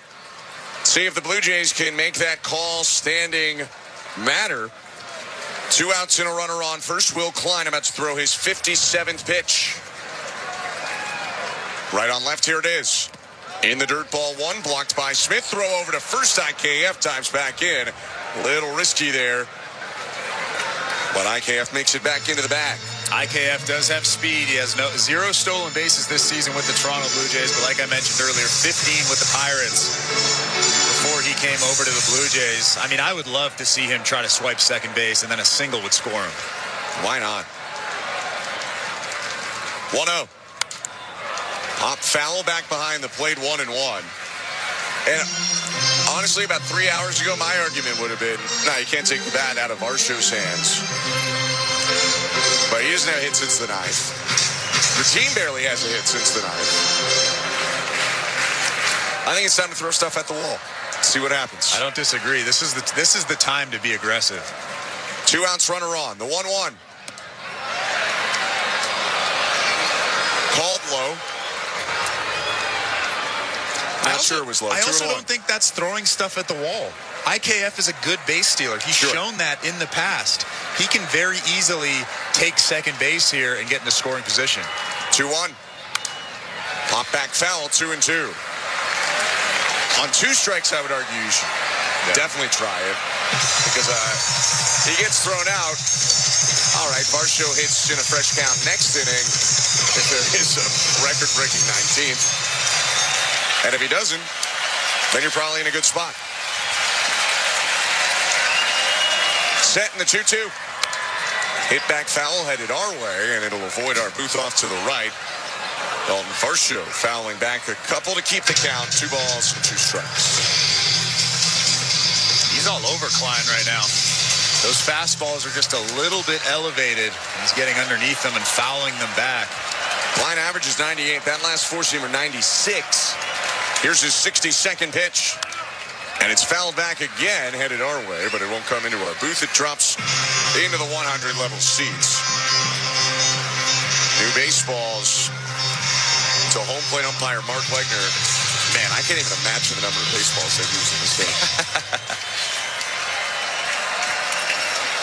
IKF is a go-ahead run on first. 2 outs. 2-2. Down and in, ball 3. And I would imagine that IKF is going on this pitch. He must. Full count, 2 outs. Dalton Varsho at the plate in a 5-5 game, top of the 18th. The pitch. Popped up foul, back behind the plate, and into the seats. They'll do it again. 64 pitches now for Klein. Boy, he has to be gassed out there. I'm assuming the adrenaline is still lingering, but it's starting to wear off. It's got to be. And you might forget, but Emmett Sheehan went almost 3 innings in this game, too. So they've had some long performances. Blue Jays, it was more of the Lauer performance going long. Payoff pitch again. Bounce back foul.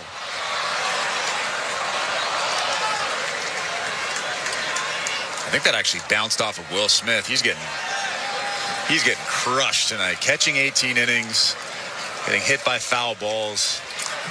I don't know what Dalton Varsho's pointing at right now, but he's having a conversation with home plate umpire Mark Wagner.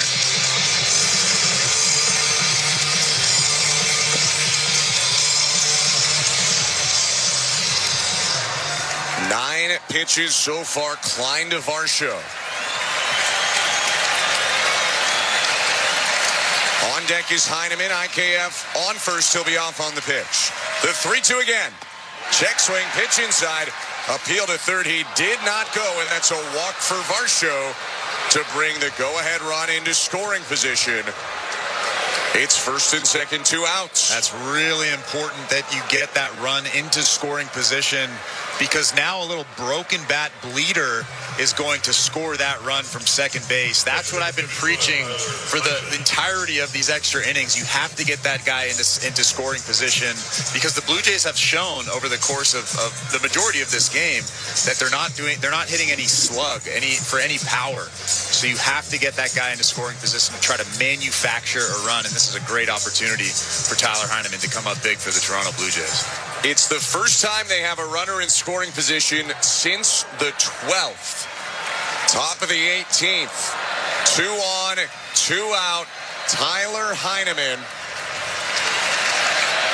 coming up to the plate. The switch hitting catcher bats left. Tyler Heineman, by the way, grew up about 20 minutes from here. Now, he wasn't a Dodger fan, but he went to a lot of games here. And now he gets to play here in his playoff and World Series hitting debut. The pitch. Fouled back 0-1. Had appeared for the Blue Jays defensively for this game, but it never hit. If you weren't with us a whole lot earlier, he ran for Kirk in the 12th. It initially worked out as he beat out a slow roller to third base. The Blue Jays did not cash in. That's the last inning. They had a runner in scoring position. 0-1. In the dirt, picked by Smith. It's a good take. Don't be antsy if you're Tyler Heineman. I know you want to be the hero, be the guy that gets the base hit. But Klein is starting to lose the zone a little bit. IKF the go-ahead run on second. Varsho on first. 2 outs in the 1-1. In the dirt, gets away from Smith. Up to third, IKF. Into second, Varsho. Finally, a ball gets through Will Smith, who had been impenetrable in the first 17 innings. And Klein is really starting to show cracks right now. He's just thrown 69 pitches, almost double his career high. I mean, if you're standing at third base, if you're IKF, you better be ready for something in the dirt. Even something that trickles away, you better be scoring on. Yeah, I mean, at this point, get a big secondary. Don't get picked off. Max Muncy is playing close to third, but... And now I think Dave Roberts... They're sending something out to Will Klein. Oh, there's just clay stuck to his cleats, so they're bringing out the stick to get the clay out of the cleats.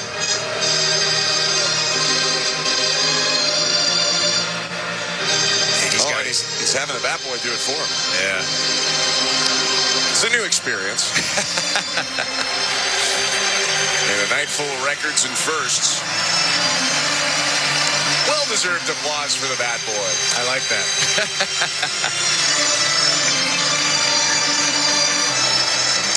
Second and third.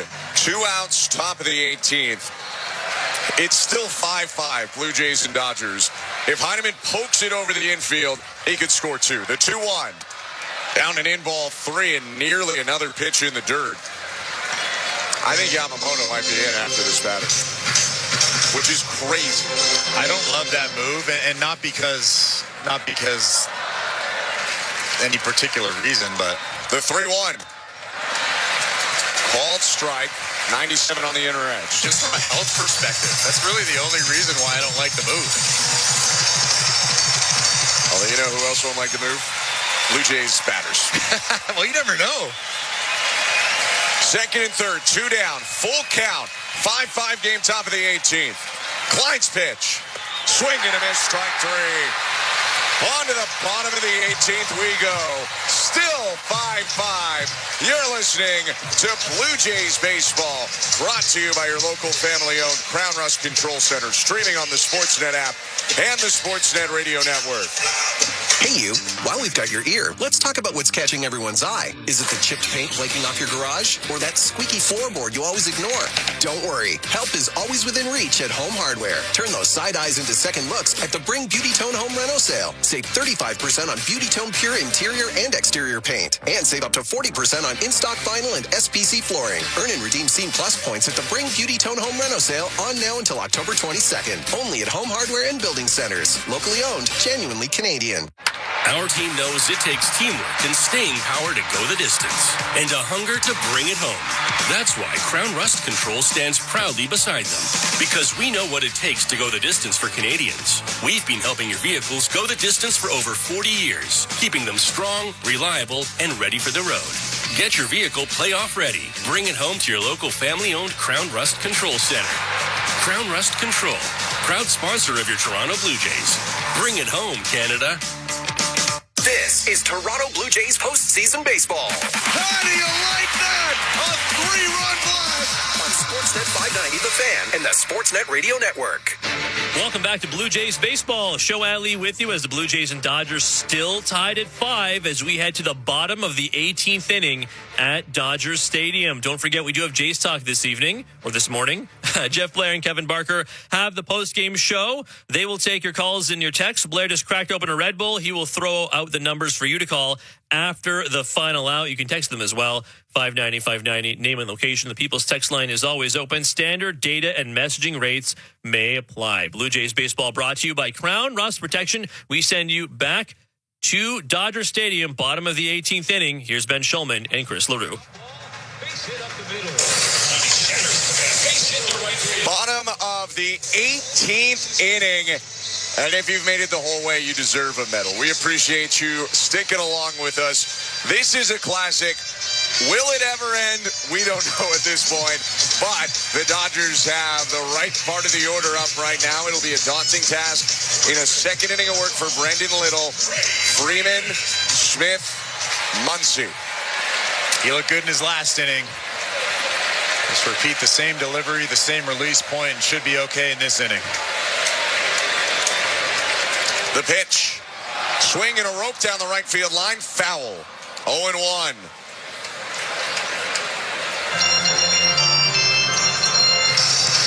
Last run came in the 7th. This actually at one point felt like a high-scoring game.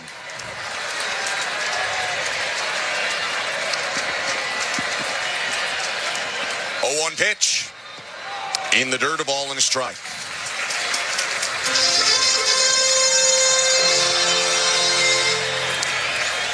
Freddie Freeman last on base in the 7th inning. 0 for his last 4. 1 for 6 on the night. 1-1. Outside 2-1.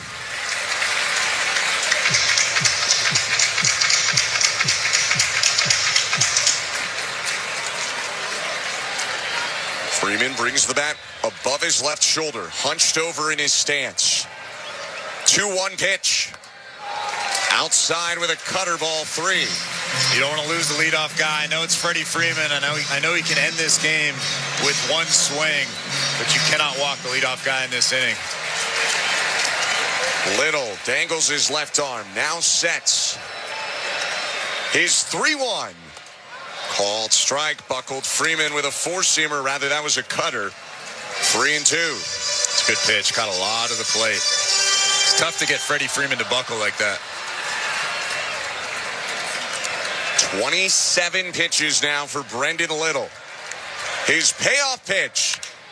Hit high, center and deep. Varsho back, warning track. Wall, it is gone.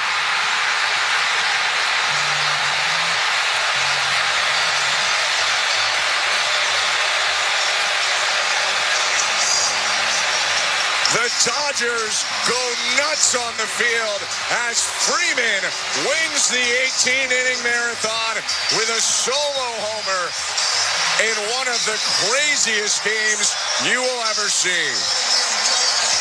It's a tough ending. The Blue Jays played really, really well, and obviously you want to come out on top when you play 2 full ball games in one night, but you have to tip your cap to the Blue Jays, the Dodgers. Both of those teams played really, really well tonight. And a lot of these fans stuck around. It's a school night, and they stuck around, and you know, they want to see the Blue Jays win. But it's a tough ending. The Blue Jays played really, really well. And obviously you want to come out on top when you play 2 full ball games in one night, but you have to tip your cap to the Blue Jays, the Dodgers. Both of those teams played really, really well tonight. And a lot of these fans stuck around.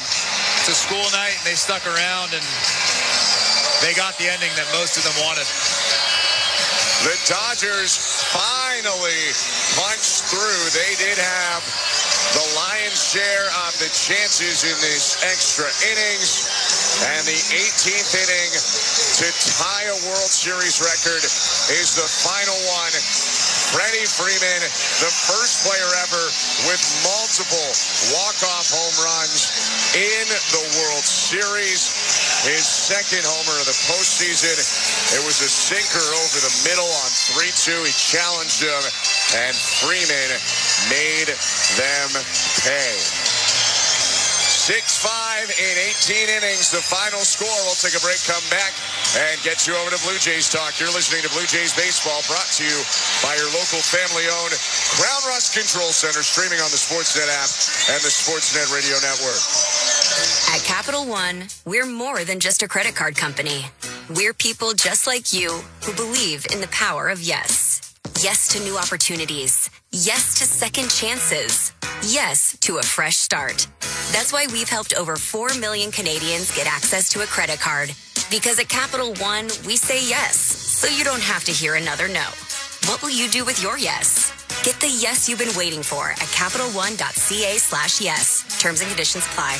Protect your waste and recycling equipment from costly repairs.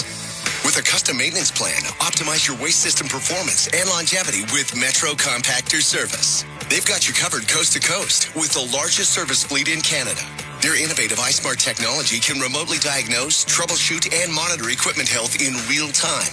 For on-demand or proactive service, sales, rentals, and extended warranties for all your waste equipment, visit metrocompactor.com. metrocompactor.com. This is Toronto Blue Jays postseason baseball. Marlins payoff pitch. Swing and a miss, strike three. On Sportsnet 590, The Fan, and the Sportsnet Radio Network. Welcome back to a frenzied Dodgers Stadium. Freddie Freeman hits a walk-off home run in the 18th inning to end the longest game in World Series history, at least tied for it, with the Dodgers and Red Sox in 2018. I'm Ben Schulman alongside Chris LaRue. We're just going to rip through the totals here and get you over to Blue Jays Talk. They have been waiting long enough. But the Blue Jays fall in this one with 5 runs on 15 hits, no errors, 6 runs on 16 hits, 2 errors for the Dodgers. Will Klein, a well-deserved win in relief. 4 innings of 1 hit, no run ball, 2 walks and 5 Ks. Brendan Little pitched a scoreless 17th, gives up the homer in the 18th. Frankly, someone was going to score at some point, and that felt like a little bit of a case of wrong guy at the wrong time. And I just have to say, I apologize, Chris, because I told you we wouldn't even bring you in. But the Blue Jays lost. I know that the majority of the people, if not all the people listening to this, might be angry or disappointed or sad. I mean, that's one of the greatest baseball games I've ever seen in my life. Yeah, maybe the best. I'm grateful that I got to be a part of it, and I'm sure you are as well. It was a fantastic game from both sides. Yes, there were some decisions that were made along the way by John Schneider, and I'm not going to bury him at all. Just to take some guys out of the ball game a little bit early, maybe for speed in kind of the midway point of the game, and then you see from about the 10th to the 18th, that lineup wasn't the A lineup. It was almost like the C lineup. So the Dodgers pitchers were just motoring through that lineup. Outside of maybe Vladimir Guerrero Jr., Dalton Varsho, they didn't put up much of a fight, and that's a little bit disappointing. But other than that, a really well-played game, an incredibly well-pitched game, at least later on in the ball game. And you just have to tip your cap to Freddie Freeman and the Dodgers for sticking this one out and coming through in the end. This is why you want to go to the World Series.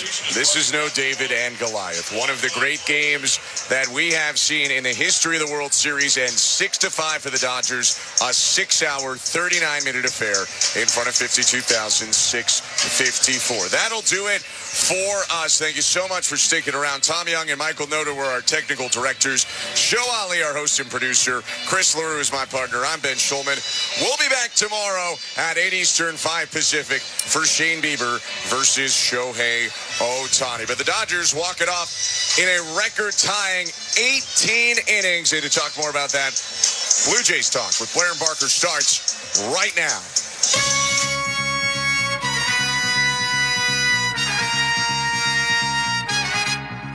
All right, Kevin Barker. Well, John Schneider is fond of saying that his team is resilient.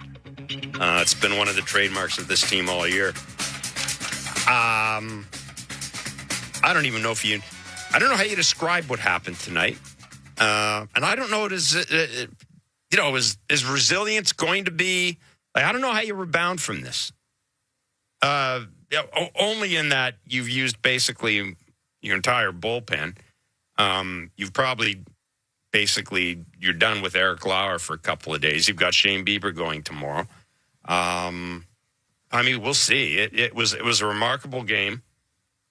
6 hours, 39 minutes. 6-5, the LA Dodgers beating the Blue Jays to take a 2-1 lead in the World Series on Freddie Freeman's walk-off home run. Yeah, it was a remarkable game, Kevin. Remarkable game. Really tough to lose, though. Yeah, absolutely. I mean, you knew sooner or later Little was going to throw one down the middle to the wrong person. I mean, he tried.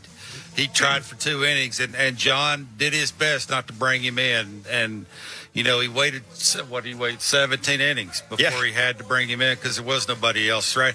LaRue, I'm with LaRue. Like, when you're getting now the Springer thing, the guys that came in for him, he had no choice. But get IKF again. Bo Bichette looked like he's limping. He's looked like he's fighting through it, right? I mean, he had a couple of hits, but the Heineman for Kirky. I mean, Heineman had 3 at bats. That's something. Straw had 4 at bats for Barger. That's the one for me that a little bit of a head scratcher when.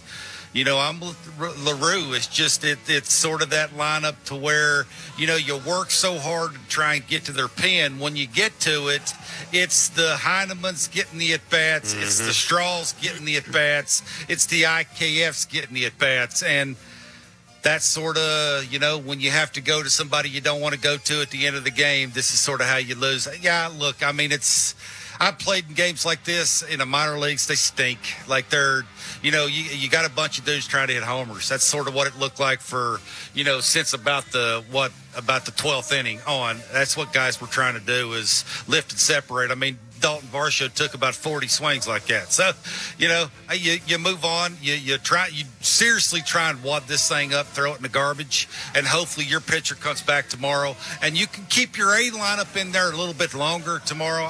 Obviously, probably Springer's not going to be there, so you're going to have to try and make up for that. But you're just going to have to start grinding again. Like this is the Dodgers you're playing. Again, it just gets back to that. You could see that coming. With the little thing, the way his knuckle curve was looking, the way I guess that's a cutter. I mean, he calls it a cutter. It don't look like a cutter to me, but whatever that thing is he's throwing, you knew sooner or later he was going to throw one down the middle of the wrong guy, and he did it. Yeah, and that, that at the end of the day, Dave Roberts had his A lineup in for almost the entire game. He did make some moves late in the game. You're absolutely right. George Springer, for those of you who've forgotten what happened yesterday, George Springer will await some sort of diagnosis, but it looked very much like an oblique injury or something like that. And John kind of let it drop today that George has been dealing with stuff other than just the knee injury. Bo Bichette, you're right. He was obviously not moving quickly.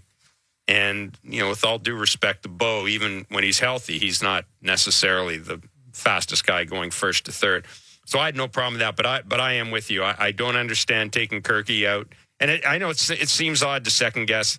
In some ways, it doesn't seem fair to second guess after an 18-inning game, but I don't understand taking Kirky out. And I really don't understand taking Barger out because I'm going to get a run of right-handed pitching at some point. That's the one I don't understand. I get you want to have a little more speed or you want to – I understand all that, but that's way too early. That's way too early. For my way of thinking, especially when your whole game plan is to get into the bullpen. Yeah, I think when Springer got hurt, I think your game plan late probably should have changed. Yes, fair. This has been John all year, where he takes dudes out and he's pinch running for Kirky, and he takes Barger out for a faster straw, can play better outfield defense. But when Springer gets hurt and the game's tied, and you know that guys are battling and fighting and clawing, and you know who you're going to face, and you know how tough it's going to be to scratch across runs, you'd rather have some guys in there who know how to swing a bat a little bit better than other guys. So, yeah, I mean, it was a long fought, hard game, and it's a shame they lost it like this. Little be hard to see again this series. No matter what, I'd rather throw a starters, that pitched 2 days ago. That's just me. I think that ship sailed. I just don't know how you can continue to throw. I get it today, but going forward here, I don't ever see how you can throw that out there again. He throws too many balls down the middle. He throws 92 miles an hour, Jeff. 416-870-0590, star 590, 1-888-666-0590, 590 is the text line. We have a lot of calls. The Blue Jays losing 6-5 in 18 innings. That's right. 2 full games of baseball. The Blue Jays losing 6-5 to the LA Dodgers. The Dodgers taking a 2-1 lead, and boy, oh boy, they had him. They had him. Shane Bieber's got to be the guy tomorrow, because there's not a lot. They got to score runs, Jeff. There's not a lot left in that bullpen. Yeah, they have to score runs. But I hate to say, yeah, they have to score runs. That's the best way to put it. Shlomo in Scarborough, you're on Blue Jays Talk. Guys, unbelievable game. One we'll never forget. Absolutely longest game. The pen was phenomenal.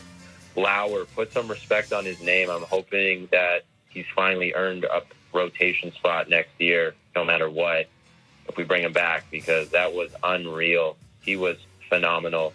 I hate it had to be Little that gave that one up. I didn't think we'd even see him in the World Series one, but then I saw him on the roster again, and I was kind of shocked. But man, that guy is going to have a hard time sleeping. But I guess, what can we say? You guys just said a lot of what I wanted to say. The fact that we emptied our bench so fast, and then looking over to the other side, and there really weren't many substitutions till later in the game for the Dodgers, and the lineup's just looking like, who do we have that's really breathing any fear into them? Like, it's like Varsho, Clement, and Vladdy. And they've got 3 Hall of Famers and a very, very deep lineup with all that playoff history. And Heineman's coming in, getting his first playoff at-bat ever, just looking overmatched, just not looking good on the base pass. I don't know. I didn't really like the vibe of IKF and Heineman tonight. There were a lot of things that I didn't feel like the boys were playing Blue Jays-style baseball later in the game. You know what, though? I'm going to say, Shalom, it's awfully hard when you don't have Bichette and you don't have Springer and you don't have Barger and you don't have Kirk. I understand that, the strength of this team has been their depth, but when you take those 4 guys out of you can't play Blue Jays baseball. You just can't. Agreed. And I think that's the mistake. We got too fancy, but listen, there's no foresight in this game. Nobody saw it going to 18 innings, but it's just crazy. If we just have one of those bats, Kirk, Bichette, Barger, Springer, one of them, this game is over. This game is over. We win this game. Calls didn't go our way. It just seemed like the whole game. I'm like, okay, all these things happening. That missed strike on Varsho, like Schneider getting thrown out at the plate. Like, I was just like, man, we haven't seen that Blue Jays farting butterflies, as you were saying. We didn't get that moment this game. No, they were no. Really that's strange. So maybe the silver lining is that it's coming. They needed this moment to happen, to let down, in order for some magic to happen tomorrow and for the next 3-4 games. Yeah, I appreciate the call. There were seven outs in the base paths in this game. Not all of them by the Blue Jays, but it seems like so much happened. Shohei Ohtani's home runs almost seem to be forgotten. That 4 for 4, and then John Schneider walking him intentionally the rest of the time. Shohei Ohtani had one of the great World Series performances of all time, and he walked 4 times in a row. 3 of them intentionally. Should have walked 5 times. Should have walked 5 times. I'm with you on that. There were a lot of moves that were made in that game that, in hindsight,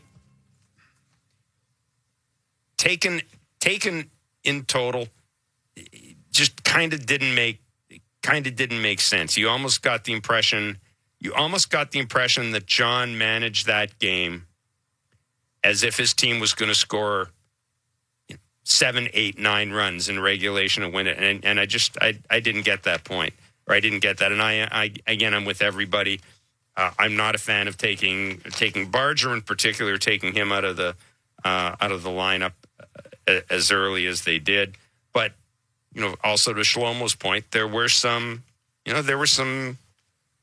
Would you say odd decisions made on the bases tonight? A couple of odd decisions by Carlos Fablis at third base, or did you have any issue with any of those? Yeah, the 10th inning I didn't with Schneider running. He's going to walk flat. He's going to pitch to IKF. That's not going to go well with the bases loaded. No. IKF getting thrown out in the 9th inning at third base, that's a no-no. Like, it's base to base when Kirky's coming up. You got 2 on, first and second. Kirky's up. I'll take my chances that way. That's how you score runs. You sort of killed an inning that way. Instead of 2 on, it's a runner on first base and 2 outs. That's a no-no. Like, you had a couple of, that first that second inning, he turned his back on home plate. Yeah, that you never ever do that. Like, ever. That is like, I hate to say this because I love to do. That's high schoolish. It's what you see. You see that when you go watch the parents at the high school game and they're yelling at their son because their son's looking in the outfield, and that's some stuff that happens there. That don't happen in the World Series. That's a no-no. You should never do that. Like, Shlomo's right. Like, some things happened. Fluharty stunk. Sir Anthony. It's Petey went out there. I guess he said throw the ball right down the middle of Ohtani. Yeah, is that what he said? I mean, you're up a run. You got a runner on. You see what Betts and Freeman had done up until that point. Why are you pitching to him? Yeah. Like, it's like, yeah, some of those things. And again, you never expected this thing to go as far as it did, but dumping your bench, and it's just, you're again, obviously he was trying to stay away from Little as far as he could stay away from Little. Absolutely. It just didn't work out. Let's just talk a little bit about Shohei Ohtani very quickly. The first player with multiple games of 12-plus total bases in a single postseason. Only one player has had 2 such games in a postseason career. That would be Babe Ruth. First player in MLB history with 3 multi-homer games in a single postseason. He tied an MLB record by reaching base 9 times tonight, and that's a record for any game. Was last accomplished by Stan Hack of the Cubs on August 9th, 1942. And, the Dodgers and Jays combined to set a World Series single-game record with 37 runners left on base. Again, kudos to the Dodgers bullpen for going. And we were watching it here, Kev. We made this point. The Dodgers ran out guys that Dave Roberts wanted to stay away from. And they're throwing 101 and 98, 102 in one instance. Mm-hmm. And I wanted to ask you, as someone who's played the game, now I know I don't know if you've played in a game this long, but I got to think that when I'm in the 15th inning of a game and somebody comes in and is throwing 102, I'm about to put my hand up and go help here. Yeah, well, I thought the pen stunk. That's what I'd be asking coaches. I thought our job was to get in the pen. Well, it worked. Seeing these dudes, maybe they did, but it didn't work. Yeah, look, the Ohtani thing, that's sick. I mean, he got a bad breaking ball in his first at bat. He hammers that thing. Yeah, you just can't make any mistakes to him. The first homer that he hit, that's perfect pitch. Like, he couldn't set it up any better. I mean, he was, it was 88, 79, 95. The 95 is exactly where his weakness has been basically all year.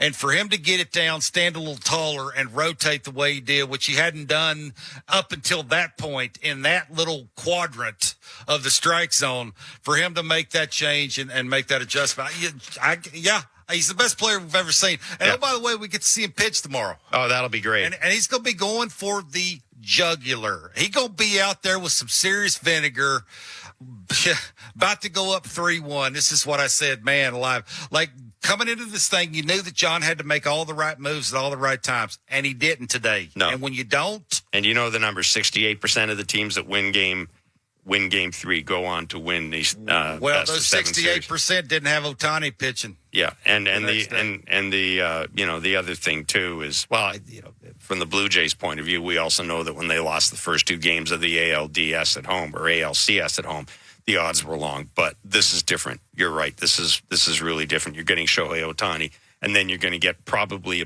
a better Blake Snell. on the heels of him. Doesn't look like Springer's going to be back either. No. I mean, that looks pretty bad. Well, that looked for George to take himself out of the game like that did not look good. Ben in East York, you're on Blue Jays Talk. What's up, Ben? You Hey, are, guys. obviously.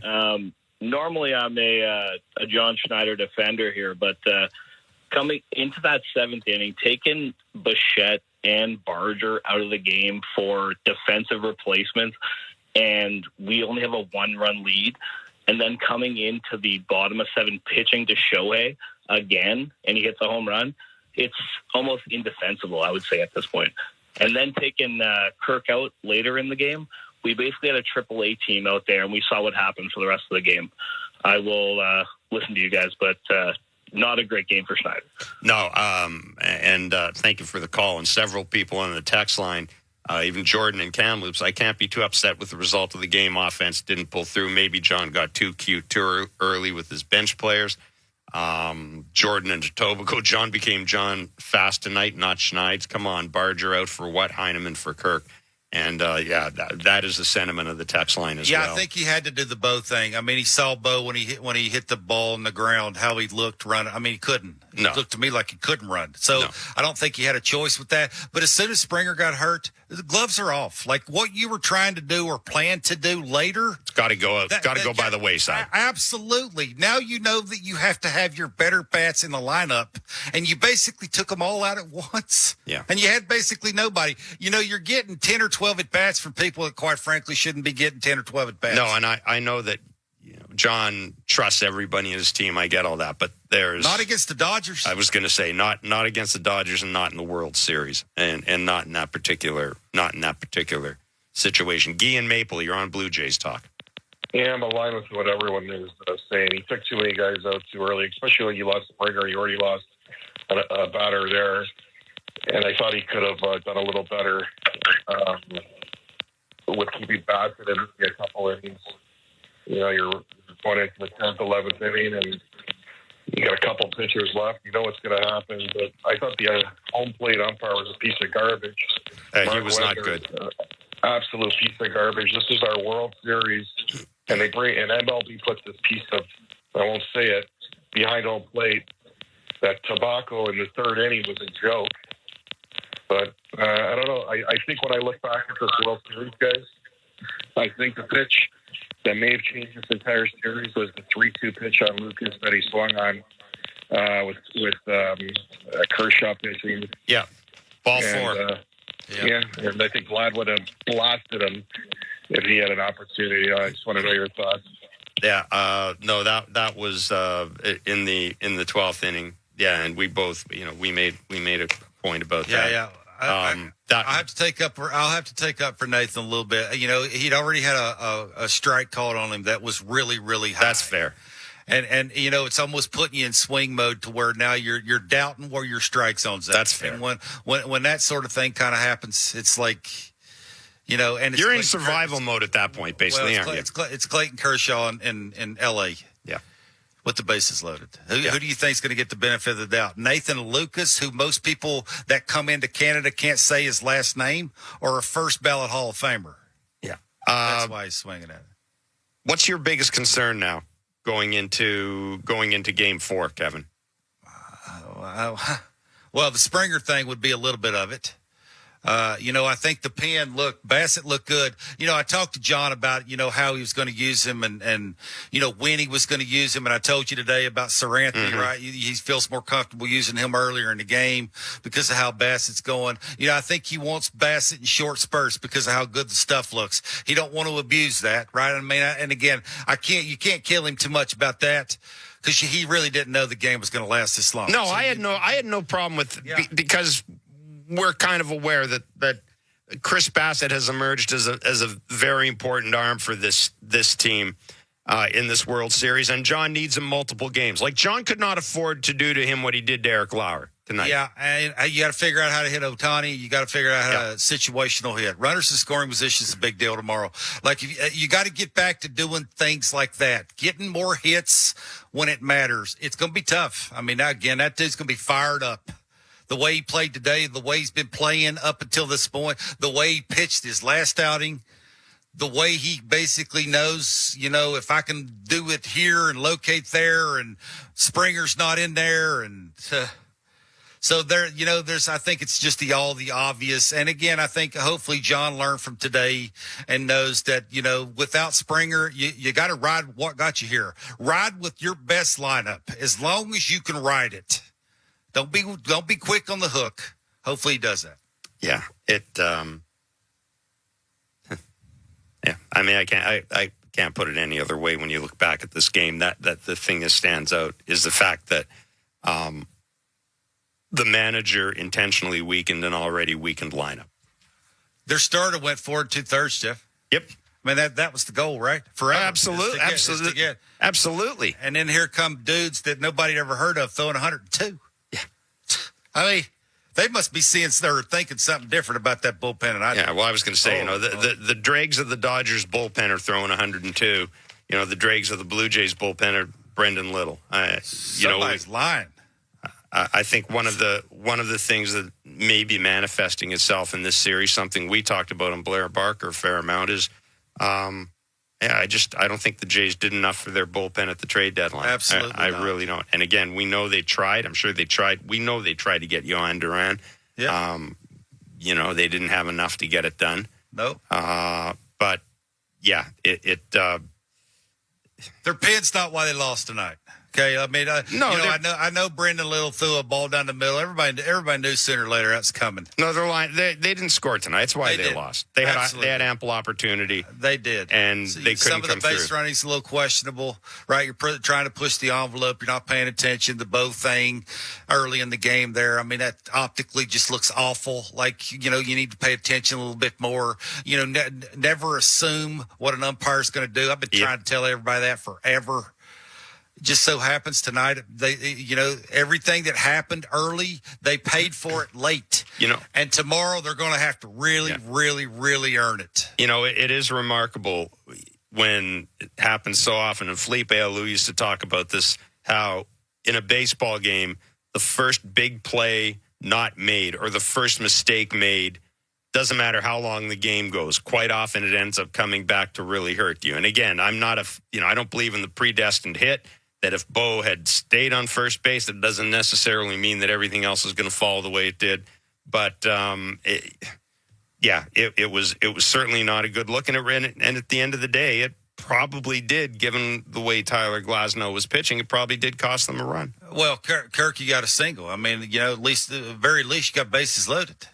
That's where you're at. Yeah. Like you're putting pressure on a guy early to make pitches when he seemed to me like he was going through it. Ricardo in Toronto, you're on Blue Jays Talk. Yeah, good morning, gentlemen, or good evening, depending upon your geographic location. But I don't think it's good evening anywhere in Canada right now. Sure. Now, okay. I know, Blair, you're not an advocate for heavy alcohol consumption and dialing into the show, but after the ninth inning, I ran out of ale, so I had to resort to moving to hard liquor. That's all right. Believe me, if I had some handy here, I would have been there with you. I got to ask you, gentlemen, look, I want to take in your thoughts on the mental propensity of the athlete that goes through a battle of 9 innings, not expecting to double that and play 18 innings and then losing. Now, does the battle or the climb of Everest seem double that for tomorrow because of the expectation of hopefully winning this game or whatnot, but now losing it? So I want both your gentlemen's take on the mental propensity of the athlete and what they're thinking now for tomorrow. Appreciate the call. Again, I'm sure we'll hear from John Schneider that, this team is good at turning the page. They're resilient, et cetera, et cetera. I mean, there are some games it's easy to turn the page on. Generally on June 29th, you can turn the page in a game. It's a little different in this situation. It's the World Series. The eyes of the baseball world are on you. This is all that is going to be talked about. I mean, and because you lost it because the game went 18 innings, this is all anybody's going to be talking about on anything on ESPN or Sportsnet. I mean, this is all anybody's going to be talking about. This was a historic sports event. You are not going to be able to get away from this if you're the Blue Jays for the next 24 hours, the next 18 hours, or however long it's going to take before the game starts. I mean, you're not. It's going to be in your face everywhere. This is because the Jays, I'm assuming they're not going to have Springer. They have a compromised Bo Bichette. This is just going to be, you can't fool the players, and I think the players will know what's up. The players will know what's up here, and I think that it's just going to be really hard. It's going to be really hard to turn the page on this. And you know what? And the other thing, dudes are going to be tired, and it's hard. It's hard to do that when you're tired physically. Yeah, you have to. I played these length of games in the minor leagues, and then had to turn right around and play the next day. Like mentally, you're so used to playing every single day. It's more about like Nathan Lucas went 1 for 8, Ernie Clement went 1 for 8, Jimenez went 1 for 6. If you're individually going through 1 for 8s, 1 for 6s, you got to figure out why you went through those, and you got to figure out real quick of how you can figure out a game plan against that behemoth tomorrow that you're about to face, at least for the first 4 or 5 innings. So, I mean, maybe your hope is that he's tired. He had a long night. Now, he didn't do a whole hell of a lot in the last part of that night. Basically, walked to first base. But I thought, as a matter of fact, as this game went on and on and on, I kind of wondered if, at some point, I don't know, would Shohei Ohtani pitch in this game? I had, all sorts of things we're going through. We're going through. By the way, who reported that Dave Roberts is going to put in a position? I believe Tom Verducci and Fox reported that, and I don't. I did not see the. You might want to be 100% sure before you report that. Yeah, I mean, he is a field reporter, so maybe somebody said something. I don't know. That's what made me think. Position player, is he thinking of putting Ohtani in? That's. But anyhow, as it turns out, it didn't matter. He found somebody else that threw 100 to come in and do the job for him. He actually found 2 guys.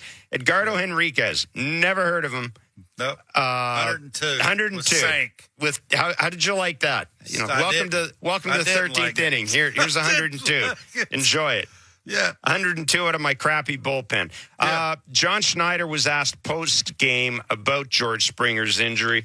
God, I can't even remember what inning he took himself out of the game. In the 7th inning, Ty France came in to pinch hit for him in the 7th inning. This was John Schneider following the game on George Springer's injury. What happened with George Springer, and where's he at right at this moment? Yeah, George, it's some right side discomfort,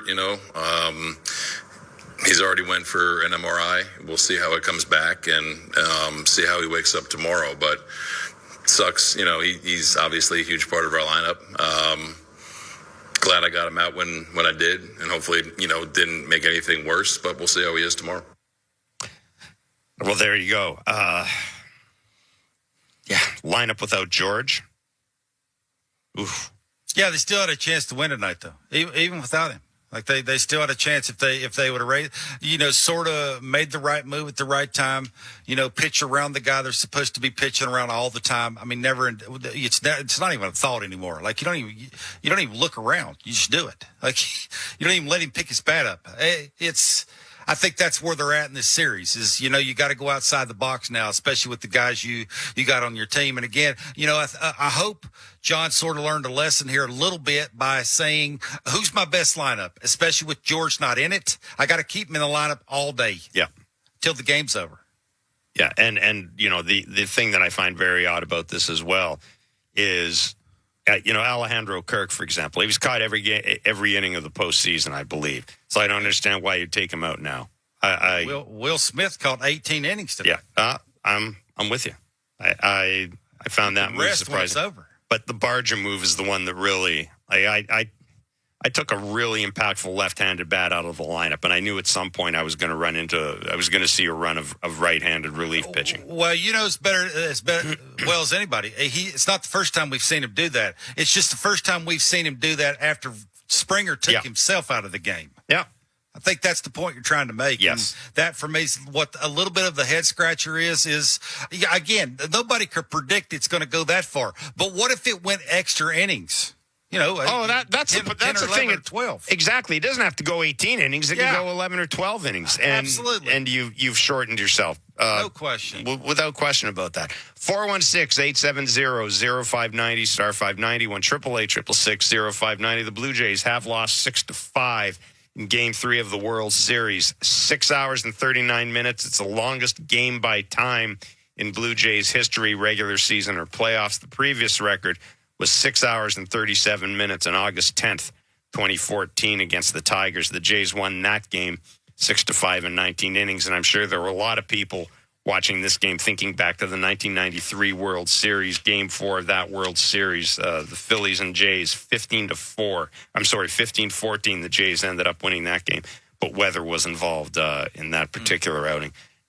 Wasn't any weather here. It's funny, I was thinking watching the game, remember all we were talking about shadows for so long, about the impact the shadows might have in the game. No shadows. Zero. No shadows. And at the end of the day, a game played well into the night. Marty in New Jersey, you're on Blue Jays Talk. Hey guys, I mean, you already said most of what I had, but I mean, the optimism I still have here, I think they still got this because our bullpen, kept them at bay for a very long time against their best, like their entire lineup for the most part. They held us at bay without Springer, without Bo, without Kirk at some point, without Barger. Like, Springer might not come back tomorrow. Maybe he comes back the next day, hopefully. But, like, our lineup is better than their lineup. And, like, our bullpen is better than their bullpen. So we can still do this, right? Yeah, I don't think your lineup's better than their lineup. With all due respect, without a healthy, without a completely healthy Bo. Or Springer. Yeah, no. Sorry. If we had Kirk and Barger in there for any of those last 5 innings, like, we'd have won this thing, right? Still got fair. Maybe, but Ohtani, Betts, Freeman. I know they hadn't done much in this series. Muncy, Teoscar. You get down to the bottom of the order, and the Jays maybe have the advantage. But with Bo compromised, it's the Dodgers lineup is far superior. But he made a good point. Bassett's been great. Hoffman has been tremendous. Fisher spinning it the way he's spinning it. Yeah, Lauer came in today and looked like he'd been pitching every 5 days. Tremendous. No, but that kind of gets to my point. The lineup didn't get it done tonight. And yes, I understand that John took a couple of players out, but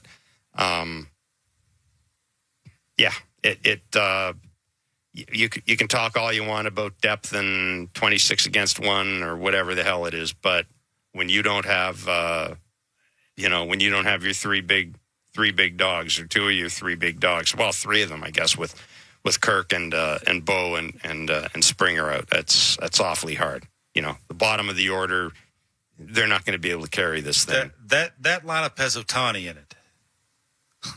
Yeah. Yeah. They have Ohtani, and they won a game in which basically Mookie Betts and Freddie Freeman did squat for the most part until Freeman walked it off. Yeah.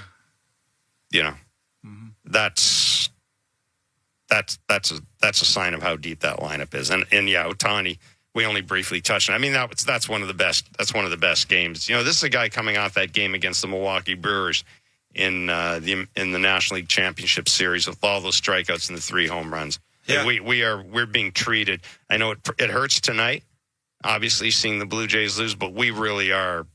We're being treated to history watching Shohei Ohtani play. I just love that he brought it to everybody's attention that he was going through it, right? When he took that batting practice in L.A. that he's never done, and now he's coming out doing the things he's doing to, you can get him out if you make the perfect pitch. If you don't, I mean, it's not a debate anymore. He's the best in the world. He might be the best that's ever played a baseball game. And I think we're at that point. We're going to see him at full stride tomorrow. Yeah, I think we're at that point where it's going to get hard to poke at those postseason numbers now. I think we're past that. I think we are past that.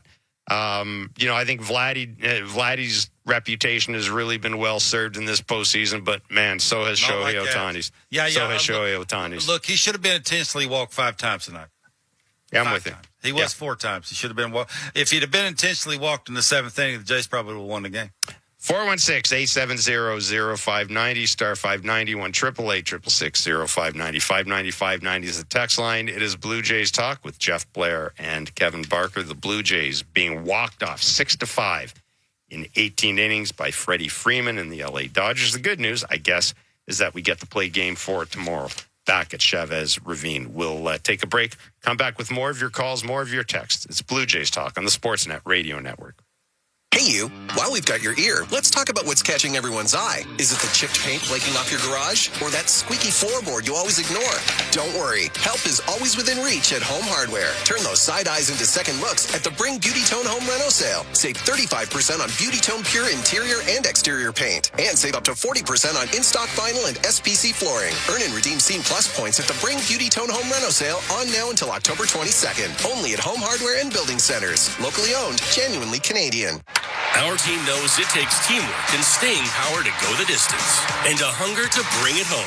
That's why Crown Rust Control stands proudly beside them, because we know what it takes to go the distance for Canadians. We've been helping your vehicles go the distance for over 40 years, keeping them strong, reliable, and ready for the road. Get your vehicle playoff ready. Bring it home to your local family-owned Crown Rust Control Center. Crown Rust Control, proud sponsor of your Toronto Blue Jays. Bring it home, Canada. Your business runs 24/7, but what happens when your loading dock grinds to a halt? Get back in business fast with Begley Overhead Doors and Docks. Your overhead door problem is our problem, and we're good at fixing problems. Repairing your overhead door, dock, or have truck restraints that require service? No problem. We also offer preventative maintenance inspections to eliminate the chaos and expense of unplanned emergencies. Begley Overhead Doors and Docks, trusted for over 60 years. Visit BegleyOverheadDoors.com today. Buck Martinez here to tell you about the huge double XL 3-topping pizza from Pizza Pizza, just $19.99. That's a whopping 18-inch 3-topping thing of beauty for only $19.99. So hurry into Pizza Pizza today and bring a big appetite for a hot and fresh double XL pizza. I'm loving this big voice. I may just call the game this way. Go to pizzapizza.ca. Protect your waste and recycling equipment from costly repairs. With a custom maintenance plan, optimize your waste system performance and longevity with Metro Compactor Service. They've got you covered coast to coast with the largest service fleet in Canada. Their innovative iSmart technology can remotely diagnose, troubleshoot, and monitor equipment health in real time. For on-demand or proactive service, sales, rentals, and extended warranties for all your waste equipment, visit metrocompactor.com. metrocompactor.com. At Capital One, we're more than just a credit card company. We're people just like you who believe in the power of yes. Yes to new opportunities. Yes to second chances.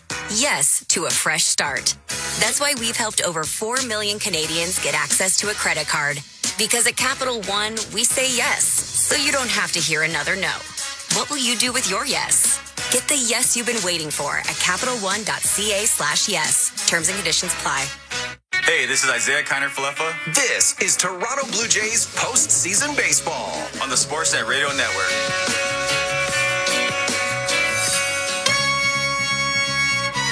Yeah, I mean, now's not the time to give up. We haven't done it all year, so just kind of got to drop it and literally just come back tomorrow and just try to win one game. That's it. Honestly, I think almost everybody's going to be ready to go tomorrow. It's the World Series. I mean, nobody wants to miss an inning. Nobody wants to be down. So do whatever you can to get yourself ready tomorrow and ready to go. There you go. That is Miles Straw and Eric Lauer. Some thoughts from the Toronto Blue Jays clubhouse after a 6-5 loss to the LA Dodgers. 18 innings of postseason baseball tonight. Brendan Little giving up the walk-off home run to Freddie Freeman. Rolls right off your tongue, don't it?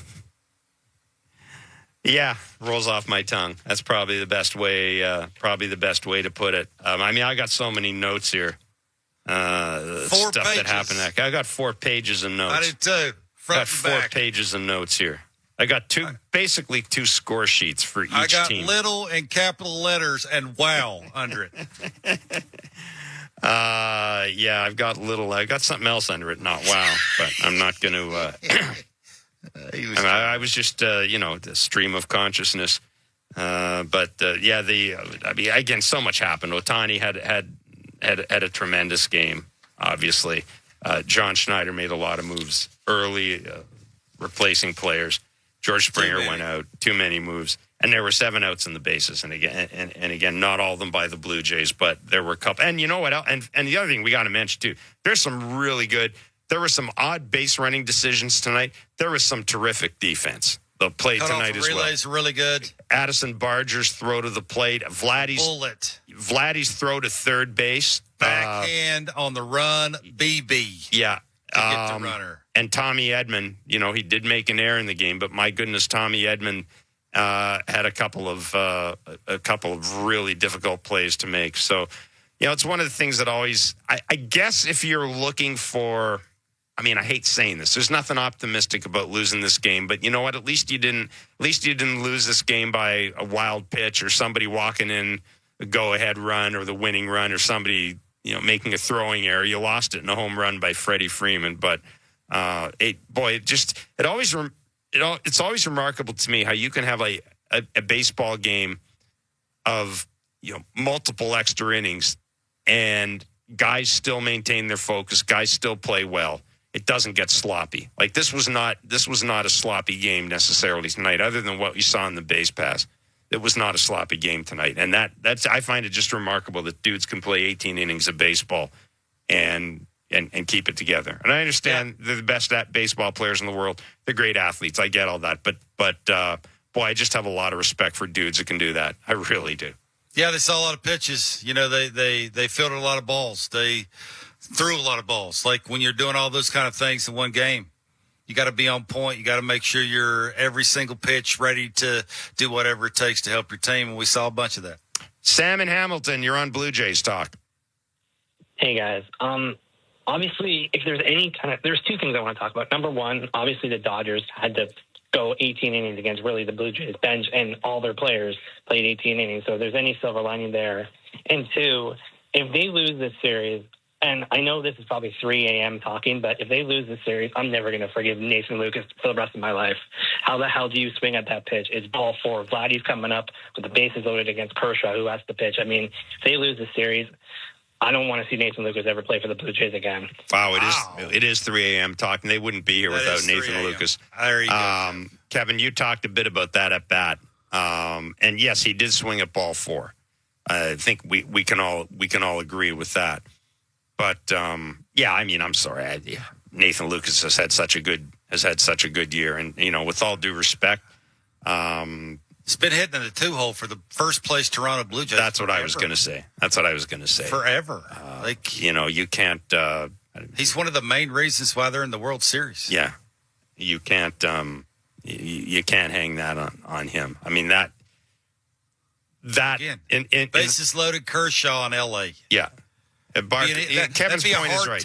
That'd be a hard take. That would be a very hard take. And I've also got to say that that I think that is also directly attributable to the fact that I don't think you could come to the plate tonight as a player and have absolute total confidence in the strike zone. I'll put it that way. And that is also, if you're Nathan Lucas, you do not want to look at a called third strike. You just don't in that situation. So I'm with Kevin in that. He chased ball 4, but there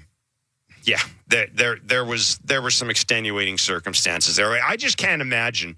I can't imagine what it must have been like to be at the plate with that strike zone. And I'm not going to turn this entirely all on hammering in the umpires. It was bad for both sides. The strike zone was atrocious. It was a work in progress. There was some consistency at the top of the zone, not necessarily great consistency. I have more of an issue with some of the pitches lower in the zone that were called strikes or balls. But Mark Wagner sucked for both sides. That's what I'll say. And I mean, you've already got all that pressure on. You're in the 16th inning or 15th inning of a World Series game, and you have no freaking idea what the guy in blue thinks is a strike zone. I mean, you just don't. And, I mean, we watched the game. I got to the point where I had to wait for him to make a call. I didn't know. I didn't know what was a ball and strike for the most part, unless it was right in the middle of the little old box. Yeah, I mean, I'm not here to make any excuses for any player that didn't get it done. It's tough though. I've been a part of that a lot. I played in the minor leagues a ton. You think this guy stunk? You should watch a couple of minor league games. Yeah, good luck. But it is what it is. They battled, they clawed. Just so happens tonight I did throw a ball down the middle to the wrong guy. Couple of texts. Dave from Coldwater. Just hope the Dodgers stars are burned out as many of them played the majority of the game. Question from Winnipeg. Who's batting leadoff tomorrow if Springer's not in the lineup? Oh boy. I mean, I haven't even thought of that. I say you just move everybody up except Vladdy. You put somebody else in the 2-hole. Yeah. Maybe put Nathan Lucas there. Maybe move Ernie up. I was thinking maybe either you're going against Ohtani. I would almost go Clement, Lucas, Vlad, and Bo if I had my choice. You pick your 4 best hitters, and then you add Kirky in there. Yeah. I don't think Vladdy wants to move out of the 3-hole because he's married to that spot. But you put your best 5 hitters in a row. Whoever you think that is, Nathan Lucas is one of them. If you like Ernie up there, you put him in the 2-hole. You leave Vladdy in the 3-hole. You put Bo in the cleanup spot. You leave Kirky where he's at. Addison Barger. Maybe you put Addison Barger up there. I kind of like Addison Barger a little lower because I want him to run into a 3-run homer. Yes. Instead of a solo shot. I want him to do that kind of thing. I just think he looks more comfortable lower in the batting order. But I'm trying to stack as many as my best hitters up there as I possibly can. By the way, since the Blue Jays 9-run 6th inning in Game 1 of the World Series, they're batting 177. So, I mean, that's what 18 innings of baseball will do to you. I think they were 2 for 25 from the 9th inning on, I do believe. Well, I don't want to be that guy, but I think that has more to do with the people they're facing than their lineup. That's just me. I think the dudes that they've been facing the last couple of days are the best in the business. Yep. Jeff in Toronto. Not this Jeff. The other Jeff. You're on Blue Jays Talk. Jeff with a G, if you want to keep it straight. There you go. I might just be going soft in my early middle age here, but I just have some positivity. Like, I just watched the greatest baseball game I probably will ever watch. I had to keep score I had to tape some extra paper to my scorecards. You and me both. And, I don't know. Like, here's a question for you. Like, the Jays don't pinch run for Kirk in the 12th, and let's say Kirky runs into a double play or gets thrown out of third or just doesn't make it around. Schneider gets killed for that. So I don't think you can. There's all this nitpicking and like the guy going on about Lucas, like you strike out or you chase a Kershaw curveball out of the zone. Who hasn't chased a Kershaw curveball out of the zone? So I just really want to appreciate the amazing game that we just saw. And, that was great drama. There's no. I will disagree about one thing. I don't think too many people would have ripped on John Schneider for leaving Kirk in the lineup, given how thin. He would have got in at bat in the 16th. Given how thin that lineup is. I'm not taking anything. Listen, you're right. It was great drama. It was a great baseball game.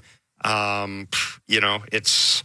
I mean, you want to have classics. When you have a World Series, you want to have classics. This will go down as a classic. This will be a game that people will be talking about for a long, long time. And that's great.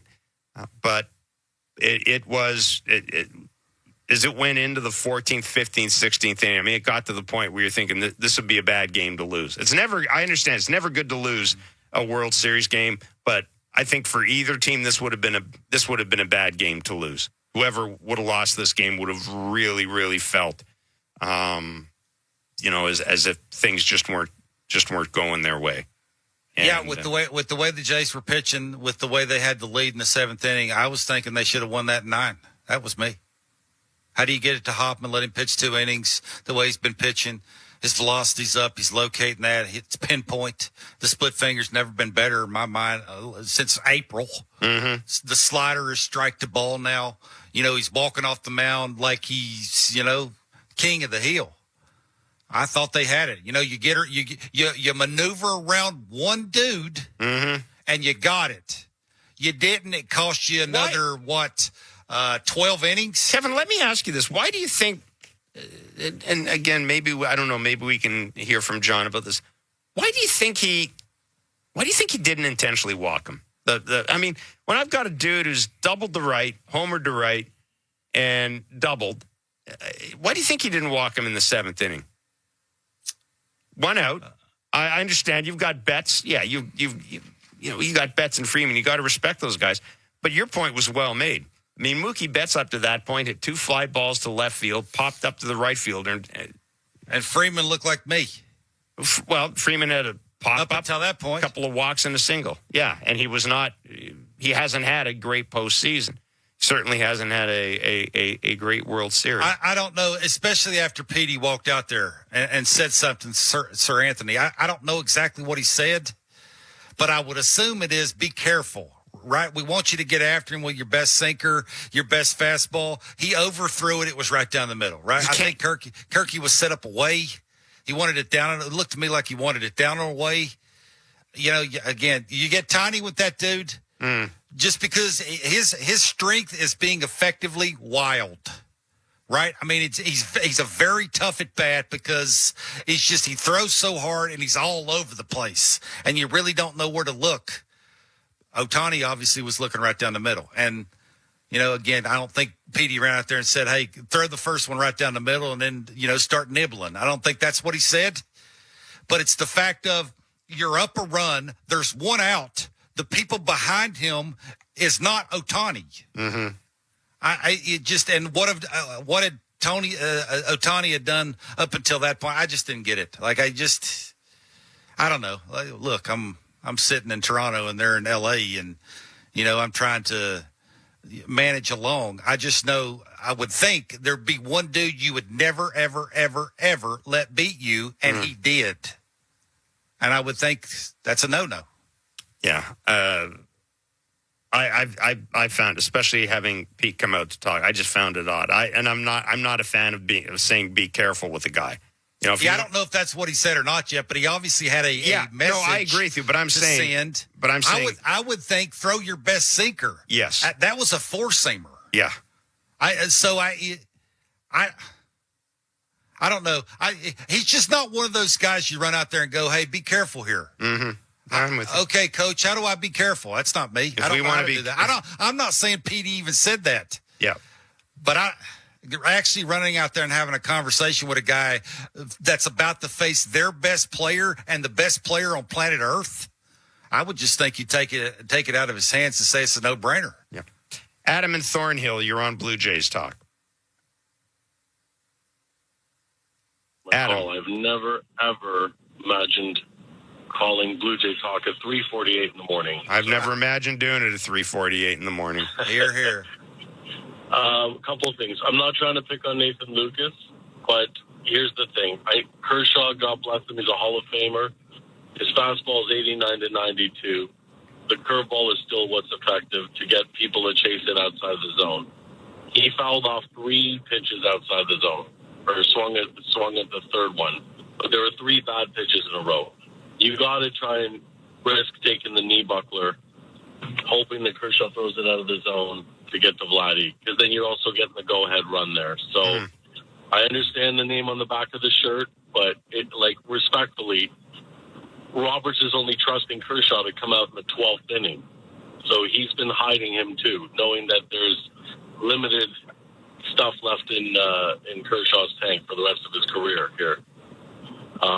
Secondly, I'm not trying to pick on Schneider. He's done a great job with his team all year. I didn't believe that our team would be this far so into the World Series, but basically Dave Roberts just slightly outmanaged him tonight. Braden Fisher was effective. That was good to see. You got to feel bad for Brandon Little. I hear what Barker's saying about him. That's true, 92. But, where was Little? Around 40 pitches at that point? And the only other question I have is, if Springer can't continue in the series, are they able to replace him? Are they able to bring up another bat? like a Loperfido or anything like that?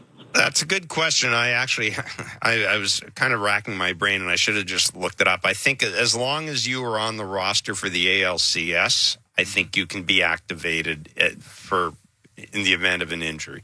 Absolutely. But honestly, I at 350, I have no inclination to double check that. I hate to say it.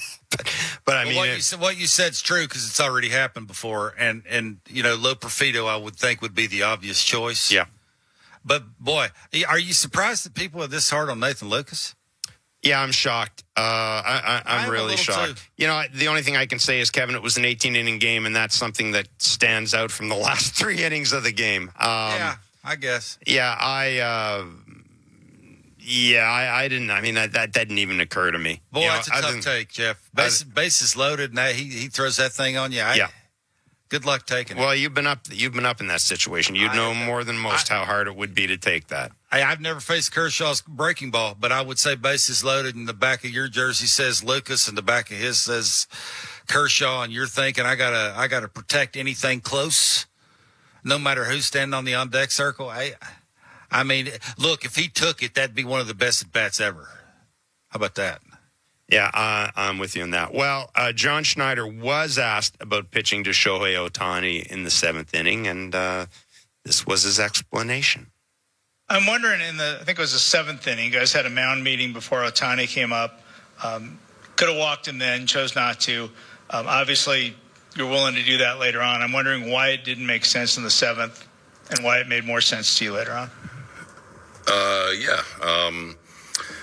Mound visit.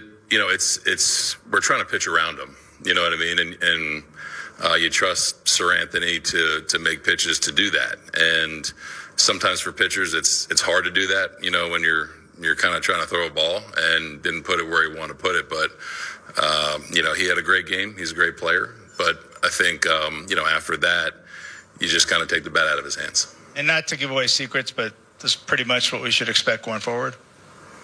Yeah. Well, there you go. That's John Schneider. Listen, I'm not a fan of, again, if we're going to pitch around this guy, just put 4 fingers down. Why make me throw 4 balls? Just put 4 fingers down. Dominguez, have you ever seen him pitch around anybody? I don't think he's capable. I mean, the only time I've seen him pitch around people is when he's not trying to pitch around people and he has no control. Well, now you know why he threw a fastball, not a sinker, because I would assume that he thought he could throw a fastball not close. Yeah. I just don't even know why you'd run out there and tell him to do that. I love John and Petey. You know that. I just don't get with who was on the mound, with where you're at. The scoreboard's telling you you're up a run with an out, and now you're basically going out there and saying, "I don't want you to pitch to this guy." Well, why don't you just walk him? Yeah, I'd need to. I mean, that's one of those things. I'd need to have a deeper discussion with John or Pete to get into that. But that's my initial reaction. I think we're on the same page here. We both have the same initial reaction. You don't do that. You don't do that. If that thought crosses your mind, then it's just as easy to intentionally walk him. It's actually easier to intentionally walk him because you risk less. Yes, you've got Betts and Freeman coming up, and we've already talked about it. Of those 3, who is more likely to change the game based on the way they've been swinging the bat? This time of the year, when you make a move and it don't work, it was a dumb move. That's a dumb move. That's fair. Oh, wow, that's a long day. Jeff, it's 4 a.m., bud. It is. Just finished my last Red Bull of the day, so there you go. 6-5, the Blue Jays have lost to the L.A. Dodgers, Game 3 of the World Series. It was just one game, even though it went 18 innings. Game 4 is tomorrow. Thank you for listening to Blue Jays World Series Baseball. Canada's team is making history in your local family-owned Crown Rest Control Centers in Dieppe, Fredericton, St. John, and all across the great province of New Brunswick are proud to be a part of it. For over 40 years, Crown has protected vehicles from rust, keeping them strong and ready for the road, just like a great playoff baseball team. Crown Rest Control, proud sponsor of your Toronto Blue Jays radio broadcast.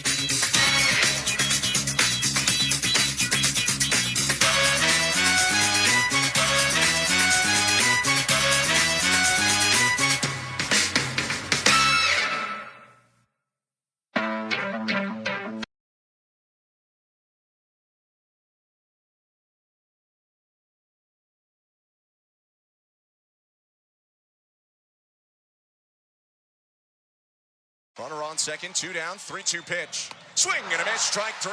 Scherzer bounces back off the leadoff double and caps off the inning with a curve to punch out Smith. And the 3-1 offering. High ball 4. No late strike call there by home plate ump Mark Wegner. And confusion, Bichette is going to get picked off. That's a mistake on the Blue Jays' part, no doubt. But also, why do we have to wait 3 seconds for a strike call there? Varsho was headed down to first. That pitch was clearly above the zone, looking at a replay. And that's going to cost the Blue Jays an out. John Schneider's going to go talk to Mark Wegner, who just impacted this game in a big way. I'm going to be honest. I have never seen that before. Very clearly, that was out of the strike zone. You see the flinch from home plate umpire Mark Wagner. He didn't make the call. Dalton Varsho throws his bat, and then he makes the call. I would be irate if I was John Schneider. Obviously, we're in the second inning, so you don't want to get too angry with the umpire. But, man, oh, man, I have never seen that before. Should be first and second, nobody out. Instead, Glasnow in a full count, 1 out, bases empty. Big home runs early in the postseason for Teoscar Hernandez at a multi-homer game in the wild card. 2-2. And he smokes it. Left field and deep. That ball is way gone. Hanging slider, and he crushed it. Teoscar Hernandez with his 5th home run of the postseason. It's 1-0 Dodgers, bottom of the second. Here's the 1-2 pitch. Swing and a miss. Strike 3. Elevates with a cutter and strikes out Edman. Scherzer's second K to start. And a good bounce back from the homer. 2 down. 3-2. Swing and a miss, strike 3. He does it anyway, punching out Hernandez twice to end the bottom of the second. 1-2 again. And the fastball smoked out to right field and deep, and Ohtani has left the yard. Second home run of the game for the Dodgers. Ohtani's 7th of the playoff run, and the fastball was where they wanted it, up and in off the plate, but he jumped on it, getting out in front to make it 2-0 LA. I mean, you have to respect it from Freeman. That's a mid to late 30s first baseman taking a bag here in Game 3 of the World Series. Got a good jump off Scherzer. Now he's leading off second, and the payoff pitch to Smith is lined toward right field, a base hit. Barger gets it on a bounce. Here comes Freeman. The throw from Barger on the money, and they got him by a mile. Addison Barger with a rope to the plate, and that is how the 3rd inning ends. Vladdy on third, Bichette on first, and Glasnow offers home. Kirk hits it high, deep center field. Pages going back at the track, at the wall, it's gone! 3-run missile, Alejandro Kirk, and the Blue Jays lead in the top of the 4th, 3-2. 0-1. And Jimenez hits it high, center field and deep. Pages back to the warning track. He makes the catch. Barger tagging. He'll come home. Throw into second. Clement is safe tagging from first. Running to score to make it 4-2. And Ernie Clement gambles to get into scoring position. I'll admit a gamble that got the heart pumping a bit. If he's tagged out, that could have been trouble. But it's not. And it's 4-2 Blue Jays on a Jimenez sac fly. 0-1. And he lifts the ball high in the air right field. A lot of room for Barger in front of the track. He stops, makes the catch with one hand, and throws it back into Bo Bichette. Kike Hernandez returns to first. And as Shohei Ohtani walks to the plate, John Schneider walks out of the Blue Jays dugout. Ohtani will represent the tying run, but first a pitching change brought to you by Home Hardware. Max Scherzer talking right now, but he willingly hands the ball off to John Schneider. Pitching change brought to you by Home Hardware, the official home improvement retailer for the Toronto Blue Jays. Locally owned, genuinely Canadian. An admirable effort from Max Scherzer, who goes 4 1/3, leaves with 1 out and a runner on. First top of the order for the Dodgers. We will see Mason Fluharty take on Shohei Ohtani. Full count, 1 out. Fluharty kicks and fires. And it's hit high in the air, left center field. Lucas on the run. It's down on the warning track, bouncing into the wall. Coming around third, Hernandez. He gets the wave. He will score without it. Throws. It's cut off by Andres Jimenez. And an RBI double from Shohei Ohtani makes it 4-3 for the Blue Jays in the bottom of the 5th. 2 outs. Ohtani on second. 1-2. And it's on the ground toward first. Fair ball down the right field line. Coming around third, Ohtani, and he will come in to score with an RBI single. We're tied at 4 in the bottom of the 5th. Another nice day for Will Smith in this series. He's 1 for 2 with a single. Robbed of an RBI because of a great outfield assist from Addison Barger, getting Freeman at home back in the 3rd. Now in the 5th, the 2-2. Called strike 3, 99 on the outside edge to freeze Smith and end the inning. 2-2 pitch, swing and a miss. He got him. Threw a much better knuckle curve. That time Muncy went around, and there are 1 out in this inning. Back-to-back strikeouts for Louis Varland. 1-2 pitch. Off goes Hernandez. Ball on the ground left side. Backhanded Jimenez. Jump throw across to first offline. Taken off for third. Teoscar. Vladdy's throw to third. They got him! Vladimir Guerrero Jr. with a heck of a play. Andres Jimenez skipped it offline. Vladdy said, don't worry about first. Jumping off the bag to get the one-hopper and toss out an over-aggressive Teoscar Hernandez, who makes the dreaded 3rd out of the inning at third base. Dodgers are challenging. Take a look to your left, Chris. I think they got him. Oh, yeah, they got him. And the thing that tells me that they got him, Teoscar Hernandez immediately walked off the field. He thought he was out. I mean, I'm pretty sure that he got him. Again, the call in the field is out, so it's pretty hard to change the call. To me, this feels like a quick review. I mean, the Blue Jays defenders are staying on the field. But again, Teoscar, he's still in the Dodgers dugout. He doesn't believe it. If it stands or is confirmed, Blue Jays are leaving the field now. All the field is confirmed. The runner is out. Not just stands, confirmed. And Vladimir Guerrero Jr. with a signature defensive play to end that rally and keep this game at 4-4. Still 2 outs, still a 1-2 count. And the pitch. Bichette sprays it down the right field line, fair ball. Ricochets off the sidewall into shallow right. Vladdy around second and third. He gets the wave. Teoscar Hernandez with the throw home. He's safe. Offline, and he reached the hand in. Smith had to field on the edge of the dirt circle, work back to home plate, but for now, they say he didn't beat Vladdy to home. Will Dave Roberts challenges the question? Ohtani is 3 for 3, 2 doubles and a homer, 2 RBIs. The pitch. And it's hit well. Left center and deep. Luke is back. It is gone. First pitch demolished. 98 down the middle. And Ohtani is just the second player in the history of the World Series to come up with 4 extra base hits in one game. He ties it at 5. The wind. And the 0-2. Swing and a miss, strike 3. Got him on a sweeper. 1-2-3 inning in the 8th for Chris Bassett. On to the 9th we go, and we still can't pick a winner right now. It's 5-5. Blue Jays and Dodgers, Game 3 of the World Series. Hoffman to home. There goes Ohtani from first. Pitches a ball, throw to second. Off the bag, he's out! Ohtani got there in time, but fell off the bag. IKF kept the tag, and the gamble by the Dodgers burns him. I think the Dodgers are thinking about taking a look at this. They're going to ask for it. You got one challenge left, bottom of the 9th. You may as well use it. We're getting a second look.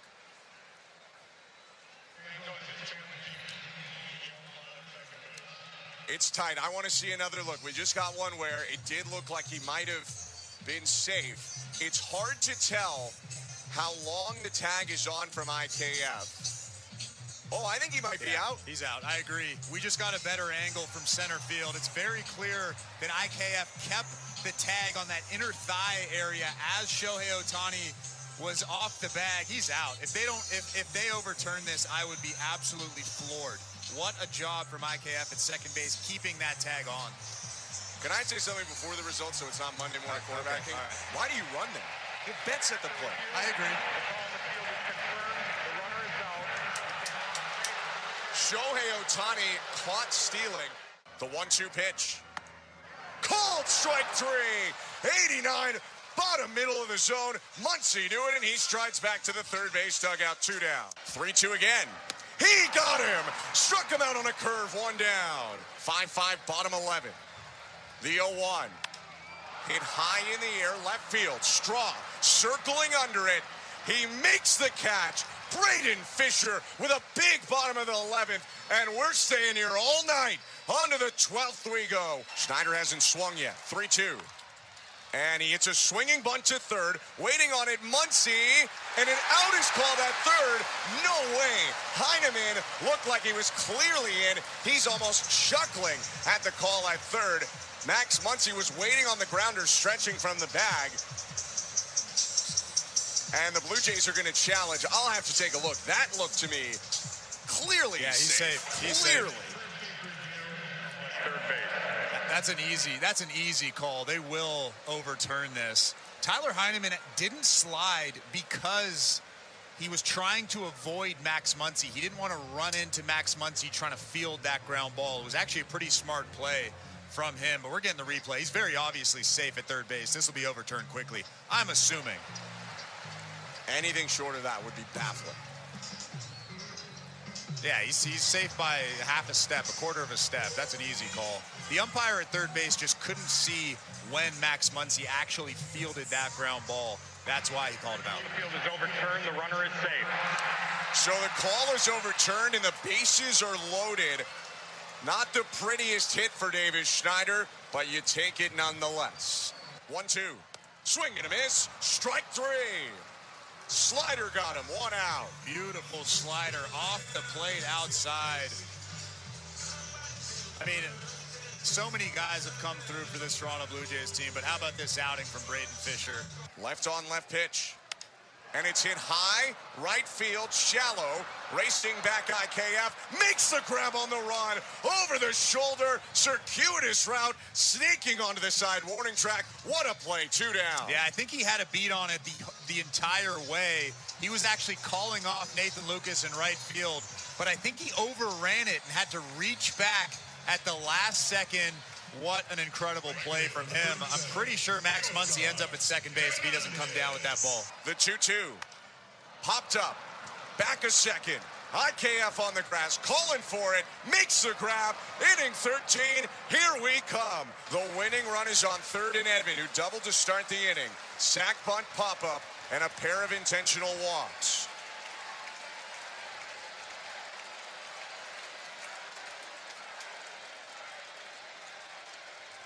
The 1-0. Hit high, center field.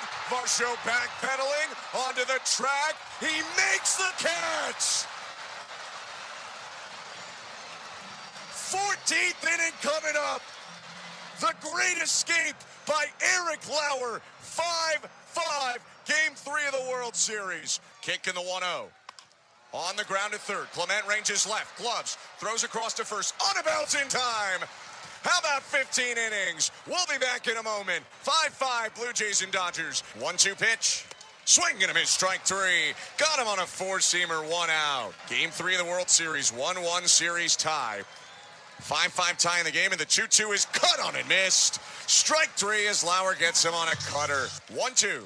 Swing and a miss, strike three. Little punches out Edmund, one down. And we've seen this side of Brendan Little. Every once in a while, he'll go out there and he'll be the best pitcher you've ever seen in your entire life. But it's those outings in between where he can't find the zone. He can't get the good extension. He looks pretty good so far. The 3-2. Popped up. First base foul.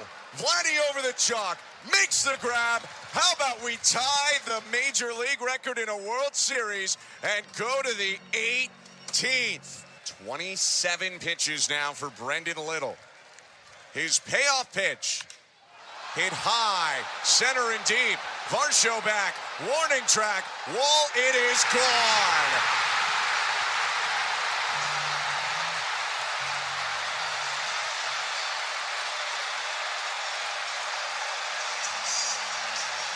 The Dodgers go nuts on the field as Freeman wins the 18-inning marathon with a solo homer in one of the craziest games you will ever see.